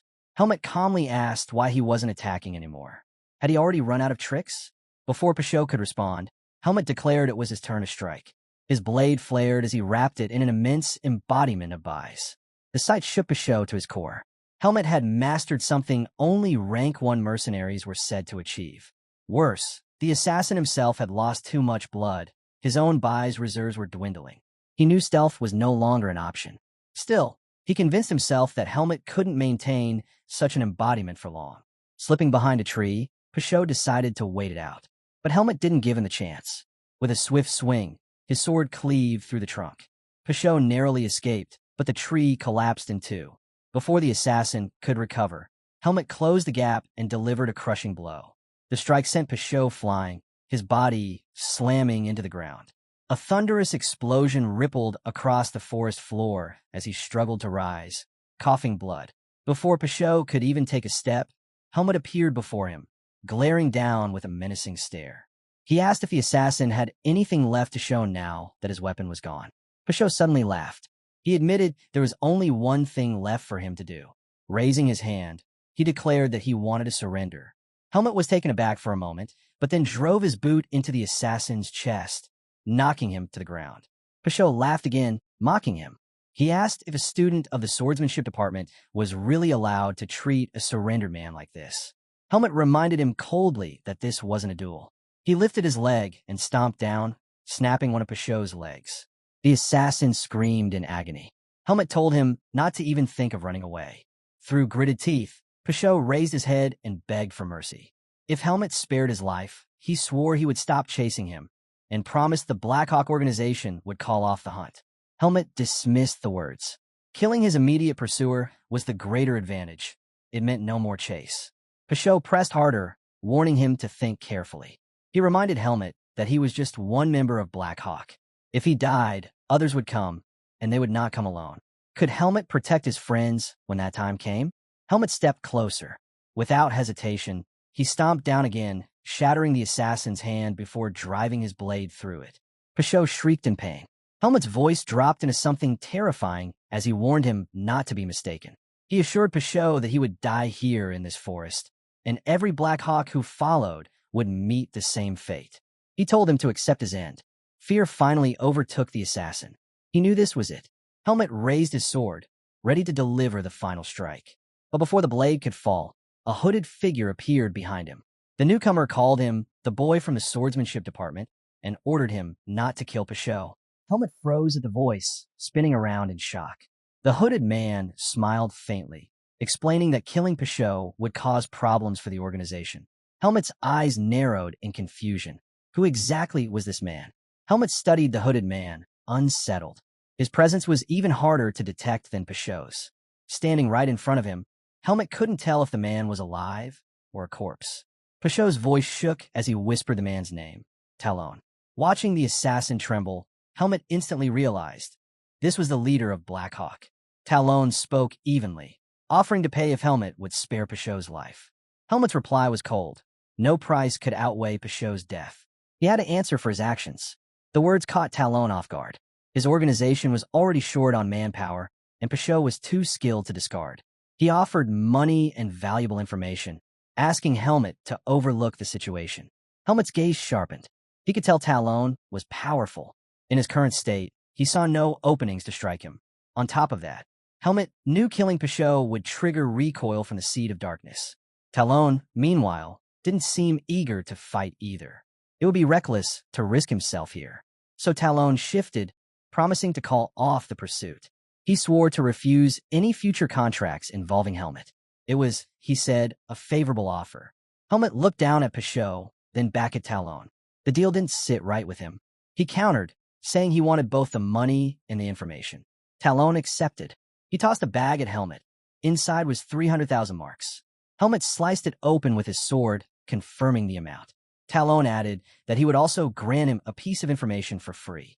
But Helmet wasn't satisfied. He leveled his blade at Peugeot and demanded at least 5 pieces of information, one set from Talon and another from Peugeot. Talon glared at him, though he wasn't surprised. With decades of buying and selling secrets, he had met countless people and could always tell when someone carried heavy intent. Talon noticed the puzzled look on Helmet's face and remarked that he was making quite a curious expression. Helmet was caught off guard by the comment. Raising his hand, Talon made things clear. He and Peugeot together would only give him 5 pieces of information in total. He warned Helmet that he couldn't push for more than that. The deal had limits, and Talon wasn't about to suffer further losses. After considering, Helmet accepted the terms. Without hesitation, he pointed his sword toward Peugeot and demanded to know where the horses were hidden. Peugeot quickly answered. He revealed that the animals were tied up inside a large cave. All Helmet had to do was head east from their current position to find them. But Helmet wasn't done. He pressed further, asking if the Hawkeyes would come after him for killing Peugeot. The entertainer explained that the Hawkeyes didn't work like a true team. Most members operated solo, only teaming up occasionally for specific jobs. In fact, some would probably be glad to see Peugeot gone, as his death would mean less competition. Teamwork, he said, wasn't something the Hawkeyes valued. That revelation left Helmet taken aback. Wanting to confirm something, Helmet shifted his sword closer to Peugeot's mask and began to lift it away. Peugeot pleaded with him not to remove it, but Helmet ignored his words. When the mask finally came off, Helmet was confronted with a shocking sight, a disfigured face scarred on one side, paired with jagged, crooked teeth. The assassin's true face was ugly beyond expectation. Stunned, Helmet quickly told him to put the mask back on. Turning back to Talon, Helmet announced that he didn't want the last piece of information he'd received. He still had 3 questions left, and he wanted to know what Talon could offer. Without hesitation, Talon reached inside his hood and produced a small orb, a communication marble. He explained that it was no ordinary marble. This one granted direct contact with the leader of the Black Hawk. Whenever Helmet was ready, he could use it to request 3 pieces of information. Anything he wanted, even secrets on the level of a nation's top classified intelligence. However, there was a condition. The marble's power would only last for 10 years. After that, it would be useless, and Talon would no longer be bound to provide answers. Noticing both money and the marble emerging from Talon's hood, Helmet realized something surprising. The man's hood itself was embedded with storage magic. Helmet demanded the hood from Talon, pointing out that walking out of the forest with a sack of money and a communication marble would instantly raise suspicion. Without protest, Talon removed the hood and tossed it toward him. As the hood drifted closer, it briefly blocked Helmet's vision. Seizing the chance, Helmet looked up, only to be stunned. The leader of the Black Hawk was an elderly man. Certain he recognized him as the camp manager, Helmet asked how he managed to conceal his energy. Talon placed a hand over his face and replied that disguise was his specialty, though it was not something easily explained. He told Helmet that revealing his true face was his way of earning trust. The moment those words left his mouth, Talon pulled his hand away. What stood before Helmet was no old man. The leader's real face was that of a striking young man with deep red eyes and two cross-shaped markings etched onto his features. Seeing him, Helmet reacted instantly. He lifted Pichot and hurled him straight at Talon. With ease, Talon caught his subordinate, his expression hardening. Helmet warned him that if Pichot ever crossed his path again, he would kill him without hesitation. Talon, however, only smiled and thanked him for sparing the entertainer's life this time. But when he noticed how badly Pichot was injured, his mood shifted. He knew he had to get him treated quickly. Helmet slid his sword back into its sheath and turned to leave. But before he could take another step, Talon called out to him. He told Helmet that he had a question of his own. From what he had observed, it was clear Helmet had no issue taking a life. Yet, every time before he struck, there was hesitation. Was it an act of innocence? Or was his mind burdened with too much? Talon explained that there were moments when a swordsman must strike without the slightest pause. His words caught Helmet off guard. Helmet asked if he was giving him advice. The realization dawned on Talon. He had, in fact, spoken like a mentor without intending to. He quickly apologized for overstepping. Helmet, however, assured him that the words were true. He explained that it wasn't hesitation but circumstance. He could not act freely because he was still a student of Greta Academy. Talon couldn't help but laugh. To him, it was absurd that Helmet would hold back just because of his status as a student. With a grin, he called Helmet amusing. And with that, both Talon and Pichot's bodies slowly began to fade from sight until they vanished completely. As Talon and Pichot faded from sight, Talon's voice lingered. He would be waiting for Helmet to reach out. The scene then shifted. Talon and Pichot rode together on horseback, leaving the forest behind. On the ride, Pichot spoke, his voice heavy with shame. He couldn't believe his leader had given away money, his hood, and even 3 pieces of valuable information just to save him. Talon calmly asked if Pichot thought the price had been too high. Pichot immediately shook his head. He swore he would remember this debt for the rest of his life, and one day, he would repay it. He vowed to kill Helmet himself and reclaim everything Talon had sacrificed. Hearing this, Talon smiled. Then, looking straight ahead, he asked if Pichot truly believed he had come close to completing his mission. He made it clear, Pichot had not even scratched the surface. From now on, Talon declared, the Black Hawk would cut all ties with anything involving Helmet. The statement shocked Pichot. He argued back, insisting they could gather more fighters, combine their strength, and crush Helmet before he grew into a greater threat. Talon laughed. He knew the outburst came not from strategy, but from anger. Anger that Helmet had torn off Pichot's mask. Talon explained that yes, the organization could kill Helmet if they threw everything they had at him. But the cost in men and resources would be far too great. Helmet wasn't worth that sacrifice. Instead, Talon reminded his subordinate that Helmet had shown mercy earlier. A man who could spare an enemy, Talon said, was not the type to betray his allies. There was far more to gain in forging ties with him than in starting a war. With a small smile, Talon told Pichot to focus on his recovery. He added that Helmet was more like a wild beast than a man. Dangerous, untamed, but not without reason. The scene shifted again, this time back to the camp. Helmet had returned. As soon as he appeared, Instructor Alan and Instructor Patricia rushed to meet him. Alan, clearly concerned, asked if he was hurt, if he was all right. Helmet assured him that he was fine. As he spoke, Helmet's eyes swept across the camp. He spotted Andro and James lounging under a tree, while Aska stretched nearby. Not far off, Professor Dwayne was tending to Dino's injuries. Just as Helmet took in the scene, Alan's tone suddenly shifted. He began to scold him. Alan immediately scolded Helmet for chasing after Pichot. He demanded to know why Helmet had acted so recklessly. Helmet calmly replied that nothing had happened. He explained that Pichot was too fast, and he couldn't catch him even if he tried. Alan's tone grew sharper. He reminded Helmet that something terrible could have happened. But Helmet simply answered that as long as nothing did, there was no problem. Alan clearly disliked the response, but in the end, he had no choice but to let it go. Once Professor Dwayne finished tending to Dino, Helmet stepped forward and asked about his condition.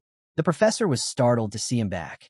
He explained that Dino's finger had been reattached, and most of his external wounds had been healed.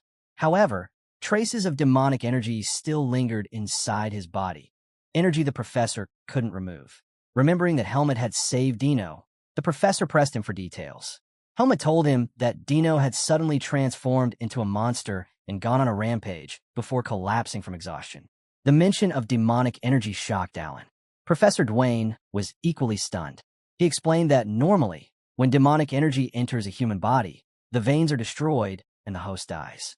The only explanation was that Dino's body had managed to leak most of it out, leaving only a small amount inside. The professor couldn't believe Dino had been so lucky. He assured Helmut that Dino could make a full recovery if he was sent to the temple for purification. Nearby, Instructor Patricia clenched her head in frustration. She couldn't believe an assassin had managed to slip into the area. She admitted that she should have been guarding the location where the first trap was found. Turning to Helmut, she apologized, blaming herself for becoming complacent. But Helmut knew the truth.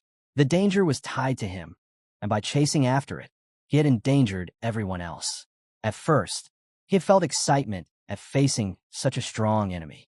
But when the blades targeted those around him, that thrill vanished.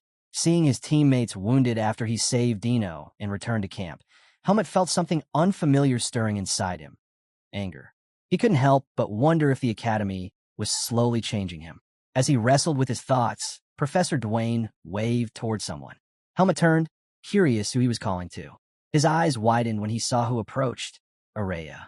Alan also reacted with surprise, recognizing her as a student from the magic department. He immediately asked why she had come to the camp.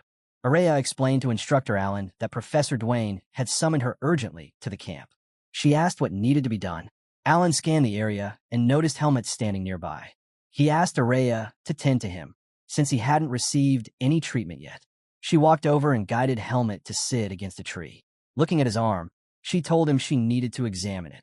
As she began to heal him, she casually asked if things had been chaotic. After all, for someone as skilled as Helmut to end up injured, the situation must have been severe. While she worked, Helmut brought up something from the past. He reminded her of the time she had taught him about ethics, about how saving someone in danger was a virtue. Looking at her, he asked why people would willingly put themselves through hardship to save others. Wouldn't they only be inviting a life of suffering if they failed? The question caught Araya off guard.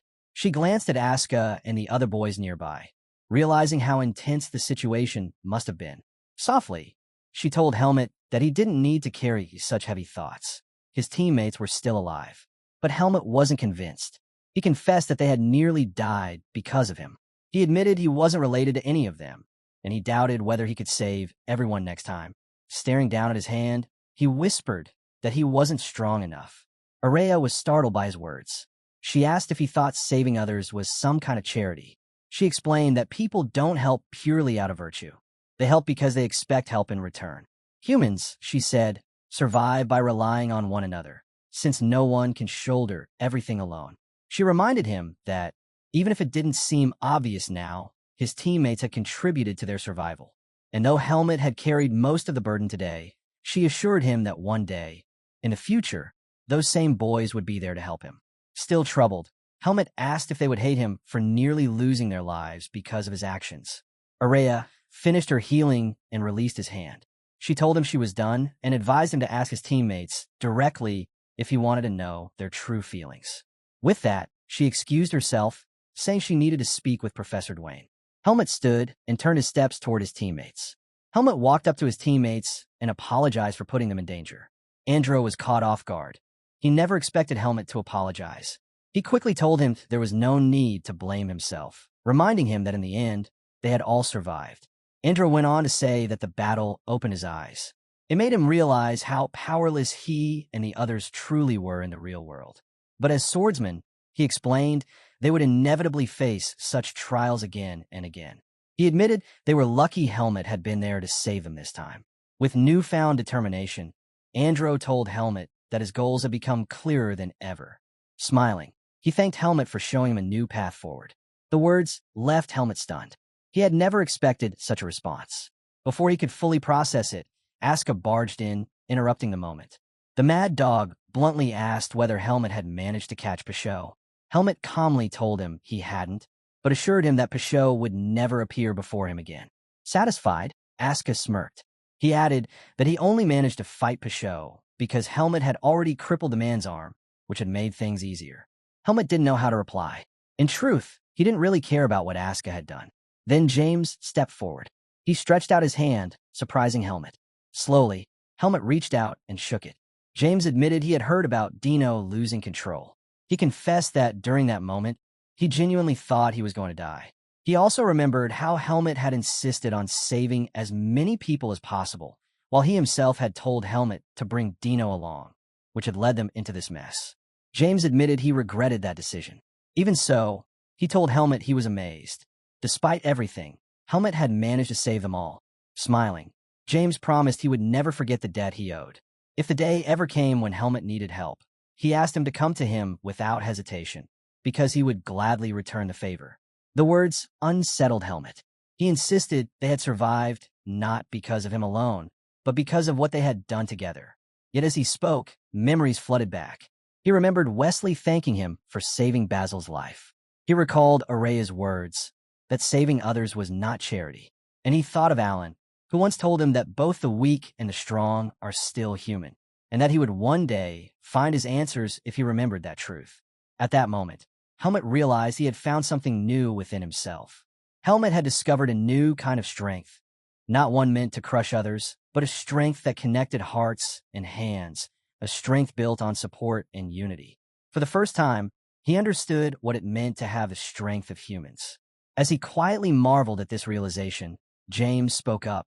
He admitted that he felt stronger after surviving such a complicated ordeal. Compared to this, the spars at school seemed nothing more than child's play. Asuka didn't share the sentiment. He scoffed and reminded James that he had been beaten badly by Pashot. James bristled at the comment, unable to believe the mad dog could be so blunt after they had just gone through life and death together. But before things escalated, Andro cut in, saying simply that it felt good to be alive. His words brought a smile to everyone's faces. While the others laughed and talked, Helmet glanced down at his hand, lost in thought. The next day, Helmet sat on a rock in quiet reflection. Araya approached him and told him she was leaving the camp with Professor Dwayne, using teleportation magic. She asked if he wanted to join them, explaining that he had every reason to return early as a direct witness to the incident. Helmet smiled. He told her he would stay and leave with his team. Araya was caught off guard. It was the first time she had ever seen him smile so openly. Turning away quickly, she told him she'd see him back at the academy. As she walked off, her face flushed red. When Helmet rejoined his teammates, Asuka immediately pressed him about what Araya wanted. Helmet explained that she had offered him a chance to leave with her. Hearing this, Asuka grew annoyed. He couldn't believe Araya had given Helmet such an offer and accused her of showing him favoritism because they were roommates. Helmet shrugged it off, telling him he had refused. Asuka smirked and told him he had made the right choice. Together, the boys smiled as beams of sunlight poured through the Petica forest, filling them with a sense of calm and renewal. Yet none of them could have imagined how fleeting that peace truly was. Soon, they would come to despise the very sight of sunlight. The scene shifted. In a distant desert kingdom, a hooded figure approached the gates. Pulling the hood back, he revealed white hair and piercing green eyes. His face lit with excitement. He had finally arrived at the Basor Kingdom, the place where his grandfather had once lived. Back at the academy, a week slipped by without notice. At the training ground, the students were taken aback by the sight before them. Dino had returned. Smiling brightly, he thanked everyone for the warm welcome. Almost immediately, questions poured in. They asked if it was true he had been kidnapped by an assassin. One student scoffed, saying it was embarrassing for a member of the swordsmanship department to be captured so easily. Another chimed in, claiming he had heard how much his group had struggled to save him. The words made Dino visibly uncomfortable. Then one student bluntly declared that Dino owed his life to his group and should remain grateful to them forever. Before Dino could respond, a sharp smack landed on the student's head. Everyone turned. The culprit was Asuka. With his usual rough edge, he called them all bastards and told them to shut their mouths. He demanded to know if they thought they'd fare any better if they were kidnapped. The smacked student was stunned. He turned to his friend, asking if Asuka had really just taken Dino's side. His friend stared in disbelief, wondering if this was some kind of comrade's love. The remark only fueled Asuka's anger. He shouted that he wasn't defending Dino. He just couldn't stand their stupidity. At that moment, James spoke up, reminding everyone that Helmet was the one who had driven the assassin away. But that struck a nerve with Asuka. He snapped back, insisting it was he who had pushed the assassin to the brink of death. Why, he demanded, was Helmet getting all the credit? The other students pushed back immediately. They told Asuka that everyone knew the assassin had fled because he feared Helmet. To them, Helmet deserved all the recognition. They even told Asuka he should be grateful to Helmet for the rest of his life. That was the last straw. Fuming, Asuka cursed him out. Meanwhile, Andro quietly asked Wesley if he knew where Helmet was. Wesley explained that Helmet had retreated to his personal training ground. He admitted that Helmet had always trained diligently, but ever since returning from the camp, he had taken his training even more seriously. The scene shifted. Helmet was alone, circulating his bise throughout his body. He noticed something alarming. His seed of darkness had grown. He suspected it was because he had absorbed a large amount of demonic energy. Yet, along with the darkness, his bise had also grown stronger. His overall capacity had increased. As he focused, he reflected on the past week. He had fought a powerful human opponent. His energy had been drained and replenished. He had faced new emotions, ones he had never experienced before. It had been a complicated cycle, one that was reshaping him from within. All the experiences he had gone through had made him stronger. Drawing his sword, Helmet channeled his power into it, watching as the blade became enveloped. He still didn't know the full extent of his strength, but he hoped that soon an opportunity would come to test it. As he examined the weapon, a knock sounded at the door. Helmet opened it and found Instructor Patricia standing there. Curious, he asked why she had come. Patricia explained that she already expected to find him here. She informed him that Eden was looking for him and asked him to head to his office. Helmet found it strange that Eden would suddenly call for him, but he went nonetheless. The scene shifted. Eden welcomed him into his office with a calm smile and gestured for him to sit. Once Helmet was settled, he asked how he was feeling. Helmet answered that he was fine, that his injuries hadn't been that serious to begin with. Eden shook his head.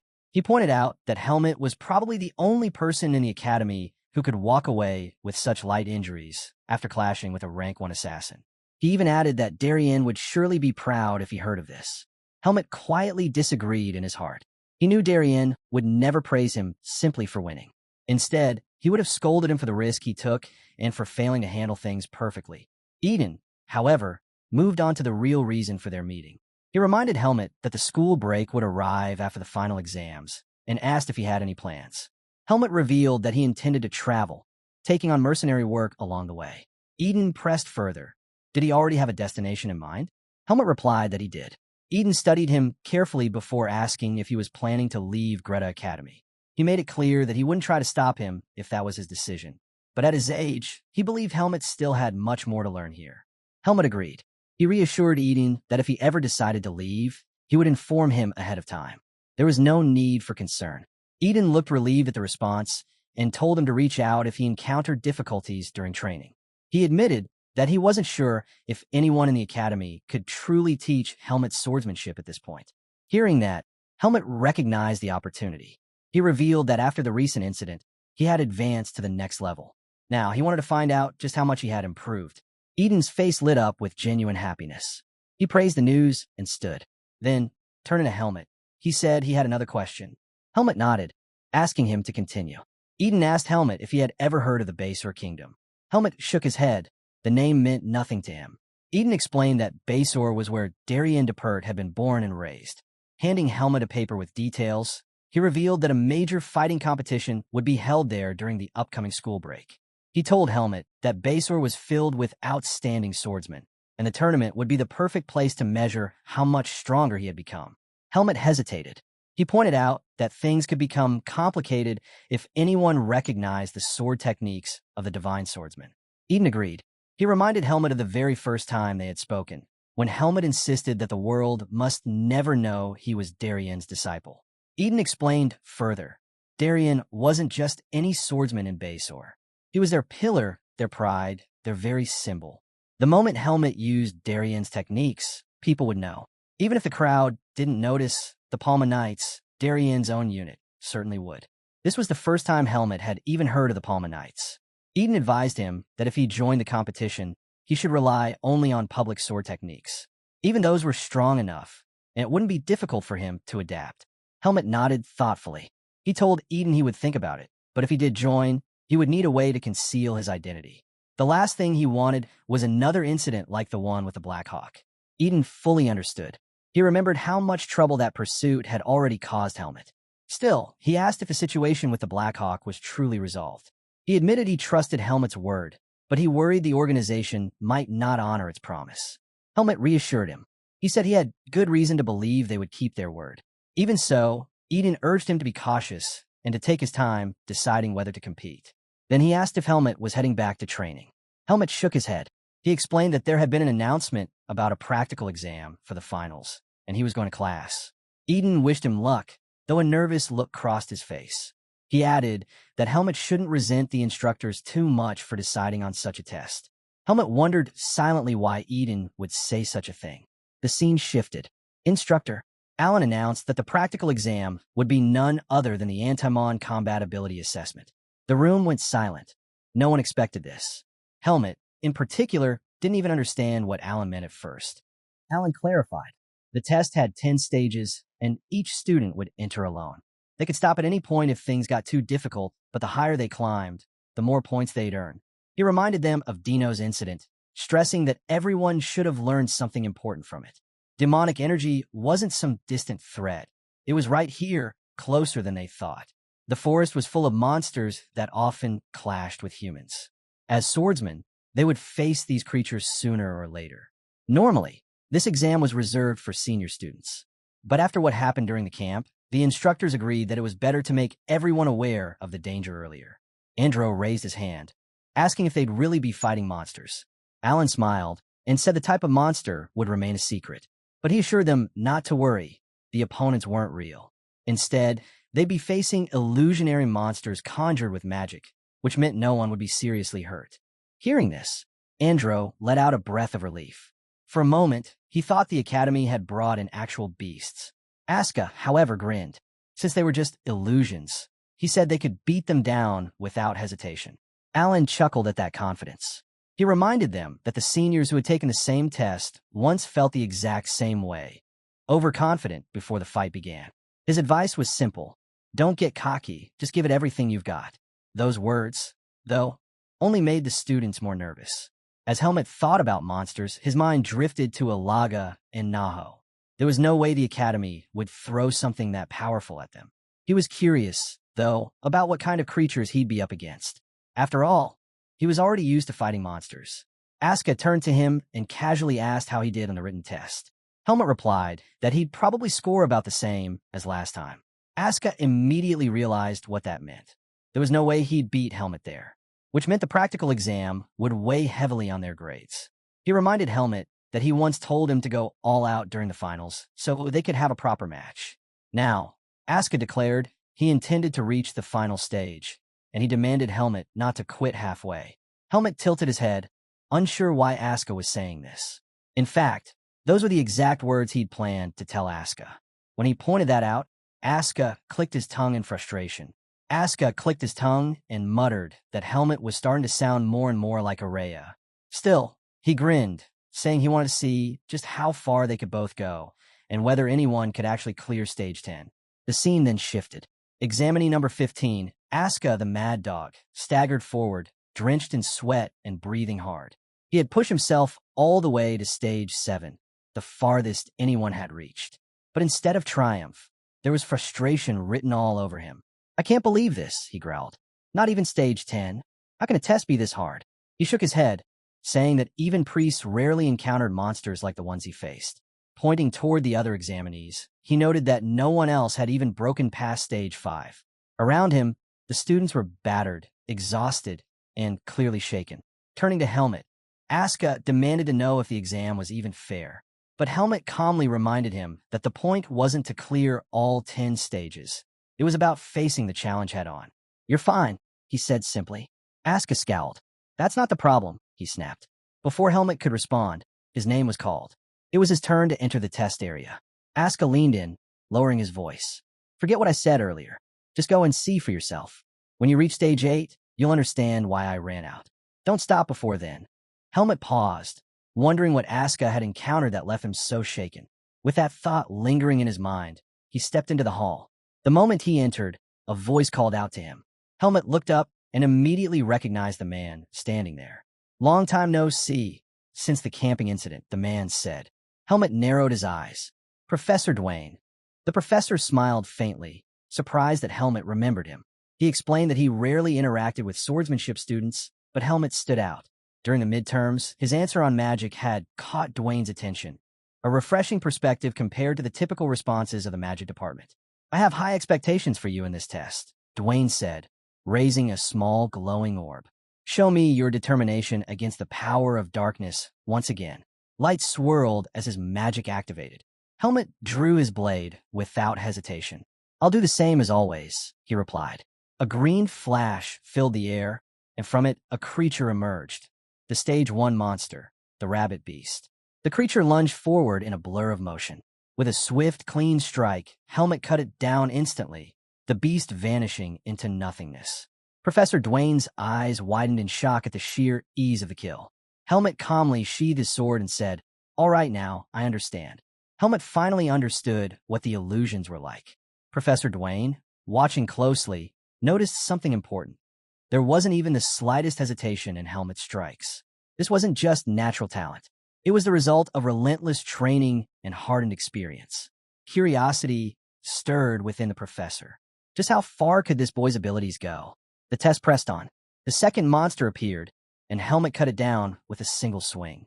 The third came, a massive frog, and it too fell instantly. Next was a giant snake, then a hulking wolf. With the same effortless precision, Helmet carved through each one. A massive bee was shredded apart, and a giant grasshopper of Stage 7 followed. And then Stage 8, the very stage where Asuka had given up. Helmet braced himself, eager to see what had driven the mad dog away. The circle blazed with light, and from it emerged a monster that towered over him, an enormous centipede stretching endlessly across the floor. Even Helmet paused, taken aback. He understood immediately. For anyone seeing it for the first time, the sheer size alone was enough to break their will. He now realized exactly why Asuka had run. But for Helmet, it wasn't nearly as terrifying as the monsters he'd already faced, like Naho. The beast lunged, slamming its massive head into the ground. Helmet slipped past the strike, leapt onto its body, and sprinted across its endless frame. With every step, his blade tore deep into its armored hide until the monster's body split apart. Professor Dwayne was stunned, watching silently as Helmet landed gracefully back on the ground. The test didn't end there. Scene by scene, stage by stage, Helmet pushed through, until finally he stood before the last trial. Stage 10. With one decisive strike, he destroyed the final monster. Helmet stood still, a strange unease churning inside him. Though it was only an illusion, the monster of Stage 10 had carried something darker, a presence that felt like the examiner's malice given form. Professor Dwayne descended, clapping slowly. "Congratulations. Only a handful have ever cleared all 10 stages. And you, Helmet, you're the first second year to do it. Take pride in that." But Helmet simply nodded, unmoved. Dwayne went on, explaining that students who conquered Stage 10 were granted a special reward. They could request any artifact of their choosing. Surprised, Helmet admitted he hadn't known about this. "That's because I'm the one who makes them," Dwayne revealed. "Whatever you want, tell me. I'll craft it for you." Helmet fell into thought. The professor reassured him there was no need to decide now. He could come to the research lab later with his request. Then, an idea sparked in Helmet's mind. Looking up, he asked, "Can you create something that can change a person's appearance?" Dwayne tilted his head, intrigued. "That's possible. Is that all you want?" Helmet nodded. "I don't want to get involved in something complicated." Helmet explained that he simply wanted to avoid complicated situations whenever he left the academy. Professor Dwayne understood immediately. He remembered the dangerous incident Helmet had been through and promised to let him know once the artifact was complete. Helmet nodded and thanked him. But before the moment could settle, the entire building shook violently. A thunderous explosion rocked the walls. Dwayne's eyes narrowed. He instantly recognized where the tremors came from, the magic department's testing ground right next door. The scene shifted, revealing chaos inside the testing hall. Flames spread wildly as everything was reduced to ash. Hovering in the air, unleashing destruction with her magic, was none other than Araya. Her face burned with anger as she incinerated the room around her. Moments later, Dwayne and Helmet stepped into the testing ground. The professor's annoyance was clear as he shouted at her, demanding to know why she was destroying the facility when he had explicitly told her not to. With fire still flickering around her, Araya shot back. She called his test foolish and his request absurd. Dwayne's irritation deepened, but before he could respond, Araya noticed Helmet standing beside him. Her expression faltered, surprise flickered across her face. Silently, she floated down to the ground. Without meeting Helmet's eyes, she brushed past him and addressed the professor instead. I've cleared all 10 stages. I'll think about what artifact I want and let you know tomorrow. Dwayne scowled, muttering that she was a little rascal and that if she weren't the Academy's top student, things would be different. Helmet silently watched as she left the hall. The scene shifted again. Helmet now stood with Asuka, who was stunned when he learned his friend had cleared all 10 stages. Shaking his head, he decided not to dwell on it and instead urged Helmet to claim the top student spot. Curious, Asuka asked about the monster on stage 10. Helmet answered calmly, saying Asuka could probably beat it too. The real point of the test wasn't defeating the monster. It was overcoming fear. That reply caught Asuka off guard. He couldn't help but wonder what kind of nightmare Helmet had faced to speak like that. Helmet revealed it plainly, hundreds of giant cockroaches. Asuka froze, staring at him. Is your mind even okay? He asked. Helmet admitted he only felt a bit queasy, nothing more. Sion, sitting nearby, quietly sipped his drink and set his cup down. For once, he was just glad he hadn't suggested any reckless bet this time. The scene shifted once more. Helmet and Asuka were walking together when Charlotte approached. With a bright tone, she congratulated Helmet for becoming the first second year to ever clear stage 10. Helmet blinked in surprise. News really does spread fast, he muttered. Charlotte smiled knowingly. That's because you're not very self-aware. Charlotte explained that everyone in the swordsmanship department had their eyes on Helmet now. She then turned to Asuka, congratulating him for reaching the 8th stage. The Mad Dog frowned. Are you mocking me? He snapped. But Charlotte shook her head. I'm serious. The average record is only stage 4. Reaching stage 8 is remarkable. Her words did nothing to soothe him. Instead, Asuka remembered the time he had used her technique against Basho, embarrassment flashing across his face. Scowling, he told her that it wasn't thanks to her at all. He was simply a genius at adapting. Charlotte blinked, not understanding what he meant. She only replied with a simple, okay. Annoyed, Asuka stormed off. Charlotte turned back to Helmet and asked what his friend had been talking about. Helmet just shrugged, saying he had no idea. As they walked together, she asked where he was headed. Helmet told her he was on his way back to the dormitory. Then Charlotte asked if he would be going home during the school break. Helmet replied that he would be traveling for a while. Envy filled her voice as she admitted she wanted to travel too. Staying home all the time felt suffocating to her. Helmet glanced at her, remembering that this girl might have some connection to him. He mentioned that she treated him more warmly than the other second years. Charlotte's eyes widened slightly, and she quickly apologized if she had offended him. But Helmet shook his head. I'm not offended. Charlotte softened, explaining that she always felt at ease after talking to him, as if she were experiencing a strange nostalgia. Helmet wasn't sure how to respond. Realizing she had kept him too long, Charlotte apologized again for taking up his time when he should be resting. She turned to leave. Before she could go, Helmet told her that after the school break, if she felt stronger than she was now, she should come find him. He promised to face her anytime. Charlotte smiled at that, asking him not to forget his promise. Helmet watched her walk away, thinking to himself that Araya would definitely be upset if she ever found out about this exchange. Later, when he returned to his dormitory, Araya was waiting. She handed him a bracelet. Helmet looked at it curiously, asking what it was. Araya explained that it was a bracelet imbued with communication magic. It worked like a crystal ball. This was the artifact she had received for clearing stage 10 the day before. She told him that if he infused his energy into it, the bracelet would send a signal to. The bracelet she wore lit up as soon as Helmet infused his energy into his. He looked at Araya and asked why she was giving him her reward. She admitted that she had requested the artifact with the intention of handing it to him all along. You're always attracting trouble, she said.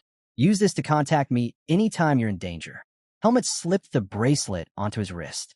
With a half smile, he reminded her, didn't you once say you hate being disturbed by others? Araya's expression softened. Do you have a problem with it? Helmet chuckled. I'll only use it when it's absolutely necessary. Her cheeks flushed slightly at his words. Breaking the silence, Helmet asked if she would be going home during the school break. Araya sighed and admitted she had no choice, even if she didn't want to. Seems like no one in the academy actually likes going home, Helmet remarked. Araya tilted her head. Someone else said that too? Helmet nodded. Asuka, as they talked, Helmet realized something. Half a year had already passed since he left the Forest of Roots. In that time, he had made many friends and acquaintances. Now, for the first time, the academy was preparing to go on break. The scene shifted. Somewhere else, a man wrote with a faint smile on his face.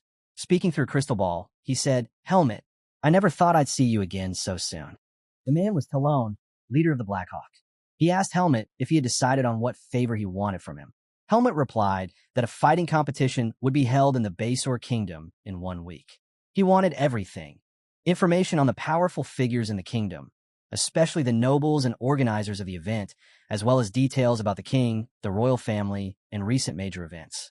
Talon narrowed his eyes. So, you're planning to attend this competition? Helmet cut him off coldly. I'm the one asking the questions. The leader quickly apologized, then pressed for clarification. When you say information, do you also mean public opinion? The nobles' reputations, their personalities, even family ties? Helmet told him to decide for himself. It doesn't matter if your investigation is half-hearted. That would just make me think the Black Hawk's intelligence gathering is weak. Talon froze for a moment, realizing Helmet's game. The boy had been precise in what he wanted, yet vague in scope. By doing so, he exploited their weakness, forcing them to push their efforts further while making it harder for anyone else to know what he was truly after. Talon leaned back, studying him. He used to think Helmet was only as fierce as a tiger, but now he realized the boy was also as sly as a fox. I'll prepare the information exactly as you've instructed, Talon said. How would you like to receive the documents? Helmet told him to leave them at the mercenary guild in Basor. He would pick them up himself. Understood, Talon replied. I'll reach out once everything is ready. The code will be, an eagle's claws never let go of their prey. Before Helmet could cut the connection, Talon smirked. Best of luck in the competition. I'll be cheering for you. Helmet ended the call and sighed. He already knew that dealing with Talon would be taxing, but he hadn't expected it to drain him on this level. He needed to stay guarded around that man at all times. Still, he hoped the Basor Kingdom would at least be a decent place to stay. The scene shifted. A vast desert stretched under the blazing sun. A young man with blonde hair trudged toward the gates of the kingdom, sweat glistening on his skin. It was Helmet. The heat was overwhelming. He hadn't even entered the kingdom yet and already felt drained. Then again, with a third of Basor being desert, he should have expected this. Having grown used to the Forest of Roots, where the cold lingered year-round, the scorching sun felt unbearable. At least he was fortunate not to have a weak constitution. Otherwise, heatstroke would have been inevitable. Beyond the heat, another adjustment nagged at him, his disguise. Thanks to Araya's communication bracelet and the artifact he earned for clearing Stage 10, traveling had become far easier. The artifact allowed him to alter his appearance without issue, though he still wished he looked a bit more like a swordsman. Right now, he feels more like Sion. But since the artifact had been free, he had no real reason to complain. Helmet pressed on, finally entering Basor. The Desert Kingdom was beautiful in its own way, bustling with people and vibrant with houses of unique design. Needing a moment to rest, he stepped into a bar. Immediately, every pair of eyes turned toward him. Helmet ignored the stares, handed the attendant a coin, and asked for a cold drink. Anything but liquor. Exhaustion weighed on him, surprising even himself. He still had many places to visit, yet here he was already tired. Before he could sit down, someone suddenly kicked the chair he was about to take. Helmet looked up to see a blond man standing there, smiling at him. The blond man smirked at Helmet and called him Young Miss. He asked if Helmet had come to a place like this alone and guessed that, judging by the sword on his hip, he must be a young master from some great swordsman's household. His friend tugged at him, telling him to stop pestering. But the man ignored him, pulled out Helmet's chair, and sat down instead. He waved to the owner, ordering the same drink Helmet had requested. Helmet's patience snapped. He kicked the chair out from under the man, sending him crashing to the ground. In the same motion, he drew his blade at blinding speed, slicing off a lock of the man's hair. The bar went silent. The man froze, staring wide-eyed at the edge of Helmet's sword. Helmet's voice cut through the silence, low and sharp. This kingdom is already unbearably hot. The last thing I need is some irritating mosquito buzzing around me. The entire bar stopped drinking, stunned. The man, Colt, stared at Helmet in shock. Then, from across the room, someone burst out laughing. They slapped their knees and told Colt that he'd been put in his place, admitting Helmet looked delicate but clearly had skill. Colt climbed to his feet, but instead of lashing out, he suddenly grabbed Helmet in a rough embrace. "I like you," he declared, grinning. He turned to the owner and shouted that he would pay for Helmet's drink. Helmet frowned, pushing him away. "Get off me. It's too hot for this." Confused, he sat back down, wondering if this was just how people in Basor behaved. Their personalities were completely different from the mercenaries of Badan. Being around them already felt exhausting. Could he really endure until the end of the competition? The scene shifted. Helmet now stood in another shop, where a woman greeted him with a bright smile. He explained that he wanted a cold energy spell cast onto his space expansion cape. The woman assured him it was possible and asked him to return in 3 hours. Adjusting his bracelet as he stepped out, Helmet thought over what he had accomplished so far. He had secured a place to stay and found a way to deal with the suffocating heat. Registration for the competition would take place tomorrow, so he decided to rest and recover his strength today. As he walked through the streets, a statue caught his eye.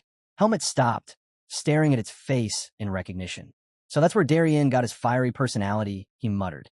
"Anyone who grows up in a place this hot would be sharp-tempered." Looking up at the statue, he silently addressed his master. "Watch over me. I'll achieve results worthy of your name." The scene shifted again. Helmet finally arrived at his lodging, visibly worn out. As he stepped into the building, someone pointed at him and referred to him as a customer.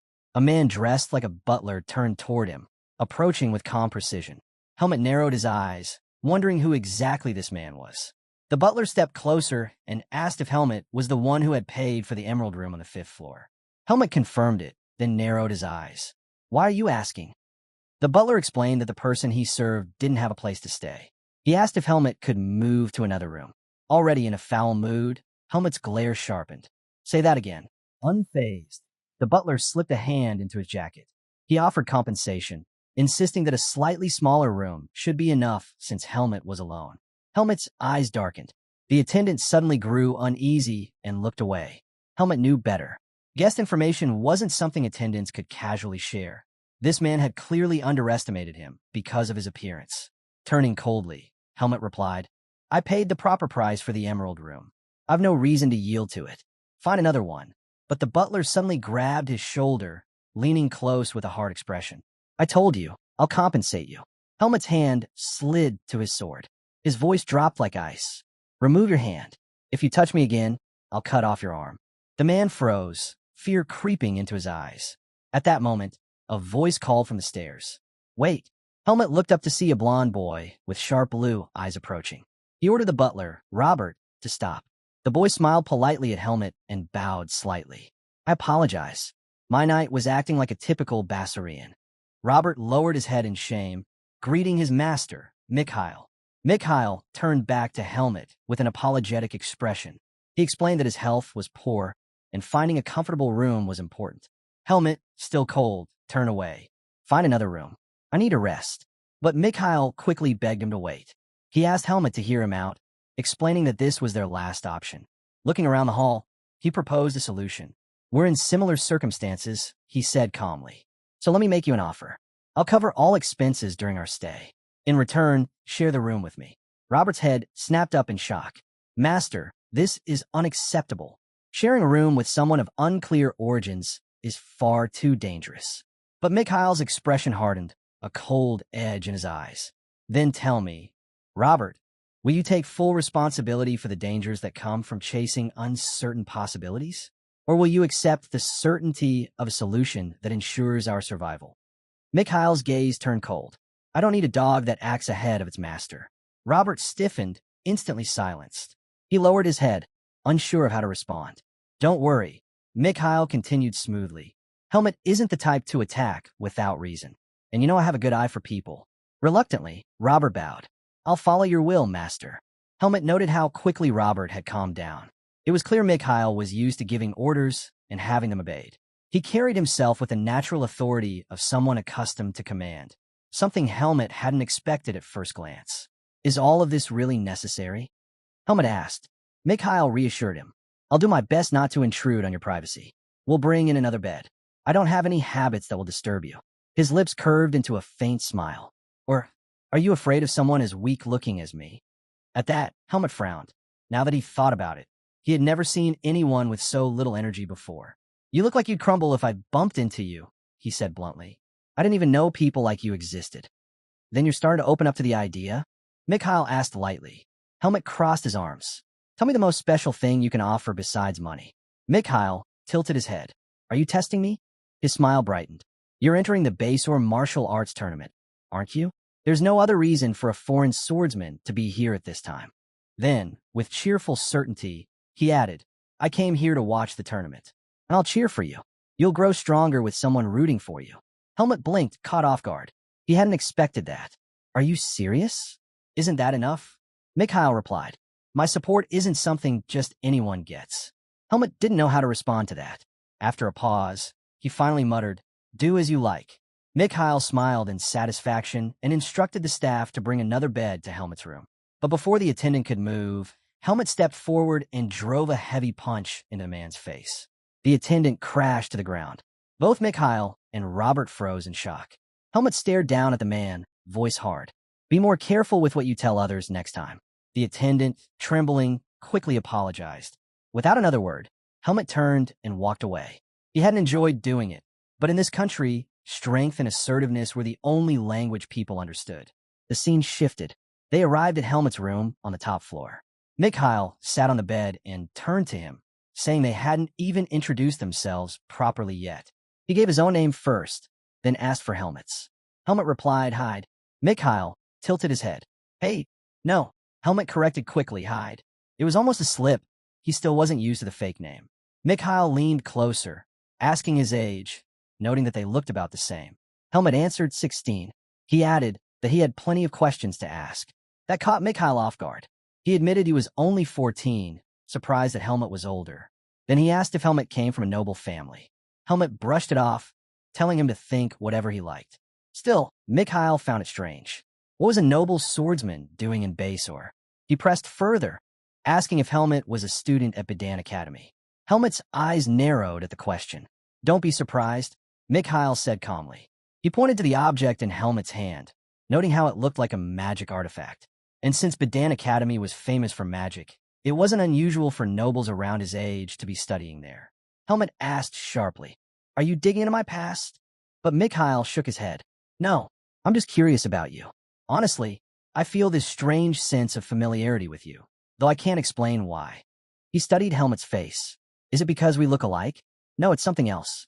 You have what I don't. A body that's strong and sturdy. Helmut ignored the remark and opened the window. He asked if it was fine to use the open space outside. Mikhail nodded, telling him he could use it whenever he wasn't around. He quickly realized Helmut wanted to train there. Go ahead, he said. I won't be using it anyway. But would it be all right if I sometimes watched while you train? He lightly touched Helmut's arm. The way swordsmen move, it gives energy to my frail body. That's why I went to the martial arts tournament. Watching them is a small personal joy of mine. But if it makes you uncomfortable, I won't insist.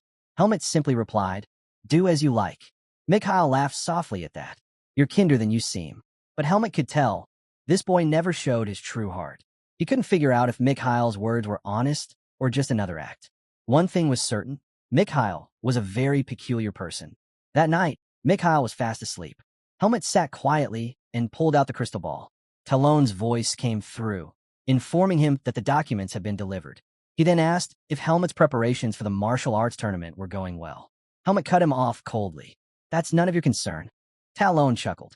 I don't trust you, not one bit. He leaned back in his chair and added, But you might find this interesting. Among this year's participants, one stands out. He entered the Royal Knight Order at the youngest age in history, manifested his aura at just 18. Helmut wasn't impressed. He himself had accomplished that at a much younger age. Talon noticed his lack of reaction and smiled faintly. Then perhaps this will catch your attention. The boy comes from the bloodline of the missing divine swordsman. Helmut froze. What? Yes, Talon confirmed. He's Darien's grandson. Darien's son left Basor years ago and was presumed dead, but he survived elsewhere and left behind a descendant. Helmut's mind raced. He remembered his master once mentioning that he had a son late in life. though he claimed that Sun had died with no heirs. But here Talon was saying otherwise. This information, Talon went on, isn't public. Even in Basor, only high-ranking officials know. They've been hiding the truth. Helmet frowned. Darien's son left Basor long ago. How did they even prove this boy is his grandson? Talon smiled slyly. Are you interested now? Helmet replied firmly. I only want to know what kind of opponent I'll be facing. Very well, Talon said, amusement in his tone. The boy looks exactly like Darien in his youth. He carries his father's ID plate and other items. But most of all, it's his swordsmanship. That's what's truly astonishing. Darien vanished years ago, and his techniques were thought lost forever. Yet somehow, this boy has inherited them perfectly. Helmet's eyes widened slightly. He hadn't known Darien was believed to have disappeared. His master had never told him how he ended up in the Forest of Roots. Why did the human world think he had vanished?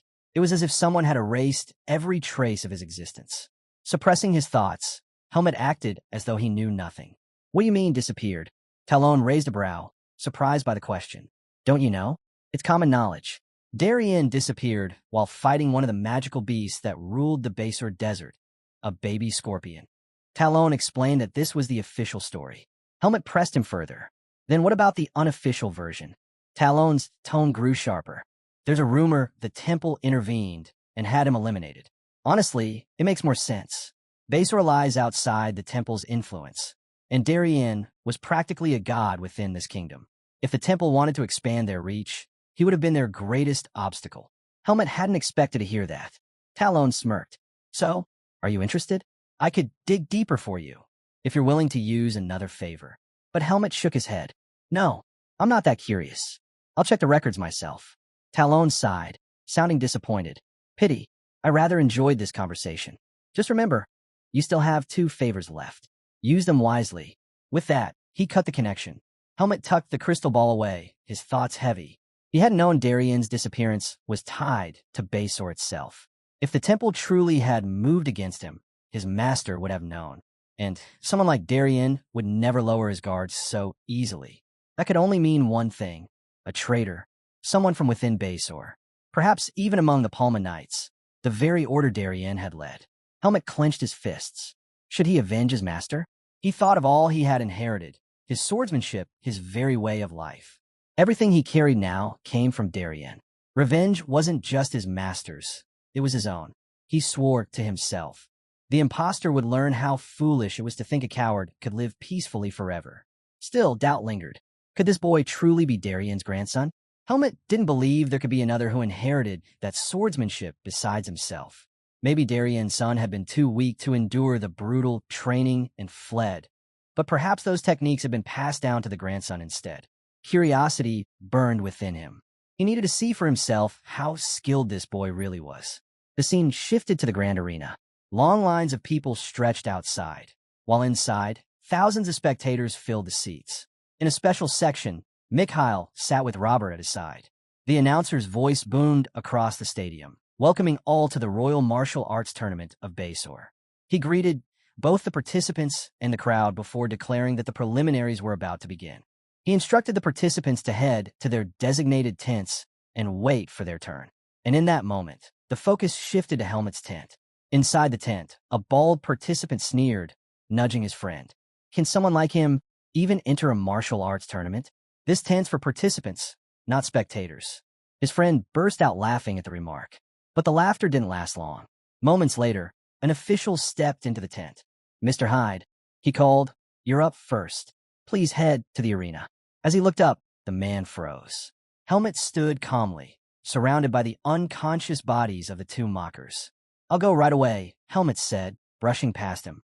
Then, almost as an afterthought, he added, those 2 signs of heat stroke. Adjust the sequence of their match.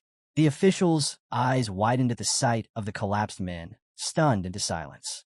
Meanwhile, the arena roared with excitement. The announcer welcomed their youngest contestant, Helmet, who stepped into the ring after removing his cloak and donning the armor. His opponent, the undefeated back-alley swordsman of Basor, a thug known as Jackal. In a special section, Robert leaned toward Mikhail. That's Jackal, the captain of the Mola gang. He calls himself undefeated, but in truth, he just bullies the weak. Mikhail scoffed. Hardly impressive. Down in the arena, Jackal sized Helmet up with clear irritation. I joined this tournament to fight real opponents. And they give me this? What a joke. The announcer reminded the crowd of the rules. The match would not end until one surrendered or could no longer fight. Any injuries short of fatal were permitted. Boys, he cautioned, fight wisely. Jackal laughed darkly. Even if I break your arm or leg, the tournament takes no responsibility. This place isn't for pampered nobles looking to buy a thrill. It's where warriors who've danced with death spill blood. Helmet replied flatly, everywhere's hot. Jackal blinked in confusion. What? Helmet continued, unfazed. I paid 3,000 marks to have a cold spell placed in my cape, so I'll need to finish this quickly and get it back. The words infuriated Jackal. He lunged forward, shouting, then I'll send you home fast. As his blade came down, Helmet moved effortlessly, dodging without even breaking stride. In the same motion, he slipped past Jackal and unleashed his own strike. Jackal crashed to the ground. His right hand lay severed beside him as he let out a blood-curdling scream. The arena went silent. Shock rippled through the crowd. No one had expected such a ruthless display. Up in the stands, Mikhail's eyes lit up with excitement. The announcer finally broke the silence, declaring, with an overwhelming display of skill, Helmet advances to the next round. The scene shifted back to the residence. Helmet entered his room to find Mikhail waiting with a bright smile. The table before him was piled high with food. Welcome back, Hyde. Mikhail cheered. That was incredible. You were amazing out there. And cheering for you. It felt great. Helmet eyed the feast, uneasy. This is too much food. Mikhail shook his head. A swordsman needs plenty of strength. And strength comes from eating well. Don't forget, I promise to cover all your expenses. Eat without worrying. Helmet narrowed his eyes. You're not planning to use this as leverage later, are you? That won't work. Mikhail laughed at the suspicion. Relax. Spending this much barely makes a dent in my wallet. I'm not trying to put you in my debt. Think of it as an investment. An investment? Helmet echoed, puzzled. Mikhail lifted a spoonful of soup. Debt means expecting repayment. Investment assumes you might lose everything, but with the possibility of an even greater return. High risk, high return. Helmet frowned. And if I can't give you anything in return, then I'll just lose my investment. Mikhail sipped his soup calmly, then added, but I feel you'll be of great help to me someday. Helmet grew wary. Sensing it, Mikhail waved it off. Don't worry. I won't ask for anything unreasonable. Helmet removed his coat and sat down. He knew he needed to eat, whether or not he liked Mikhail's reasoning. Later that night, Helmet entered the room again while Mikhail was fast asleep. The boy was so deeply out that he wouldn't even notice if someone carried him away. Helmet quietly placed a stack of documents on the bed and removed his hood. They were the reports he had received from the Black Hawk. He had asked them to dig thoroughly, but even he hadn't expected this much information. He realized he would need to read through all of it while the tournament continued. Helmet picked up the stack of documents and began reading carefully. One name immediately stood out.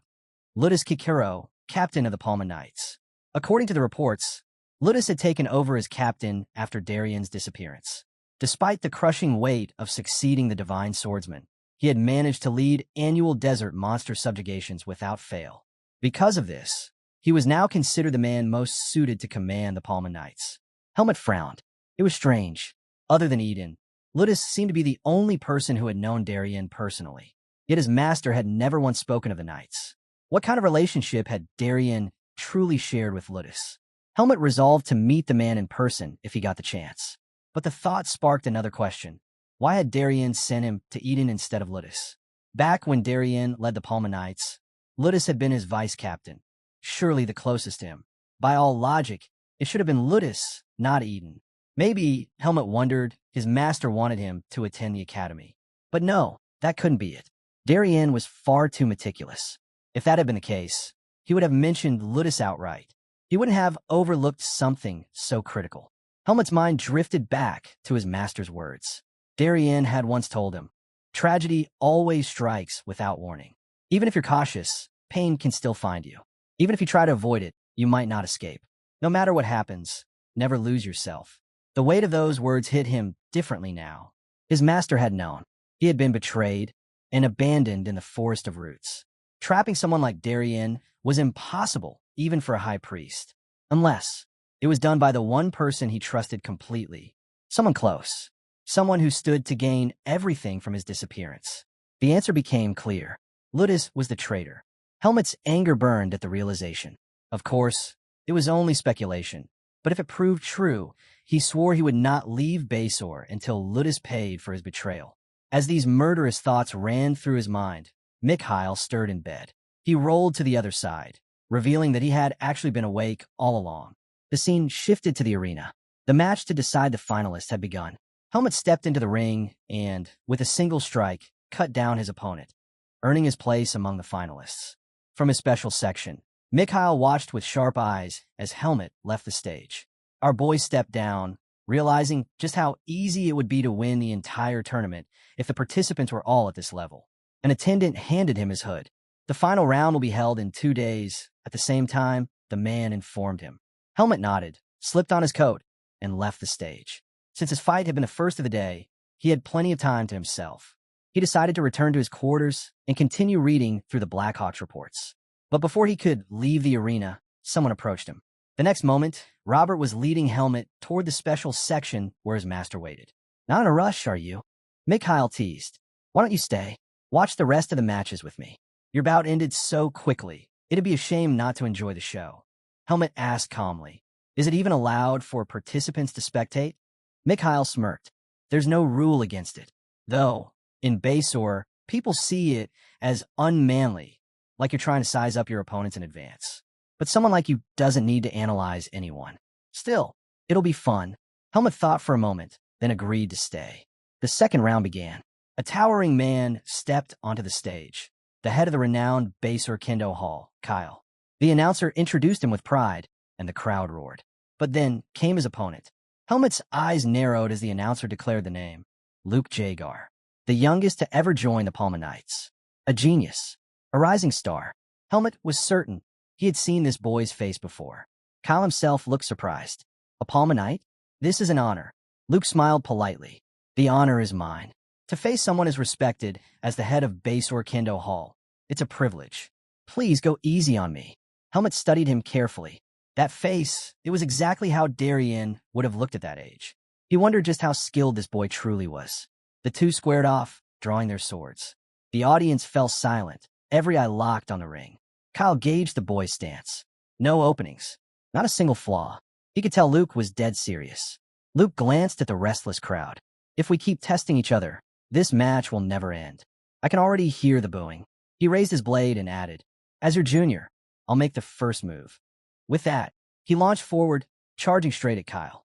Luke charged low, aiming for a clean strike to end the fight quickly. Kyle smirked. You're underestimating me. With brute force, he swung his sword down at the boy. But Luke's speed exploded. In an instant, he slipped past the attack, his blade flashing. A cut opened across Kyle's body as Luke appeared behind him. Kyle froze, stunned. Before he could even turn, blood gushed from the wound. Helmet's eyes narrowed. He hadn't expected that. Kyle collapsed, unconscious, and the audience erupted in gasps of disbelief. To them, it looked like Luke had simply vanished and reappeared behind his opponent. No one had even seen the strike. Luke lowered his sword and bowed slightly. Forgive me, but I must win this tournament, no matter what. The announcer's voice boomed. Luke Jagar advances to the main tournament. In the stands, Mikhail noticed Helmet staring intently at the boy. What's this? Is Luke bothering you? Helmet didn't look away. He's strong, a serious contender for the championship. That surprised Mikhail. He hadn't expected such praise. Helmet added firmly, if I weren't in this tournament, he'd already be the winner. Mikhail grinned. So this is your arrival declaration? I like it. The tension. It's exciting. Helmet thought to himself. Darien's son hadn't trained in vain. Luke's skill far exceeded his expectations. And if this boy had truly been taught directly by Darien, how terrifyingly strong would he be? Helmet stood suddenly and turned to Mikhail. Go back to the quarters without me. I have something to do. I'll be late. Mikhail blinked. Can I help? No. Helmet's reply was curt, colder than usual. Mikhail watched him leave in haste, puzzled by the boy's urgency. Helmet's thoughts raced. Since leaving the Forest of Roots and attending the academy, he built plenty of social connections, but never once felt real kinship. Yet Luke was different. The two of them shared something no one else could, Darien's swordsmanship. They had both inherited it. Helmet knew they would eventually face each other in the arena. But before that, He wanted to see who Luke really was. He pushed through to the participants area and barged straight into Luke's room. Inside, Luke was speaking casually. This tournament isn't that big of a deal. A blue-haired man grabbed Luke's cheek harshly, sneering. Greenhorn, you got a lot of nerve. Don't say things like that. The blue-haired man scolded Luke. Don't ever say things like that out loud, especially not in Basor. Luke quickly apologized. Relax, it's just us here. No one's listening. The man's eyes narrowed. We're not alone. Luke spun around. Helmut was standing in the doorway. Helmut noted silently that Luke hadn't even sensed his presence. Luke studied him for a moment. You look familiar. Then he remembered. Hyde, I saw your match. You're the only one who left an impression on me. His tone shifted, confidence rising. What is it? Did you come to challenge me for the crowd's attention? Or maybe my skills impressed you so much you've come to be my fan? If so, bad news. Only women can be my fans. Helmut cut through the bravado. Are you Darian's grandson? Luke froze. Yeah, he stopped mid-sentence, realizing what he'd just admitted. His eyes went wide. He lunged forward, clapping a hand over Helmut's mouth. Panic laced his voice. How do you know that? The knight inside the room raised a brow. Is something wrong? Luke forced a smile, wrapping his arm around Helmut. Nothing at all. Just something I need to discuss with him. We'll step outside. Dragging Helmut with him, Luke pushed him against the wall the moment they were alone. I've never had to corner a guy like this before. Now tell me, who are you? Helmut didn't flinch. Why don't you use Darian's surname? That struck a nerve. Luke scowled. I'm the one asking questions. Stop bringing up the divine swordsman. It's dangerous if anyone hears you. Relax, Helmut replied evenly. No one else knows. I'm just curious after hearing that Darian had a descendant. Luke narrowed his eyes. And how exactly did you find out? Helmut answered calmly. I'm good at gathering information. Then his gaze hardened. But what I want to know is, why hide that you're Darian's grandson? Luke hesitated, realizing how serious this stranger was. Finally, he answered, because my father cut ties with him. He left the house for good. It'd be ridiculous for me to suddenly claim the Depert name. Helmut's voice cut and sharp. And yet, you inherited the divine swordsman's techniques. That stunned Luke. What did you just say? How do you know that? His voice dropped.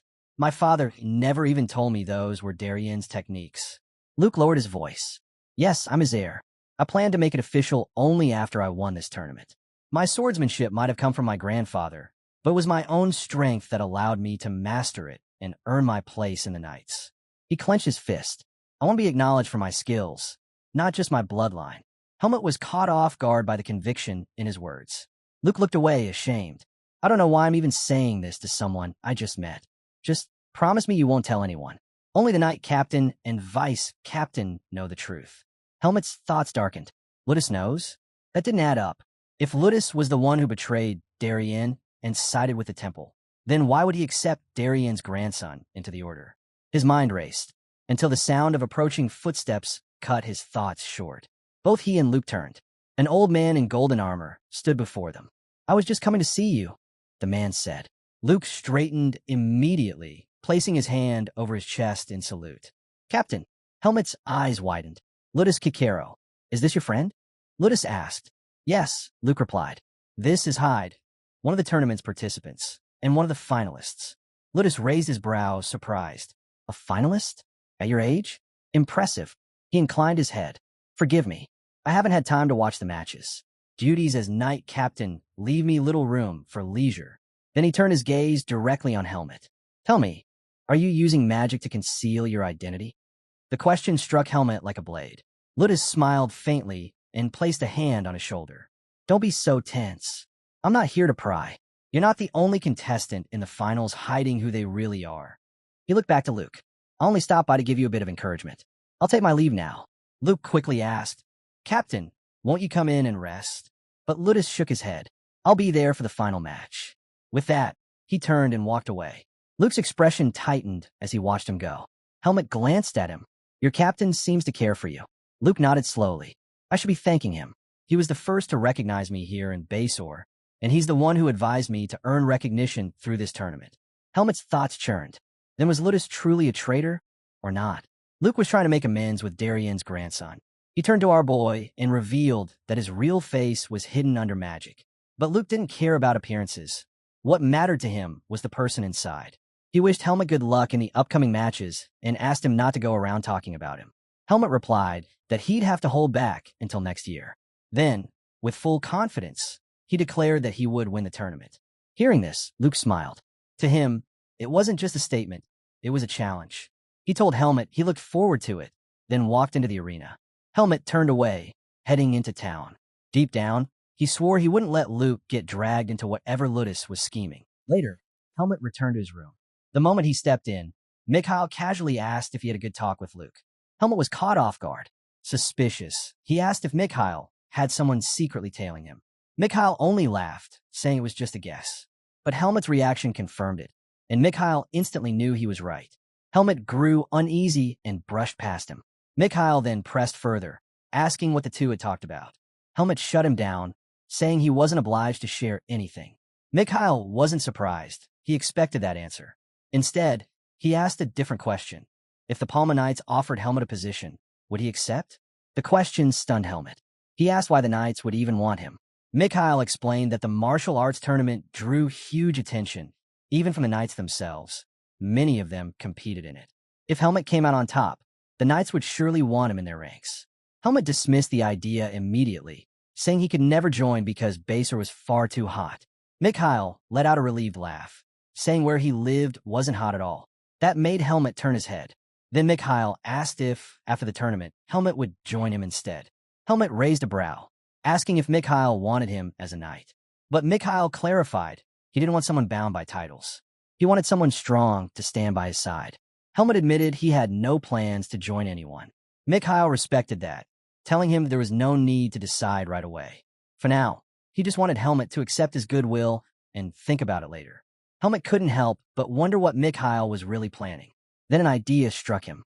He asked if Mikhail could help him gather information. Mikhail's answer was cautious. It would depend on what kind of information he wanted. Helmet finally revealed what he needed. He wanted Mikhail to dig up information on the Palma Knights, their captains, their members, and the missions they usually undertook. Mikhail tilted his head, asking if Helmet was trying to learn about the Knights' working conditions. Helmet explained that he simply needed a comparison, something that would help him see which side was truly better. Hearing that, Mikhail agreed. He promised to deliver an honest report, even if it meant comparing himself to the Knights. Then, with a smile, he asked if they could eat. Helmet silently hoped that, with this information, he'd gain some insight into Ludus's true intentions. The scene then shifted back to the arena. Helmet had just finished his match, sliding his sword back into its sheath. His opponent had fallen, his hand severed. This was the opening match of the finals, and Helmet had secured his place in the next round. The announcer's voice echoed across the arena, giving him a nickname, Blonde Hide. Helmet frowned. He hated it. The name didn't suit him at all. As he walked back toward his tent, Luke called out, teasing him for being so dull. He said Helmet hadn't even waved to the crowd once. Helmet shot back, asking if being carefree was really such a good thing. Luke just laughed, telling him there was no point in being tense all the time. He added that Helmet was a heartthrob in Basor now, and he should at least enjoy it a little, because once the two of them fought, he wouldn't have the luxury anymore. Helmet didn't bother replying. He ignored Luke and kept walking. He removed his breastplate, slipped on his coat, and thought about how strange it was. Luke was the only reason he felt this uneasy. Part of him wanted to smack the boy on the back of the head. Leaving the arena, Helmet wondered if Mikhail had already gathered the information he'd asked for. But before he could go far, he heard voices calling out to him. Turning his head, he saw a crowd of girls rushing toward him, calling his name, each of them inviting him for tea. Helmet froze, stunned by the sight. The scene shifted again, this time to the lodge. Mikhail was staring in disbelief at Helmet, who stood there covered in lipstick marks. He asked what on earth had happened.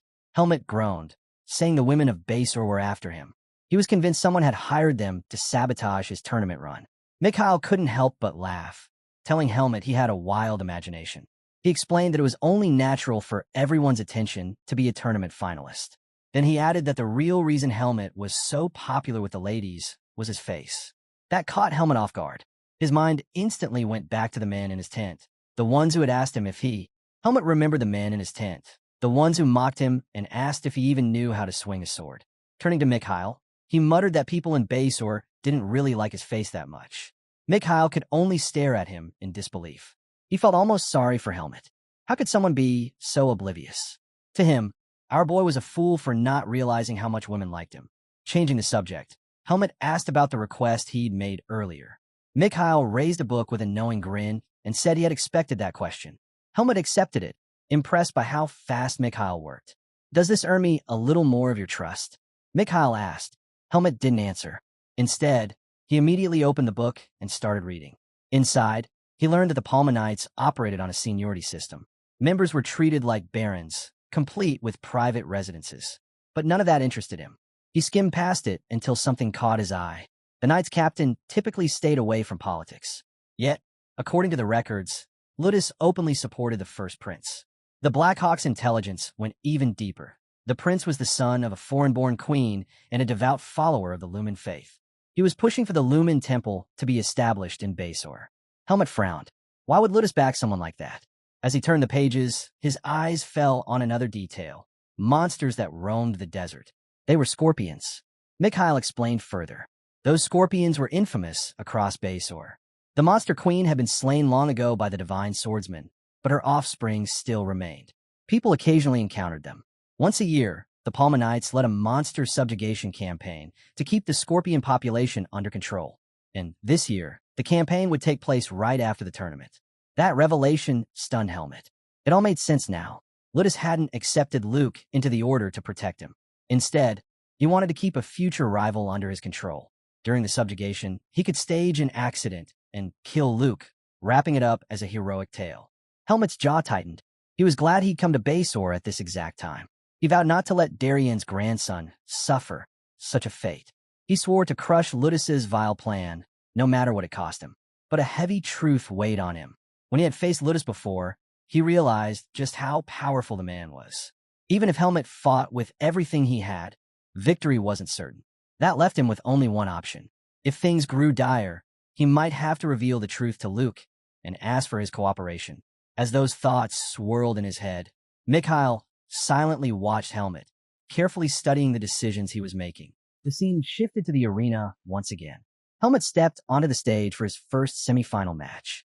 Across from him stood a man with a massive scar running across his face. Robert leaned over and told Mikhail that this was Hutton, a first-class mercenary. Though ranked lower, Hutton had shocked the crowd by defeating a Palma Knight in an hour-long duel. Mikhail dismissed the concern, reminding his knight that Helmut had already beaten opponents far stronger than the man Hutton faced. But Robert wasn't as quick to brush it off. He warned that battles were unpredictable. Whether it turned into a quick victory or a drawn-out struggle didn't matter. The important thing was that Hutton had made it to the semifinals at all. Helmut placed his hand on his sword and glanced toward the stands. There, he saw Ludus standing beside two seated figures. His eyes narrowed. It was the first prince, the second prince, and the captain of the Knights. He assumed they had only come to make an appearance since the semifinals were beginning. Before he could think further, Hutton's voice cut through his thoughts. Don't lose focus when your opponent is standing right in front of you, the mercenary warned. Overconfidence is the fastest way to lose. Helmut drew his sword and shook his head. I wasn't distracted. My mistake if it seemed that way. As he sized the man up, Helmut guessed that Hutton was on par with Peugeot's level. For a first-class mercenary, his energy didn't feel particularly strong. Still, Helmut was curious about his fighting style. He decided to test him. In a flash, he charged forward. The moment Helmut closed the distance, Hutton angled his blade toward the sunlight, catching it in just the right way to blind him. Seizing the opening, Hutton slipped into Helmut's blind spot and swung. But Helmut's instincts kicked in. He sensed the attack and blocked it just in time. Both men leapt back, resetting their stances. Helmut didn't hesitate. He rushed in again. This time, Hutton dragged his sword across the stage floor, splintering the stone. Shards of rock shot up into the air, which he flung toward Helmut like projectiles. Helmut cut through them with ease, but as he raised his head, Hutton was already upon him. Steel clashed as the mercenary swung, his strikes coming faster and faster. Helmut blocked each blow, his blade moving effortlessly in defense. With one forceful push, he shoved Hutton back, forcing the man to skid across the stage. The audience gasped at the display, clearly impressed. Even Mikhail leaned forward with interest, watching the duel unfold. Helmut wiped the sweat from his forehead. This wasn't as simple as he thought. Hutton was trickier than expected. Then he noticed it. Hutton was deliberately delaying his attacks, holding back half a beat in ways that threw off his timing. Helmet pierced through an opening with a sharp, precise counter. At once, he understood. Hutton hadn't neglected his fundamentals. This wasn't a man relying on luck. Hutton exhaled heavily. He admitted that he had trained hard for his swordsmanship, but against Helmet's reflexes, it wasn't enough. Even if they were the same age, he said, he could never match that kind of speed. Then Hutton's energy flared. He declared that if this were a mercenary mission, he would have waited for the perfect moment to strike. But here in the arena, he couldn't afford to lose face. He lunged at Helmet, blade raised. But it was a bluff. Hutton's real weapon was hidden in the mechanism built into his sword, which extended his attack range. He was betting that someone like Helmet, so cautious about rhythms and delayed attacks, wouldn't be able to handle a strike that came just half a beat faster. Unfortunately for him, Helmet shattered his sword with a single blow. Stunned, Hutton froze. In that instant, Helmet's blade was already at his neck. "I'm sorry," Helmet told him. "I was ordered not to kill you." Relieved, Hutton smiled. The announcer quickly declared the fight over. With Hutton's weapon destroyed, Helmet was named the victor and advanced to the finals. Helmet offered his hand, pulling Hutton up.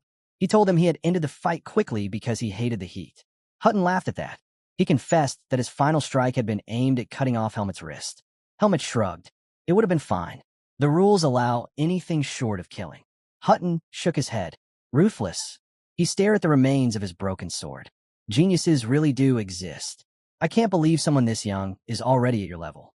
You'll go down in history, Helmet replied calmly, telling him he could have grown stronger if he'd put more effort into training instead of relying on tricks. Hutton burst out laughing. He explained that as a mercenary, versatility was everything.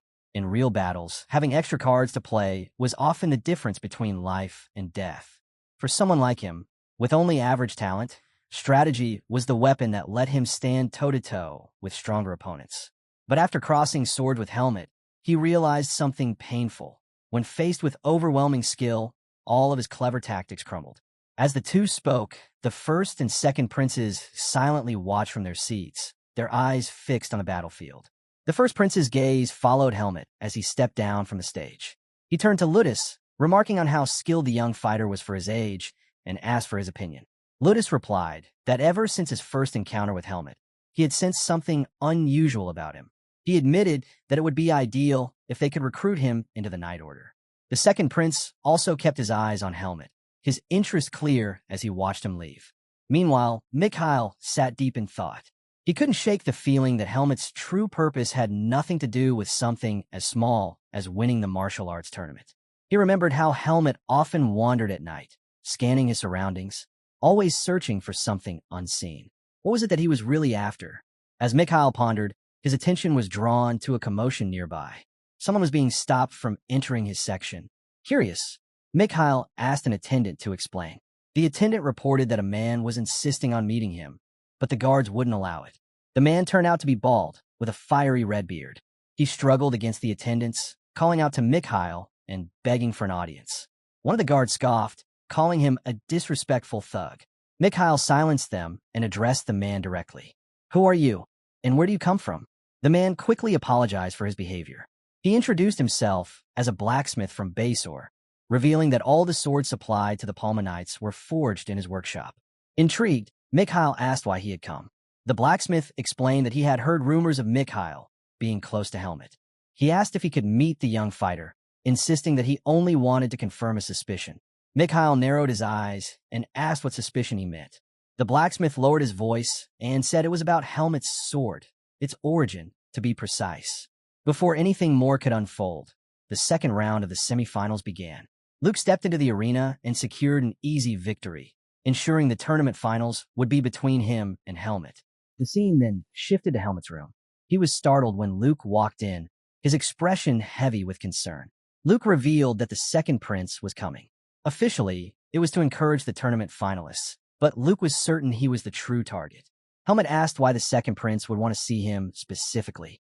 Luke explained that the prince must already know his identity. He was the grandson of the divine swordsman. By recruiting him, the second prince would gain the Palma Knights' backing, and in Basor, their support was as good as a direct claim to royal succession. Helmet now understood the gravity of the situation. Right now, The captain of the Palma Knights stood firmly in support of the first prince. If the second prince tried to recruit Luke, it would directly challenge that position. Helmut pointed this out, and Luke admitted he was right. That was exactly why the meeting felt so awkward. He owed the captain a great deal. But then Luke froze. A thought struck him. He turned to Helmut and asked how he knew so much about the political situation. Helmut reminded him that he'd once said he was good at gathering information. Luke sighed, realizing he couldn't dodge the meeting. He asked Helmut if he could think of some excuse to get him out of it. Before Helmut could answer, a voice came from behind. The second prince had arrived. He told Luke that if he was busy, he could always return later. Luke stiffened, instantly realizing he'd made a mistake. Spinning around, he tried to cover it up, insisting it was just a misunderstanding. The prince waved it off with a smile, saying he understood completely. He simply enjoyed teasing him. He commented that Darien, the man he remembered, had always been stern and unshakable. At times, it was hard to believe Luke was his descendant. That caught Helmut's attention. He asked the prince what kind of man the divine swordsman truly was. The prince looked at him curiously, then praised his performance in the tournament, calling his swordsmanship remarkable. He admitted he'd only met Darien a handful of times in his youth, but the impression remained vivid. Darien had been loyal, dependable, and the strength in his eyes reflected the very spirit of Basor. Helmut was surprised to hear this perspective. The prince then asked if Helmut's interest in Darien's grandson came from the same curiosity. Luke immediately cut in, demanding to know how much of their conversation the prince had overheard. The prince chuckled, assuring him he hadn't meant to interrupt. He said he only stayed quiet because their discussion seemed important. Turning to Helmut, he asked if there was anything else he was curious about. Luke grew defensive, warning the prince not to reveal too much to Helmut. He claimed that Helmut was practically a divine swordsman stalker. The prince laughed again, but shook his head. He said Helmut didn't give off the impression of someone with malicious intent. A swordsman's heart, he explained, is reflected in their blade. Helmut's sword pursued nothing but pure strength. That alone made his fascination with Darien unsurprising. Helmut, without hesitation, told the prince that he was better than Luke. The prince burst out laughing, amused by the bluntness. Then he asked if Helmut would consider working with him. But Helmut rejected the offer immediately. The second prince hadn't expected Helmut to be so blunt toward royalty. Still, he smiled, shook Helmut's hand, and wished him a great match in the finals. He encouraged him to learn more about the divine swordsman's character, saying it would serve him well. Then he turned to Luke, shaking his hand too. He told him that after the finals, he would summon him for a proper discussion. Luke froze. His face tightened with worry as he asked if the prince truly intended to call for him. "Is that a problem?" the prince asked calmly. Luke hesitated, caught off guard. He reminded the prince that he had said he understood his situation. If he appeared alongside the prince in public, both he and the captain would be placed in an awkward position. But the prince's expression turned serious. He told Luke that this matter concerned his safety. That surprised both Luke and Helmut. The prince turned to leave, telling Luke that this was all he needed to know for now. He promised to send for him discreetly and urged him not to worry about prying eyes. Before walking out, he told Luke to take care. As the door closed, Luke let out a deep sigh. Helmut looked at him and remarked that, despite all his worries, he and the prince seemed rather close. Luke admitted that the prince was far more approachable than one might expect from someone of his rank. He respected him as a great man, but the circumstances made it impossible to get too close. Helmut advised him to accept the second prince's invitation. Luke blinked, surprised. "Did you not hear what I just said?" Helmut told him plainly that no one else would take responsibility for his life. If he kept letting the situation drag him along, he would eventually lose himself once the situation abandoned him. As Helmut spoke, Luke felt something stir inside him, the faint presence of his grandfather's aura. A sharp unease struck him. He asked Helmut if he knew what was happening. He demanded to know what this life-threatening danger was. Helmut didn't give him the answer he wanted. Instead, he told him to simply do what he could. As for himself, he would do the same. Still anxious, Luke couldn't shake the heaviness pressing on him. Helmut headed for the door, throwing one last remark over his shoulder. He told Luke to flirt with a few girls to ease the pressure before the finals. Luke frowned, clearly annoyed. "I'm not that kind of person," he snapped. Helmut could only think to himself how badly he wished Luke understood the danger surrounding him. The scene then shifted to the lodge. Helmut stepped into his room, and Mikhail greeted him with a smile, asking if he had enjoyed his chat with the second prince. Helmet, however, couldn't believe what he was. Helmet couldn't believe what he was hearing. How had Mikhail managed to find out? Then again, at this point, nothing surprised him anymore. Mikhail explained casually that with someone as prominent as the second prince, he couldn't help but learn of his movements, whether he wanted to or not. Helmet removed his coat and sat on the bed. That's when Mikhail leaned forward, saying he had come across something interesting today. He asked Helmet if he wanted to hear it. Have you ever heard of someone called Leighton? Helmet shook his head. First time I'm hearing the name. Mikhail smiled. Leighton was the greatest blacksmith in the West several decades ago. Not only the greatest, but also the most particular. He refused to forge a blade unless he personally acknowledged the person who would wield it. Helmet remarked that Leighton sounded quite eccentric. Mikhail then revealed he had met a blacksmith named Kevin earlier that day, Leighton's apprentice. According to Kevin, his master had once created 3 swords he considered his life's masterpieces. Strangely enough, they were all forged in a single day, one after another, almost as if he'd been possessed. The 3 blades were nearly identical, forged from Bassor's materials, and presented to the royal family. Yet only one was ever given away for personal use. Whoever received it kept it for life. Then Mikhail's tone shifted. He told Helmet that Kevin had said his sword looked strikingly similar to one of those masterpieces. Helmet stayed silent. Mikhail pressed on. He said the blade resembled the only one that ever left the royal family's hands, Darien de Pert's sword. In an instant, Helmet drew his weapon and shoved Mikhail down, the blade at his throat. His eyes carried a deadly warning. He told Mikhail to choose his next words very carefully. Fear gripped Mikhail. His voice trembled as he begged Helmet to let him go so they could talk. The pressure on his chest made it hard to breathe. Finally, Helmet eased up. Catching his breath, Mikhail asked why he was so desperate to keep this hidden. He promised he had no intention of spreading the secret. Then he revealed something else. Kevin, the blacksmith, was already being dealt with by his own trusted men. That meant only the 2 of them now carried this knowledge. Helmet narrowed his eyes and asked if this was Mikhail's way of trying to put him in debt. Mikhail shook his head. He reminded him that he hated debts. This wasn't something he dug up himself. Kevin had come forward with it willingly. He asked Helmet to take this as a gesture of goodwill. He promised that the secret would remain just that, a secret. Helmet glared at Mikhail, then finally decided to place his trust in him. He turned away and warned him to make absolutely sure the secret never leaked out. Mikhail chuckled nervously, admitting he had been genuinely terrified just now. He said the pressure that radiated from a tournament finalist was on an entirely different level. Since the truth had already come out, Mikhail pressed further. He asked Helmet about his connection to the divine swordsman. Helmet revealed it plainly. He was Darien's disciple. Mikhail froze, stunned. The thought that the legendary swordsman had taken on a disciple was beyond belief. Then his face lit up with excitement. To think he had been sharing a room with Darien's successor, it thrilled him. Helmet sighed inwardly, realizing that meant Mikhail would be noisy about this for quite some time. With a grin, Mikhail asked if he had trained under Darien before or after the swordsman vanished. He was about to pry further, asking why Helmet had come to Basor, but Helmet cut him off. He told him to start thinking about how he was going to pretend not to know him. That quickly silenced Mikhail. He asked cautiously if something was about to happen. Helmet slid his sword back into its sheath, offering no answer. Mikhail, deciding not to push further, said he had no interest in getting more involved. He would start packing in advance. If something forced him to leave in a hurry, his stamina wouldn't hold up. Helmet stared at his blade. He confessed that he never knew it was considered famous. To him, it had always been nothing more than a sharp sword. He then asked why. If it was so well known, no one else had recognized it. Mikhail explained that it made perfect sense. The sword had originally belonged to the royal family. Outside of them, almost no one had ever seen it. And besides, its outward appearance was ordinary. Without an expert's eye, its true nature couldn't be understood. That was why he warned Helmet not to flaunt it before the king or any of the princes.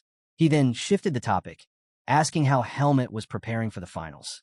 From his perspective, Helmet seemed unusually cautious when it came to Luke. Helmet shook his head. He told him that he wasn't wary of Luke at all. But as he said it, a thought struck him. Tomorrow was the day he would finally cross swords with Luke. He only hoped the match wouldn't end in a disappointing, anticlimactic way. The scene then shifted, carrying us far from the city, into the desert. There, a man dressed in a priest's robes knelt down and scooped up a handful of sand. He let it spill through his fingers back onto the ground. The earth before him began to sink, as if something massive was pulling it down. Moments later, a monstrous shape emerged. A giant scorpion rose from the sand, an orb gleaming on its head. The priest slowly reached into his robes, and the priest pulled out an orb. It lit up with a brilliant glow, and in response, the orb on the monster's head shined just as brightly. Slowly, the massive creature stepped closer to him.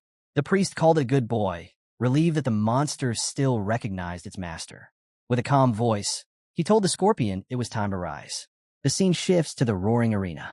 The crowd is alive, cheering for the long-awaited final match. The announcer's voice booms, welcoming everyone to the grand finale. He introduces the duel. On one side, the young prodigy of the Palma Knights, the one said to carry the future of Basor. On the other, a mysterious genius whose origins remain unknown. Helmet sighed, feeling like he was being painted as the villain in this story. Luke brushed it off, telling him not to worry, it was just for the show. But Helmet frowned, asking if Luke didn't think it was a bit much. With all the hype, if he lost, the backlash would be brutal. Luke rolled his eyes, clearly annoyed, and snapped back that Helmet really had a way of getting under people's skin. He warned him not to come begging for prize money when he won. The two young men gripped their swords, the match about to begin. At the signal, Luke shifted into his stance. Helmet's eyes widened. Luke's form was identical to his master's. A rush of excitement filled him. Facing that sword technique again brought back memories of the Forest of Roots. High above, a bird circled the arena skies. Mikhail noticed it right away. As the bird glided over the arena, it dropped something. Neither Luke nor Helmet realized what had just fallen as they charged forward. Right before their blades could collide, both sensed danger. They stopped, glanced upward, and leaped back. Something crashed into the center of the stage. Gasps erupted from the audience. All eyes locked on the object that had fallen. To their horror, it was the upper half of a human body. Silence swept across the arena before shock spread like wildfire. Helmet immediately looked skyward. A terrified scream cut through the air as someone shouted. It was a monster! The bird swooped closer, and Luke froze at the sight. Just as the monster descended, Helmet shouted his name. He rushed toward Luke, startling him. Luke asked what he was thinking in a moment like this, but Helmet only pointed upward. Luke's eyes widened in surprise. He quickly raised his sword, and Helmet launched himself, using Luke's blade as a foothold to propel higher into the air, aiming directly at the monster. Helmet closed in on the monster. His blade shimmered with power as he struck. With a single slash, he ripped through the creature's body, tearing it apart with ease. Luke stood frozen, stunned by the skill and precision on display. Not long after, Ludus arrived on the stage with his knights. They quickly covered the corpse that had been dropped. One of the knights stepped forward, reporting to the captain. The identification tag on the body belonged to a resident of the southern oasis village. Ludus's expression hardened. He ordered the knight to summon the emergency squad at once. The expedition schedule would need to be moved forward immediately. What baffled him most was why a monster would carry a corpse all the way into the kingdom. A knight beside him muttered that it felt like a declaration of war. Luke glanced at Helmet after hearing those words, then lowered his gaze to the monster's severed head lying on the ground. His thoughts swirled. Was this truly a monster? Was this really what he'd be forced to face as a knight? He turned to Helmet, asking if he had ever fought a monster before. To Luke, it seemed like Helmet had adapted far too quickly, almost unnaturally so. Helmet replied calmly that he had fought more monsters than Luke ever had. Luke wasn't expecting that answer. He scowled, asking if Helmet was really trying to start a fight in the middle of all this. The more time he spent with him, the less his actions seemed to fit the image he gave off. Luke then asked if all monsters looked like this. Helmet raised an eyebrow. Was Luke seriously saying he'd never seen a monster before? Luke reminded him sharply that until recently, he was just an ordinary civilian. Most people never got the chance to encounter one. Helmet explained that monsters were nothing more than savage beasts without reason, and because of that, they were easier to deal with than humans. He assured Luke that there was nothing to be afraid of. Luke frowned at that. He snapped that he wasn't scared. Still, Helmet's words didn't sit right with him. Deep down, Luke knew things wouldn't be so simple if they were up against an intelligent monster like Alaga. The announcer's voice echoed across the arena, apologizing to the crowd for the shocking incident. The grand finale would be temporarily suspended due to the unforeseen events. The participants were asked to gather in the waiting room. Luke couldn't understand why they were being sent there. When he and Helmet entered, they found Ludus and his subordinate already waiting. The captain welcomed them, stating that everyone had now arrived.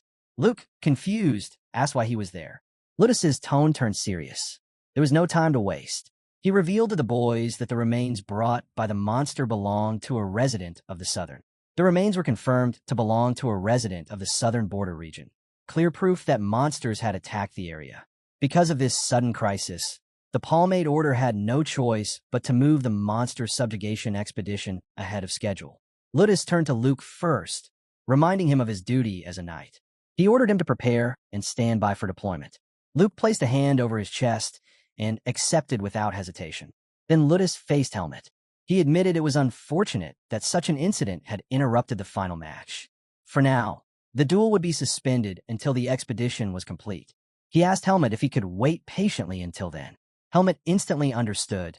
This was a negotiation. Calmly, he asked what would happen if he refused. Ludus explained that in that case, the tournament would be declared a draw, and the prize money would have to be split between him and Luke. It wasn't the outcome anyone wanted, but under the circumstances, there was no other option. After a moment of thought, Helmet offered another path. He suggested joining Luke on the monster subjugation expedition.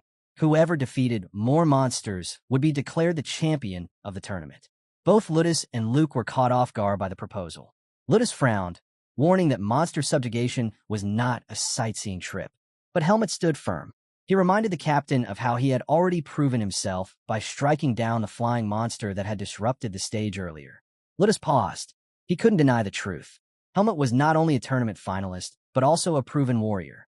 Regretting his earlier tone, he admitted he had not shown Helmet enough respect. Finally, he agreed and ordered both of them to finish their preparations by 3 o'clock sharp and assemble at the plaza. Luke responded with another salute, acknowledging the order. As the two walked out of the arena, Luke turned to Helmet, frowning. Was he really serious about joining the expedition?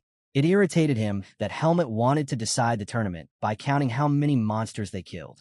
To Luke, it felt like Helmet was steering things into his own area of expertise. Helmet disagreed.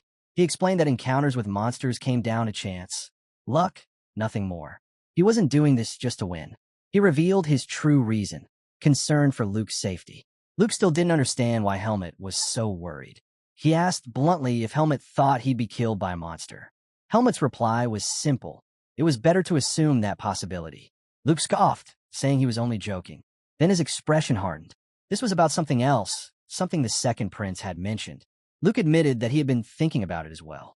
In fact, it had been keeping him awake at night.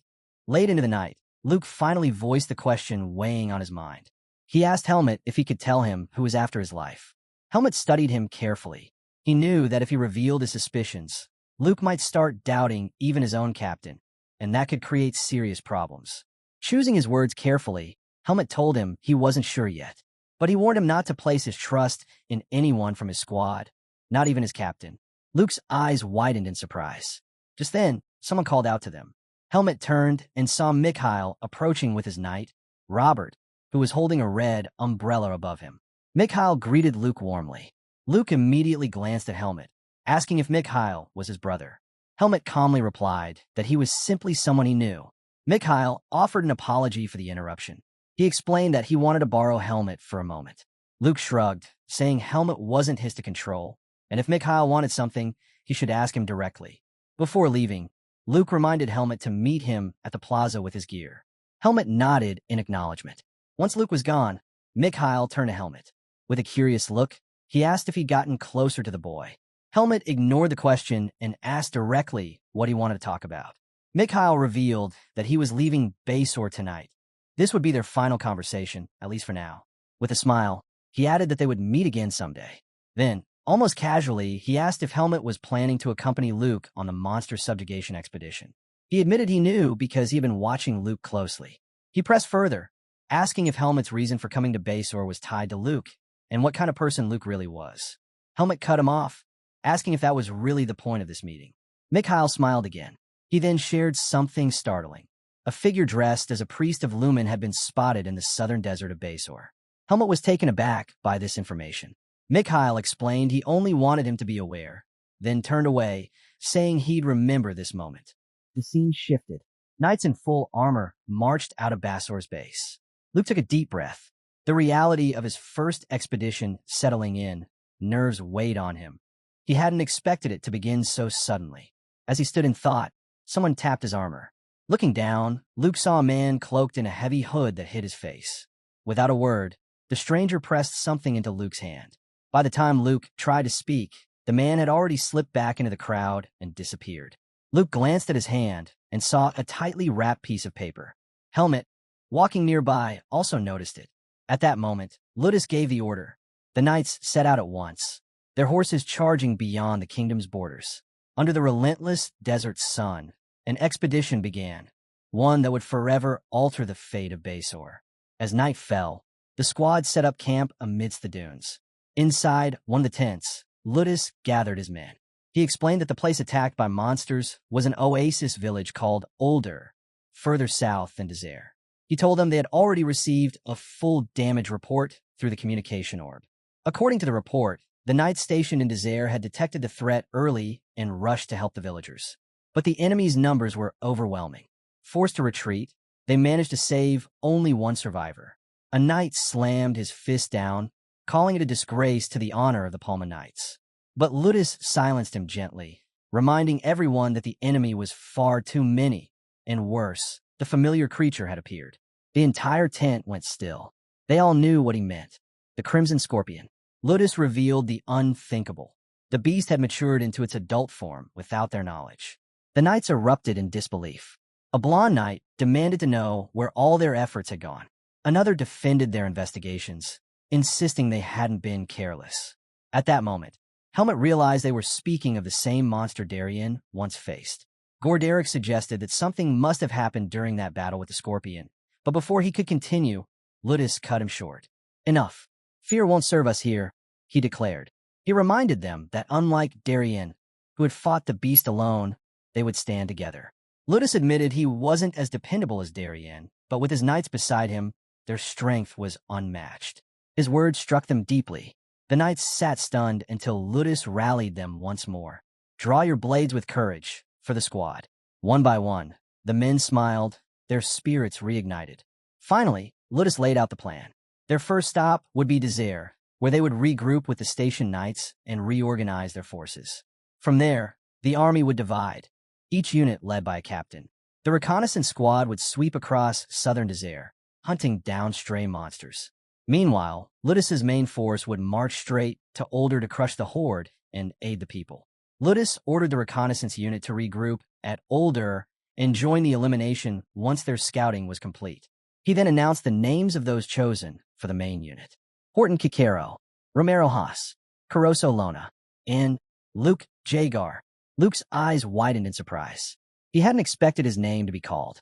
With no objections raised, Ludus told his men to rest, until Helmet suddenly raised his hand. I object. I want to be in the main unit as well. The tent fell silent. Ludus and the knights looked at him in shock. The captain reminded Helmet that he'd be marching with Vice Captain Alvis. The main unit, he explained, carried the greatest burden of the mission.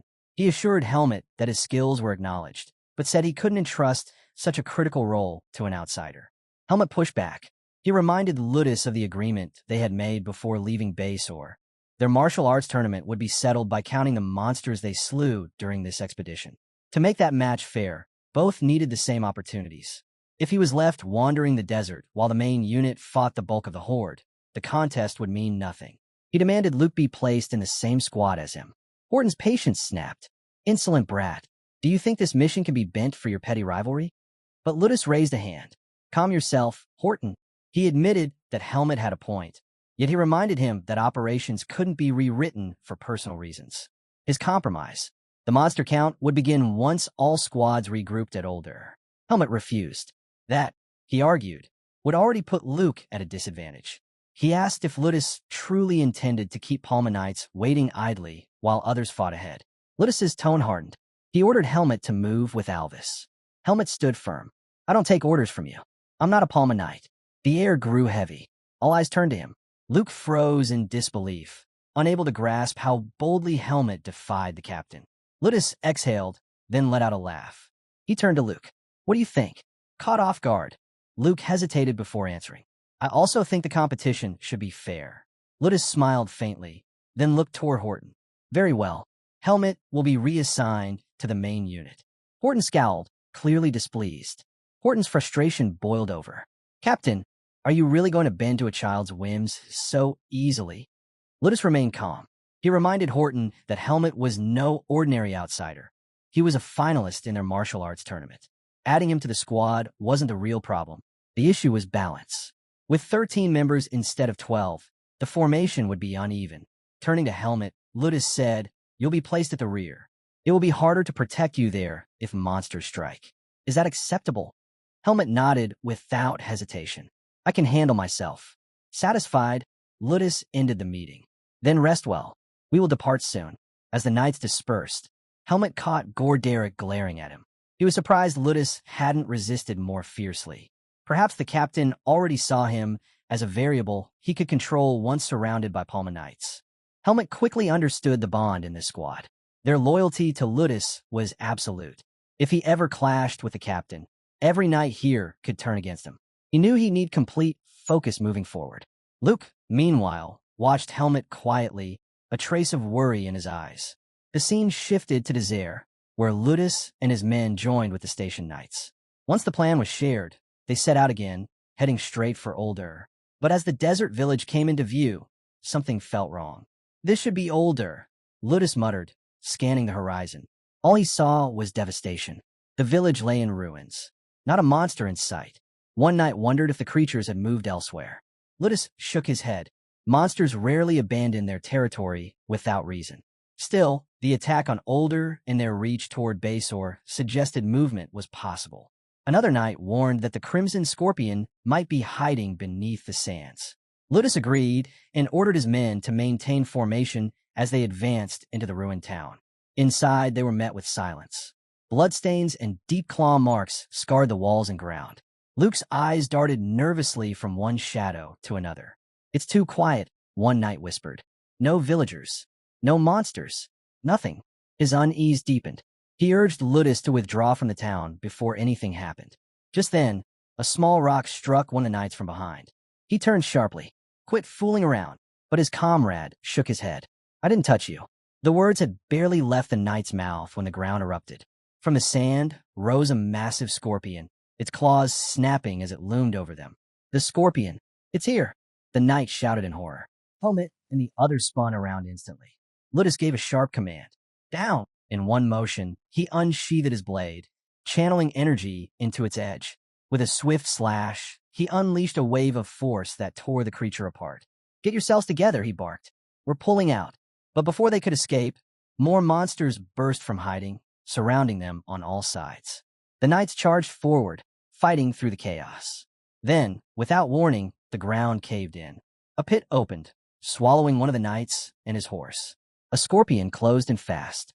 Ludus's eyes widened when he realized it was Horton in danger. "Horton!" he shouted. Helmet turned sharply, calculating his chances. If he leapt in now, he could save him, but hesitation froze him in place. Before he could act, Luke wheeled his horse around and dove into the pit. "Get down, Horton!" he shouted.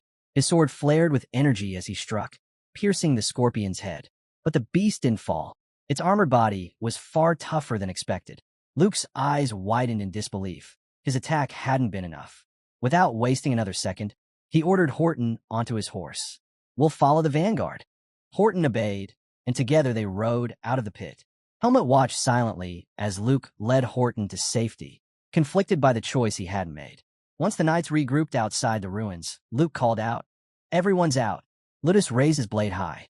"Form ranks. We purge this place." The battalion wheeled around and charged back in, clashing with massive snakes and scorpions that had taken over the town. Helmet's thoughts drifted as he fought. Horton, he knew, was loyal to Ludus, his henchman through and through. That made him a potential enemy, one he might have to face in the future. His hesitation had come from that very thought. But Luke had hesitated at nothing. Even knowing there was a traitor in their midst, he'd acted without fear. Was he too naive, or was he simply that kind-hearted? When the dust settled, the ground was littered with the corpses of slain monsters. Ludus surveyed the battlefield. "It's over, but I didn't expect them to be lying in wait." A knight at his side frowned, "And there were too many scorpions." Far too many. This could be bigger than we imagined. Meanwhile, Helmet and Luke rested against a large rock, catching their breath. Luke sighed heavily, exhaustion in his voice. Helmet handed him his water skin. Luke accepted the bottle and took a long drink. Helmet remarked that he looked exhausted, but Luke shook his head. Not tired, just disappointed. It was too easy. Helmet frowned. Then why save them? Luke looked puzzled. What do you mean? You pulled Horton out of danger. Him and the others you saved, they might one day raise their blades against me. Luke's gaze shifted toward Horton and the knights. Then, calmly, he said, I didn't take up a sword to stand by and watch when people are in need. Helmet had no reply.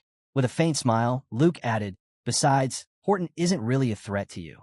Elsewhere, Ludus studied the bright sky overhead. We still have some time before regrouping, he noted. The knight beside him asked, should we contact the other squad? Ludus shook his head. If nothing's coming through, it means they're fine. A unit led by Dasim and Romero can handle stray monsters easily. Just then, another knight rushed over, holding out a communication orb. Captain, you need to take this call. Ludus accepted it. Is this from Dasim? The knight shook his head. No, sir. Bringing the orb close, Ludus announced, this is the knight captain. A voice responded. This is Heinz, garrison knight of Desert. I have a report. First, is everything under control on your end? Ludus narrowed his eyes. Did something happen? Heinz looked down from the fortress wall as he spoke. Below him stretched a horde of monsters, gathering in numbers too great to count. The enemy is massing beneath Desert's walls. Most of our forces are out on expeditions. Defending the city will be difficult. The revelation struck Ludus. The ambush they just faced hadn't been the only threat. More monsters were on the move. Is there a crimson scorpion among them? He demanded. No, Heinz answered firmly. Nothing like that here. Understood, Ludus replied. Hold your ground. I'll send reinforcements. Gorderic, hearing the exchange, stepped forward. Captain, what's happening? The Crimson Scorpion isn't a Desert, Ludus explained. This may be a tactic to force us to withdraw or divide our strength. Gorderic frowned. Can monsters really plan that far ahead? Ludus glanced back at him. They just ambushed us, didn't they? It's not impossible. Ludus made his stance clear. If the monsters think diversion tactics will break us, they're wrong. We won't back down that easily. He ordered a small force to remain behind for scouting, while the rest would ride to Desert as reinforcements. Helmet froze. This move meant Ludus could send nearly everyone back, except for his closest henchmen. If that happened, he and Luke would be completely isolated. A chill ran through him. Had the captain planned this all along? But Helmet wasn't about to let things unfold so easily. Ludus laid out his orders. Only he and 5 knights would stay. The rest would march back to Desert. Then he turned to Luke and Helmet. You two are going with them. The boys were stunned. Helmet could hardly believe what he'd heard. Luke opened his mouth to argue, but Ludus cut him short. Follow my command, he said firmly, placing a hand on Luke's shoulder. I'm not sending you back because I doubt your strength. I'm sending you because I trust you. His tone softened. Once the work here is done, we'll regroup. Together, we'll crush the Crimson Scorpion. And Luke, Ludus leaned closer, lowering his voice. You'll have your chance. You'll take revenge on your grandfather's greatest enemy. Luke's eyes widened at the words. Ludus straightened, his command voice returning. Make your preparations. We move out at once. The scene shifted. Helmet and Luke rode with the returning unit, the desert winds whipping around them. Helmet's mind churned. Why send them away? Ludus had the perfect chance to trap him and Luke, yet chose not to. Did this mean Ludus was the traitor? Or was it just suspicion twisting his thoughts? The captain had never acted out of line. Maybe he was following orders from the First Prince, but no. Helmet shook the idea from his head. Overthinking would only blind him. Tragedy, he knew, always struck without warning. He couldn't afford to lower his guard. As he wrestled with his thoughts, Luke called out, breaking the silence. Helmet, do you respect the Divine Swordsman? Do you feel the urge to destroy the Crimson Scorpion, to avenge him? Helmet blinked, caught off guard. Why would Luke ask that? Luke looked ahead, his voice steady. Even though I carry his blood, even though I inherited his swordsmanship, I don't feel that drive. I never knew him. There was no connection between us. Luke admitted he'd been disappointed when Ludus spoke of avenging the Divine Swordsman. To him, it felt like his captain still saw only the legacy of his ancestor, not Luke himself, the same man who had once told him to prove his strength on his own. Does that sound strange to you? Luke asked quietly. Helmet shrugged. Sounds a little spoiled. You inherited everything from the divine swordsman. Complaining about it makes you sound ungrateful. Luke blinked, taken aback. Then he laughed softly. Whenever I talk to you, my worries seem so small. Helmet cut him off bluntly. Forget about that for now. Focus on how you'll survive. Don't forget, someone gave you something before we left Basor. Luke's eyes widened as he remembered. That's right. I never even checked it. He opened his pack and pulled out a folded paper. Helmet leaned closer, surprised. A note. Luke nodded. I already know who it's from. Unfolding it, he saw the signature. The second prince. Helmet urged him, read it. The letter began with the prince hoping Luke wasn't too late in finding it. He wanted to give Luke instructions, should he find himself in desert. But before Luke could finish, a knight's voice cut through the moment. Stay in formation. Helmet stiffened. Darkness stirred within him, spreading like a whisper across his body. His instinct screamed. Something was coming. In one motion, he drew his sword. Stop! Everyone halt! The knights reined in, but it was too late.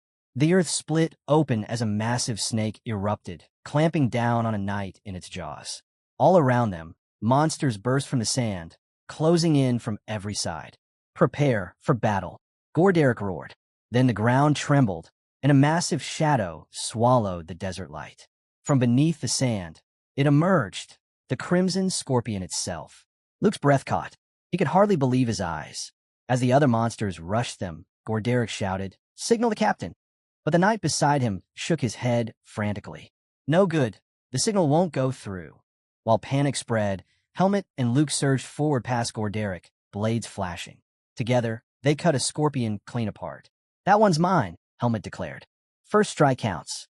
Luke stared at him shocked. You're keeping score now? Helmet smirked. Relax. I'm keeping score for you too. Luke groaned. Thanks, I guess. No sooner had he spoken than another giant snake lunged straight at them.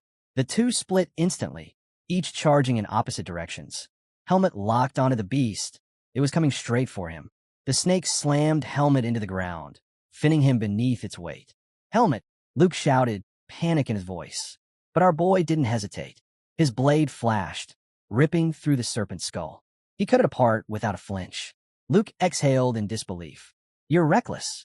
Gorderic, watching both of them, muttered, Reckless, both of you. The knights regrouped quickly, rallying against the wave of monsters. Helmet hauled himself out of the pit, scanning the battlefield. The Crimson Scorpion hadn't moved once. It wasn't fighting, it was watching. Something else was wrong. The monsters weren't charging with their usual fury. Their movements felt searching. That's when Helmet saw it. The glowing orb embedded in one of the beast's heads. His memory sparked. Mikhail had once mentioned a report. A man dressed like a Lumen priest spotted in the southern desert, just before the final match. The scene shifted. Luda stood apart, gazing at the sky. Captain, Alvis asked, did you forget something? Ludus's lips curled into a strange smile. No, it's just about time for something to arrive. Back on the battlefield, Helmet spun suddenly. Luke, he shouted. Luke turned, startled, just as a massive snake burst from the sand, coiling its tail around him. He cried out as it tightened and dragged him downward. Helmet rushed forward, sword drawn, slashing at the creature. But the monster slipped aside, pulling Luke into the earth. No! Helmet's voice rang out in disbelief. Then a figure appeared, his voice cold. Target secured. Kill the rest. The monster's ferocity doubled, surging with violence. The sky darkened, shifting into a blood-red haze. From the shadows stepped a man robed like a Lumen priest. He stood beside the towering Crimson Scorpion, his presence chilling. You're the last one, he sneered. The unlucky lamb who somehow survived. Helmet stood alone, surrounded by corpses, fallen knights, and shattered beasts. His eyes burned with fury as he fixed them on the priest. At first, he thought the sickening energy stabbing into his heart was demonic. Perhaps his seed of darkness reacting to something. But no. The crystal embedded in the scorpion's forehead pulsed with the same power radiating from the priest. It wasn't demonic.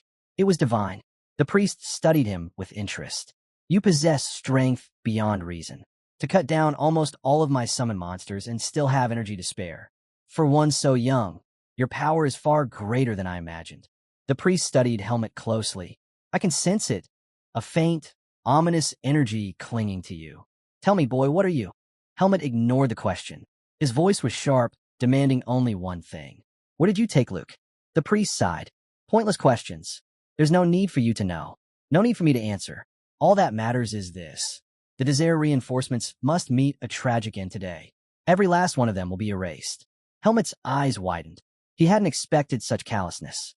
To sacrifice so many knights, mere pawns, just to capture Luke Jagar? His words cut like steel. So that's it.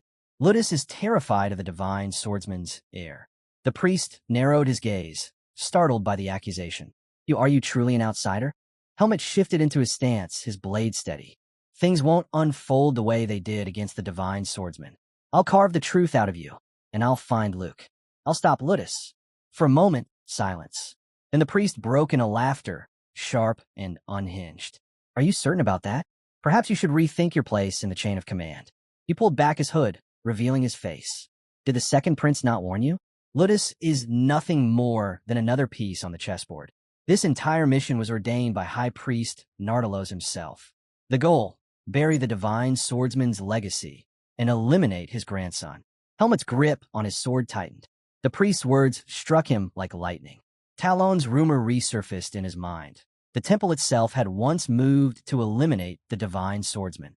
Their hunger for influence saw Bassor's champion as a thorn to be plucked. Rage burned within him. I've changed my mind, Helmet growled.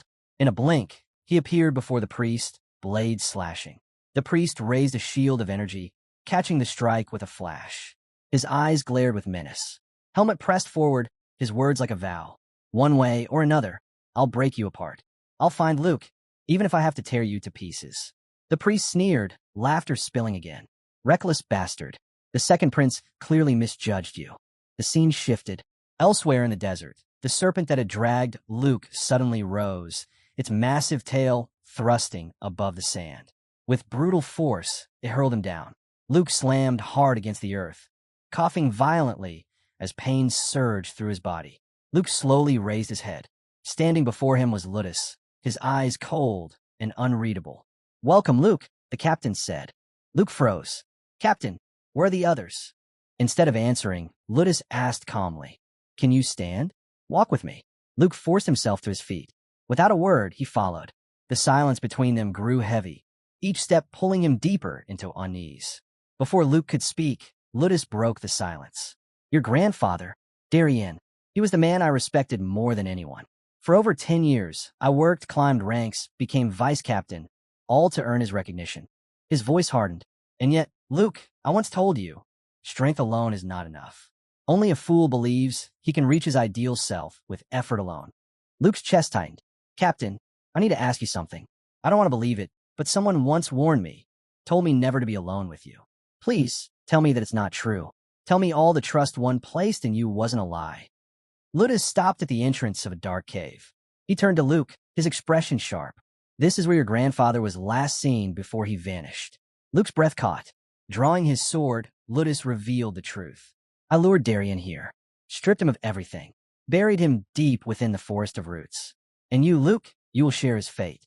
His blade rose high, and Luke Yeager had disappeared in front of Hyde, and he wanted the enemy to tell him the place he was sent to, but the enemy was in no mood to sell out the information. So Hyde had no other option but to fight with him.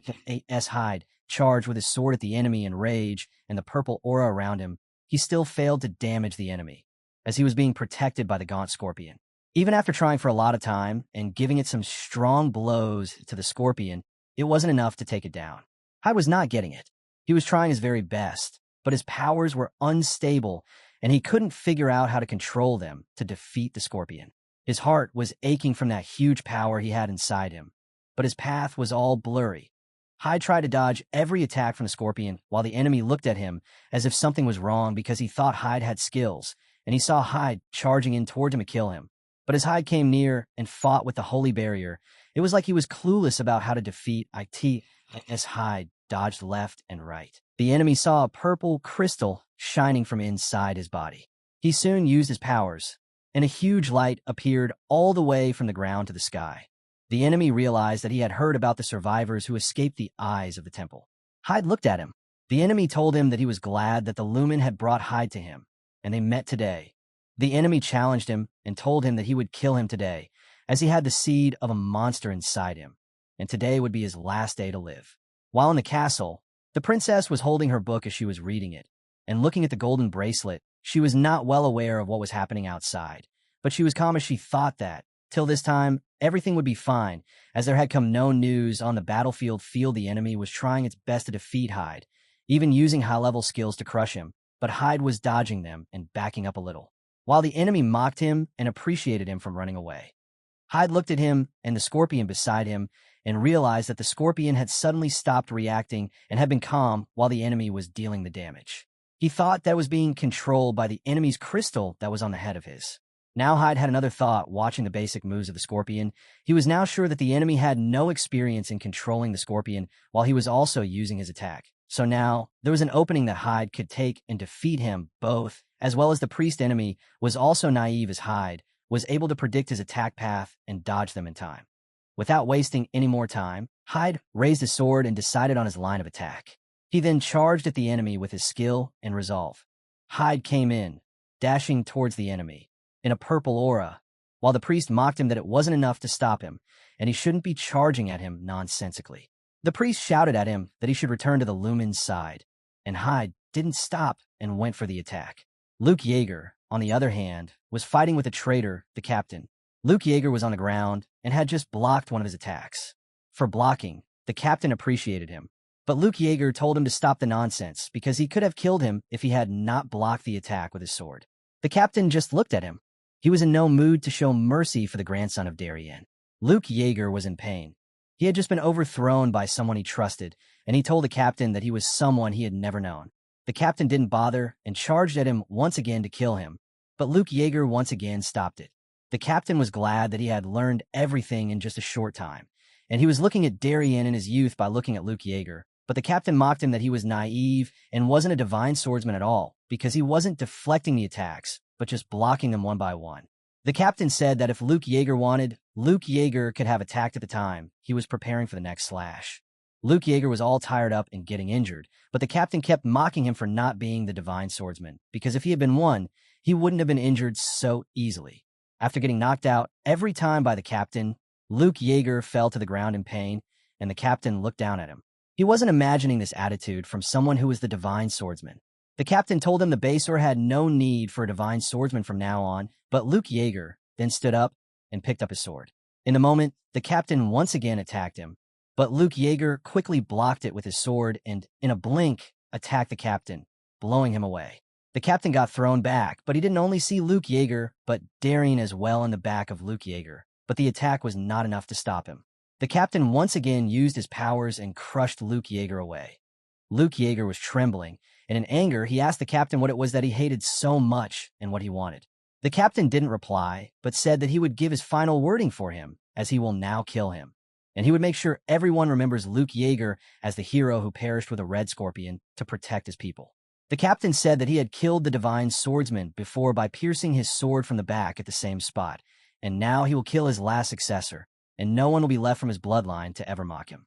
As the captain raised his sword to slice up Luke Yeager, someone's voice came towards him informing him that Luke Yeager wasn't the last successor. The captain looked at the person. It was Hyde, who had charged in his Sainto. Hyde was pointing his sword at the captain, and he threw him away from Luke Yeager. Hyde then grabbed his bracelet and challenged Captain Ludus Kaikaro. As Hyde took the bracelet off his hair, an appearance changed in the moment, and he told Ludus that it was the end for him. While Ludus Kikero looked at them with his anger flowing through his eyes, as soon as Ludus Kikero tried to finish Luke Yeager, Hyde came in charging to save him. Luke Yeager then asked him how he managed to get here. While Hyde was fighting with the priest, he charged at him to blow him away in one final shot. But the priest was already prepared, and he used all his ability to cast an attack so that the seed inside Hyde to be burned, and he could also die with it. But he had no idea that it wouldn't be enough to kill Hyde. Hyde jumped out of the smoke alive, which turned the priest's smiling face into a shocking face. The priest was in disbelief, as he had never imagined that Hyde would still be alive. He was sure that his heart would burn with the seed inside, but it all went in vain. On the other hand, Hyde was thinking that if the attack was struck directly inside his heart, he would have been dead, but he in time used his brain and concentrated all his power into his sword to a single point in his heart, and by that he was alive. He was also angry as he had to use the powers that he kept to control the seed of darkness inside his heart at the moment. He was sure that for the time being the seed was covered beneath the divine power, and he could hold on for a short time. and because of his efforts, he was able to stay alive from the attack by the priest. Hyde then thought that the priest was an evil person, and as a priest of Lumen, he was controlling the scorpion and mocking him, but he also thought that the scorpion would hate him for treating him in that way. Suddenly, the monster acted on its own willpower and threw the priest away as Hyde had thought. Hyde was also on the ground, and he was thinking about his time with Darren when he was teaching him how to fight. While the priest got up and cursed the red giant scorpion, he shouted at him and mocked the creature, saying that he would kill him. And in no time, the priest charged an energy ball in his hand, and with a yellow glow, he attacked the scorpion, obliterating him. Complete beast got killed. The priest smiled at him that he was powerful, and no one had a chance against him. But he wasn't aware of the reality that Hyde was behind him, ready to strike him down in an instant. Then, without giving a warning, Hyde sliced his back and made sure he didn't black the attack. The moment the scorpion got up, he wasn't killed, and he opened the priest, making sure that he didn't move anywhere. Hyde, all rage, asked him where Luke was and where he had sent him. But the priest was still arrogant. He warned him not to look down on him as he was a cursed child, but Hyde was in no mood for his games and talks. He didn't waste a moment and put his sword in his mouth in order to get information. Hyde warned him that he won't stop slicing and harming him until he gets the location of Luke. He told the priest that he would slowly cut open his body and make sure that his blood doesn't get out so easily, so it takes time for him to bleed out in pain. Now Hyde was standing in front of Ludus Kikero, saving Luke. Hyde transformed himself, and as he thought that from his last battle, he had consumed a lot of vis, and as the seed of darkness had grown a little, which had eventually caused the total volume of the vis to increase drastically, Hyde was now stronger, and he knew that he had consumed a much more vis than he had expected in a much shorter time than he had done previously, which had a harsh result as the vis that was regenerating had also gotten out of his hand, and it was hard for him to control it within his body. He was still assured because it was only a temporary effect inside him, but still, he was ready to face Ludus Kikero in the current state.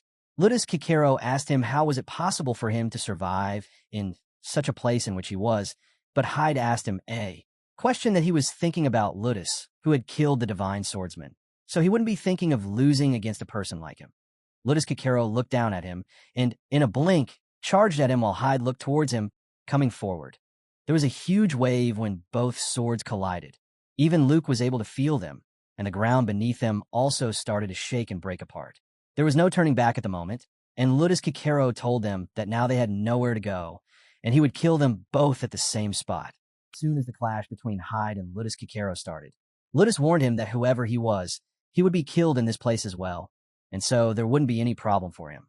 They both were enraged, and their aura was flowing around them. But Hyde told him that it could be done, but first he had to kill him, which was never going to happen today. Hyde used his utmost strength to hold back Ludus, which made Ludus shocked and left him questioning about the powers Hyde was using at the moment. Ludus just could not believe the strength Hyde had done. In the moment, Hyde dodged him and tried to chop his head from another side. Luke was also impressed seeing the move. It was something extraordinary. Not only Luke, but it was shocking for Ludus as well. He asked him where he learned such swordsmanship. Hyde didn't answer with words, but he said that his sword, which he held in his hand, was the answer he was looking for. Ludus was shocked. He had just seen Darien behind Hyde, and it was an unbelievable moment for him. Hyde told him that he was not like Darien, as he could have forgiven him, but he had no intention of letting him live any longer for his deeds, and so he would kill him today. Ludus quickly powered up, and his armor as well as his sword started to shine with his aura, but there was a nervousness be seen on his face. He couldn't believe that Darien Depert was still alive because he was the one who had tricked him and ambushed him from the back.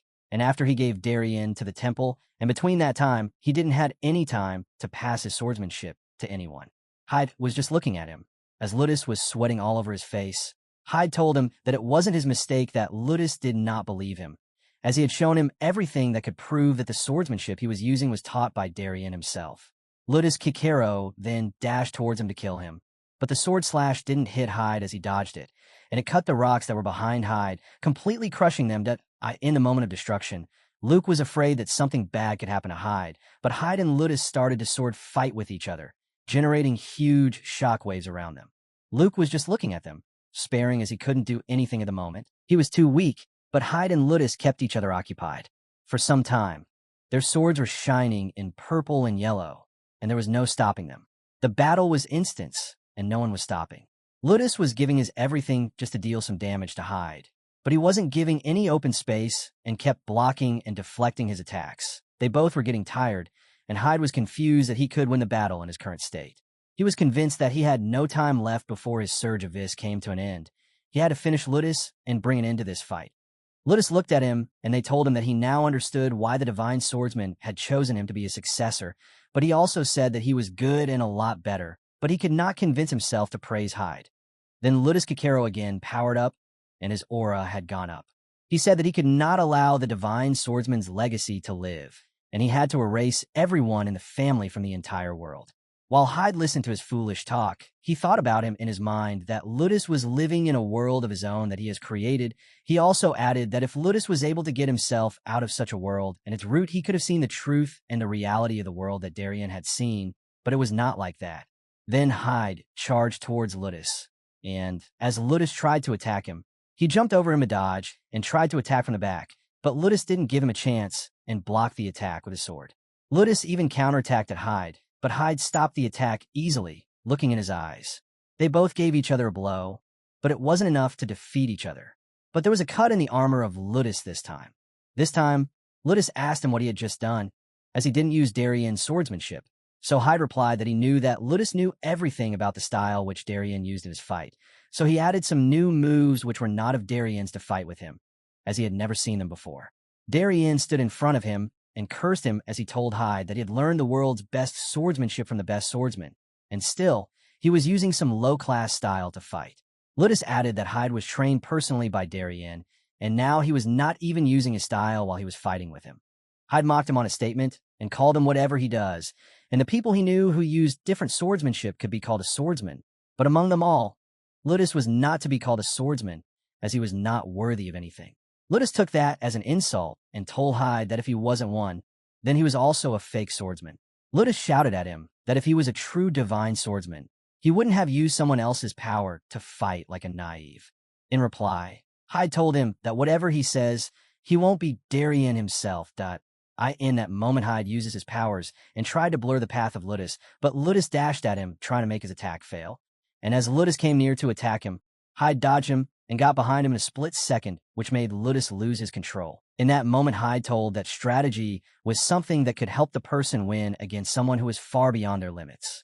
And so Hyde cut open Ludus from behind, making him fall to the ground. Hyde somehow managed to defeat Ludus Kikero through his strategy. In the past, when Ludus Kikero was just a child, he used to play with a wooden sword and wanted to become a great swordsman. Ludus recalled his past, in which he was running around the streets with his friends, copying the way the people did sword fighting. He looked from the roof into the army grounds where he first time looked at Darien. Soon, he and Darien became good friends and joined the army.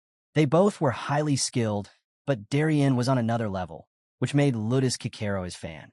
Darien alone destroyed the enemies and the monsters they faced and got victories for their side, which made Ludus become like him. One day, after a battle, Ludus Kikero and Darien were alone in a room where Ludus Kikero got on his knees to give respect to Darien, and he asked if he wanted to learn the swordsmanship that Darien uses as a divine swordsman.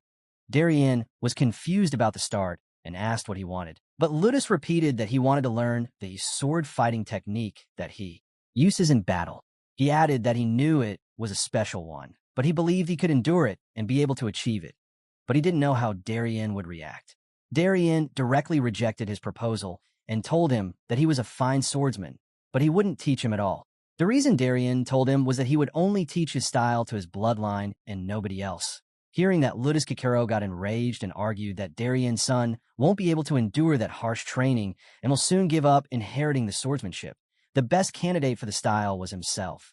Darien himself got angry with him and told him to stay within his limits, as there was no way he would teach Ludus.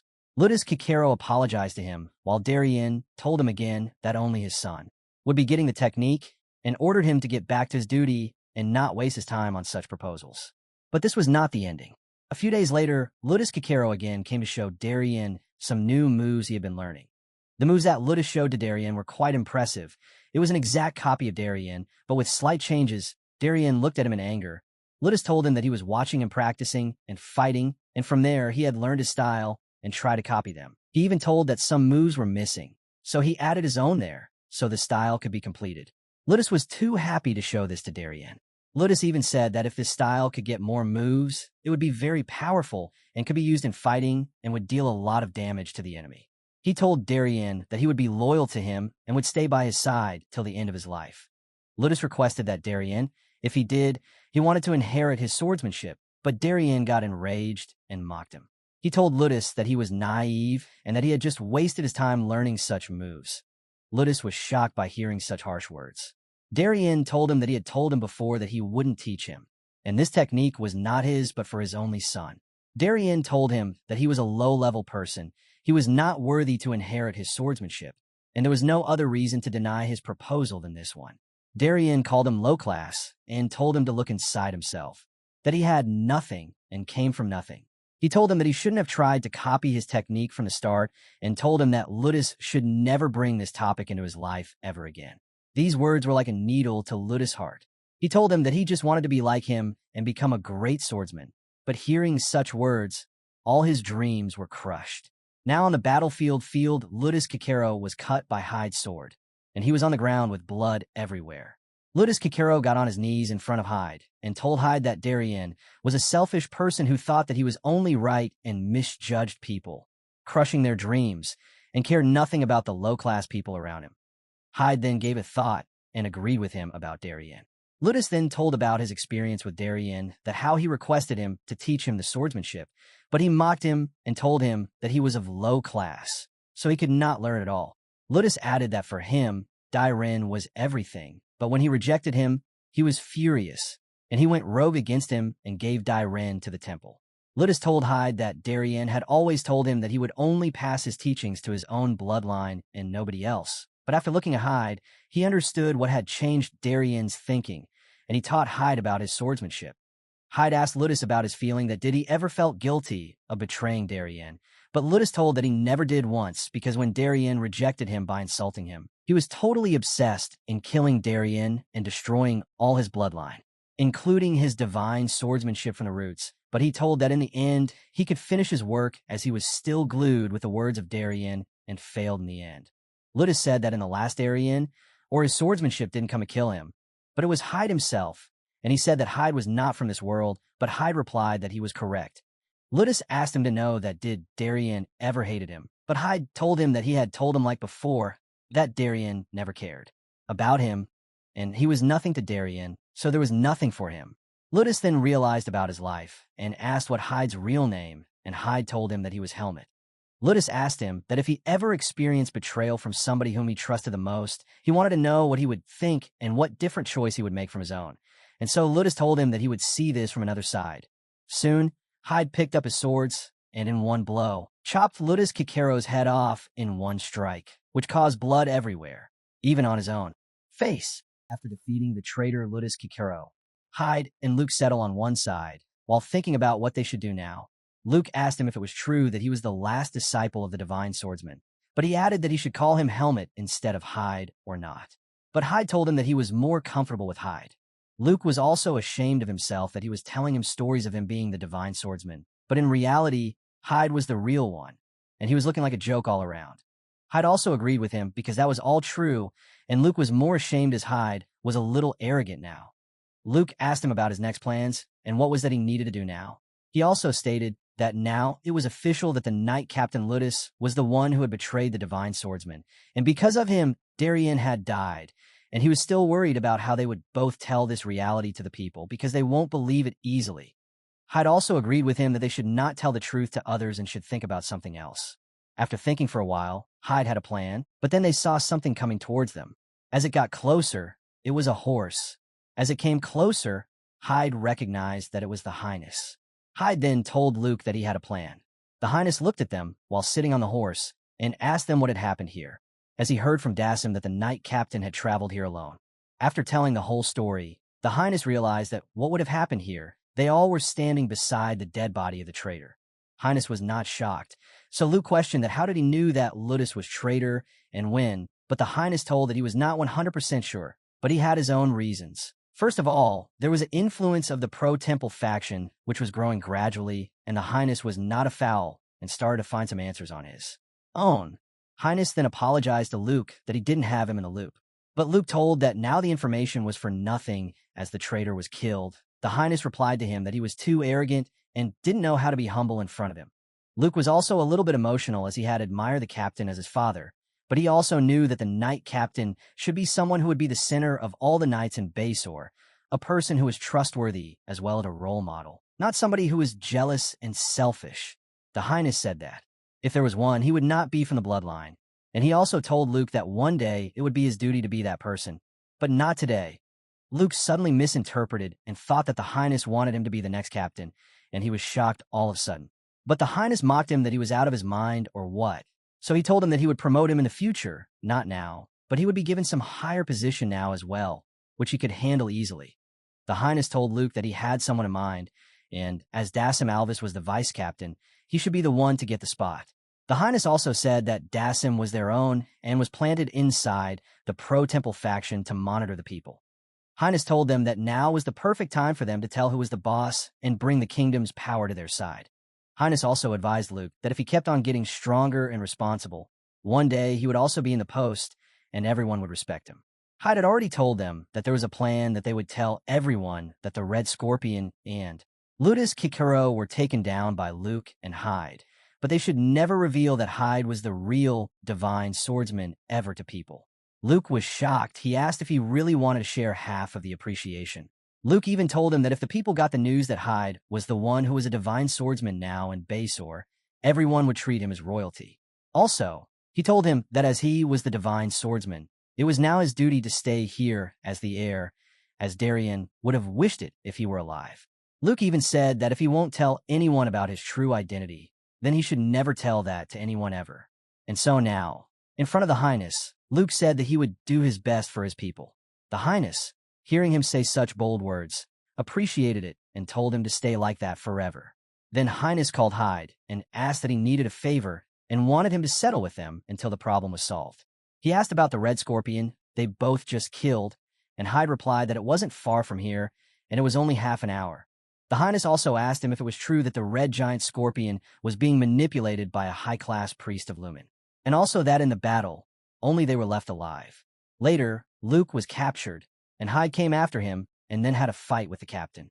Highness questioned them that did they ever thought that the people would believe in such a story. And then Highness told that they should alter the story, and it should be that they should tell that they were requested a rescue mission as excuse, and after facing traps and Red Scorpion, everyone died, and they survived. He even told that they could tell that Luke finally entered trying to save Ludus, but he died, and in the end, they both became heroes. Also, in front of the people, they should finally tell that Luke was the grandchild of the divine swordsman, who once again saved their Basor, which will also heighten the morale of the knights. Luke made a laughing face. He told Hyde that he was good, that he told him that story, and the Highness believed it.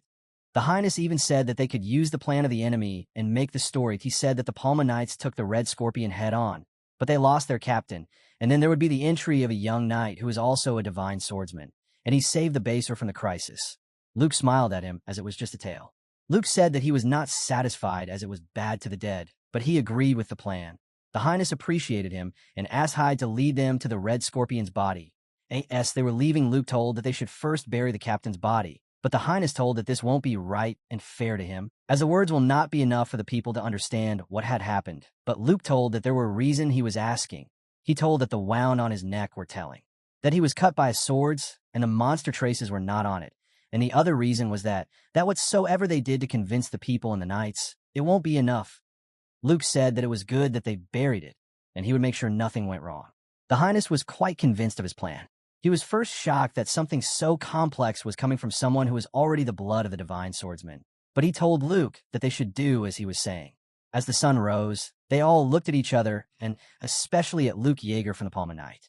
Hyde, in his mind, was glad that he met Luke, and now he does not need to see Darien in the shadows of Luke. As soon as the sun rose, they went straight to see the body of the Red Scorpion. Your Highness finally got to see the body of. He asked Hyde where the body of the priest, as he told them. So Hyde pointed out that the body was beneath the scorpion. Seeing the face of the priest, the Highness questioned him about what had happened to it. So Hyde told him that he had tortured him to find some information. The Highness said that he intended to use him to negotiate with the temple. But as he saw the body, it was in no state for negotiation. He also said that he now had to cut off his head. The Highness then asked them that he had learned that they both had a monster hunting competition after the tournament. So were they going to split the money, as now they had killed a red scorpion together? Luke replied that it won't be necessary because Hyde was the one who did most of the work and even helped him. Luke also thought in his mind that he wasn't the one who had brought him down, but it was only Hyde who did it. Luke told them that there was an even more important thing than the prize money. The Highness then understood the assignment and appreciated Hyde on becoming victorious and also getting rich at such a young age. The Highness then told them that he would summon his man to carry the body and asked them to stay here until he comes back. They both then waited for him, while Hyde looked inside the monster to find its core, but he was not surprised. As the core was missing, he knew that some other small monsters would have sensed tree core and had taken it away. He was also worried that now there was a monster that was able to consume the core and took the powers of other monsters. He was sure that this was the reason that the number of monster didn't fall. He was worried that the monster, which was able to consume the core, would soon be back and would be a nuisance for the Basor. Luke, in his mind, had made a plan, and he knew that his life had now a path that he had to walk on. Then they all were taken to the city, where the Highness called everyone and made an announcement. He told that today they all were saved from the evil red scorpion, and they lost their captain in the fight. He even mixed the story that it was the same situation that they had faced years ago when a great knight died, which was also the divine swordsman Darien. Everyone was sad hearing the news. Even the high-ups were doubting the speech. The Highness said that Darien and the captain both were brave and died in the same way, while fighting the monster that tried to destroy their city. The Highness told the public that it was sad news, but they all will stay strong. He also said that as the cruel creatures come back time after time, they all will carry the will of the people who try to fight them and kill them and went away from this life. The Highness then announced that the new knight's captain would be Dasim Alvis, and he said that in the future, the one who would show strength and prove himself would get the honor, and called out Luke Jeager in front of everyone. Everyone was first confused about why Luke was called upon, but then Luke showed his sword moves to everyone, which produced huge waves across the place. While showing them, he, in his mind, thought about that when his father was teaching him about the swords, he didn't knew anything, but he only had one future dream, and so he kept focusing on the swords. As his time passed, he soon got to know that the sword moves that he was learning were not ordinary, but were from the divine swordsman, and so onwards his life changed, and he lived in opposition, denying the divine swordsman, but he still chased the depth of it. But then, soon after meeting Helmet, everything changed, and he understood the meaning of this all. He then understood that whether he denied or inherited, it was he who was making the decision, and everything combining would make him one. While he showed his true strength in front of everyone, they were all shocked. The Highness then told them that if the son of the divine swordsman had cut ties with everyone, but now his descendant had returned to the land, and he had now become a Knight of Palma, to protect the people from danger, and so he played a crucial role to light the monster and land the final blow against the Red Scorpion in the battle, saving everyone from his curse. The Highness screamed that now they have got their protector back, and he would now shield them from any danger. Also, he told them that they all should believe that until there is someone who can inherit the will, they would never be defeated. Listening to the speech, everyone was cheering from the crowd. Even Hyde was smiling, hearing the story they had just created. But still, some people opposed them. The Highness was sure that Luke was nervous and was trying to look at him, but he knew that he could do that in the end. Later that day, Hyde had prepared his horse and stuff to leave the place, and Luke asked him if he should stay a little longer with him, but Hyde told him that he had some other work that he needed to do. Luke told that as they had been trained by the same master, they should be senior or junior, but he saw Hyde as his brother, and if told Hyde told him he never needed any help, he should contact him, and he would treat him in the best way possible in his power. But Hyde was too humble. He told him that he wished that something like that had never happened in his life. The Highness also came and joined them. He apologized that he was late, but he told them that he had never seen such a dry farewell for someone who had won the martial tournament champion, and told them that Hyde should have a safe journey and asked that he had collected the prize money that he won. Hyde replied that he had already done that. The Highness told him that if he ever had time, he should come again and visit Basor, and as the champion, he would receive a warm welcome. And soon Hyde sat on his horse and appreciated how they were treating him. And he said that this place was quite hot, and he was exhausted, and so he left. The Highness told Luke that now that his friend had gone, he would feel lonely as they both were the students of the divine swordsman. Listening to him, Luke was shocked and asked him how he knew that. The Highness laughed at him and told him that he didn't think he would understand the reality. He said that he also knew about the divine swordsmanship and recognized the moves. He also said that the divine swordsmanship was a royal treasure, and as Luke was his brother and different from him, he wouldn't understand it simply. But the Highness was able to recognize that Hyde was using divine swordsmanship. Luke was all shocked, but the Highness told him that he won't be telling anyone the truth, so he should be relaxed because it could cause trouble among the people. And most importantly, the friendship they both shared was also precious. As the Highness saw Hyde leaving, he wished that the next time they met, Hyde would tell him his real name. Soon, Hyde returned and showed the money he had gotten to his family, which shocked them. Soon the incident of the base ore came to an end, and the academy was reopened. And as in the academy, Hyde was passing through the hall where a girl saw him and came from behind and called him, saying that he should have called her with the bracelet. And as Hyde turned, he recognized her as Aaliyah. She was shocked to see that how much tanned he had become, and was looking stunned after he saw the look on Helmet's in the academy. He asked Helmet what had happened to his face. Helmet answered that he didn't know and had just found recently that the disguise magic that he used kept the skin tone consistent, so nobody could tell the difference from the outside. Cian was quite shocked, but he appreciated him as he saw it as new and refreshing for him. He even praised him that he had grown taller and told him that he was a little bit jealous of him as he would still grow much taller. Helmet was not too impressed, but then he asked Cian where Asuka was, as he wasn't hanging around with Cian. Cian replied that as the semester started, he was in the training ground and was training all the time, and as time had passed, he had changed, and when Helmet would see him, he would be shocked. Aaliyah then came out from her room, holding a bag, and told Helmet that she had packed his things and told him that he was the first person she saw come back one day before the academy started, so he should do his things on his own. Helmet thanked her, while Cian told him that now he was at the top rank of the class, so he had gotten his own room finally, and so he could be relieved from getting out of Aaliyah's room. Hearing him, Aaliyah got angry and told Cian to not to waste his time on foolish talks, and he should go back to his room and do his work, but Cian was quite naughty. He kept mocking her, saying that he wasn't even talking to her, and laughed at her. But then Aaliyah got a little but more angry, on which Cian got scared, and stopped mocking her, saying that he would in return. As Cian left him there, Aaliyah asked Helmet that now what he would do now that he's gotten his own room, and as now he would be free from her, but Helmet said that he never felt uneasy around her, and still now his room is just in front of her room and nothing special. Aaliyah was confused and angrily asked him what he wanted to say was a good thing or a bad thing. Helmet then asked her why she was asking that, but she replied that she couldn't. Helmet explained to her that now, as he had his separate room, there were some disadvantages that he wouldn't be replying at all, only the cleaning magic that he used to do, and he couldn't ask her questions more frequently, and he would be in his own room, and it would be improper for him to ask her. Aaliyah, upon hearing him, felt relaxed. She told him that she would come and give him a cleaning service when he needed one, and she also reminded him that previously he brought Asuka without her approval, and he told her that he would also give her a favor. So now she had something in mind, and she would soon ask for the favor. Helmet recalled his promise and agreed upon her request, and he asked her that what was that she was thinking, but Aaliyah didn't told him directly, but said him have patience and wait for her order. She even told him that if there was anything he needed and wanted to ask, he could just ask her as their room were in front of each other without hesitation. Helmet was glad and told them that they should again do their best this semester. As she entered her room and closed the door, she was all shy about talking, all caring for Helmet.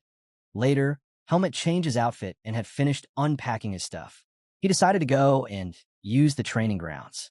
He recalled that Asuka would also be there in the training area and wondered if he would still be there today. As he entered, he was just thinking about how Asuka would react, as he hadn't seen him since he was back. But as he stepped inside the door, a sword came flying his way. There was Charlotte, and she apologized to him as she didn't expect someone to enter the training area. Suddenly, he recognized that it was Helmet, and soon Helmet realized that she was also there. Asuka told her that she should have gripped the swords properly, or else she would lose the sword again. But she said that he was the one who was using a lot of force, and she couldn't help it at all. Asuka soon realized that it was Helmet who entered and asked where he was the whole time, and even that he had gotten tanned. Charlotte also said that he had grown a lot since they last saw him.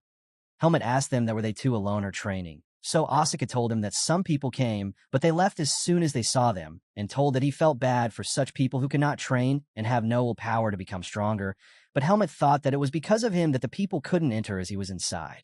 Charlotte then complained that she was stuck training with Asuka for more than 4 hours, and so Asuka asked Helmet to come and spar with him, but Helmet said that he had decided to go to a private training ground. Then Asuka mocked him that he would be relaxing for all his vacation and told him that the one who lost would treat the winner to a meal. Charlotte then stepped in as she recalled that the helmet had promised her to spar with her after the vacation, so she would be the first one to spar with him, but Asuka then asked her that she hadn't tried a second ago and told her that he was senior and he should go first. Charlotte was not convinced and got angry, but Helmet was enjoying his time as he was, now feeling relaxed around his friends. Helmet then agreed to them and said that he would spar only once as he had promised. Asuka was glad that he changed his mind, but he was also surprised by what made him change his decision so easily to So Helmet said that he also wanted to see something and test his abilities. Soon, he grabbed his swords and raised his powers, and all around his body was a purple aura. He told them both to come and spar with him together, and he would take them both head-on. While Asuka and Charlotte saw him all changed, they got scared and thought that something had gotten into him, and they could believe the surge of this inside him. They were questioning what happened to Helmet during his vacation. Later that night, Helmet and Aaliyah decided to depart from the academy. Helmet and Alex went outside to have dinner together. Alex was the one who had knowledge and explained to Helmet about the places. She pointed out dining restaurants that served good quality food, and the food was worth the price. She even said that the quantity would be less, but it would be enough for them. She even showed him that there was a steakhouse nearby, and they had an amazing menu which was specially made for the swordsmanship department students. Helmet told her that it was her who needed to decide, not him, but Alex told him that, as he was the one paying, so she wanted him to decide the place. Helmet told her that he had no idea what was being served at the places. Alex argued that if that was the case, why did he suggest coming here? And so she told him to go to a nearby restaurant, which she had gone to before and knew that the food was good there. Helmet looked at her and agreed. Later, they both were dining in a restaurant where Alex was showing him the menu. She told him that there were 2 courses and he needed to choose one, but she also told him what she was going to order, and she recommended that he have the same food that she was having. But Helmet was all lost in his own thoughts. Seeing him, Aaliyah asked him what he was thinking and looking at. So he replied that it was strange for him, as he was wondering what was odd, as today the scenery had changed quite a bit. He asked her if she used to wear clothes, as someone was following him all around and kept her head cover under the hood or a mask. But today she was all open and fearless. Aaliyah mocked him that it took time for him to notice it and told him that he was absolutely right about her appearance. He even told that he felt that her aura was also suppressed a little and asked her that. Did she use some kind of item or artifact to achieve that? But Aaliyah said that if there was an artifact and she knew about it, she would have been using it from the start. She told him that there was a reason that the people around her were attracted towards her, as her nature was different and it used to cause that trouble. But during the vacation, she did some research and got a way to suppress that nature, and she finally achieved some results, and now she was testing them. Aaliyah said that she never knew that becoming ordinary was quite difficult, and it was quite interesting. Helmet also agreed with her theory. Aaliyah also asked her if there was nothing else he wanted to ask her, and Helmet said that he didn't. Aaliyah then told her that she thought that there was something he wanted to ask. That's why he had arranged this meeting, but Helmet denied and told that he had gotten some money recently, and she usually helped her, so he decided to give her a treat. Aaliyah was glad that it was only for her, but she said that if she had even asked her, she wouldn't be surprised, as everyone who does her a favor usually asks for help at the end. She also told him that he was different and was not that kind of stupid guy who acted like that. But she also told him that if he had been such a person, she wouldn't have come to meet him. But then she asked why he even asked for the meeting if he had nothing to ask, and she was curious about it. Helmet asked her if this was all too curious to her, but Alex had already figured that Helmet would say something like that and told him to hurry up and grab a meal, as she was feeling hungry. Helmet was all confused as he had never done that before. He thought that if there were Asuka and Cian around him, they would be the ones to decide the menu. But now with Aaliyah, it was different. Suddenly, someone called them and told them that they were surprised to see Helmet here, that IT was a girl, and she was glad to see him here. As she complimented him, he asked her who she was. Listening to him, the girl was stunned and told that she was Teresa and was a third-year student in the magic department, and asked him how he was able to react the same way when they first met. Aaliyah was angry and asked her to leave the table and not interfere with them. The seniors mocked her and told her that she was still as arrogant as ever. Another girl was also along with Teresa and told that she was Sophia and was also the senior of them. They both complimented him and told him that they should all eat food together. Teresa even told him that dining together would lift up the mood and they would have a lot of fun. But Aaliyah, on the other hand, warned them to leave as she was easy on them now. But the seniors told her to stop interfering as they were asking Helmet, not her.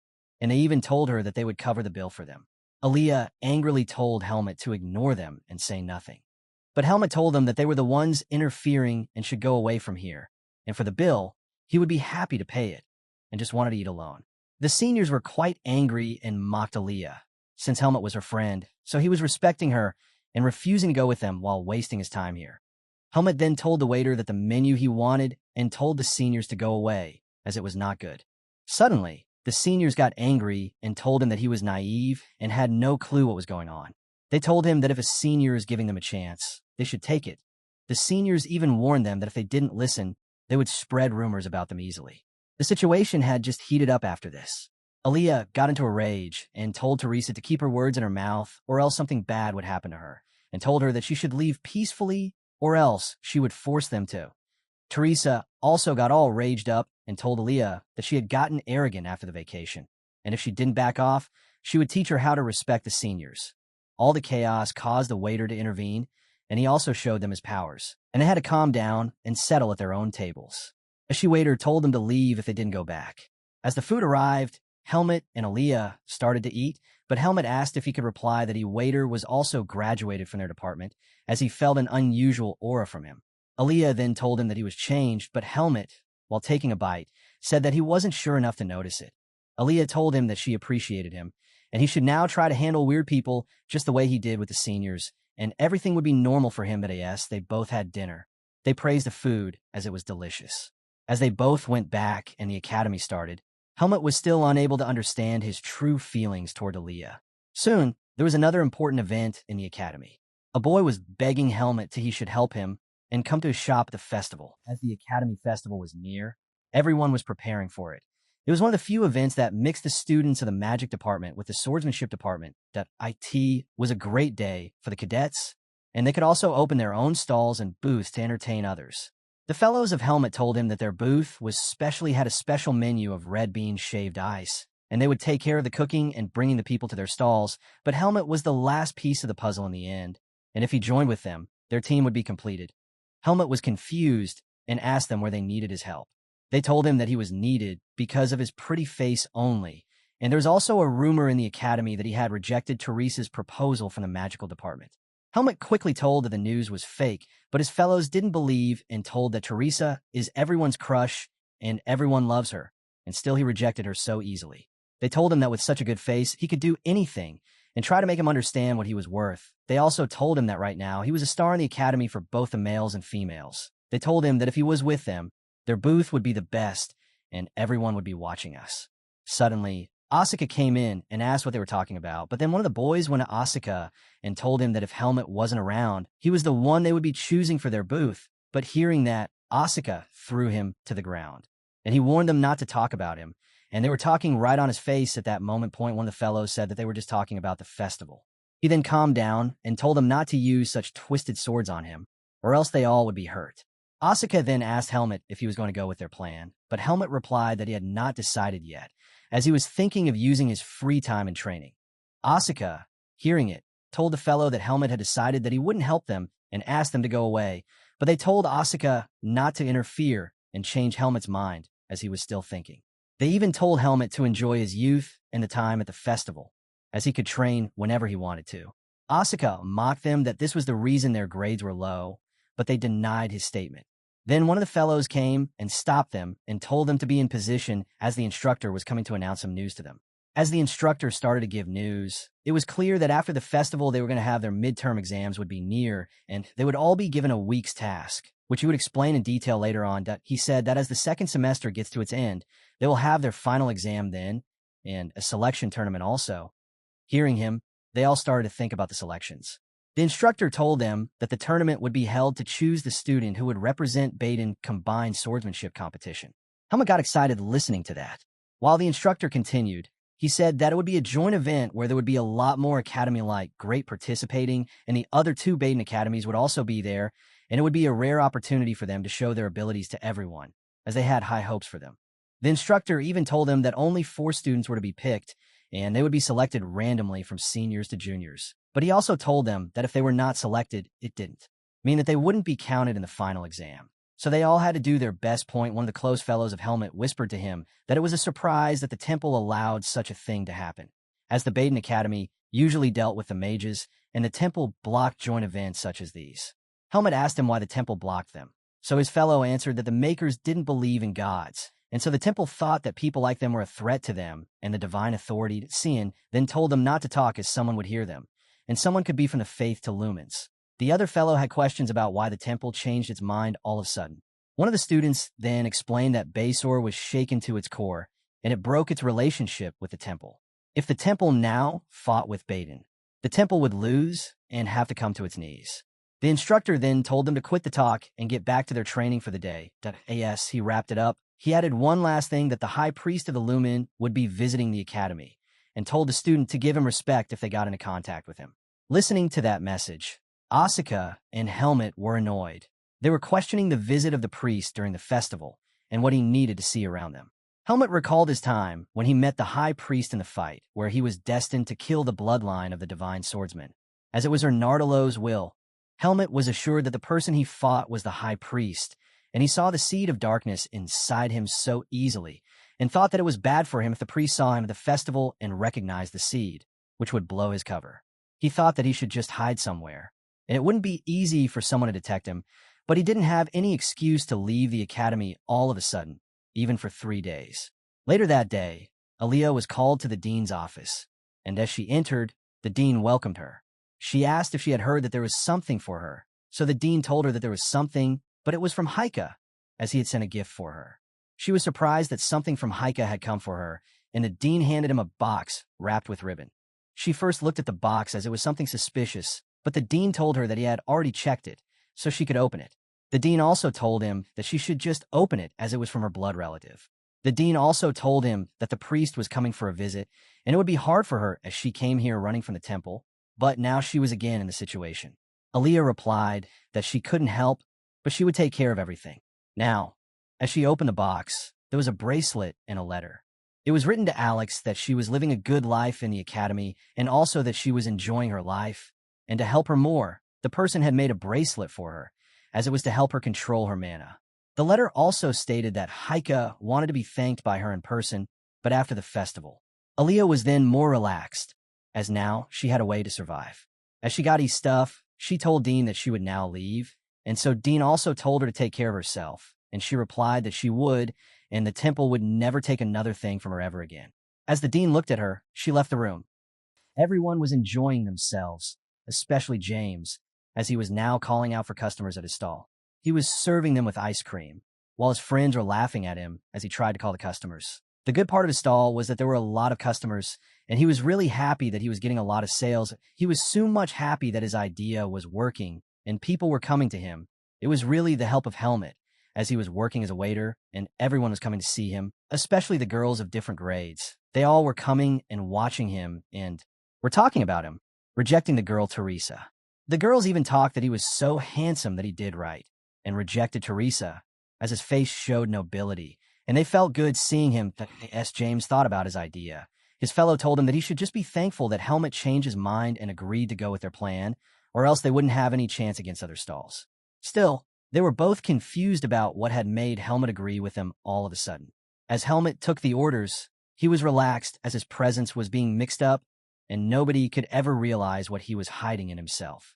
As now, there were so many auras and energies in which he was also puzzled him, and the high priest would also have a hard time finding him.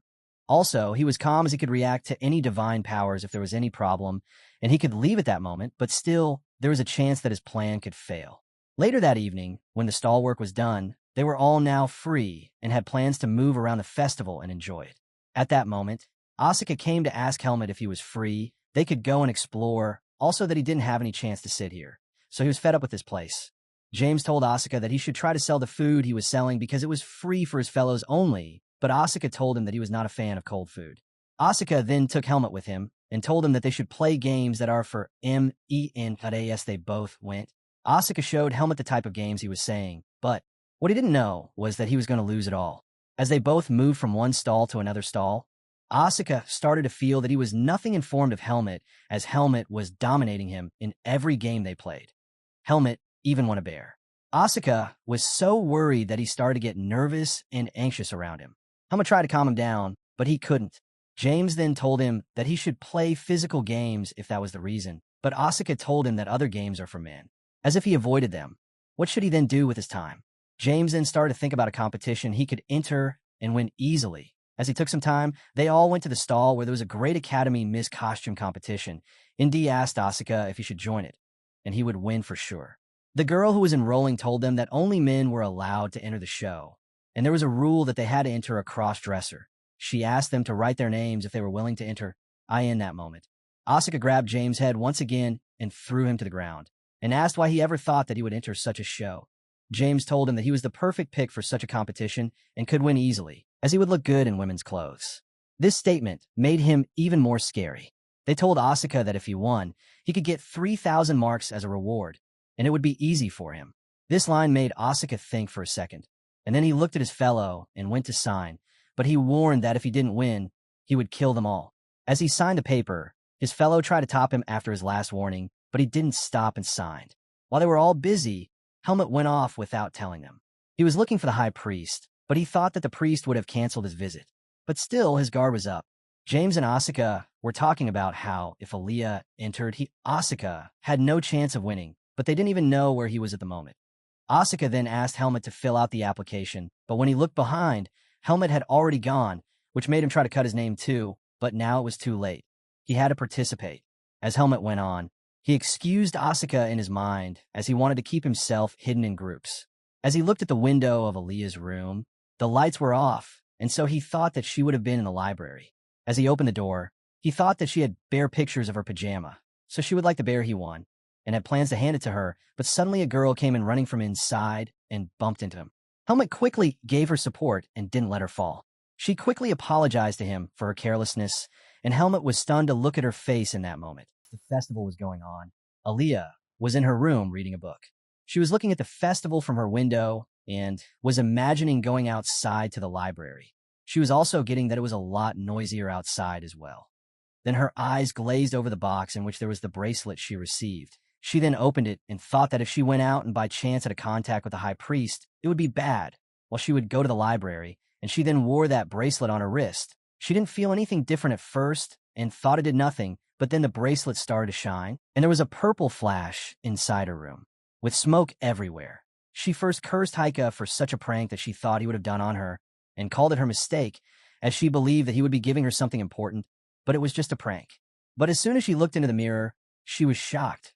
Her appearance was all changed. She got such pretty hair, and looking at her made her disbelieve. She quickly took the bracelet off, but the magic didn't go off. She was even more confused about how she could take care of it. But now one thing was good. Her mana control was not affected a lot by the bracelet, and she was too nervous to go outside with such an appearance. She was even more angry thinking about what could happen if she were stuck in this appearance for her whole life, as she should have been informed by Heike that something like that could happen to her. She cursed him and thought that she should go to the library as soon as possible and find a way to undo the magic on her. She then changed her clothes and was thankful that she had once bought some women's clothes with herself while in a male disguise. She assured herself that she won't get caught by anyone, and as long as she didn't get bumped into somebody, it would be fine. Now, one thing that she didn't want just happened. She bumped into Helmut and was ashamed that it was him among all the people. She was first confused when he noticed that it was her, as her appearance was totally new to him, but she was worried, as they both had lived in the same room for a semester. She tried to keep her calm and decided to make an excuse to get out of the situation.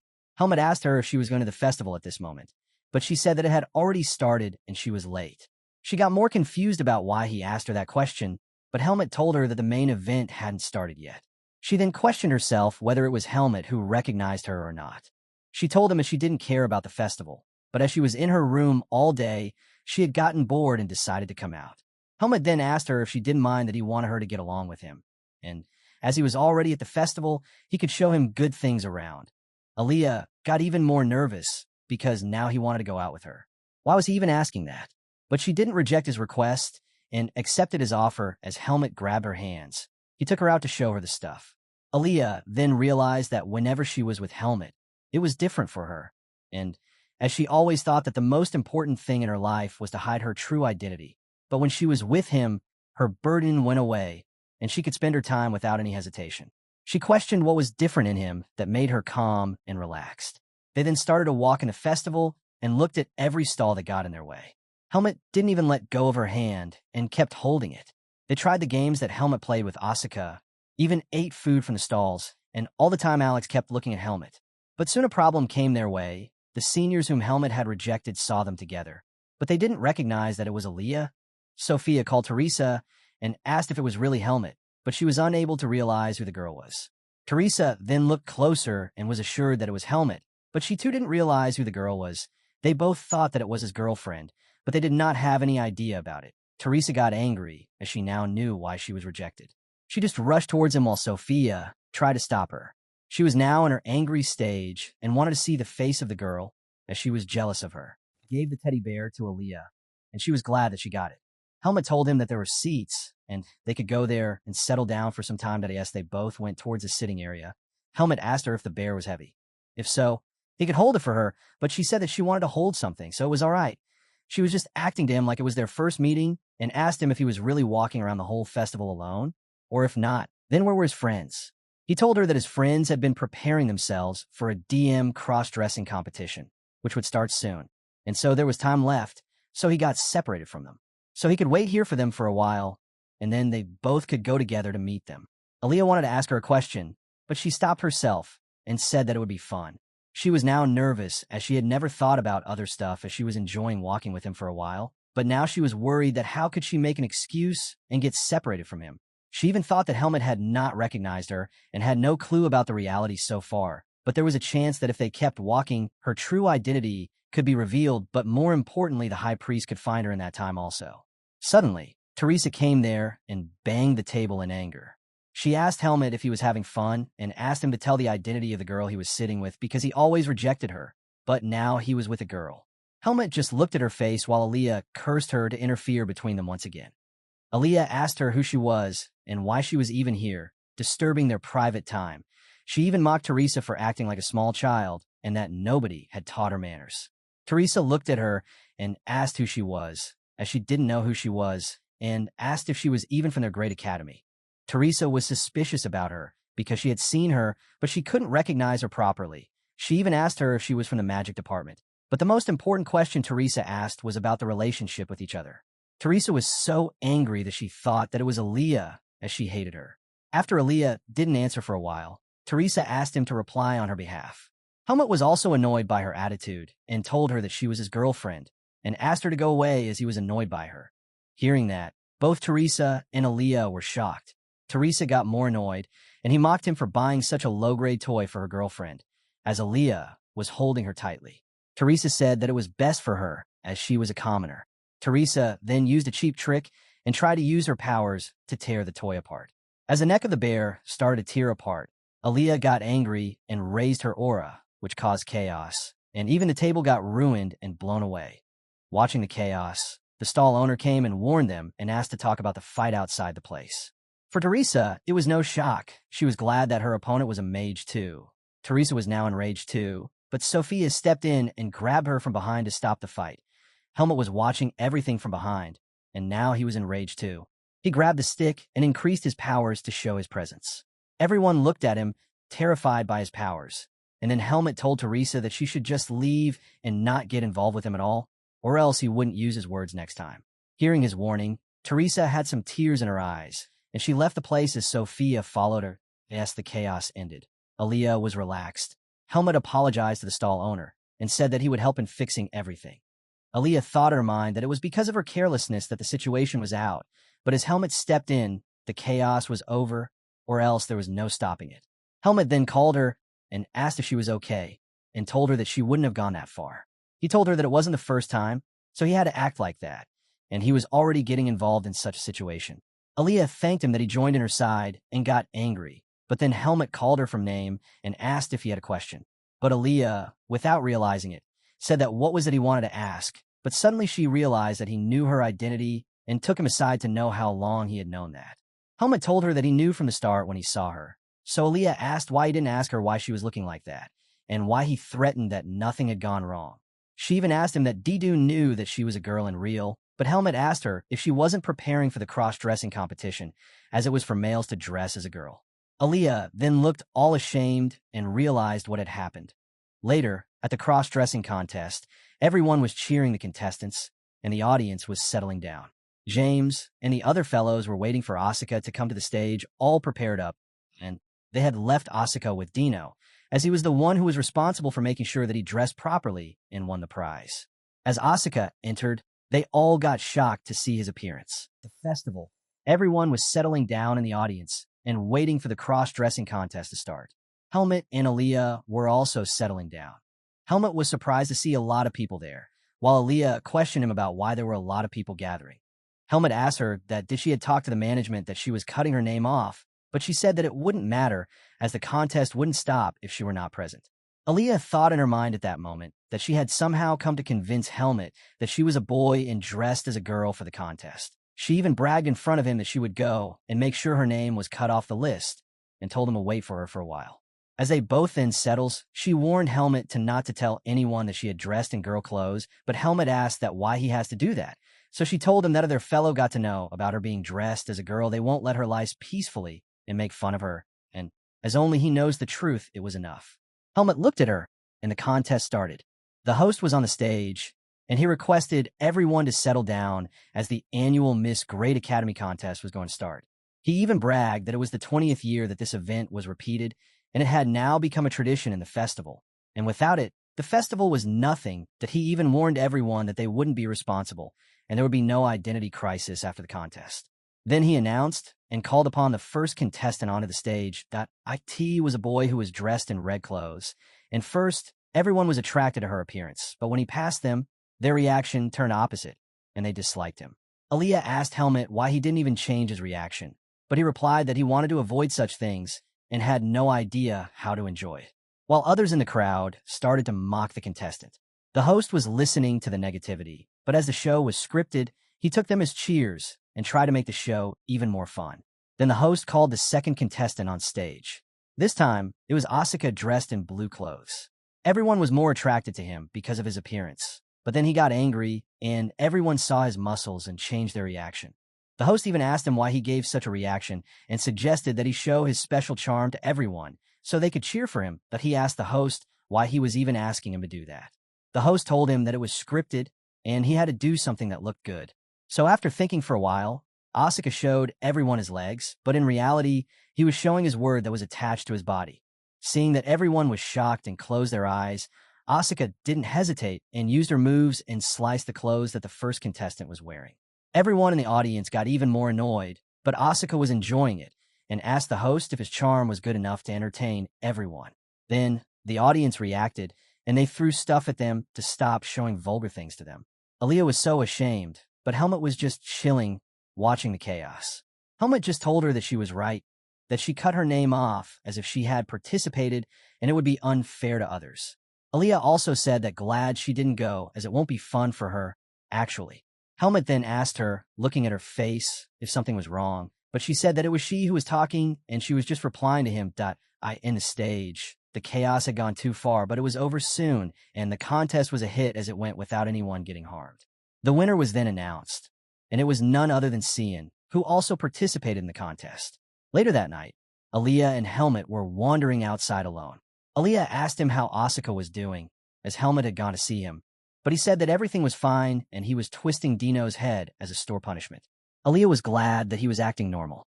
She told Helmet that it was strange that she went against her schedule and went to the festival and even went to the contest, but now she was going to the library and asked where he was heading. Helmet said that he had no plans, just decided to go to the training grounds to train. Aaliyah then told him that they would now go separately. But then Aaliyah asked a question to him, but before she could start, Helmet sensed something strange and grabbed her hands and ran from there. Aaliyah was confused about what had happened and where he was taking her to, and they both went into hiding. Then, suddenly, Aaliyah saw the high priest walking with his subordinates going to the office of the dean. Helmet was not so surprised, but it was an odd time for the high priest to visit. He thought that the powers of his would have been diminished over time. Aaliyah called Helmet, but he first apologized to her for rushing without a warning, and he said that he didn't have plans to see the high priest at all. Aaliyah told him that it was fine with her, too, because she was also in no mood to meet him at all. She then asked him that did he remembered that she had told him that there was a favor that she wanted from him, and asked if she wants to take him to a place, and he had to come with her. the high priest made an entry and came directly to visit the dean's office. He apologized to the dean for intruding. The dean was already waiting for him, and he had prepared some snacks to have together and asked the priest to come and sit. The priest was thankful to the dean as he had welcomed him warmly, and he told him that he would be disliked from the academy's point of view. Hearing that, Dean asked him to explain what he meant by that. The priest said that on his way to his office, he sensed that there were a lot of students who were quite strong and were full of faith. He even said that these students were a lot different from the ones that were the prejudices the elders of the temple had towards the Baden. The dean looked at him suspiciously, and he said that the mages here are quite knowledgeable, and they study nature and the law to wield nature. During their time studying, it was uncommon that many of them became curious and got into the mysteries of nature and then looked far beyond their imagination. The high priest also praised them, as he said, that it was good because something never changes with even a generation change. The high priest told him that at the moment the temple was facing trouble, and it was a tough time for them. He told that there was a news that the first prince of the Basor was fallen from the power, and the new one who got the power was an anti-temple faction. So he was worried that in the future the temple influence in Basur would change, and for that to overcome, he needed new power and some strong people. The dean directly asked if it was the academy he was looking for. The high priest told the academy was a huge place, and it was not easy for the temple to reach every person and look into them. And because of that reason, it was easy for one to hide in here and never be found. The dean was now angry and asked if he was blaming him for something, and if so, he should be clear with his words. The high priest calmly replied that even a child in his younger ages keeps some secrets, so it was obvious it was a huge organization to keep secret as well.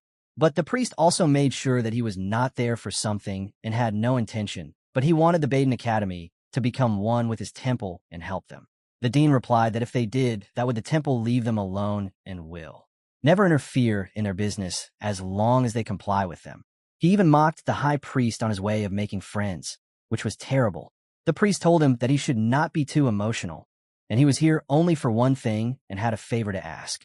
The dean got more suspicious about what kind of favor he wanted. The priest and dean then talked privately, and as the priest left the place, he thought that the mages were full of arrogance. But he was sure that he didn't leave without anything, as he didn't tell the dean that he had already sensed some demonic powers inside the place, and he was quite amazed. He was questioning him about whether he should have told the dean, but it was better to leave it like that and wait for the right time. It was a card to him that he could use whenever ever wanted to get to the academy. The next day, the students were training in the training ground, where Asuka asked Helmet if he had heard that Helmet was wandering with a girl at the festival. Helmet told him that he had, but he didn't know who the person was. But Asuka told him that he had heard that he was with her closely, and many people had already witnessed that. He agreed with Helmet to tell him the truth, but Helmet denied those rumors. Helmet recalled that Aaliyah told him specifically not to tell anything to Asuka and Cian. She also told him that the bracelet's powers would go off eventually as time passed, but they both would always mock her if they got to know. Helmet was strong, and he knew that he shouldn't tell anyone, or else there would be a great misunderstanding.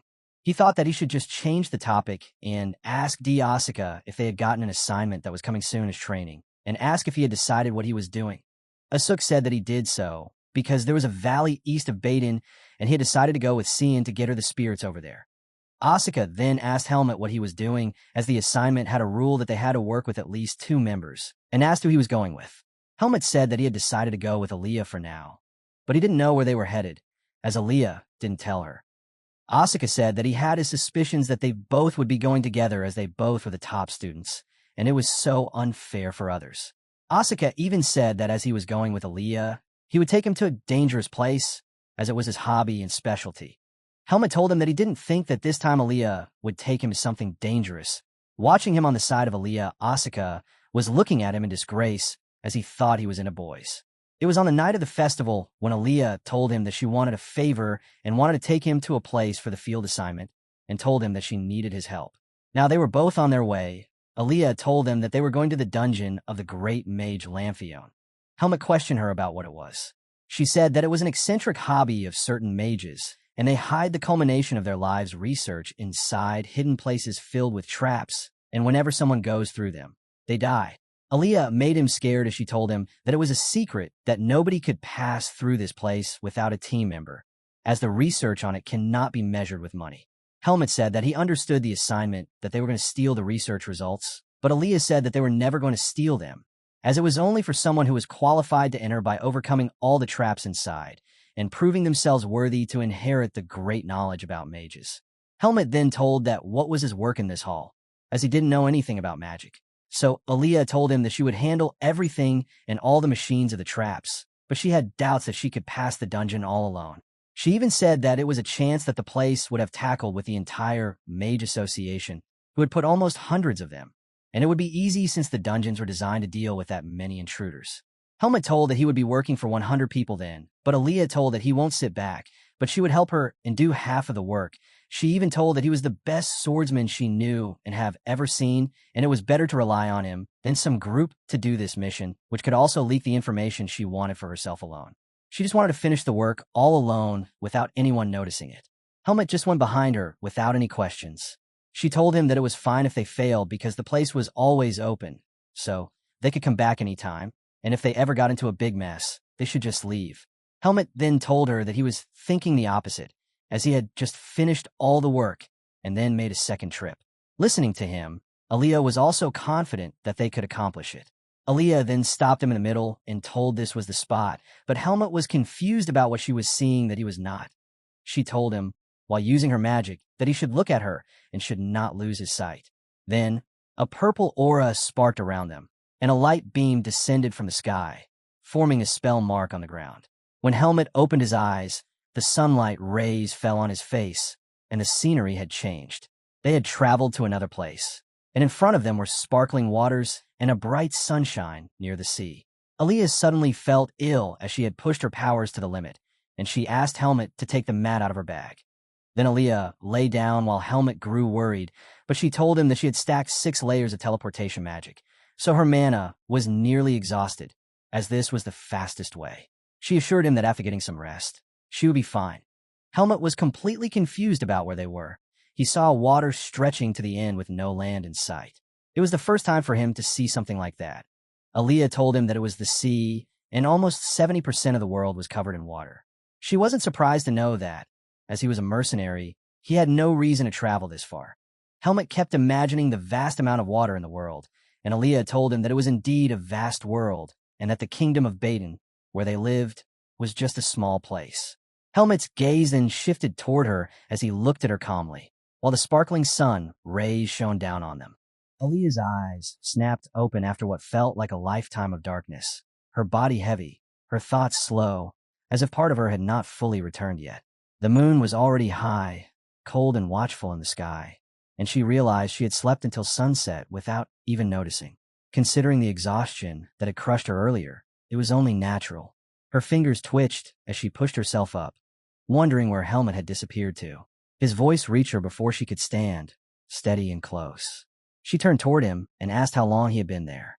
Then, brushing a strand of hair from her face, she said her mana was nearly restored and that they should eat first before making any preparations. Only then did she learn he had gone to the sea. When her eyes landed on him properly, she froze. He was shirtless, seawater still clinging faintly to his skin, his well-built frame exposed without a hint of self-consciousness. For a second, she looked as though someone had turned her to stone. Heat rushed to her face, and she quickly turned away, asking stiffly where he had gone. To catch lobsters, he replied plainly, as if that explained everything. The shells were too hard to crack in the water, so he had brought them back to smash against a stone. Then, almost as an afterthought, he admitted he had checked her bag earlier and found nothing but sandwiches. That only made her more flustered. Helmut, sensing it immediately, muttered an apology for going through her things. Aaliyah blinked, puzzled rather than angry, and said it was fine, asking if something had been wrong with the sandwiches. He pulled his shirt back on while explaining that he wanted her to eat properly. Plants alone would not give her the strength she needed. She paused, realizing she had not considered that at all, then asked how he planned to eat the lobster. Raw, he answered without hesitation. She stared at him for a long second before telling him to hand it over. Soon the lobster was roasting over the fire, the scent of cooked meat replacing the salty air. As the flames crackled, she shifted the conversation. Calmly, she spoke of Lamphion's will. It was not just a vague intent, she explained, but a clue, a guide to the dungeon's main gate. In the beginning, the Magic Association had kept it to themselves, guarding it as a monopoly. But after years without solving it, they had finally released it to the public. She handed him the paper. Helmut read the great mage's riddle once, then again, his brow tightening. It spoke of starting down a path where life surged in green, and of 6 stars that would light the way when the full moon ruled the dark sky. The more he read, the less sense it made. Confusion settled heavily in his expression. Aaliyah watched him and told him not to doubt and not to twist it into something complicated. Just read what was written. She explained that a place overflowing with life could only mean the sea, and a full moon in the dark meant exactly that, a night ruled by a complete moon. Helmut lifted his head from the paper and glanced at the sky. The moon was there. The sea was there.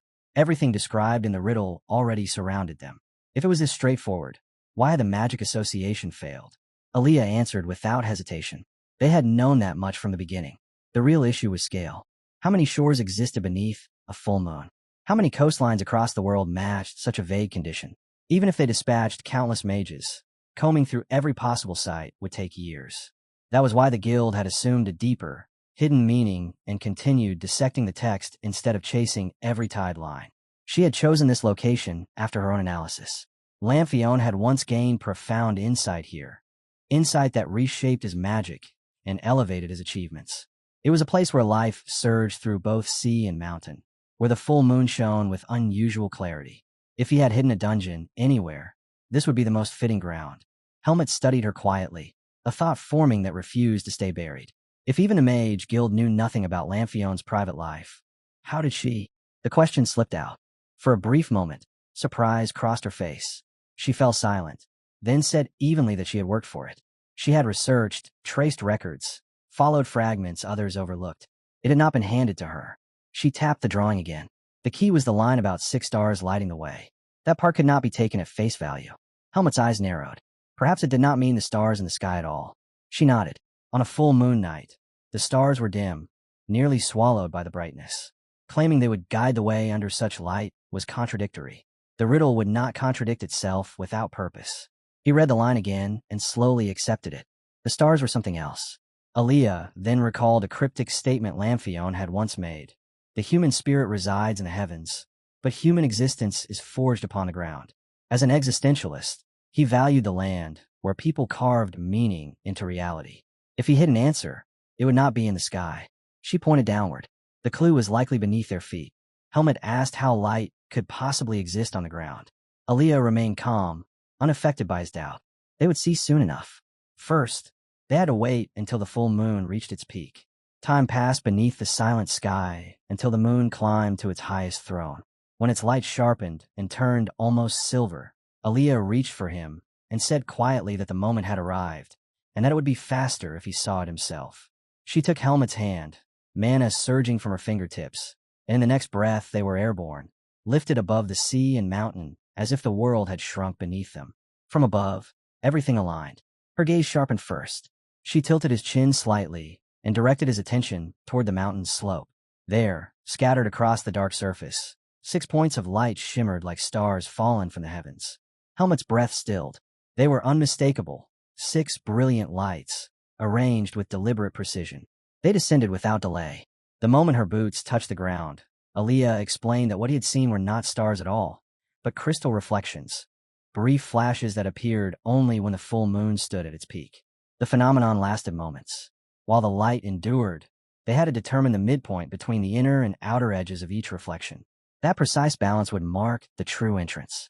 Helmut absorbed her words, still faintly dazed, then bent to retrieve his sword, muttering that he had barely done anything. Aaliyah dismissed that instantly. He had contributed enough. There was no need for him to exhaust himself here. In fact, she admitted she had already located the entrance once before when she came alone. That unsettled him. If she had found it already, why reveal the method so carefully now, as if unveiling a discovery? The question lingered behind his silence. He wondered whether asking would irritate her. She did not give him the chance. With a quick glance, she urged him forward, asking whether they had forgotten anything. The world shifted as they moved, slipping into the forest with practiced speed. Moonlight filtered through branches, fractured and pale. Aaliyah knelt and pressed her palm to the earth. Mana spread outward in geometric precision, lines igniting across the soil. A formation awakened. The ground trembled. Stone parted, revealing a concealed passage descending into darkness. She rose and told them they were ready. Green torches flickered to life along the walls as they stepped down the stairs. The air grew cooler, denser. At the bottom, An immense gate stood before them, the dungeon's threshold. Aaliyah explained briefly that beyond it lay an unnamed space. She had found the entrance before, but had never stepped inside. Not from fear, from calculation. They did not know how many times a person could enter. If the dungeon permitted only a single entry per individual, wasting that chance would be unforgivable. Helmet remained silent, struck by the weight of it. Then the gate responded. A blinding radiance spilled outward as mechanisms awakened within the stone. The door slowly opened, yet instead of revealing a chamber or corridor, it unveiled only a portal, an expanse of brilliant light that concealed whatever waited beyond. Aaliyah told him to ready himself, her thoughts sharp. Whoever had constructed this place was not the type to rely on shallow riddles alone. There would be structure beneath the mystery. Without hesitation, they stepped forward and crossed the portal. The world shifted. When their vision cleared, they found themselves inside an enormous enclosed space. Instinctively, both turned back. The gate they had entered through was already sealed, stone fused without seam. At its center, an hourglass symbol glowed faintly. The same mark burned onto their hands. Torches along the walls ignited one by one, flooding the vast chamber with steady light. In the stillness that followed, they understood the core of the situation without speaking it aloud. There was a limit. Helmet felt it first, not as numbers, but as pressure, a duration pressing against his senses like a silent countdown. Roughly 2 hours. The magic made it clear without explanation. Aaliyah gathered mana into her palm, its glow restrained but ready. She warned him that even if the first trial appeared simple, that illusion would be deliberate. Carelessness would be fatal. She instructed him to monitor the right side. He nodded once. No further words were needed. They advanced together. Ahead, another door responded to their presence and opened with a low echo. Inside the first chamber, 2 openings faced them. Both were empty. No markings. No mechanisms. No visible threats. Only blank passages waiting to be chosen. Before them yawned a strangely shaped opening carved into the floor, light pouring upward from its depths. The outline was unnatural, almost deliberate. Aaliyah stopped cold, her eyes narrowing as she tried to grasp what she was seeing.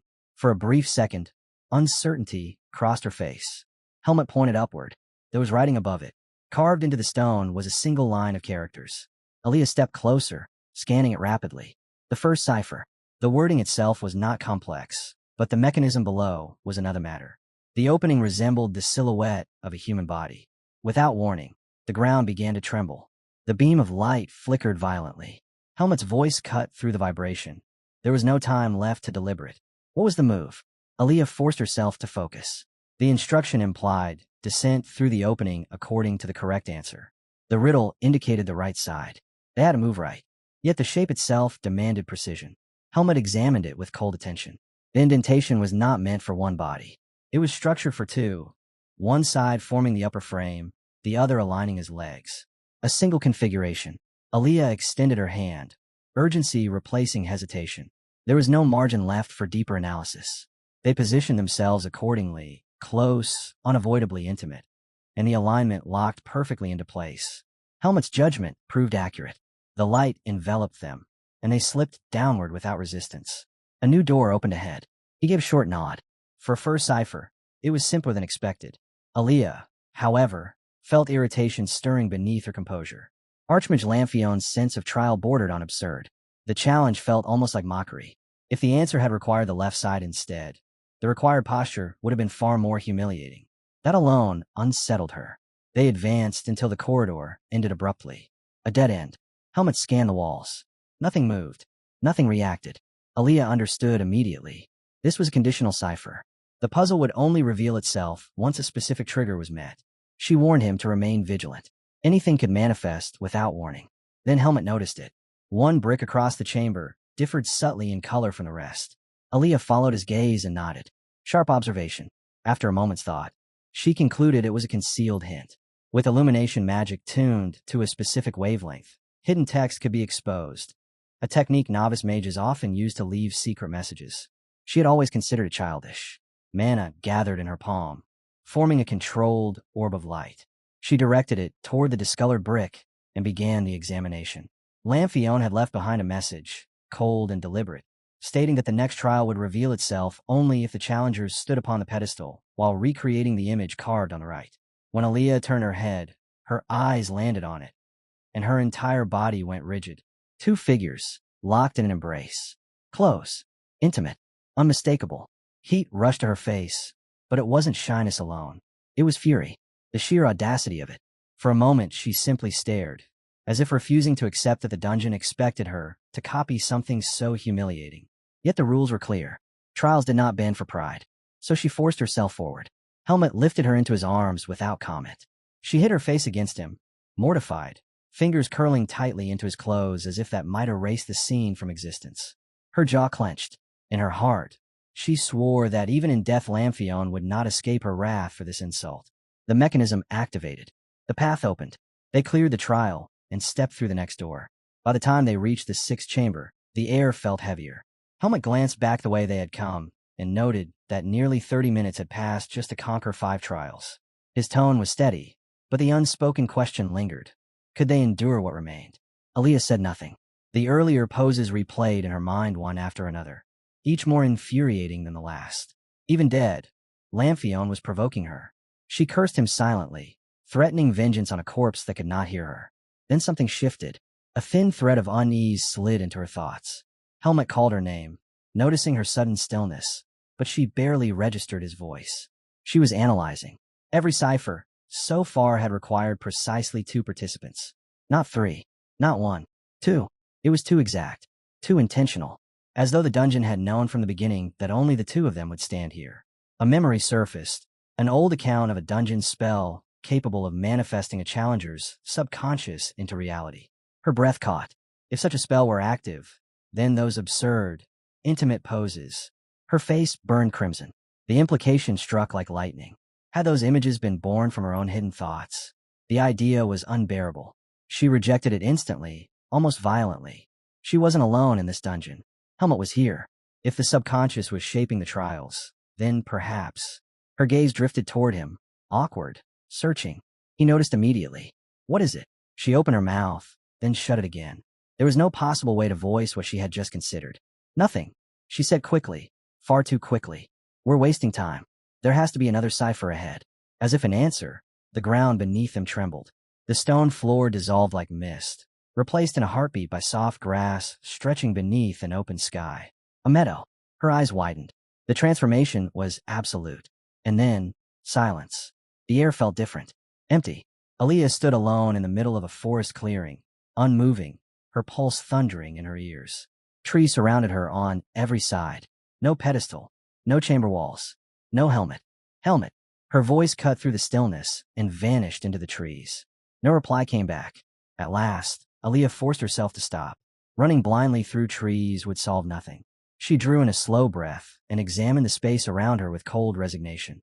This was no ordinary shift in scenery. The transition had been seamless.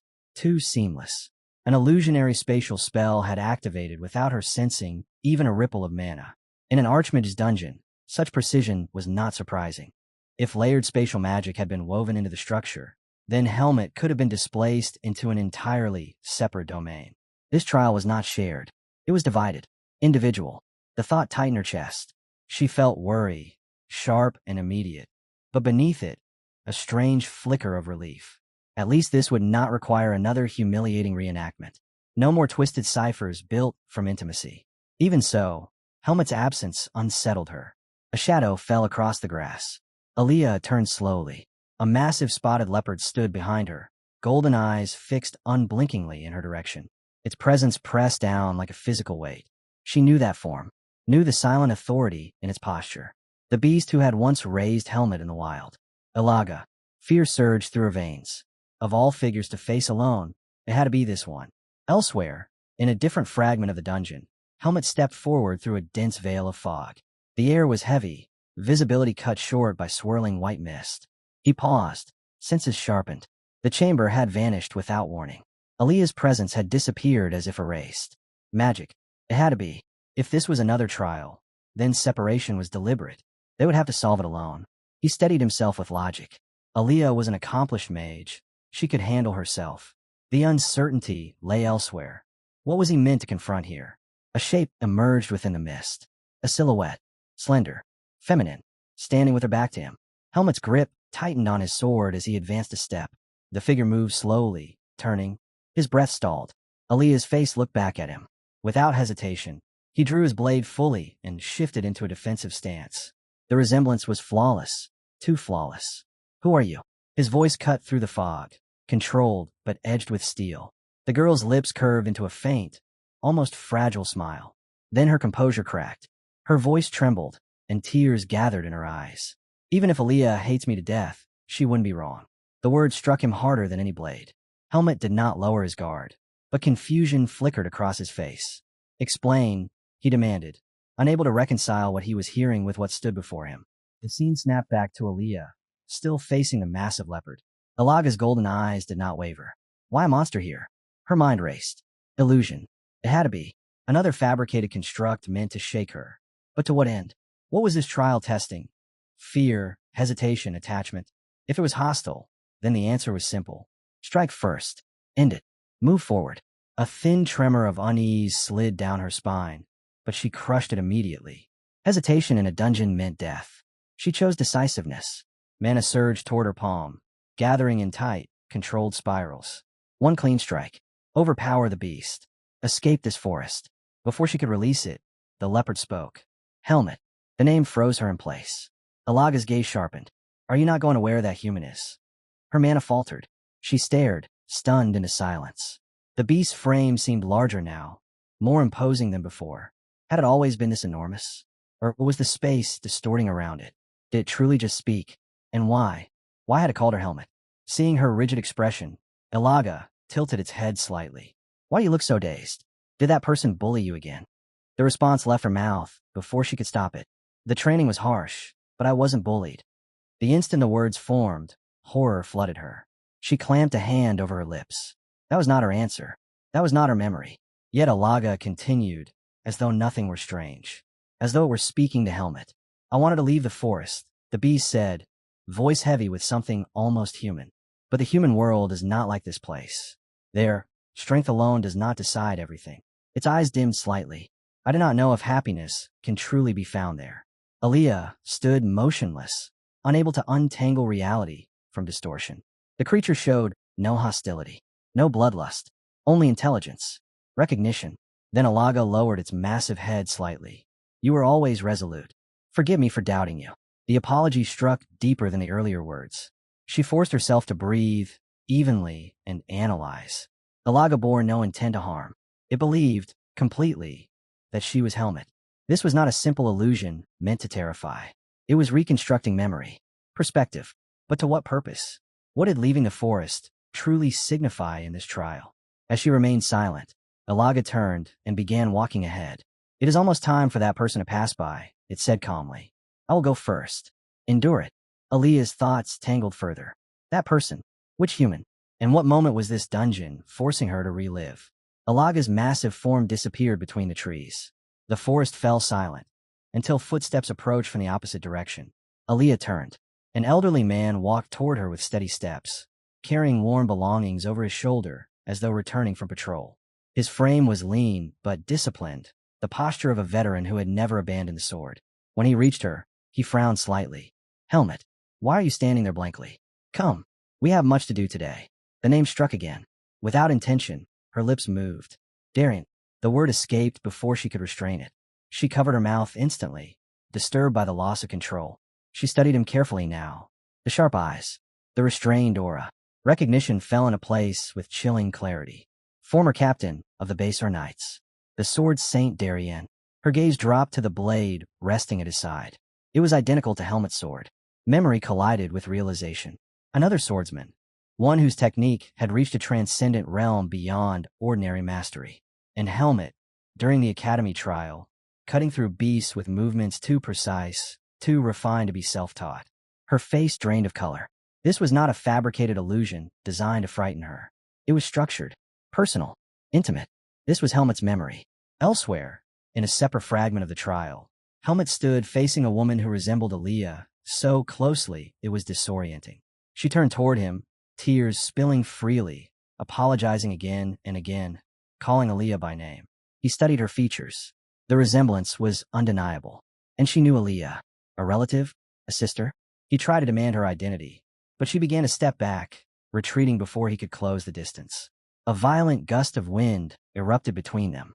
He raised his arm instinctively, barely able to keep his eyes open against the force. When the wind died, the world had changed. Flames roared ahead. A building stood engulfed, completely devoured by fire beyond salvation. Helmut stared, unmoving. The heat shimmered in the air, distorting the scene. He turned. Figures in robes stood nearby. White garments marked with sacred insignia. Lumen priests. He narrowed his eyes. There was no divine pressure, no trace of holy power. These were constructs, images formed by magic. Then understanding struck with brutal precision. He knew this place. The burning structure was the house where Aaliyah had lived as a child, and the two silhouettes collapsing before its entrance. He recognized them. His steps carried him closer without conscious decision. The sight tore at him unexpectedly. His vision blurred. Tears fell. He froze. Slowly, he touched his cheek. The tears were real, but they were not his. A sharp pain stabbed through his chest, foreign and overwhelming. The emotions flooding him did not belong to Helmut. The grief, the despair, the helpless fury, they belonged to someone else. Helmut turned his head. A small girl stood a short distance away, shoulders trembling, tears streaking down her face as flames devoured everything behind her. He knew instantly. Aaliyah. The priests continued combing through the area, their voices sharp and cold. There is another child. Find her. Their robes fluttered as they split apart, scanning the ruins. Enemies of the temple must be eradicated. No descendant of Haika is to survive. The words rang with ruthless certainty. Helmut moved before thought could restrain him. His blade cut cleanly toward the nearest priest's neck. The strike should have severed bone and flesh. Instead, the sword passed through as though slicing mist. He swung again, fury rising, attempting to tear them apart by sheer force. Nothing connected. And then, the priest had exploded. A violent burst of mana shattered the air. One after another, the robed figures detonated from within, collapsing under invisible force. Blood and fragments scattered across the ground, yet none of it touched Helmut. He stood untouched in the center of chaos, as if the world itself refused to acknowledge him. A woman rushed forward from the smoke. Her mana surged outward in precise, lethal bursts, the source of the destruction. Helmut lowered his gaze briefly. Even the drifting ash from the burning house phased through him without contact. He could see, he could feel, but he could not interfere. This was not a battlefield he could enter. He looked up again. The woman had gathered the crying child into her arms. Up close, the resemblance struck him harder. She looked like Aaliyah, not identical, but undeniably connected. Haika. The name surfaced through fragmented knowledge. If he remembered correctly, she was Aaliyah's grandmother, her father's mother, the one who had instructed her in magic. Watching the way she shielded the girl with her own body, Helmut understood the depth of their bond. Was she the only family Aaliyah had left? The scene carved itself into him with merciless clarity. This was not a fabricated illusion. It carried weight, emotion, history. This was Aaliyah's memory. A question formed with sudden intensity. Why would the dungeon expose this to him? Then realization struck. If he was seeing her past, then she must be seeing his. Elsewhere, Aaliyah remained frozen before Darien, her gaze locked on the sword at his side. The dungeon's magic was too refined to be random. It was probing, extracting, reconstructing what lay buried in memory. If the same force had separated them, then the symmetry was undeniable. At the exact same moment, clarity settled over both of them. This trial was not testing strength. It was forcing each of them to confront their own past. By the time they reached the mountains, the sun was already high, pouring harsh light over the slopes as if nothing in this world had ever known darkness. Aaliyah slowed her steps and looked around, confusion settling in her eyes. When Darien pushed open the door of his house and caught that expression on her face, he turned without emotion and asked if she had forgotten something. She answered at once that she had not, but the color drained from her cheeks. She reminded herself again that this trial had to be cleared no matter what. Yet her thoughts kept drifting back to Helmut, tangling her focus until it felt impossible to breathe properly. Darien observed her in silence before asking whether she had heard anything from that cat. Since she looked so distracted, she stiffened for a heartbeat, then formally addressed him as the divine swordsman Darien Depert, declaring that this might surprise him. But she was not Helmut. After stepping inside, Darien simply returned to his work as though nothing unusual had been said. She watched closely, searching for even the slightest reaction, but there was none. It made her wonder whether he would only respond to the exact tone and words Helmut used. Gathering herself, Aaliyah asked if she truly had to leave this forest. Darien gave no reply. His silence pressed against her chest until it became heavy. The question had failed. She had avoided directly asking where this forest even was. But the more she circled around it, the more unsettled she felt. She began piecing everything together with cold logic.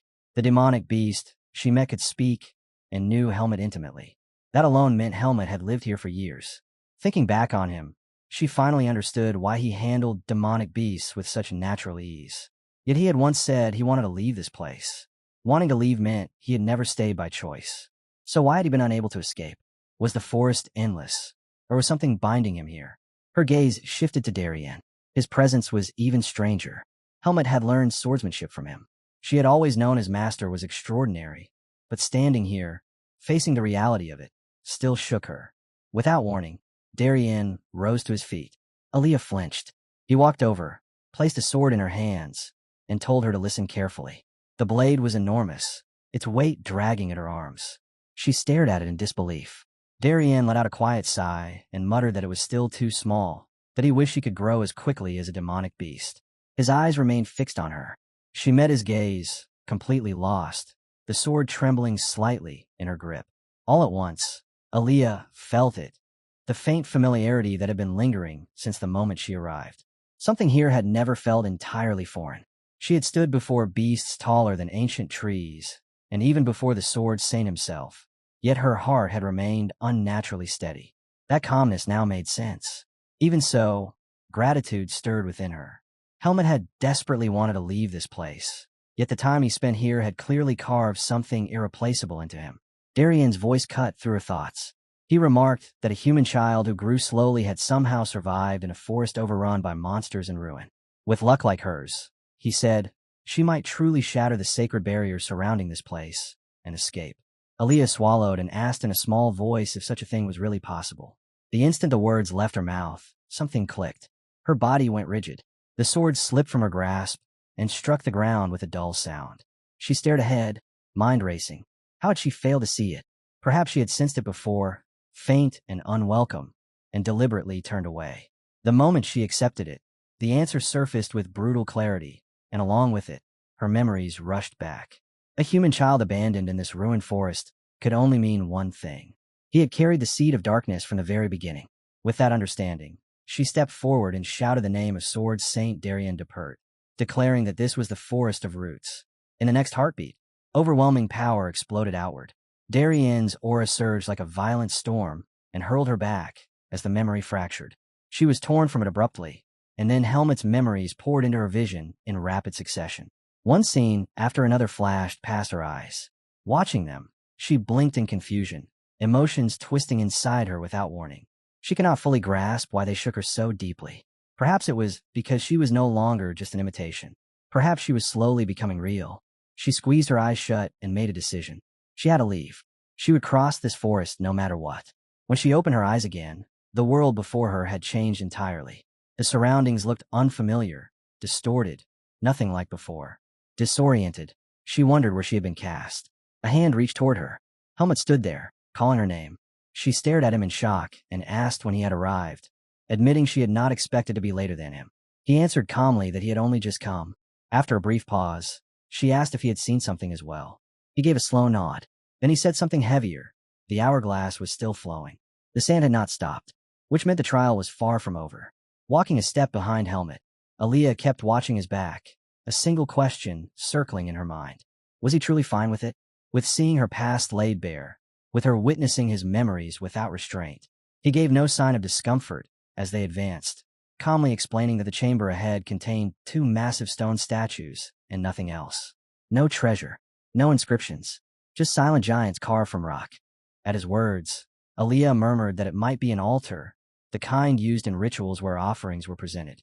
The moment she said it, the structure of the place became clearer in her thoughts. Yet something did not sit right. The entire dungeon resembled Lamphion's tomb.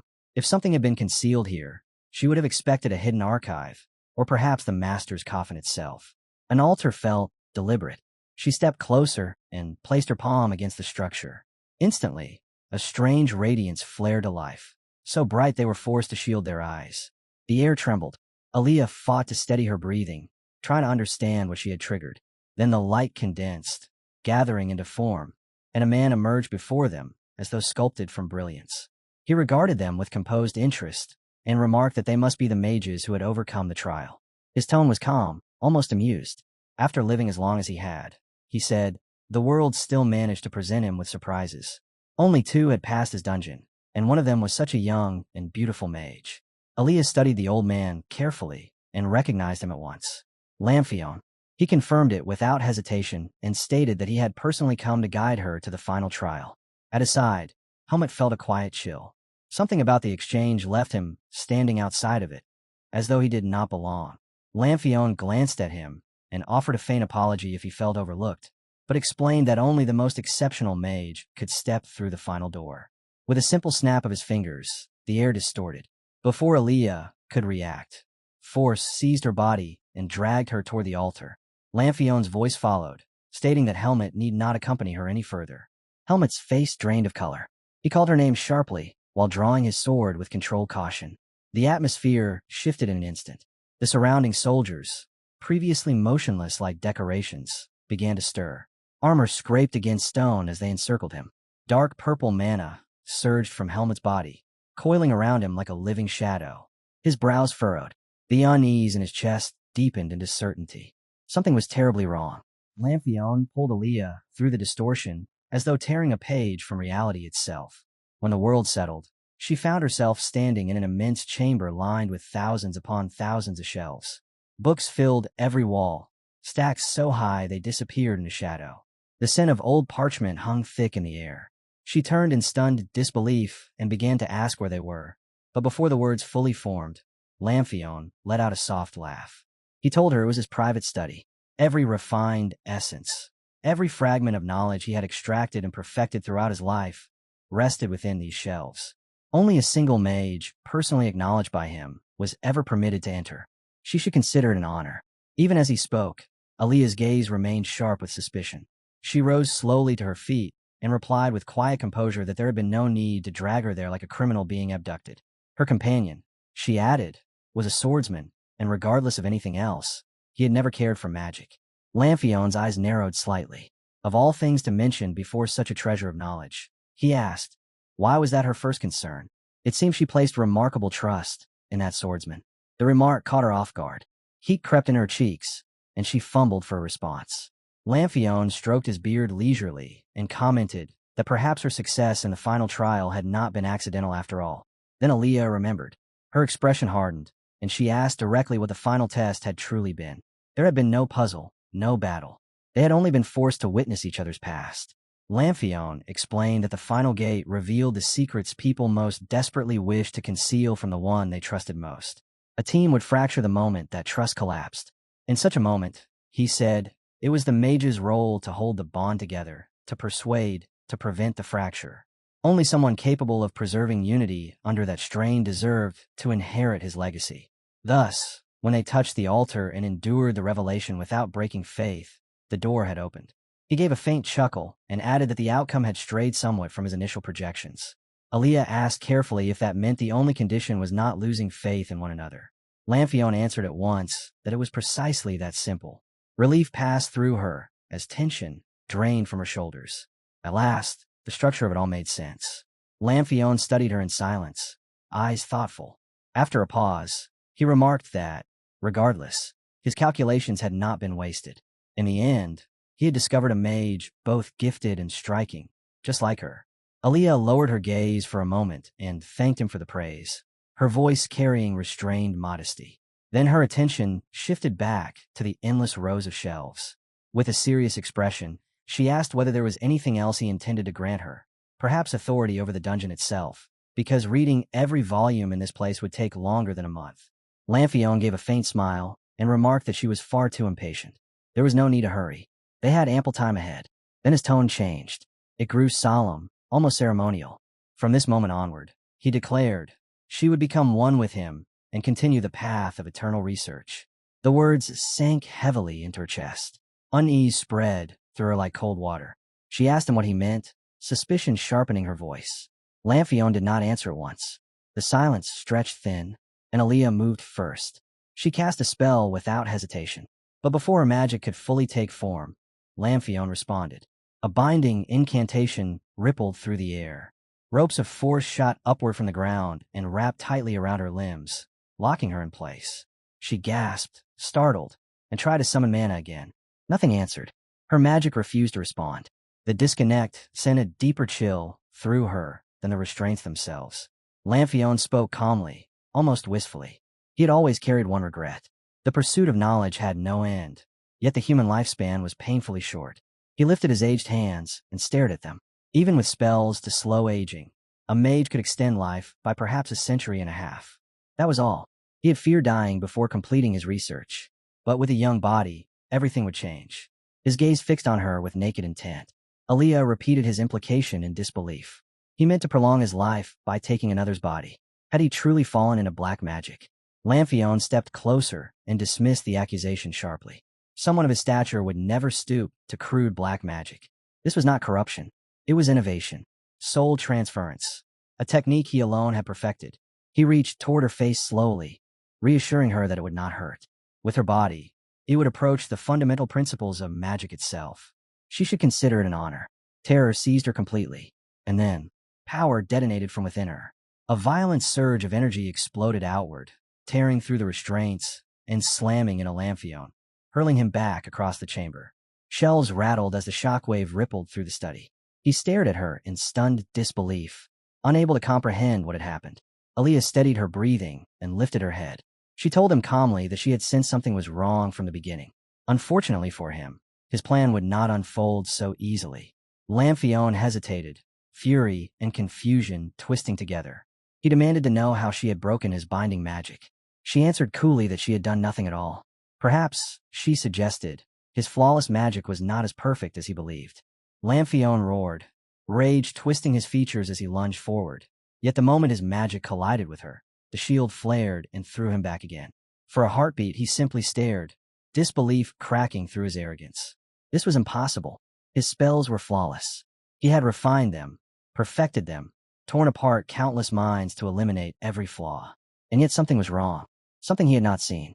His eyes widened as a dreadful realization crept in. His voice, no longer steady, asked the question he had never imagined needing to ask. Was she not a man? Aaliyah only glanced at him, calm, almost bored, and then her lips curved into a bold, merciless smile. She reminded him how he had rummaged through the memories of others, stripping them bare, priding himself on seeing everything.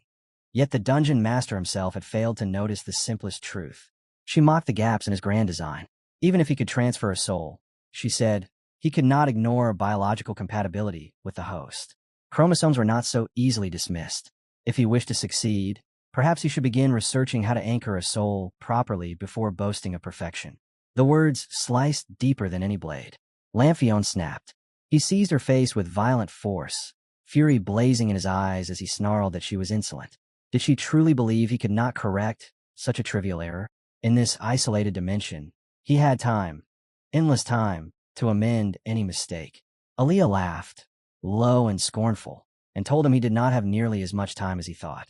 He rejected it instantly, calling it nonsense, until a sudden tremor rippled through his awareness. Something outside had shifted. Beyond the dungeon gate, the giant golem had fallen. Helmets surged forward without hesitation, cutting through the remaining constructs with terrifying precision. Stone bodies powered by mana cores split apart, as if they were nothing but brittle clay. Lamphion felt cold disbelief flood him. That should not have been possible. Those golems were sustained by pure mana. An ordinary sword could not neutralize them. And then memory struck him. The moment Aaliyah had stumbled into the dungeon. The subtle extension of her hand. The faint shimmer that had gone unnoticed. She had embedded a spell in a helmet's blade. Realization turned to dread. After dismantling the last golem, Helmet sprinted toward the dungeon gate. His sword carved through the air again and again, slashes tearing at the fabric of space itself until cracks splintered across Lamphion's dimension. With a final strike, the barrier shattered. Aaliyah's voice rang out, urgent and sharp. Cut him down. Lamphion moved to cast a spell, but Helmet's sword was faster. Steel flashed before incantations could finish, severing his control, stripping him of the advantage he had so carefully constructed. Panic surged through him. This cannot be how it ended. Not after everything.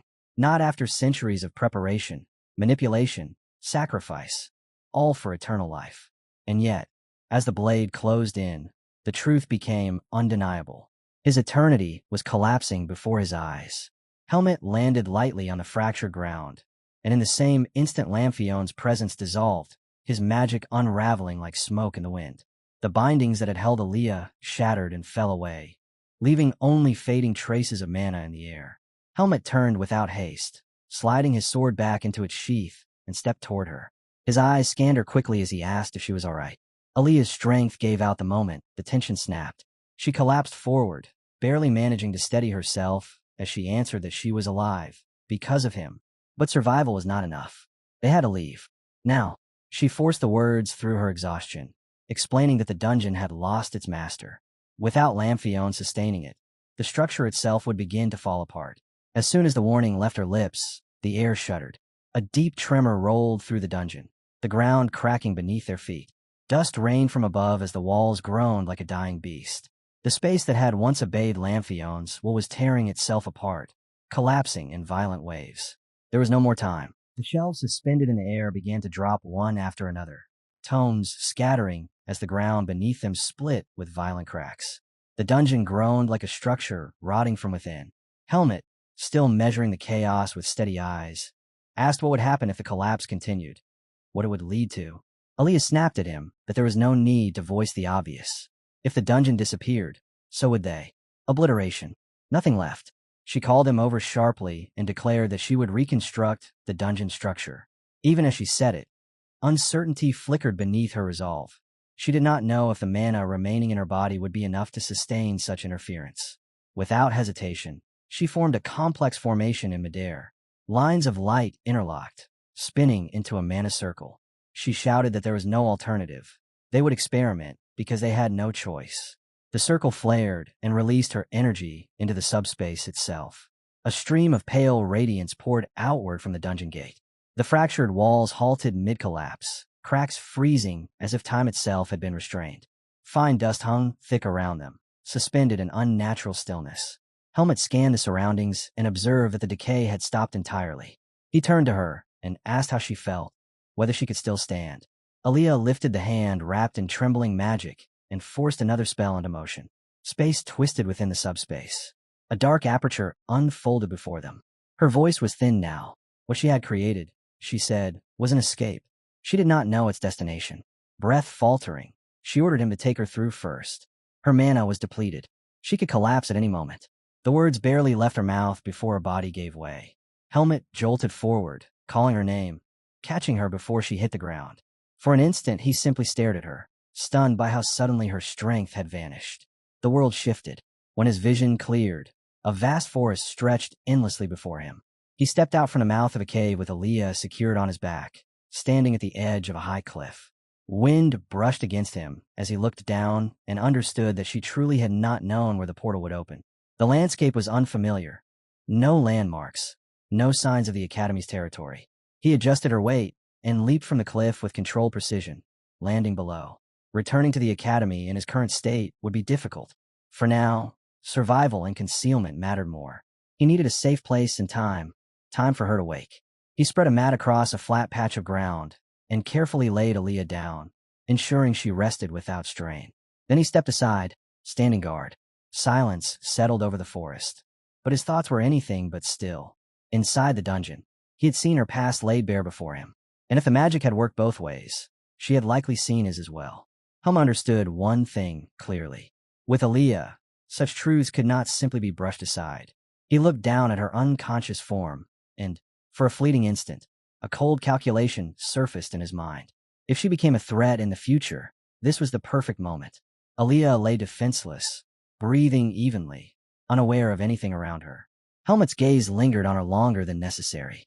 Then his stomach growled. The sound cut through the tension. He straightened slowly, recalling that his lunchbox had likely been finished before they even reached the dungeon.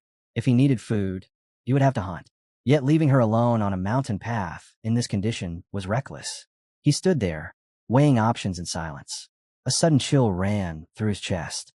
Instinct moved before thought. Helmet raised his sword at once. The dark seed embedded within him began to glow faintly, pulsing with warning. He understood immediately what that suffocating sensation meant. Divine power. Footsteps followed.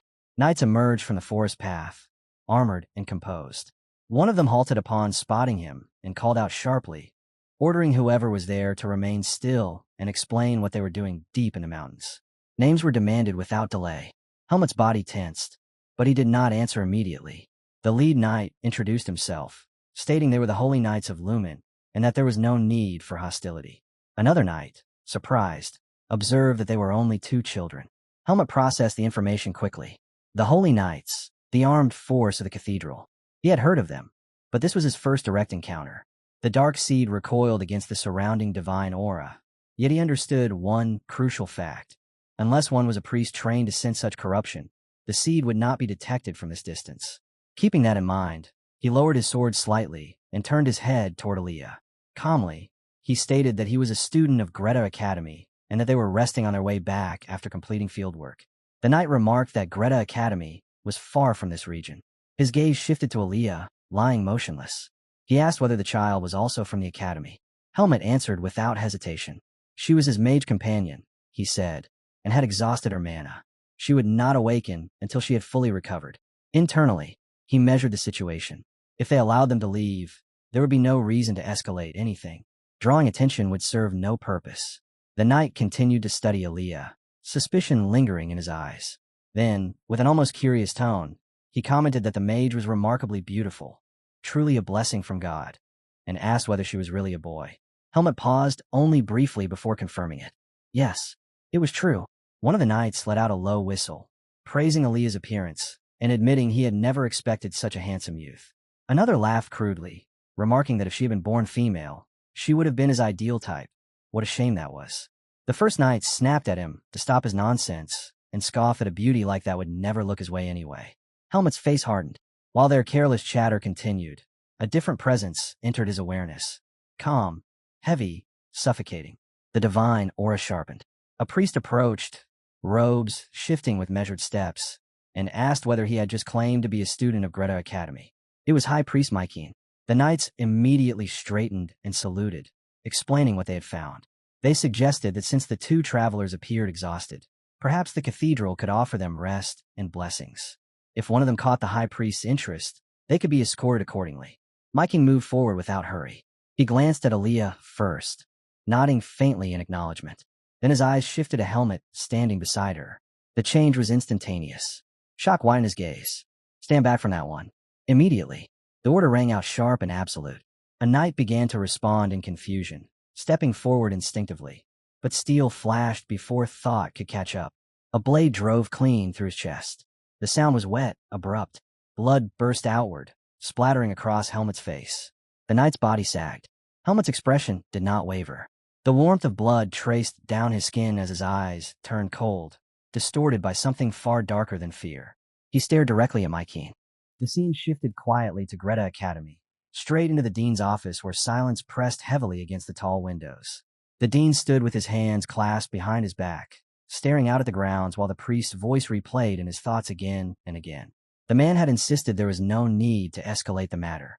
He claimed he had only come to ask for a minor favor before leaving, nothing more.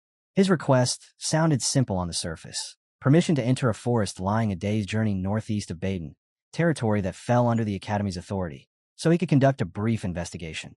Yet the longer the dean stood there, the more unease gathered in his chest. There had been no solid reason to refuse. Nothing concrete. Nothing he could use. And still, something about it felt wrong. The priest's timing, his tone, the calculated humility.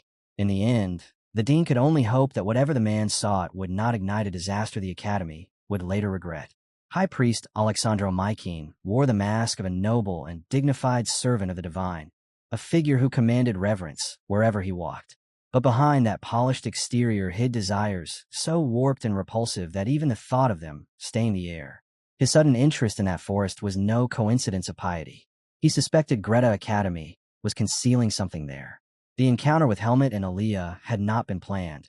It had simply been fate colliding with ambition. When Mykin first saw Aaliyah collapsed in a deep stupor, the spark that flared inside him was not concern, not suspicion, but hunger, a twisted impulse to claim the beautiful youth for himself. That vile thought had barely taken root before it was crushed by the sight of something far more alarming. Helmet. Purple aura coiled around him like living smoke. The moment the high priest sensed the dark seed's presence, His voice cut through the air, commanding the holy knights to form ranks and encircle the threat. Steel shifted, shields locked, divine light gathered. Helmet did not hesitate. Drawing upon every ounce of innate power within him, he surged forward, closing the distance in a heartbeat. His blade carved through the air with ruthless precision. At once, radiant magic flared as the holy knights erected a brilliant barrier, the impact of his strike detonating against it in a shock of force that rippled outward. The clash escalated instantly. Steel rang. Divine light burned against dark aura. The priest focused his will, pressing down with sacred authority to restrain Helmet's power, while Mykeem unleashed concentrated divine energy straight at him in a blinding discharge. Helmet twisted aside at the last possible instant, the attack grazing past as he vanished from their line of sight and reappeared behind Mykeem. His sword descended toward the priest's head in a lethal arc. But a knight saw it. With flawless timing, the holy knight threw himself forward, slamming into Helmet and knocking him away before the strike could land. Helmet steadied himself, eyes narrowing. Dragging this fight out against opponents empowered by divine energy would only erode him further. He understood that much, and time was no longer on his side. Helmet understood in that instant that hesitation meant death. If this dragged on, divine power would grind him down piece by piece. The only path forward was clear, and the high priest first. But the battlefield refused to bend to intention. With no clean opening and sacred energy pressing in from every direction, he made a sharp decision and burst away instead, vanishing from their encirclement in a flash of motion. The holy knights broke into a cold sweat. They had trained their entire lives, honed bodies and faith into weapons. Yet what they had just witnessed defied reason. That speed, that acceleration, no ordinary human moved like that. A thought crept into their minds at the same time. It must be the dark seed, something inhuman, something closer to a demonic beast than a man. And if that was the case, then mercy had no place here. They would hunt him as one. Helmet reached a distant point and stopped abruptly. He pivoted toward Mykeem on the right without warning. The guards reacted instantly, boots grinding into the earth as they shifted formation and erected another luminous barrier in his path. Light surged upward like a wall of judgment. He attacked without pause. His sword slashed from every conceivable angle. High, low, diagonal, feign into thrust, each strike heavy with compressed fury. But the barrier absorbed them all, rippling yet unbroken. It was then that unease finally pierced the high priest's composure. Those marked by the dark seed were meant to falter near divine power. Their hearts should tighten, their limbs grow heavy, their very existence repelled by sacred authority. Yet Helmet moved as if no such suppression existed. Faster than human limits, stronger than restraint. If he continued like this, even their reinforced defenses would shatter. Mykeem raised both hands. A measured portion of divine energy gathered at his palms as he invoked one of the Lumen religion's sacred arts, the Guardian Totem. The air trembled, light condensed above them, shaping itself into a colossal statue of radiant brilliance. Its presence alone crushed downward with overwhelming force. The divine pressure slammed into Helmet and forced him back. Then Mykeem's gaze shifted. He noticed Aaliyah lying unconscious nearby. Without hesitation, he pointed at her and issued a sharp command. The holy knights redirected their focus immediately, their killing intent locking onto the defenseless mage. Something inside Helmet snapped. Panic surged through him, raw and violent. Watching them converge on Aaliyah without the slightest doubt turned him into a cornered predator. He launched himself forward with reckless speed, closing the gap in a breath. And blood splattered across Aaliyah's pale face. It was his. Helmet had thrown himself in front of her at the last instant, taking the full brunt of the strike meant for her body. Steel tore into him. Blood burst outward, staining the ground beneath his feet. The pain was blinding. He did not fall. Even as blood poured from his wounds, he forced his body upright and poured what remained of his strength into the fight. 3 heavily built knights attacked him at once, blades descending in relentless rhythm. He parried one, deflected another, endured the third. Divine light burned against his dark aura while the high priest abandoned restraint and unleashed a full-force spell that detonated against him with crushing impact. For a moment, the world nearly went black. Helmet clenched his teeth and stayed conscious through sheer will. Another sword crashed down. He blocked it, boots digging deep into the earth. Aaliyah was still behind him. That alone was reason enough. Retreat was no longer an option. Bleeding, battered, and surrounded by sacred power, Helmet held his ground like a blade refusing to break. determined to endure to the very end. In the middle of the chaos, fragments surfaced in Helmut's mind, the memories the dungeon had forced him to witness. Aaliyah as a child, crying silently in the dark. Her grandmother, Heike, condemned as a heretic simply for standing against the cathedral. The brand of treason stamped upon her name. Her parents slaughtered. Only Aaliyah left behind, raised in isolation beneath the weight of hatred and loss. It was no mystery why the cathedral stirred such venom inside her. Helmut had been thinking about her often lately. Their first true exchange, during the academy's examination, returned to him with unsettling clarity. After that, he met Sion. He met Asuka. They fought beside him, spoke to him, stood near him. Yet none of them had felt different. None of them had settled into his thoughts the way Aaliyah had. The dungeon had shown him her past, and in doing so, it had answered a question he had never dared to shape into words. He wanted her to accept his past. That was all. Not his power, not his strength, just the truth of what he was. Even Luke Yeager, bound to him through Darien, did not know everything. Helmut had never confessed it. He had never said aloud that beneath the blade and the dark seed, he only wanted to be human. And he had never asked Aaliyah if she could accept that. Divine power tore through the air again. The high priest unleashed another wave of sacred energy, and this time the darkness in Helmut's chest reacted violently. The seed pulsed, responding to the holy force pressing against it. Minutes crawled by in brutal succession, yet Helmut remained standing, bloodied and unbroken. The sight unsettled Mykeen. A bearer of the dark seed should have collapsed long ago under this pressure. And yet he lived. The high priest's patience thinned. He declared that Helmut's fate would end here and began gathering power for a final execution, sacred light swelling with lethal intent. Then, something changed.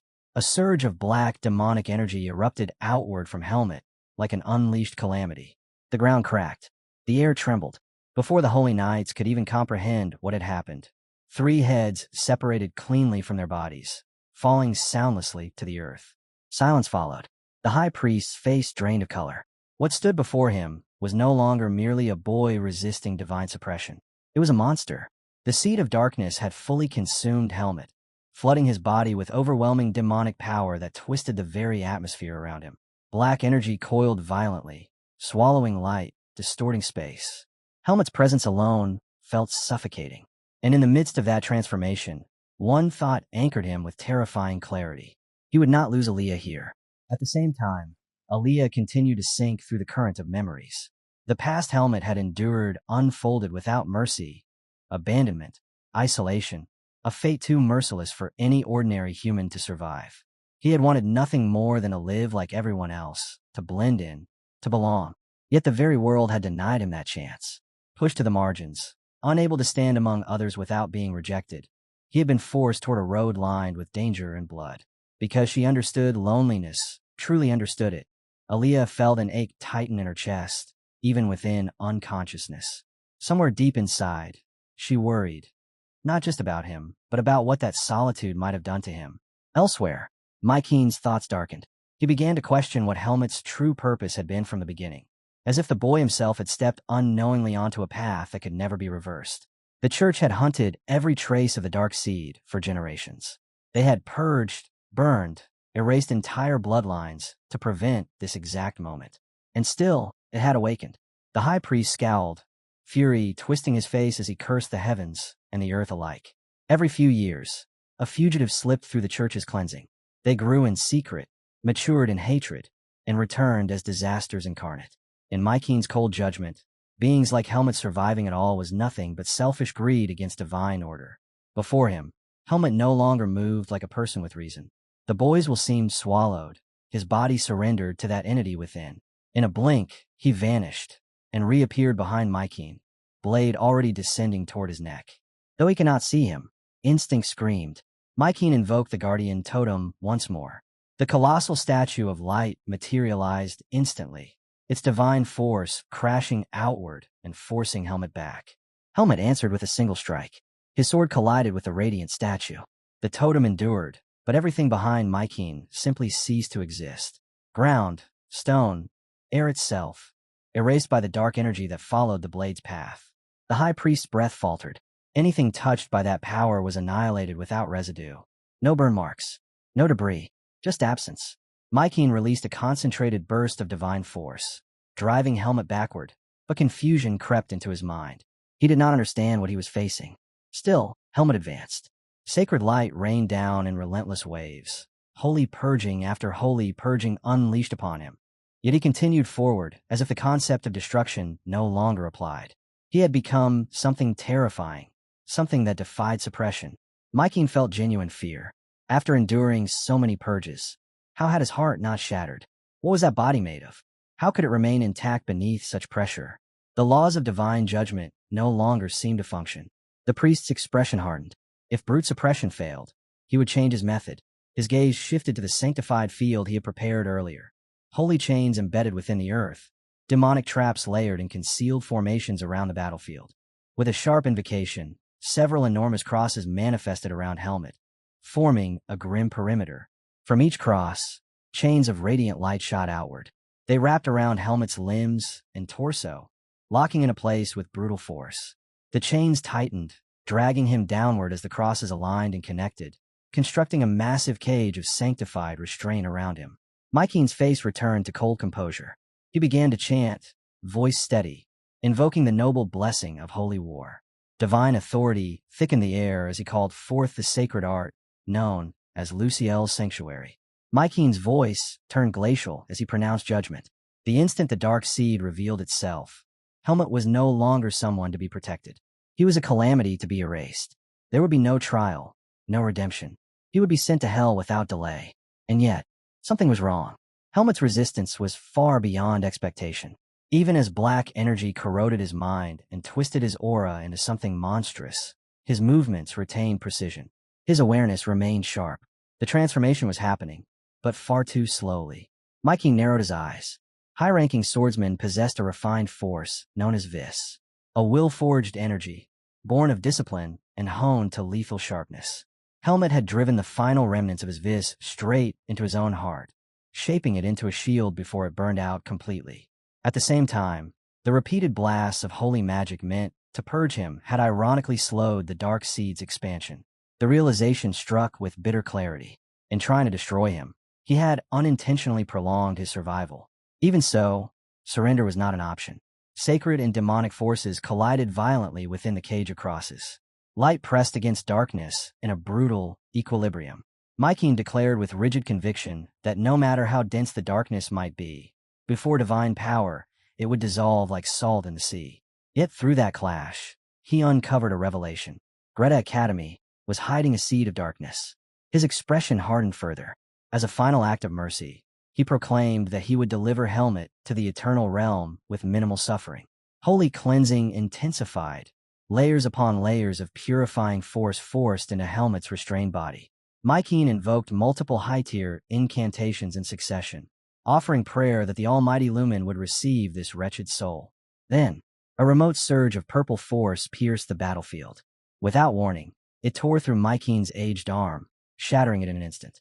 Bone splintered, flesh ruptured, agony exploded through his body, forcing him to grit his teeth as his formation faltered and the chant collapsed mid-phrase. His eyes burned with fury.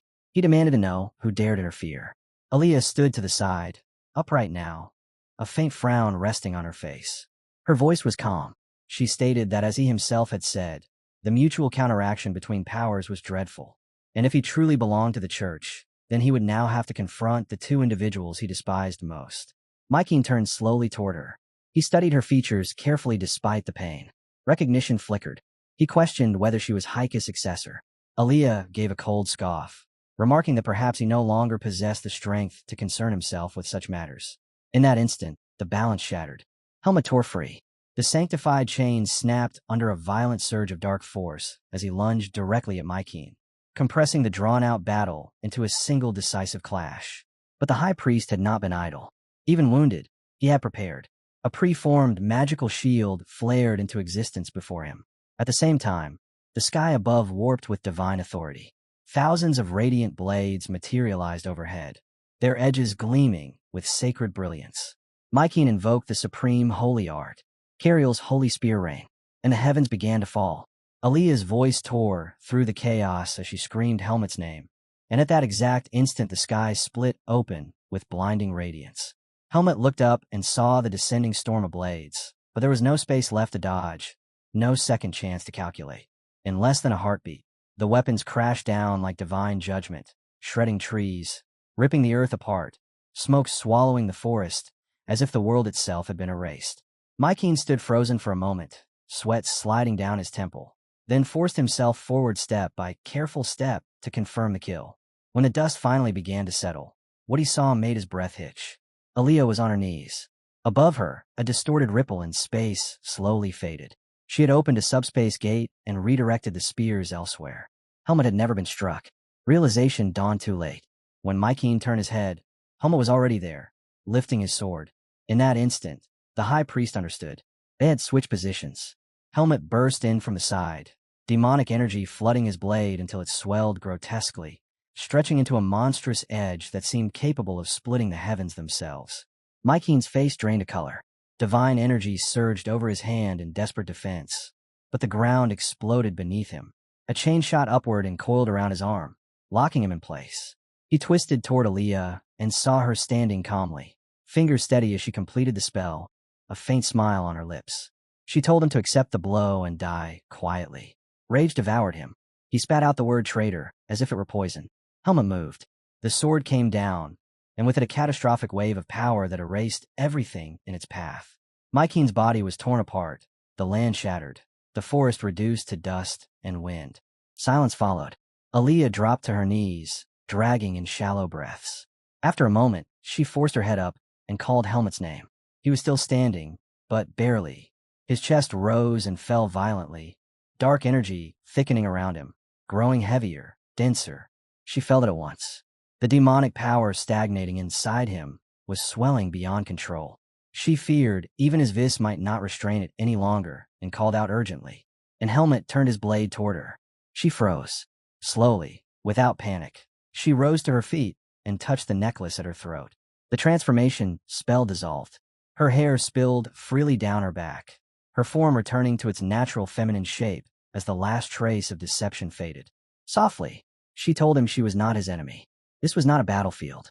This was the one place where someone who had lived with his blade, raised against the entire world, could finally lower it. Rest. Breathe. With a gentle smile, she said she was coming closer. She stepped forward anyway. Helmut shifted his footing, blade rising in a clean, lethal arc until the tip pressed against her neck. One more inch, and it would pierce skin. His eyes were still clouded, the demonic current inside him churning, ready to erupt again. Aaliyah spoke softly. She admitted that for a long time a single thought had haunted her. If one day she lost her way, if she repeated Heike's mistake and crossed a line that could not be uncrossed, who would stop her? If she strayed so far that words could no longer reach her, who would have the strength to cut her down? And how would they do it? Then, without retreating from the blade at her throat, she slowly opened her arms and stepped into him. She embraced him. She told him this was a debt he owed her. One day, when the roles were reversed and darkness tried to swallow her instead, he would repay it the same way. For a moment, he remained rigid. Then he felt her warmth, real, steady, unwavering. The violent surge within him began to settle. His grip loosened. The sword lowered. The black haze in his eyes thinned until clarity returned. And when he looked at her, there was only sorrow left. Aaliyah closed her eyes briefly. No matter what trials lay ahead, she prayed he would remember this promise. The world shifted. In a quiet pavilion, Mikhail's butler gathered neatly stacked documents from a polished table. Mikhail stood before his mother and informed her that everything had been finalized. The 3 academies from Baden would attend the swordsmanship tournament. It was his first time hosting an event of this scale, and despite his composure, anxiety crept into his voice. He wondered if he would handle it properly. His mother smiled, calm and assured. She told him he was merely too tense and gestured toward the cup of chamomile tea resting nearby, explaining it would soothe his mind.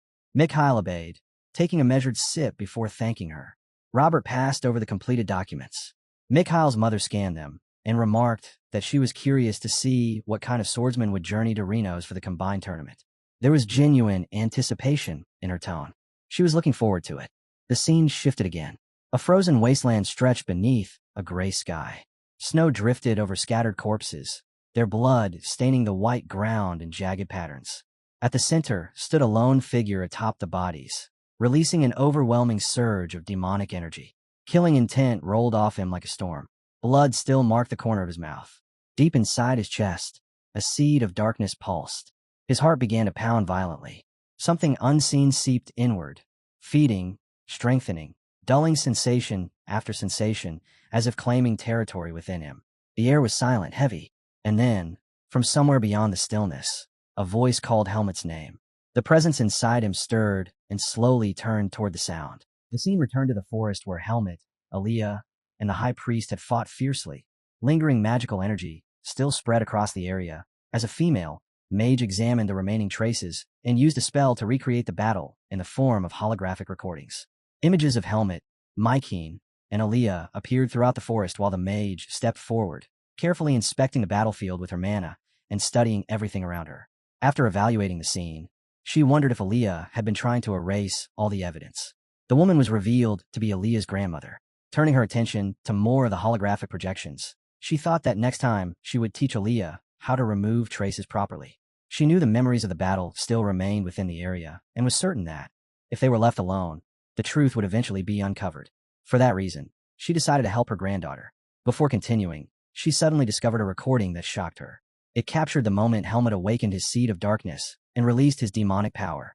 Recognizing that power immediately, she realized that, just as she had expected, her granddaughter had become entangled with someone highly troublesome.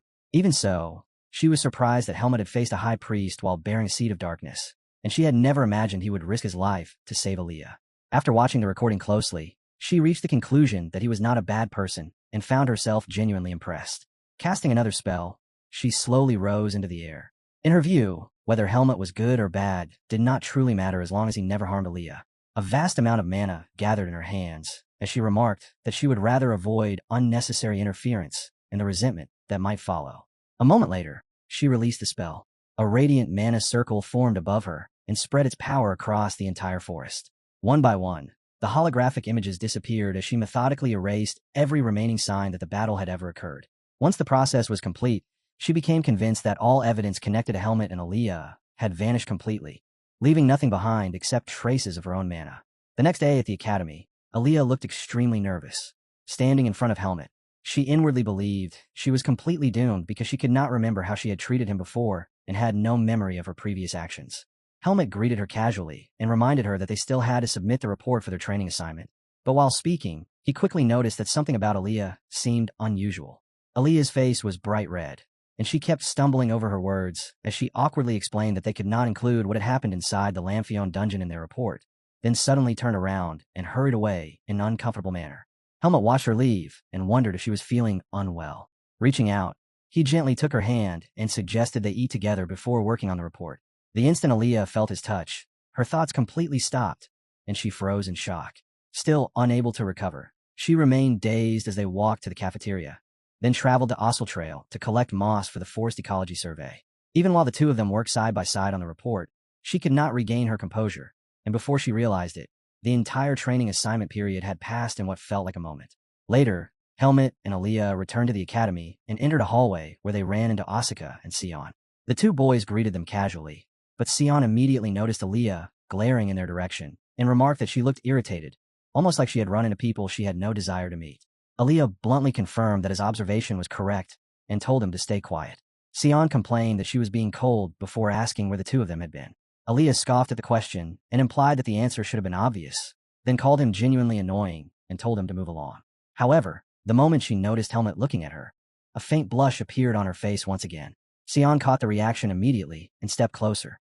In a teasing tone, he commented that the two of them seemed unusually close that day and said something about the situation felt suspicious. Both Helmut and Aaliyah were visibly startled, yet Sion continued pressing them for an explanation. Irritated, Aaliyah tightened her fist. Helmut promptly walked past Sion and stated that he was leaving. Sion stared after him in surprise at how quickly he disappeared and muttered that it almost looked like he had used a teleportation skill. Asuka casually remarked that the answer seemed obvious before turning to Aaliyah and speculating that she and Helmut must have had a fight. Aaliyah looked surprised by the suggestion, and that reaction alone convinced Asuka that he was right. He went on to guess that the two had argued and later made up. Sion added that her silence only seemed to support Asuka's theory and admitted that he was curious about why they had fought and what the argument had been about. In response, Aaliyah released a clear killing intent and asked whether they truly wanted to know. The boys instantly became frightened and hurriedly decided that they no longer needed an answer.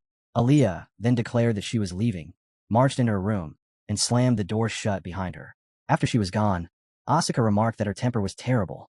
Sion thought back over everything that had happened and found the situation unusual, becoming increasingly convinced that something was definitely going on between Aaliyah and Helmet. Later that night, the dean sat in his office, speaking to someone through a glowing communication orb. He remarked that there was only so much he could continue covering up. The person on the other end was Haika, Aaliyah's grandmother. She asked what he meant and pointed out that matters like this had always been handled the same way, reminding him that this was far from the first incident he had dealt with. She told him to stop acting so dramatic. In response, the dean slammed a hand onto the table and angrily demanded to know whether she was serious. He could not understand how he was expected to ignore something so extreme, and the fact that she had killed a high priest left him completely dumbfounded. He demanded to know whether she had lost her mind and grew even more frustrated at the thought that she expected him to stay silent after hearing something so outrageous. In his anger, he also reminded her that the temple was already keeping a close watch on the academy. Haika, however, remained calm and explained that she had no alternative. The high priest had learned Aaliyah's true identity, and she asked whether he was not grateful that she had warned him beforehand. Rather than calming him down, the explanation only made the dean even more agitated. She then asked if he was afraid and assured him there was no reason to worry, revealing that she had already handled everything before the matter could reach the temple's main branch. She explained that she had been unable to prevent the priest from investigating because the incident had taken place in a forest owned by the academy. For that reason, she advised the dean to come up with a convincing alibi if he wanted to avoid a direct clash with the temple. Liam asked how he was supposed to invent an alibi for a crime that had never even happened. But before he could continue, Haika abruptly cut off the communication. After ending the call, she reflected that Liam would probably find a way to solve the problem on his own. She was confident that she had cleaned the scene thoroughly and believed that the temple would only pursue her if the truth somehow came to light in the future. Even so, one thing continued to linger in her thoughts. She remembered the way her granddaughter had embraced Helmet. She reflected that romance created a major disadvantage when it came to keeping Aaliyah's true appearance hidden, yet there was little she could do about it now. All she could do was hope that Aaliyah would be able to conceal everything properly on her own.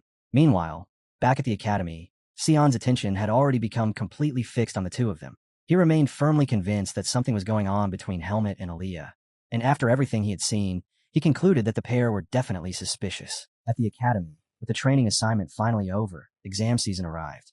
Helmet and his friends gathered in their private study room, where Sion sat with his head resting on the table, looking completely exhausted as he muttered that the situation had to be some kind of joke. Raising his head, he looked nervously at Helmet and Aaliyah and asked how long they intended to keep up their current behavior. The atmosphere remained noticeably awkward as the two continued avoiding each other's gaze. Aaliyah immediately asked whether Sion had contributed anything at all. He awkwardly admitted that he had not. She then questioned why he and Asuka were even there. Sion explained that, because it was exam season, there were no empty seats left in the other study rooms. Meanwhile, Asuka sat comfortably eating a sandwich. Between bites, he commented that it was delicious and asked where Aaliyah had bought it. The remark only irritated her further. Realizing that he had come there merely to pass the time, she bluntly told both boys to leave. As Helmet listened quietly, he recalled what Aaliyah had told him earlier. She had explained that, if they wanted to protect her secret, they needed to take precautions. In her view, it would become a problem if other people learned the truth about their relationship. Because of that, she had proposed pretending that the two of them had gotten into a fight. Helmet had been surprised by the suggestion and questioned whether such a plan could really work, believing that people would see through it almost immediately. Aaliyah, however, had confidently assured him that it would succeed. She explained that people would be curious about the reason for their disagreement at first, but after a while, they would lose interest and stop paying attention to what the two of them were doing. Even now, Helmet still found himself wondering whether the plan would actually work. Meanwhile, Sion rested his face on one hand and complained that Aaliyah was being unusually cold, though his attention never left Helmet as he continued studying him closely. He remained convinced that something about the entire situation was suspicious. While observing Helmet, he noticed a bracelet he had never seen before and wondered whether Helmet was even the kind of person who bought and wore accessories. That detail suddenly brought back a memory from the previous week. While shopping for groceries, he had spotted Aaliyah inside a jewelry store. At the time, he had wondered what she was doing there. Knowing that Aaliyah was not the type to suddenly become interested in fashion or accessories, he briefly considered whether she might have been buying a gift, only to quickly dismiss the idea. Sion had assumed Aaliyah had been spending her weekends researching some kind of artifact, and casually remarked that she worked hard even on her days off, an explanation that seemed perfectly reasonable at the time. Even though he had never actually seen what she bought, the situation now convinced him that the item had been the bracelet Helmet was wearing, and with that realization, his suspicion only deepened as he became certain that something unusual was going on. The more he thought about it, the more he found himself wondering what had happened during the training assignment period. Aaliyah noticed Sion's intense stare and immediately grew uneasy. To break his focus, she abruptly slapped her hand onto the table, drawing his attention away, then declared that if he refused to leave, she would be the one leaving the room. Sion asked where she planned to go and reminded her that, since it was exam season, there would not be any empty seats available elsewhere. Turning back toward him with a frightening look in her eyes, Aaliyah replied that she felt she could concentrate better anywhere other than that room. At that moment, Helmut rose from his seat as well and announced that he was leaving. When Sion questioned him, Helmut looked toward Asuka and pointed out that the room was filled with the smell of food. Asuka froze in the middle of a bite, his face covered with food, completely stunned by the remark. Helmut then walked out without another word, leaving Asuka baffled and wondering why he had suddenly decided to pick a fight. Later that night, Aaliyah sat beside Helmut and asked how he felt while wearing the bracelet. Helmut told her that he felt completely fine.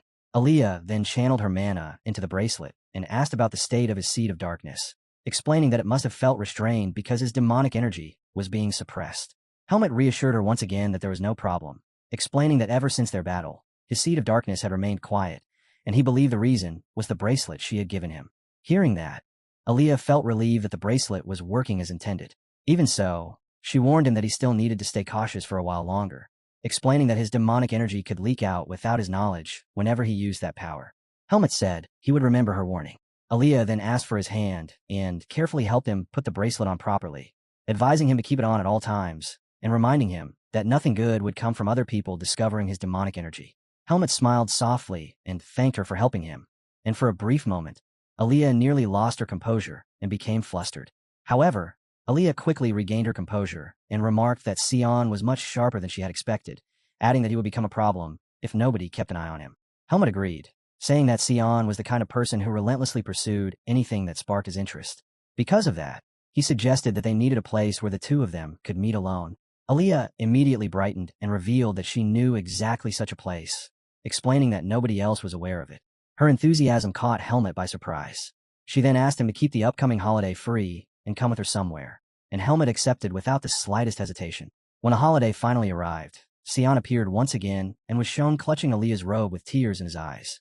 Desperately, he asked how she could already have plans for the holiday, reminding her that she barely had any friends besides their group and pleading with her to spend time with them instead. Aaliyah bluntly answered that she would not spend time with him, even if she had absolutely no plans. She then looked toward Asuka and asked why they were there in the first place.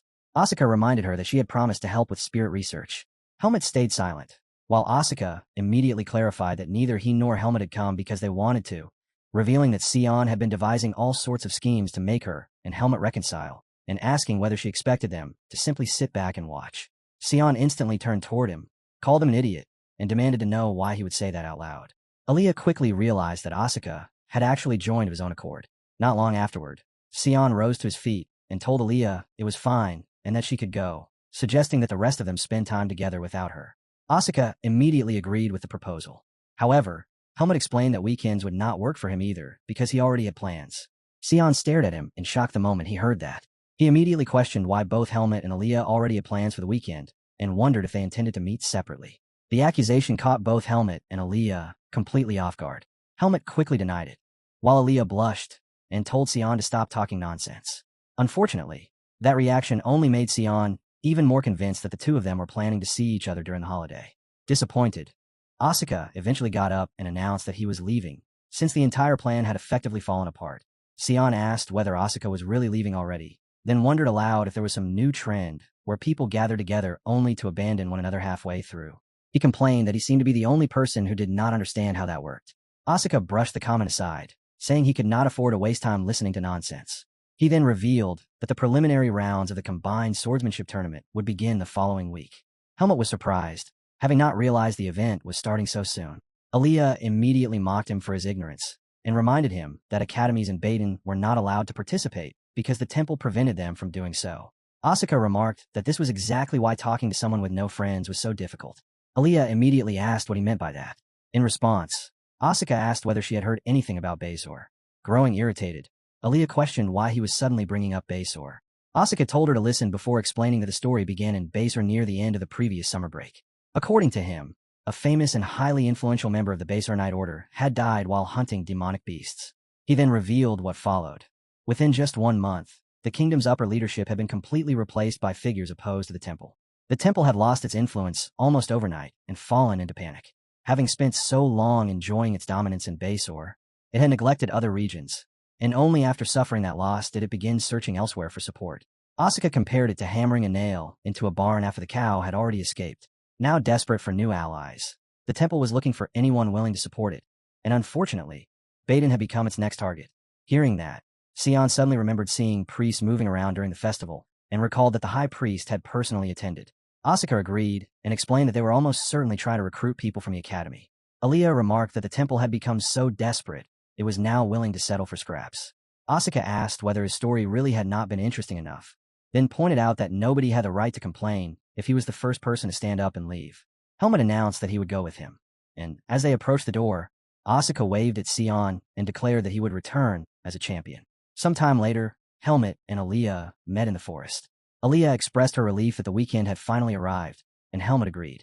Aaliyah pulled out a scroll and revealed that her plan was to summon the entrance to the Lamphion dungeon. As she released her mana into it, she explained that teleportation magic could not be layered endlessly. The moment those words left her mouth, a transparent gateway materialized before them. Aaliyah told Helmut that once they entered the dungeon, they would finally be completely alone, then urged him to go inside with her. Neither of them noticed that, at that exact moment, a mysterious creature had appeared on a nearby tree behind them.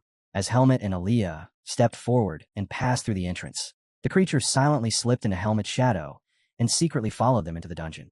After arriving inside the dungeon, Helmut looked around and noted that everything seemed perfectly intact, remarking that he had believed the dungeon had completely collapsed. He wondered if the collapse had somehow been halted.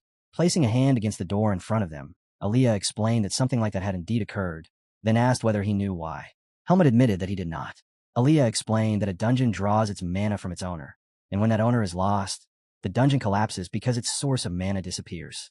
Helmut observed that the dungeon looked remarkably stable and wondered if it had already acquired a new owner. Aaliyah laughed and confirmed that he was right. As she activated her mana, the door slowly swung open. She then turned to Helmut and explained that a dungeon belongs to whoever claims it first. Once the doors had fully opened, she welcomed him inside and declared with certainty that this dungeon now belonged to her. When Helmut stepped through, he found that Aaliyah had transformed the interior into a comfortable and carefully organized room. A bookshelf packed with books stood nearby. Aaliyah explained that she had assembled everything in a hurry and asked whether he liked it, adding that she had incorporated several techniques connected to manifesting a mind world. Helmut soon noticed a teddy bear in the room and immediately realized that the entire space had been arranged according to Aaliyah's personal tastes. Taking a seat, he quietly decided that he would remember this when the time came to buy her a gift. He commented that it was nice to have a place reserved exclusively for the two of them and asked what they were supposed to do there. Aaliyah explained that they could discuss all sorts of things, particularly matters that were difficult to talk about in public. She said they needed a place where they could speak freely whenever something awkward came up. Helmut agreed, knowing there were simply too many eyes watching them outside. Aaliyah then revealed that she needed his help with something and asked him to accompany her into the deeper parts of the dungeon. The request surprised Helmut. Aaliyah explained that although she had used her mana to stop the collapse, she had only recently started taking control of the dungeon. It felt as though her mana was being continuously drained while the dungeon still refused to fully recognize her as its owner. Helmut wondered if that meant some other danger was waiting deeper inside and asked what they should do. In response, Aaliyah revealed that there was a solution. Aaliyah reminded Helmut of the space beyond the barrier where he had slain Lamphion, and Helmut confirmed that he remembered it clearly. She explained that the place had been the deepest core of the dungeon, and that Lamphion's library was essentially a vault containing all the knowledge he had accumulated during his lifetime. According to Aaliyah, that library was their destination, and the dungeon's blueprint should also be stored there. The issue, however, was that they could no longer use the route they had taken before. Helmut recalled that they had destroyed that passage and asked if another path existed. Aaliyah admitted that they had not found a solution yet, but pointed out that if no route existed, they could simply make one. She reminded him that Lamphion had been an exceptional golem craftsman who had populated the dungeon with his creations. Helmut agreed and remembered the two golems that had stood beside the altar during their fight against Lamphion. Aaliyah suddenly snapped her fingers and said he was right. She reasoned that Lamphion must have been protecting something significant if he had placed so many golems throughout the dungeon. Her proposal was simple. Target areas packed with golems and search for the barrier that led deeper underground. Helmut agreed that the plan was worth attempting, and with a smile, Aaliyah suggested they start right away. Later, after bringing down an enormous golem, Helmut stood there breathing heavily. Sensing Aaliyah's approach, he raised his head and watched her step out of a portal, then asked how it had gone. Aaliyah revealed that there had indeed been something inside. Clearly annoyed, she explained that the place had contained nothing but strange paintings, and she could not understand why Lamphion had gone to the trouble of hiding them. Helmet suggested ending their search for the day and returning later, reasoning that it was probably nighttime outside by now, and Aaliyah agreed. At that exact moment, a feather floated down to the ground. Both Helmet and Aaliyah froze in surprise and immediately turned toward the presence they had sensed approaching. Before either of them could react, a bird carrying a key flew straight past them. They quickly looked up. Aaliyah wondered what it was, and Helmet realized that it was a bird golem. Aaliyah nervously pointed at the key the bird was carrying and suggested that the alternate route might not be hidden behind a barrier at all, but connected to a real door instead. Helmet instantly broke into a run and told her they had to move. As they raced after the bird, Aaliyah began breathing hard and questioned how it could be moving so fast. Helmet then activated his energy and surged forward, accelerating in pursuit. When Helmet finally closed the distance, he swung his sword in a swift strike. Yet the bird avoided the attack with surprising ease. The sight left him momentarily stunned. After landing on the ground, he suggested that the bird might somehow be reading their movements. Aaliyah wondered if it was using mind magic and pointed out that, if that were true, endlessly chasing it would accomplish nothing. Helmet agreed and concluded that they needed a different method. Aaliyah recalled that Lamphion's dungeon had originally been created as a trial for those who challenged it. In her view, the dungeon was likely expecting a specific response from them. Keeping her eyes on the bird, she carefully studied it and tried to figure out what that response could be. She could not understand why Lamphion would design a golem capable of reading minds and then have it carry a key. While she was lost in thought, the bird fixed its gaze directly on her. A sudden, intense headache struck Aaliyah, and moments later she heard someone calling out a Helmet in her own voice. Aaliyah immediately looked up, knowing she had not spoken. To her shock, another version of herself was standing before Helmet. The duplicate pointed at her and accused her of imitating her appearance. Still struggling to process what she was seeing, Aaliyah instantly denied the accusation and warned Helmet that something was wrong. The false Aaliyah told him not to react, claiming the other woman was merely trying to stall for time. She instructed Helmet to look carefully at the original Aaliyah's neck and declare that she was carrying the key. Helmet stared in stunned silence. Aaliyah panicked the moment she noticed the key hanging around her neck, unable to understand how it had appeared there. Smiling, the fake Aaliyah questioned whether she had really believed no one would notice simply because she had altered her appearance. Helmet continued watching quietly as the imposter demanded proof of her identity and challenged her to reveal a secret that only Helmet would know. The demand caught Aaliyah completely off guard, and she nervously muttered to herself. The fake Aaliyah laughed and remarked that a fraud obviously would not know such a thing. She then tapped her robe and shifted into Aaliyah's female form, claiming that the real Aaliyah could never know this was her true appearance. Turning back to Helmet, she urged him to strike down the imposter. Helmet released his vis and declared that she was the fake. Aaliyah was utterly shocked by his judgment. Then, to her complete surprise, Helmet cut down the duplicate standing beside him with a single slash. Watching it happen, Aaliyah was left completely astonished. The imposter instantly reverted to its true form and became a golem. Aaliyah quickly identified it as an imitation golem. As they continued moving forward, Helmet remarked that he had never encountered anything like it. Aaliyah admitted that she could barely believe someone had managed to merge golem craftsmanship with mind magic. Both the idea itself and the fact that it had been successfully executed seemed absurd to her, and it only made her more eager to uncover whatever secrets were hidden inside Lamphion's archive. Helmet noted that she sounded genuinely excited. Aaliyah replied that this had been her lifelong dream and confessed that she had wanted it for a very long time. She explained that she hoped to become independent from her grandmother, and to accomplish that, she needed to reach the level of a magus. She added that the dungeon was one of the reasons she had pursued that goal in the first place. Helmet had not expected her to have ambitions of that scale. A short while later, Helmet suddenly noticed something strange and stopped walking. Aaliyah immediately asked if something was wrong. Helmet explained that he felt as though they had been circling through the same area repeatedly for quite some time. The observation surprised Aaliyah. Looking more carefully, she realized that fragments from destroyed golems kept appearing again and again, and she knew there was no chance another golem had simply collapsed on its own. Helmet wondered if they had become trapped and asked whether this was another test. Aaliyah replied that it might be a trial, though it also might not be. She explained that Lamphion's death must have sent a tremendous shock through the dungeon, severing the flow of mana. Because of that, there was no way to know how severely the subspace had been distorted. Helmet said they needed some kind of clue. After considering the situation, Aaliyah suggested that if the problem was limited to this corridor, then the answer might be connected to the golems. Turning toward him, she asked how he had known the imitation golem was fake.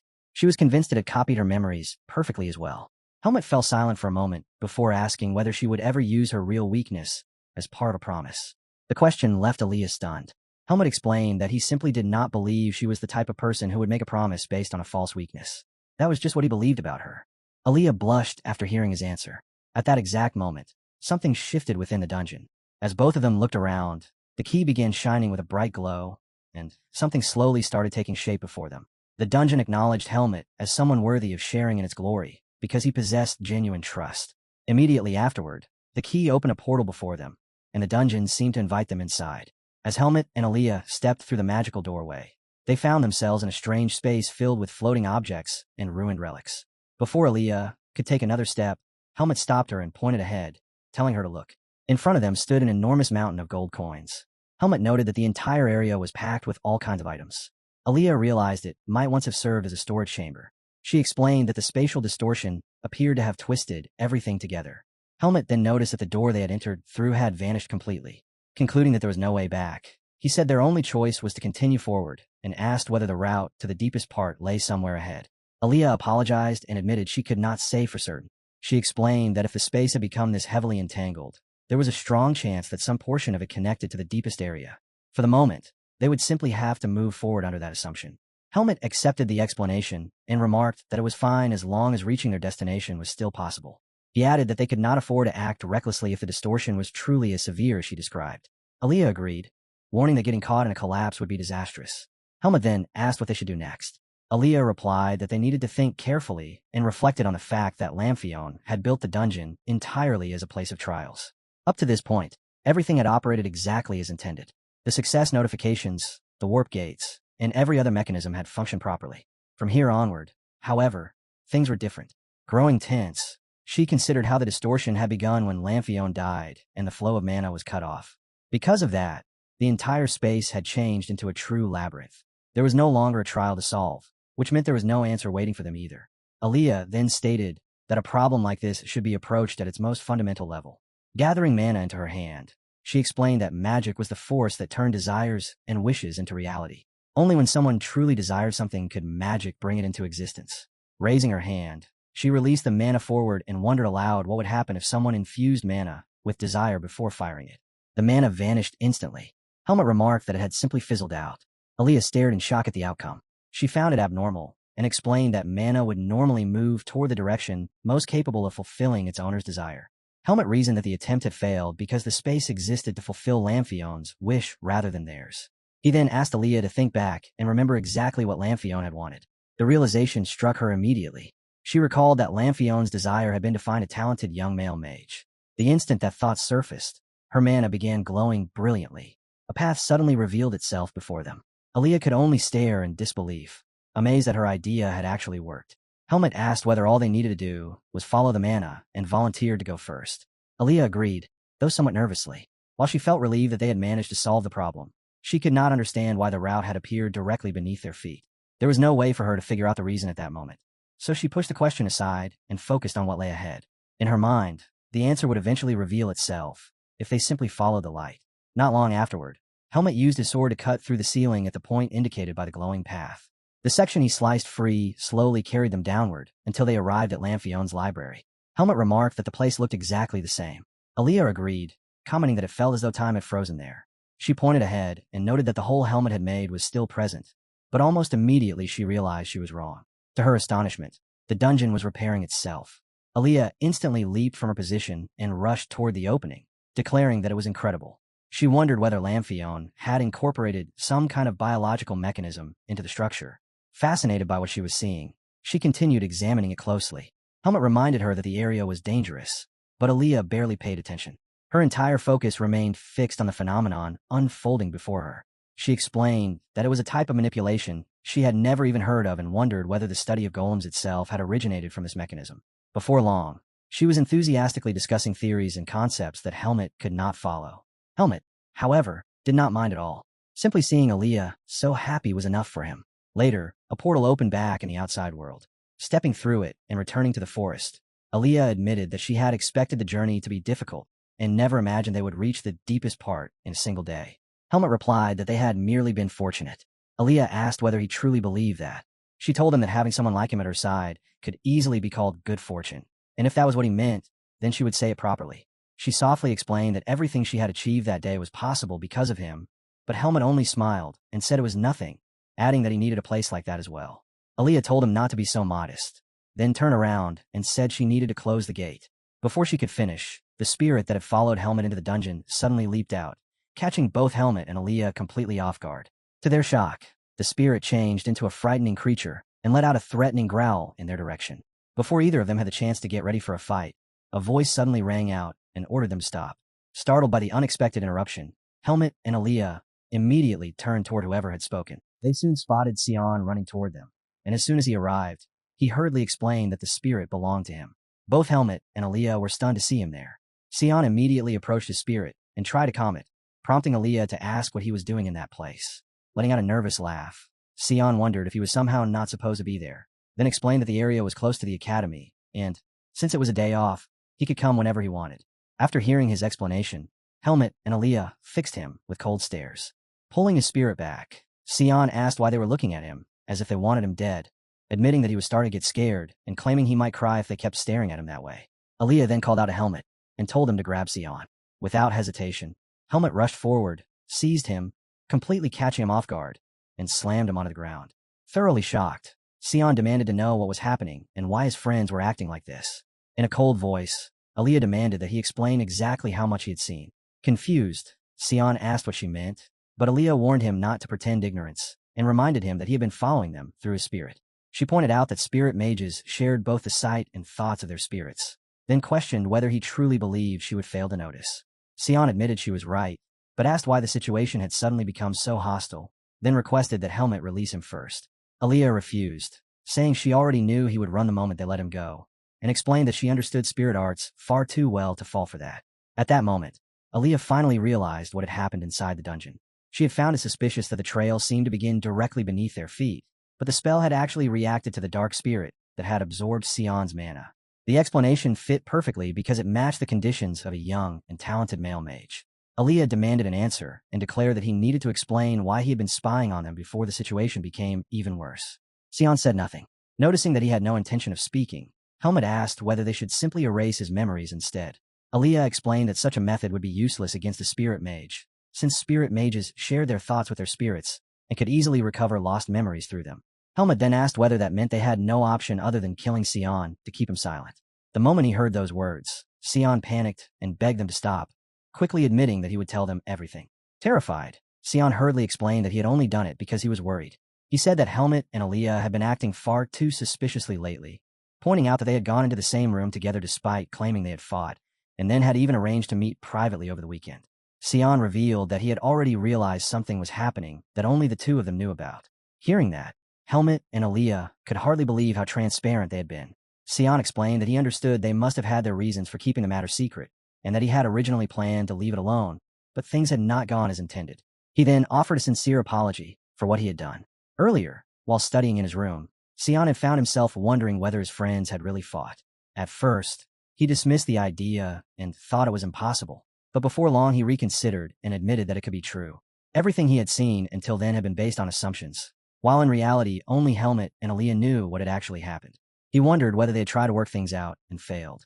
Although he wanted help, he also understood that neither of them was the type to openly talk about themselves. As he worried about his friends, his spirit became saddened as well. Sion remarked that there was still a way to find out the truth, then gently patted his spirit, Doom, and asked whether it could handle the task. He explained that they needed to investigate the situation and figure out how they could help, because, in his view, pretending nothing was wrong would solve nothing. Back in the present, Sion explained that his only intention had been to help them make up because they were his friends, regardless of what either of them thought about it. Aaliyah had not expected such an answer. After letting out a sigh, she said she had heard enough about his reasons and demanded to know what he had actually learned while watching through the spirit's eyes.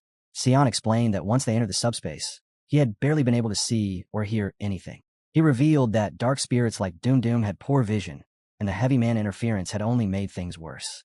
Aaliyah immediately realized that Sion had seen nothing beyond them opening the dungeon entrance. The realization brought her immense relief, since it meant he knew none of their truly important secrets. She then declared that she would let him go. Delighted by her decision, Sion excitedly asked whether she was serious. In response, Aaliyah summoned a magical chain and instantly wrapped it around his hand. Aaliyah informed Sion that she had one condition, then firmly demanded that he swear the mage's oath. The following day at noon, students from the swordsmanship department gathered outside around a large announcement board that had been blocked off by a long red ribbon. Staff members instructed everyone to stay back. Asuka tried to step past the barrier, only to be immediately warned not to cross the line. Helmut paid little attention to the crowd. Instead, his thoughts drifted to the mage's oath. He remembered hearing that anyone who violated it could lose their mana, and in serious cases might never be able to use magic again. He realized this was the first time he had witnessed someone take such an oath since Antial. Thinking back to Sion's desperate desire to see the dungeon, he found it hard to believe that after everything that had happened and all the trouble he had caused, he was still exactly the same. Helmut could not decide whether Sion was fearless or simply shamelessly audacious. The whole matter left him exhausted. It had been a long time since he had felt that weary. While he remained absorbed in his thoughts, Asuka suddenly shouted excitedly that the announcement was beginning. The instructors of the swordsmanship department placed a poster onto the board and announced that the Renosa Dukedom would host that year's combined swordsmanship tournament. The Renosa Dukedom was a small nation in the eastern region of the Deus Empire, governed by the Grand Duke of Renosa, a direct descendant of the imperial bloodline. Although its territory was relatively small, it stretched across mineral-rich mountain ranges, making the nation exceptionally wealthy. It was also renowned for its powerful order of knights. The main stage of the tournament would be held in Ratona, the nation's capital. As soon as the students learned that the event would take place in the Renosa Dukedom, excitement spread through the crowd and discussions immediately broke out. Meanwhile, within the gathering, Charlotte stood behind the others on her tiptoes and politely excused herself as she tried to squeeze through the crowd for a better look at the board.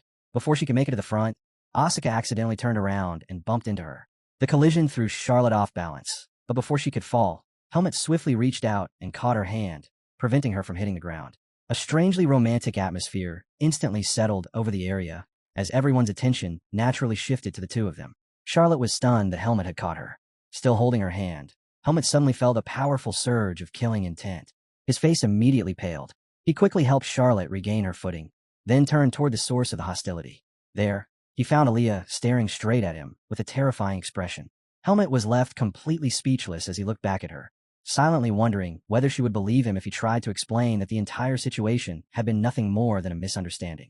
The preliminary rounds for the lower years were completed in a single day, and as though the faculty wanted to prove that their promise of strict merit-based selection was more than empty words, the selection matches were fought with an intensity comparable to a true swordsmanship tournament. In the end, 4 participants demonstrated their abilities well enough to advance to the main round, and from those 4, 2 were selected to represent Greta Academy on the journey to the Renosa Dukedom. Later that night, Helmut spoke with Aaliyah and commented that the professors had clearly invested a great deal of effort into organizing the event, even going so far as to keep the main round bracket hidden until just before the matches began. Aaliyah acknowledged his observation, though her attention seemed fixed on something else as she asked whether a first-year student had also made it to the finals. At first, Helmut did not understand what she meant, but it quickly dawned on him that she was talking about Charlotte. Surprised that she was still thinking about the matter, he explained that the incident earlier had been nothing more than an accident, and that he had acted only to stop Charlotte from being injured before the tournament. Aaliyah replied that she already knew that and had never suggested otherwise. When Helmut asked if she was truly unbothered by it, she answered in a strangely unsettling tone that she was not. The moment he saw her reaction, however, he realized she was obviously lying, so he chose to steer the conversation elsewhere. He remarked that the whole situation had become troublesome because nearly everyone he encountered kept bringing it up, including instructor Ethan, who had also mentioned Charlotte. Aaliyah let out a light laugh and observed that words could travel far, even without legs. Assuming she might have experience dealing with such things, Helmut asked what he was supposed to do. Aaliyah answered that the solution was simple: ignore it. The response caught Helmut off guard. She went on to explain that rumors quickly died once they stopped receiving attention, and that people were interested only because the topic was currently entertaining, meaning it would soon fade away. With tournament season underway, she estimated the rumors would disappear within a week. She advised him not to attract any more attention during the main tournament, and Helmut agreed. The following day, the tournament bracket was finally revealed just 1 hour before the main rounds began. Helmut discovered that his first opponent would be Charlotte, and he could scarcely believe it. Asuka immediately complained about the matchup and asked whether they would still make it to the finals. Helmut said that, in principle, they would. Just then, Charlotte appeared behind them and stated that nothing was certain. Stepping forward, she questioned why Helmut was so confident and declared that she intended to defeat him and advance herself.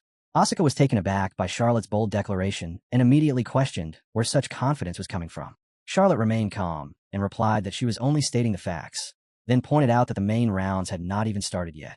She added that if he kept looking down on his juniors, he might end up getting burned. Hearing this, another nearby student grew concerned and tried to stop her. Asuka could hardly believe her attitude, while Charlotte continued, saying that since everyone would learn it sooner or later, she might as well mention it now. She revealed that although she could not disclose her full identity, she came from the Renosa Dukedom. With obvious pride, She declared that there was someone she wished to meet after passing the selection, and for that reason, she intended to defeat her seniors and claim first place no matter what. Having said everything she wanted to say, Charlotte abruptly turned and left, causing her friend to call after her and hurry along behind.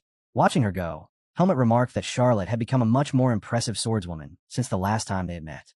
Asuka then called out to Helmut and asked whether he could switch brackets because he wanted to face her instead.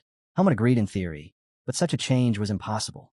Not long afterward, the first match of the Greta Academy selection tournament began, with Helmut facing Charlotte. Standing opposite each other, Charlotte said that she looked forward to a good match, and both of them immediately settled into their combat stances. The moment the match officially started, Helmut made the first move. Their swords collided as Charlotte successfully blocked his opening strike, silently observing that, just as expected, he had no openings. Helmut gradually increased his speed, driving her backward with every exchange. As their blades continued to clash, Charlotte realized that Helmut was holding back, and the realization stung her pride. Frustrated, she clenched her teeth and rushed forward aggressively, only for Helmut to block her attacks with ease. Remaining composed throughout the exchange, Helmut avoided her strikes while recognizing that her aggressive style would normally be dangerous for most opponents, though it also left gaps that could be exploited. He knew someone with her level of skill would not ordinarily expose such weaknesses and wondered whether she was deliberately taking a calculated risk or simply acting out of desperation. Although countering her would have been easy, he also understood that a prolonged fight could become troublesome in a real spar, where accidents were always possible. Remembering Aaliyah's advice to avoid drawing unnecessary attention, he decided to bring the match to an end as quietly as possible. In the next instant, Helmut struck Charlotte, catching her by surprise and sending her crashing to the ground. Asuka was stunned by the sudden turn of events. However, in the aftermath of the exchange, Helmut lost his balance and fell along with her, ending up above Charlotte as their eyes met. The unexpected outcome shocked the crowd, while Asuka inwardly noted that the entire situation felt unpleasant.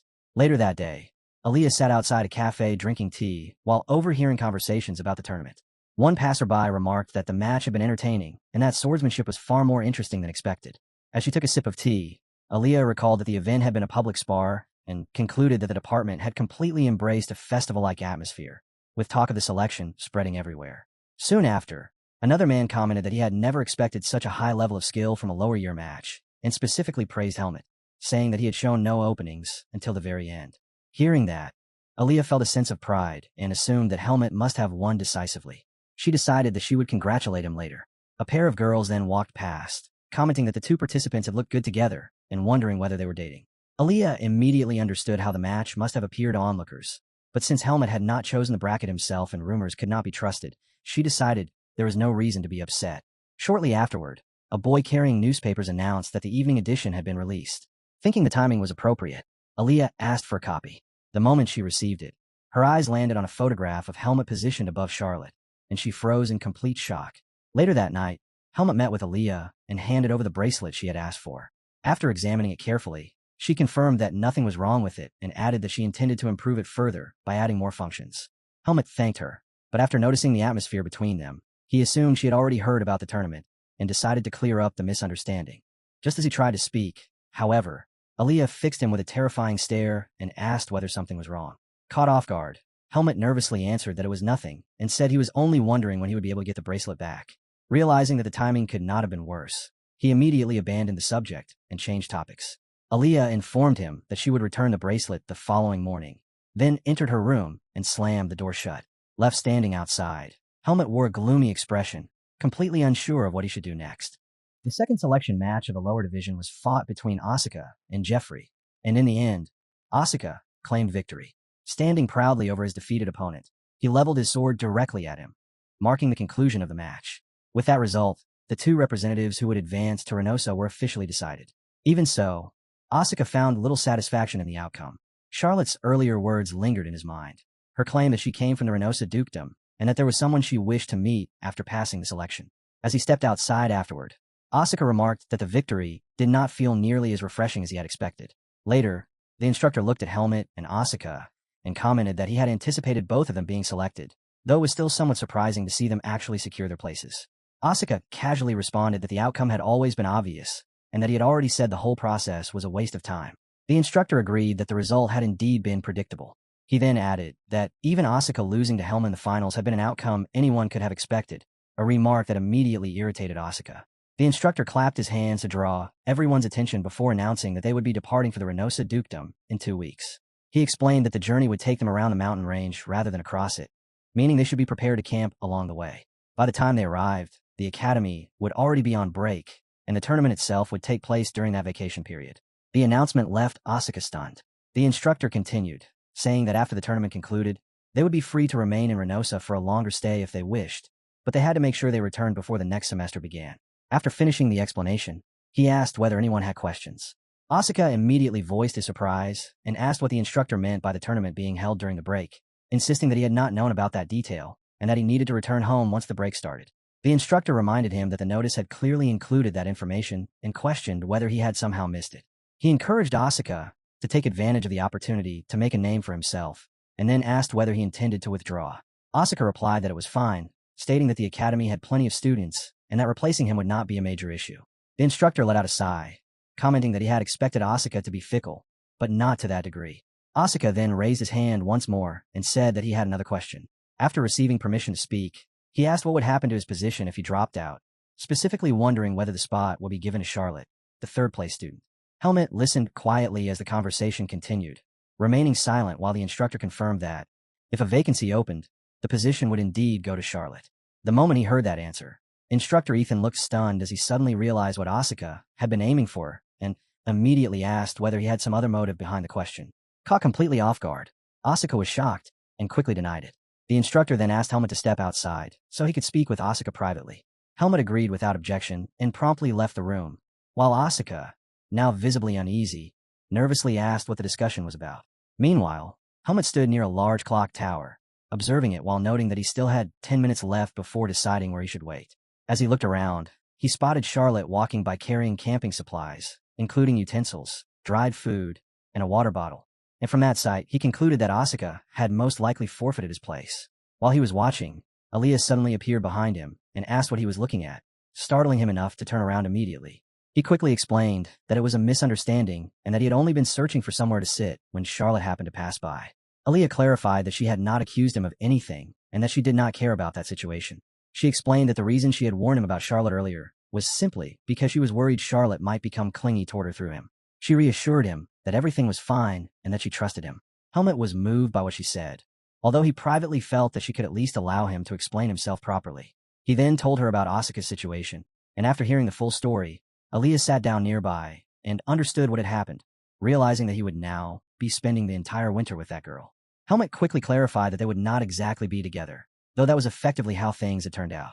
Aaliyah replied that she already knew he would not intentionally create that kind of situation, then handed him the bracelet and explained that she had upgraded it. She added that she had originally planned to give it back before the finals, but her schedule had changed. After Helmet put it on, Aaliyah asked whether he had experienced any problems during the match while he was without it. Helmet answered that there had not really been any need for it. Aaliyah immediately advised him not to say that to Asuka, and then told him she wanted to show him something interesting. Instructing him to raise his wrist, she demonstrated one of the bracelet's new functions. The moment Helmet lifted his wrist, he felt the bracelet react as mana flowed from it, leaving him stunned. He remarked that his wrist felt strange and asked whether something was wrong. Aaliyah reminded him that she had upgraded the bracelet and stated that she did not consider awkward or clumsy adjustments to be real upgrades. She then asked whether he wanted to let some vis flow through the central section of the bracelet. Although Helmet was still trying to make sense of it, he instinctively poured vis into the device, and the moment he did, a holographic image of Aaliyah appeared before him and casually asked how it was working. Helmet could only stare, completely taken aback. Aaliyah explained that she had combined a projection stone with a long-distance communication crystal, then modified it so that, while such devices normally operated with mana, this one could respond to vis as well. She added that it was still only a prototype, which meant she was currently the only person capable of contacting him in real time through it. She then instructed him to use it whenever an emergency arose and to contact her immediately. Surprised, Helmet admitted that he had never imagined something like this could exist and remarked that he had already begun to think she was even more of a genius than he had realized. Slightly amused, Aaliyah replied that it was the first time he had ever said that to her directly and that hearing it did not feel bad. She went on to say that she would contact him often, and Helmet agreed. Later that night, as Charlotte made her way back to the dormitory, she quietly complained about all the camping supplies she was carrying when a postman suddenly called out and asked whether she was Miss Charlotte. After she confirmed it, he handed over a letter and requested her signature. The instant she received it, Charlotte froze in shock because she immediately recognized the seal. Opening the letter, she found a message from someone addressing her as his beloved sister, congratulating her on her accomplishments while expressing regret over the results of the selection match, and suggesting that the academy was a difficult place where talent alone could not guarantee success. He advised her not to push herself too hard, and said he hoped she would recover her spirits, adding that he would continue watching over her future so she would not lose heart, and that he looked forward to seeing her again. Charlotte scoffed and remarked that he was still exactly the same as always, instantly recognizing the false sincerity hidden beneath the letter's concerned tone. She knew that her brother was actually pleased by her defeat. Muttering to herself, she noted how quickly the letter had arrived despite having been written immediately after news of her loss had spread. Without hesitation, she tore it apart and threw it away, saying she was speechless. Then she realized that he still had no idea she would be traveling to Reynosa, as the Academy's representative after Asuka had given up his place. Lowering her gaze in exhaustion, Charlotte admitted that the entire affair had deeply wounded her pride. The following day, preparations for the Reynosa tournament began. Once everyone had gathered inside the instructor's office, he explained that they would be spending more than a month together, so he would give a brief introduction before addressing anything else. He then informed them that the delegation consisted of 4 students, Helmut and Charlotte from the lower grades, along with Leon and Nils from the senior grades. He added that the faculty accompanying them would be himself and Professor Dwayne from the magic department, bringing the total number of participants to 6. Afterward, the instructor reminded everyone to arrive at the departure point by dawn the next morning without being late, and the students acknowledged his instructions. The moment they left the office, the 4th-year top student, Leon, stopped Helmut and asked whether he was a friend of Aaliyah. Turning to face him, Helmut questioned what that had to do with anything. Leon scoffed and remarked that Helmut lacked even the most basic manners, adding that expecting courtesy from a commoner had been foolish in the first place. He then asked whether Helmut at least remembered the name Xenia. Hearing it, Helmut was visibly startled and immediately claimed that he did not know her at all. Leon replied that he should remember her, pointing out that his friend had been extremely rude to her. Helmut said nothing as the name suddenly brought back a memory, and he wondered whether Xenia was that irritating young lady whom he and Aaliyah had escorted during the entrance examination. At the same time, he questioned why her name was being mentioned now. Leon then declared that he would personally show Helmut what happened to someone who treated his beloved sister so coldly, adding that he would make him understand the price he had to pay. Helmut instantly realized that Leon was Xenia's older brother. He then asked what Leon actually intended to do, so he could keep it in mind. Leon responded that birds of a feather truly flock together, and commented that Helmut's arrogance knew no bounds. With that, he walked past him while stating that he was looking forward to their expedition to the Reynosa dukedom. Later that night, after the group had set up camp, the instructor remarked that they had accomplished enough for the day. He explained that he and the other faculty members would patrol the surrounding area, and instructed the students to take care of cleaning up the campsite. The students immediately complied.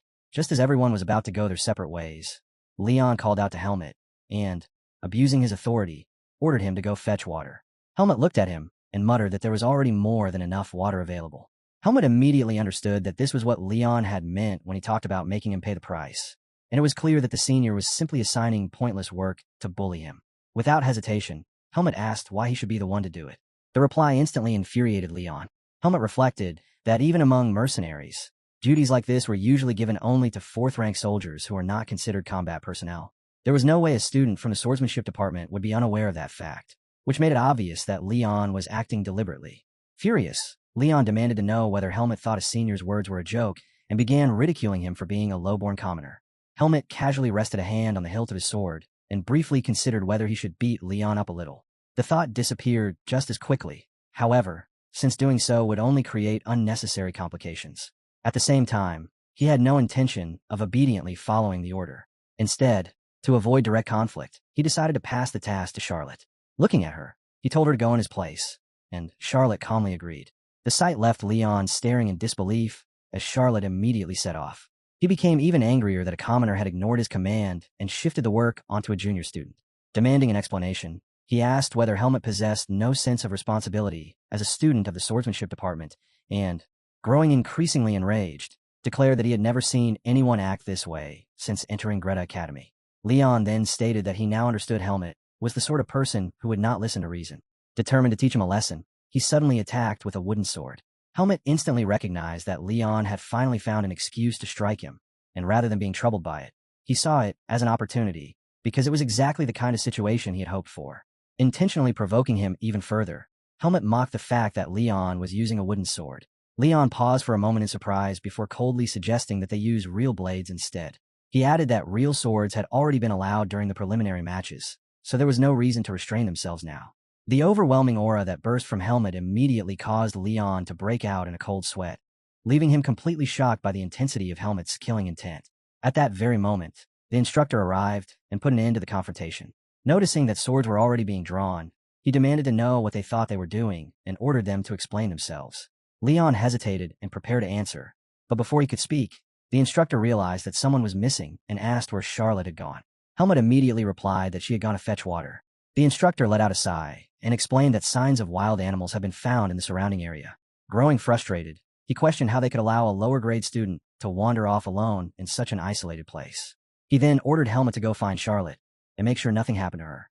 Helmet agreed and immediately set out. After searching for a while, Helmet eventually reached a riverside. There, while collecting water, Charlotte sat alone, clearly troubled and lost in thought. Looking over the containers, he remarked that the load did not appear particularly heavy and asked whether something else was bothering her.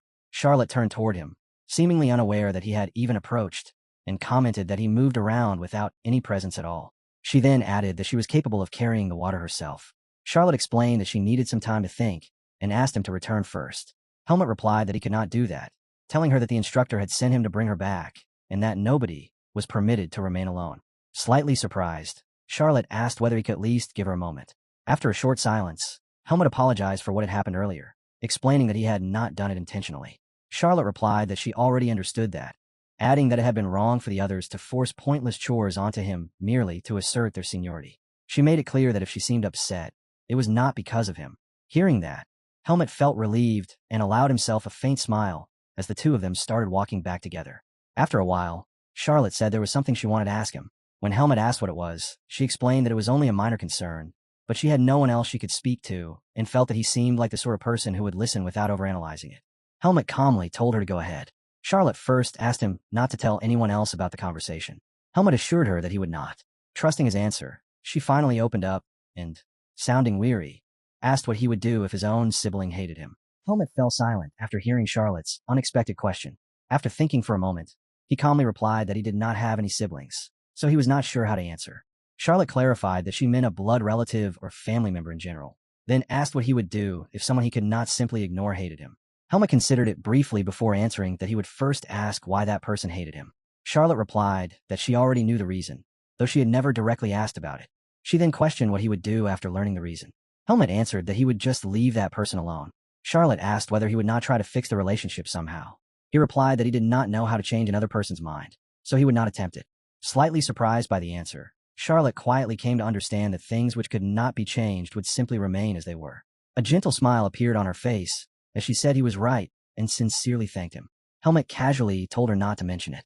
As they continued walking, Helmet remembered her earlier comments about being from the Reynosa dukedom and wanting to meet certain people with confidence, and he wondered whether that was connected to the question she had asked. He then suggested that they head back since they had already been away long enough. Before they could return, Leon appeared and stopped them. Looking somewhat surprised that they had spent so much time wandering and talking, he asked what they were doing. Charlotte immediately bowed and apologized, explaining that they were just about to leave. Leon replied that was good, adding that the instructor had been worried and that they should return quickly. Then he ordered Helmet to stay behind, saying that he had something to discuss with him alone because Helmet still did not know his place. Helmet frowned, thinking that Leon was becoming annoying once again. Noticing the look in his eyes, Leon asked why he was staring at him like that. Helmet plainly replied that it seemed Leon did not like him. Leon pointed out that Helmet already knew that, and yet still dared to look at him so casually. Remaining calm, Helmet asked why they did not settle the matter with a duel right there, and told Leon to stop provoking him with meaningless words. Leon was stunned for a moment before bursting into laughter and asking whether Helmet had lost his mind, questioning whether he truly believed he could win. Helmet answered with a confident grin and asked whether the outcome was not obvious, then suggested they prove it exactly as he had proposed before, using real swords. The suggestion immediately enraged Leon. In the end, Leon accepted and declared that the duel would take place at dawn the following day, just before the group broke camp. Helmet then asked whether he meant holding it in front of everyone. Leon answered with complete confidence, saying the outcome was obvious, and that he would disgrace Helmet so completely that Helmet would never be able to hold his head up again, while Helmet simply accepted the challenge with a faint, calm smile. That night, Helmet contacted Aaliyah through the communication bracelet and told her everything that had happened. Aaliyah was shocked that he had truly agreed to the duel, and Helmet confirmed that he had, explaining that he saw no reason to reject it. Aaliyah agreed with that reasoning and told him to make sure Leon got a proper beating, though she warned him not to take things too far. Helmut questioned why, arguing that if he was going to defeat Leon anyway, then he should do it properly. Aaliyah replied that she would have agreed if the opponent had been some common street thug, but Leon was the son of a marquis, and while beating him senseless might feel satisfying in the moment, it would create a huge amount of trouble afterward. For that reason, she advised Helmut not to inflict any serious injuries and said that damaging Leon's pride a little should be enough to prevent future problems. Helmut responded tiredly that merely getting through the situation alive was not the goal. He then asked how Aaliyah had managed to obtain that information when Academy student records were supposed to be confidential. Aaliyah casually answered that there were plenty of ways and reminded him of who she was, telling him that if there was ever anything he wanted to know, he only needed to ask. Remembering his earlier conversation with Charlotte, Helmut thought there was no harm in finding out more. Yet after considering it briefly, he dismissed the idea and declined Aaliyah's offer, saying it was unnecessary and that he was fine without it. Aaliyah then wished him luck, told him to do his best, and ended the conversation by saying she would contact him again later. The following morning, the instructor let out a sigh, realizing that the two of them had truly chosen to resolve the matter through a duel. Before the match began, he stepped forward and repeated that the duel existed solely for mutual learning and the resolution of conflict, warning that it was not to become a fight to the death, and that, because of that, wooden swords would be used. Both fighters took their positions and slowly drew their weapons. Helmut, however, had no intention of waiting. Before the instructor had even finished speaking, he rushed forward and attacked Leon. Their wooden swords collided with tremendous force, startling the instructor so badly that he immediately demanded to know what they were doing. Leon was equally caught off guard by the sudden assault, and while blocking the attack, he apologized to the instructor. Looking directly into Helmut's eyes, Leon could clearly sense genuine killing intent and cursed at him, declaring that wooden swords would not hold him back. The instructor flew into a rage and moved to interfere, but Professor Dwayne stopped him and told him to wait a moment and watch what happened first. The instructor turned around in disbelief and demanded to know what Professor Dwayne meant, but the professor remained firm, insisting that they should continue watching a little longer and confirm something before stepping in. Meanwhile, the duel carried on, their wooden swords crashing into each other again and again as sparks scattered through the air. As the battle intensified, Leon surged forward with all his strength, pressing the attack relentlessly, while Helmut stayed composed and focused entirely on defense. Unable to understand it, Leon wondered why Helmut refused to counterattack. Helmut calmly answered that he was merely curious about one thing: what had given Leon enough confidence to agree to a duel with real swords, and whether Leon genuinely believed his own skill was sufficient for such a fight. Leon was left confused by the question. Helmut then spoke in a cold voice, warning him never to forget that noble status could not protect anyone from a real blade. In the very next instant, Helmut's sword flashed forward and stopped so close to Leon's neck that Leon had no chance to react, freezing where he stood in complete shock. Everyone watching was stunned, because from their perspective it looked as though Leon was about to be struck down on the spot. Having just felt death brush past him, Leon's eyes widened with pure terror, and a frightened scream burst from his throat, echoing throughout the forest and leaving every witness shaken by the sheer intensity of the moment. The atmosphere surrounding the duel became suffocatingly tense. Helmut's sword rested directly against Leon's neck, and Leon was seized by panic as he realized that if the blade had moved even an inch farther, his head might already have been separated from his body. Inwardly, he screamed in fear, finally understanding that the person he had been provoking was not an ordinary student at all, but a monster. Helmut remained expressionless and completely serious as he reminded Leon of the instructor's earlier words. With death seemingly pressed against his throat, Leon stood frozen, drenched in sweat, with no choice but to listen. Helmut explained that the purpose of the match had been to learn from one another, not to settle personal grudges or turn the duel into a fight to the death. He went on to say that he had already demonstrated one thing clearly: that status held no value before a sword. However, he himself had gained nothing from the exchange. Hearing that, Leon could only stare in complete disbelief. Helmut calmly pulled the sword away from Leon's neck and remarked that the duel had ended so quickly that he had not even been given the opportunity to learn anything. He then added further insult by proposing another match, saying that perhaps then he would finally be able to learn something. At those words, Leon began trembling uncontrollably, fear overtaking him as he inwardly concluded that Helmut was an utterly insane and unpredictable person, cursing him in his thoughts. Even so, Leon's pride refused to let him stay silent. Determined to reclaim at least a fragment of his dignity, he forced himself back into the fight and unleashed a full-strength counterattack after activating his fists. The outcome, however, remained exactly the same. Across 5 consecutive exchanges, Leon was completely overwhelmed and decisively defeated. During one clash, Helmut even cut away a portion of Leon's hair, shattering what little spirit he had left. After enduring such crushing humiliation and terror, Leon swore to himself that he would never again make the mistake of provoking Helmet. Meanwhile, from a distance, Professor Dwayne carefully watched everything unfold. The more he observed, the more convinced he became that something about Helmet's movements and overall strength was highly unusual. As he studied him closely, he noticed that the bracelet around Helmet's wrist was far more than a simple accessory. Whenever Helmet used his vis, the bracelet responded in a strange and distinctive way.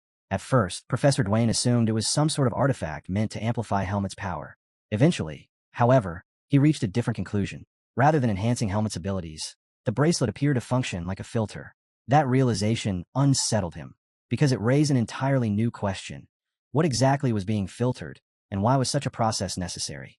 He found himself wondering whether Helmet had become powerful because the bracelet filtered something away, or whether the bracelet filtered something because Helmet was already powerful. Unable to determine which had come first, unable to reach any clear conclusion, Professor Dwayne decided that, from that day forward, he would quietly keep a close eye on Helmet. Fortunately, the confrontation ended without any serious injuries or deaths. Even so, the incident prompted the Academy to permanently forbid Helmet and Leon from sparring with each other again. The decision caught Helmet by surprise, while Leon appeared completely unbothered by it. Since the two could no longer train together, Charlotte was paired with Nils during the Academy's regular sparring sessions. During one practice match, a powerful strike from Nils forced Charlotte backward. Concerned, he immediately reached out and asked if she was all right. Charlotte regained her balance and thanked him. After watching her fight, Nils commented that her technique was solid, but her overall strategy needed improvement. He explained that when facing opponents much larger than herself, attacking their ankles was often far more effective than targeting the torso, since breaking an opponent's balance made everything else easier. Charlotte's biggest disadvantages were a short stature and relatively weak physique. Against someone like Nils, the tallest and strongest student in the swordsmanship faculty, she could not hope to overpower him directly. Because of that, she made it her personal goal to defeat him at least once before their training journey came to an end. Charlotte quickly understood the flaw in her approach and thanked him for the advice, but inwardly her determination only grew stronger, and she immediately challenged him again. As the duel resumed, she reminded herself that defeating a senior through pure strength was impossible. There was only one path to victory, and that was speed. She darted forward and launched another attack, which Nils easily avoided. During the exchange, Charlotte suddenly noticed that he was intentionally leaving his lower body open, and the realization struck her at once. She asked him directly whether he had been holding back. Embarrassed, Nils apologized and admitted that he had. Charlotte firmly replied that while she appreciated his consideration, she wanted him to fight with complete seriousness. Respecting her attitude as a fellow swordsman, Nils apologized if he had wounded her pride and promised that he would stop holding back from that moment onward. He immediately rushed forward and attacked again. Hearing that, Charlotte became even more motivated, because this was exactly what she had wanted, and she met his assault head-on. With only 3 days remaining before their arrival in Latona, Charlotte became fully committed to proving herself. She spent every available moment practicing swordsmanship and refining her speed. In the end, her efforts were rewarded. Shortly before the group reached the Reynosa dukedom, Charlotte finally succeeded in defeating Nils, the strongest student in the academy. Through the combination of her new strategy and relentless hard work, Nils openly praised her accomplishment, and Charlotte, overjoyed by the recognition, thanked him sincerely. After completing the journey, the group finally arrived at the border of Reynosa. The instructor informed the group that they had officially crossed into the Principality of Reynosa. He explained that from their current location, their final destination, the capital city of Latona, was only a single day away by carriage. He told everyone to keep that in mind when considering the remaining schedule, and added that they would spend the day resting. At that moment, a rider suddenly approached on horseback and brought his mount to a stop in front of them. The man asked whether they had come from Greta Academy. The instructor confirmed that they had, and then requested the rider's identity. In response, the man introduced himself firmly as Carl Banto of the Blackwing Knights, explaining that he had received notice that the Academy group would be passing through the area around this time. Helmet studied Carl carefully, taking note of the black armor he wore and the wing and sword crest engraved upon it. Nils then quietly informed him that the man appeared to hold a rank equivalent to at least a vice captain. As Helmet continued observing, Nils explained that the Blackwing Knights were no ordinary military force, but an elite and highly specialized order that served directly under the Grand Duke of Reynosa. Their fighting ability was considered so outstanding that they were regarded as superior even to the Palma Knights. Because their primary responsibility was the protection of the Grand Duke, seeing them away from those duties was extremely uncommon. For that reason, their presence here came as a major surprise to everyone. Carl then moved directly to the reason for his visit and stated that he had something important to convey. He announced that the Grand Ducal House of Reynosa had personally expressed a desire to meet Lady Charlotte. The news left Charlotte completely stunned.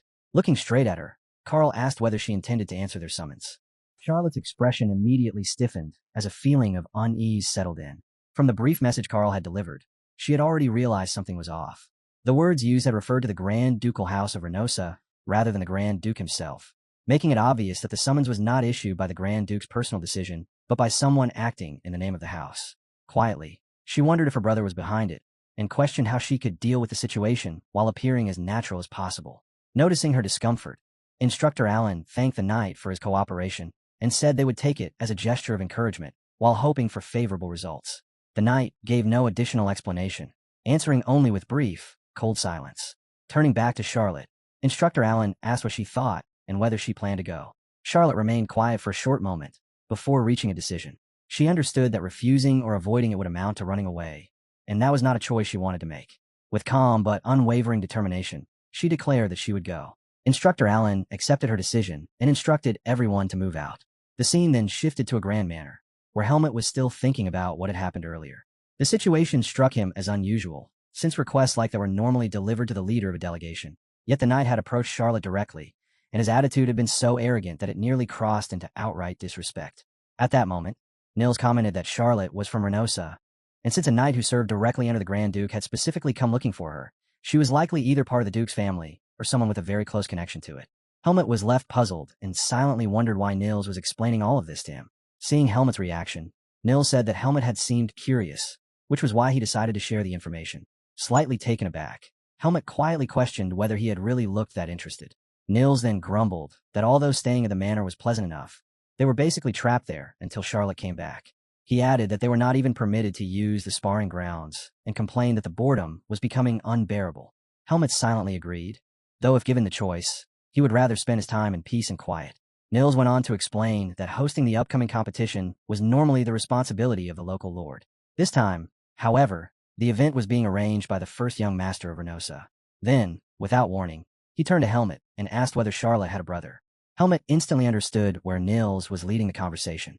Remembering the discussion he had previously had with Charlotte about her siblings, he quickly connected the pieces. If that assumption was correct, it would also account for the knight's behavior, and he found himself wondering whether the Blackwing Knights had already come under Charlotte's brother's influence. Meanwhile, Carl served Charlotte a cup of tea and formally addressed her, offering an apology for the discourtesy he had shown earlier. He explained that the young master had wanted to meet her as quickly as possible. Charlotte quietly thanked him for honoring the academy's procedures before immediately asking where the young master was and whether she would be kept waiting for long. Carl informed her that the original plan had been to escort her to a nearby villa, but an urgent issue had arisen that very morning, making it impossible for the young master to attend. He then took out a sealed envelope and handed it to her, explaining that he had been instructed to deliver the message in written form instead. Charlotte looked at the letter for a moment, clearly unsettled. Internally, she steadied herself by recalling Helmut's earlier advice that anything which could not be changed should simply remain as it was. There was no reason to let anxiety take hold, and she had no intention of being intimidated by a single letter. More importantly, she refused to keep allowing her brother's wishes to influence her. Holding on to that resolve, she broke the seal and unfolded the pages. The letter opened with congratulations on her selection for the tournament. The young master explained that the information had reached him later than expected, which was why the message had not arrived sooner. He also commented that, with so many exceptional young swordsmen participating, he was pleased that fortune had favored her. Charlotte immediately wondered if he was mocking her for advancing by default. As she continued reading, she found him praising the classmates who had advanced alongside her from Greta Academy, describing them as outstanding talents. He went on to mention that he was curious about the relationships she had formed during her time at the academy, and since this was her first experience building connections beyond the influence of the family, he claimed to be worried that she might have associated with the wrong people. That part caught Charlotte off guard. Irritated by the realization that her brother had apparently investigated the people around her, she quickly understood the hidden meaning behind his words. Although the letter appeared to express concern about her companions, she recognized it as a threat. If something were to go wrong, those companions would be the ones to suffer the consequences. As the organizer of the tournament, arranging such outcomes would be easy for him.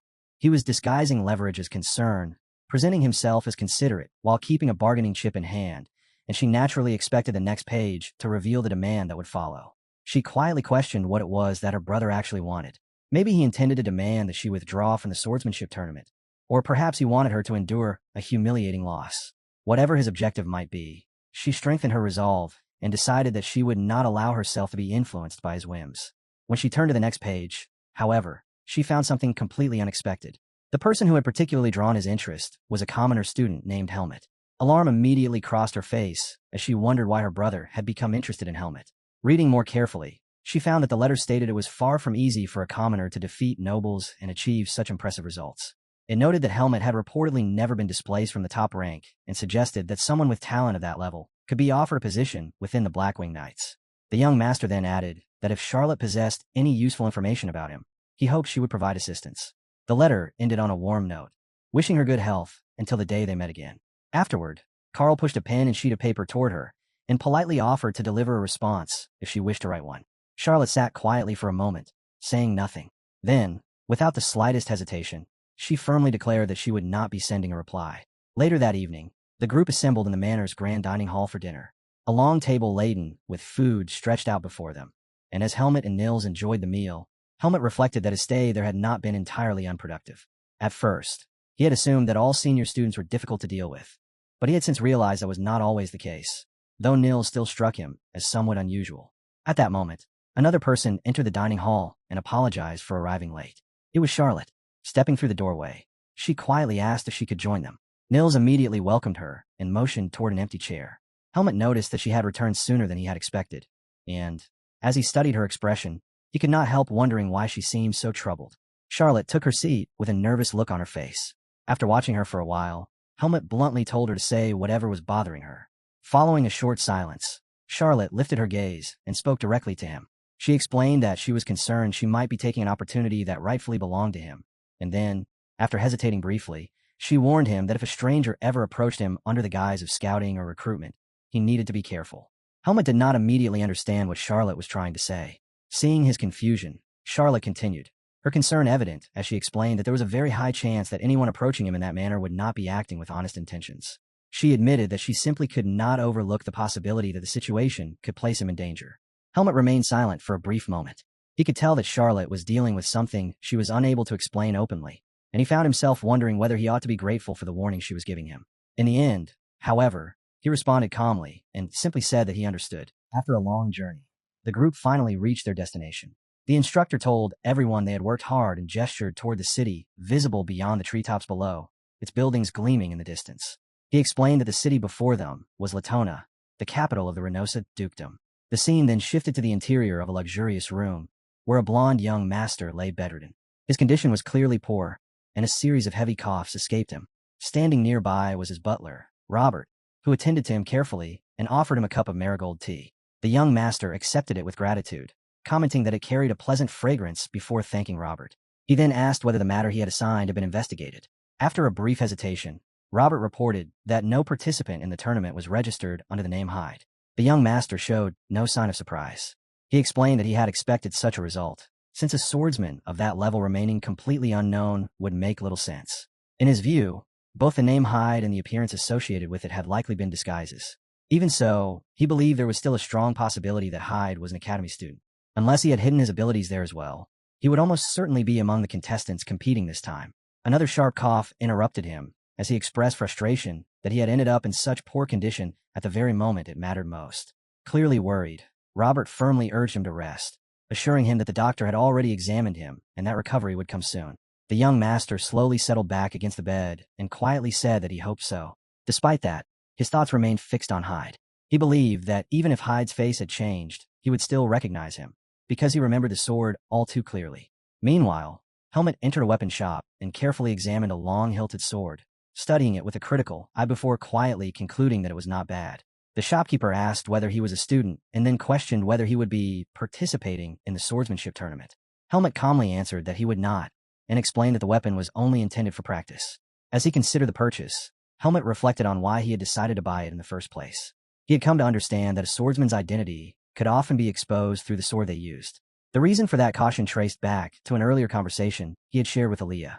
Recalling the discussion, he remembered Aaliyah telling him to listen carefully before explaining that rumors claimed at least 2 high priests would be present in Renosa. Confused by the statement, Helmet listened as she clarified that the high priest would be attending to observe the swordsmanship tournament. Even though participants from Baden were permitted to enter the major tournament, the temple still planned to keep an eye on them. Aaliyah suspected that this explanation was only the official reason, and that there were likely other motives hidden beneath the surface. Helmet understood that he would need to act more carefully. As he moved through the streets, he considered that the first step in concealing himself was concealing his sword.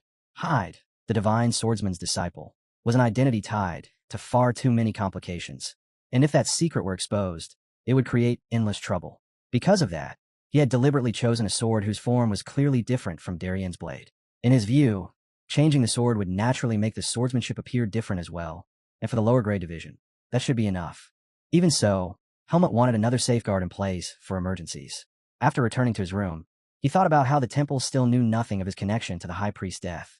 The priests might truly be present for political reasons, yet there was no such thing as excessive preparation, and this was simply one more measure added to his precautions. He took out the glowing communication orb and contacted Talon.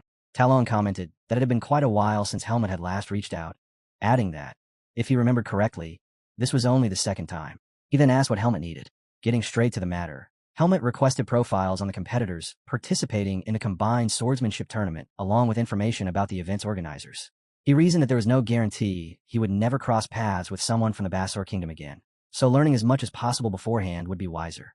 He specifically asked for information on the Blackwing Knights and the Reynosa Grand Ducal House. He wanted a clear understanding of the political landscape both within Reynosa and beyond its borders, and he requested that the report be as detailed as possible. Helmut also worded the request carefully so that his true intentions would be difficult to infer. Leaning back, Talon remarked that Helmut's previous request had concerned the Basor Kingdom, while this one involved Reynosa. In a joking tone, he wondered whether starting conflicts in different places had become Helmut's new hobby. The remark caught Helmut slightly off guard, but Talon soon laughed and brushed it aside before informing him that collecting all the requested information would take roughly a week. He then asked whether that schedule would be acceptable. Though irritated because they were not close enough for such jokes, Helmut replied that he would wait. Talon accepted the answer and then asked whether Helmut still remembered the code phrase. Helmut answered without hesitation, saying that he remembered it well, then recited the phrase, "The eagle's talons do not miss their prey." Talon confirmed that the code was correct and told him they would speak again in a week. With that, the communication ended. Letting out a long breath, Helmut muttered that there were still 3 days left before the tournament even started, yet he already felt worn out. Dropping onto his bed, he quietly reflected on his circumstances.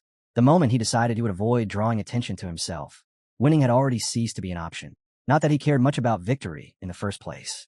After a brief pause, he murmured that it was probably time to start thinking about how to fail the preliminaries in a natural way. Meanwhile, in the courtyard, Instructor Allen was reviewing the tournament schedule with Professor Dwayne when someone approached from behind and greeted them. The man politely asked if he was Instructor Allen from Greta Academy. Turning toward him, Allen confirmed that he was and asked for the man's name. The newcomer explained that he had been appointed earlier that year and introduced himself with a cheerful smile as Ollie, a newly appointed swordsmanship instructor at Mathesis Academy. He said that he was pleased to meet another academy instructor and had come over simply to offer a greeting. Studying him quietly, Allen remained suspicious and asked whether that was truly the only reason he had approached. Maintaining the same friendly expression, Ollie admitted that he actually wanted to suggest a sparring arrangement between Greta Academy and Mathesis Academy, preferably one that would continue throughout the tournament period. Allen looked puzzled and questioned why such a proposal was being made when the tournament was about to begin. Ollie explained that Baden was far from Latona and that the students had likely become stiff after spending so much time riding in carriages. Sparring, he suggested, would be an excellent way for them to loosen their bodies and prepare themselves. He also noted that Mathesis Academy's swordsmanship department was regarded as the strongest in Baden, making the opportunity especially beneficial for Greta Academy students. After considering the suggestion for a moment, Allen replied that he understood and would discuss it with the students first. However, the moment Allen gave a favorable response, Ollie cheerfully added one more condition, saying that he would prefer Roan Academy to be left out entirely. He requested that the sparring arrangement remain exclusively between Greta Academy and Mathesis Academy. Slightly perplexed, Allen asked why Roan Academy needed to be excluded. Ollie merely laughed and remarked that Allen already knew the answer. At once, Allen recognized that the proposal carried an ulterior motive. He pointed out that, if that was the case, accepting it would be difficult, as Greta Academy had no desire to become involved in unnecessary disputes. Allen explained that Ollie was welcome to extend the same offer to Roan Academy if he wished, but Greta Academy could not accept a sparring arrangement that intentionally left one side out. Ollie responded with exaggerated disappointment, commenting that it was truly a shame. A moment later, however, his expression cooled as he stated that he did not believe Mathesis Academy would ever make the same proposal to Roan Academy, adding that Allen had no reason to be concerned. Allen's body immediately tensed. The remark sounded as though there was more behind it than the words alone suggested. Looking directly at him, Allen demanded to know what he meant. With a grim expression, Ollie explained that it simply meant Greta Academy was not important enough to warrant their attention. When Alan asked whether that was really what he was saying, Ollie slightly tilted his head and replied with a smile, asking if that was not, in fact, the truth. Vaden was a city that attracted talented individuals from all across the continent, and, among its many institutions, Methesis Academy was especially famous for its swordsmanship. If Greta Academy was known as a great repository of knowledge that nurtured magi, then Methesis was regarded as a cradle where warriors were shaped and trained. Greta Academy's swordsmanship department was considered comparatively weak, partly because its magic department was exceptionally strong, but mostly because of the overwhelming reputation and influence of Methesis Academy. As he recalled his earlier conversation with Ollie, Instructor Allen muttered that the provocation had gone a little too far. He reflected that psychological warfare before a major tournament was hardly unusual, so he could overlook it to some extent. Yet this was the first time he had seen an instructor provoke someone so openly. A reasonable amount of rivalry was beneficial, but hostility taken too far only created needless losses for everyone involved. Deciding it was best to leave the matter there, he let out a breath and walked away. Meanwhile, Helmut was making his way alone through the corridors of the accommodation building. He wondered how the academy trained its first-year students and reflected that his decision had already been made. All that remained was choosing the method.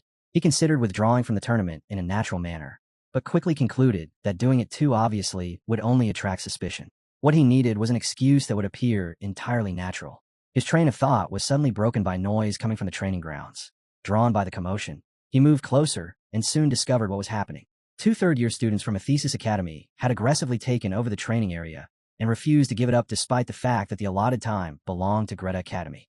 Standing her ground, Charlotte firmly insisted that the training period belonged to Greta Academy. The Methesis students responded with growing arrogance, telling her that if they ordered her to move, she should simply obey, and that she could always use the grounds at dawn the following day instead. Charlotte shouted that such a thing was impossible and demanded that they leave immediately. In response, the Methesis student spoke down to her, saying that a first-year student should know how to follow instructions, and questioning whether Greta Academy failed to teach basic manners to its juniors. From the entrance, Helmut silently watched the exchange and wondered whether the psychological games had already begun.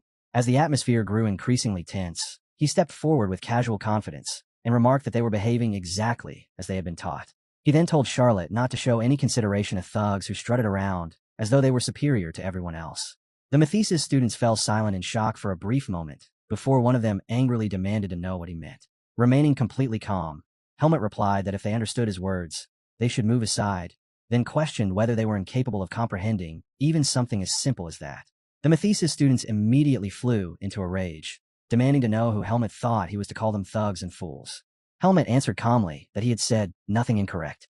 Two third-year students ganging up on a first-year was the very definition of thug behavior. He added that he had initially assumed they simply had no sense of timing, but now it appeared they lacked common sense as well, mockingly remarking that the future of Methesis Academy looked rather bleak. Those words completely infuriated them, and the students began hurling curses at him. Glancing downward, Helmut noticed that one of them was carrying a real sword. In his mind, the situation was turning out quite conveniently. He told them that if they were truly that confident, they should stop wasting time talking and settle the matter properly.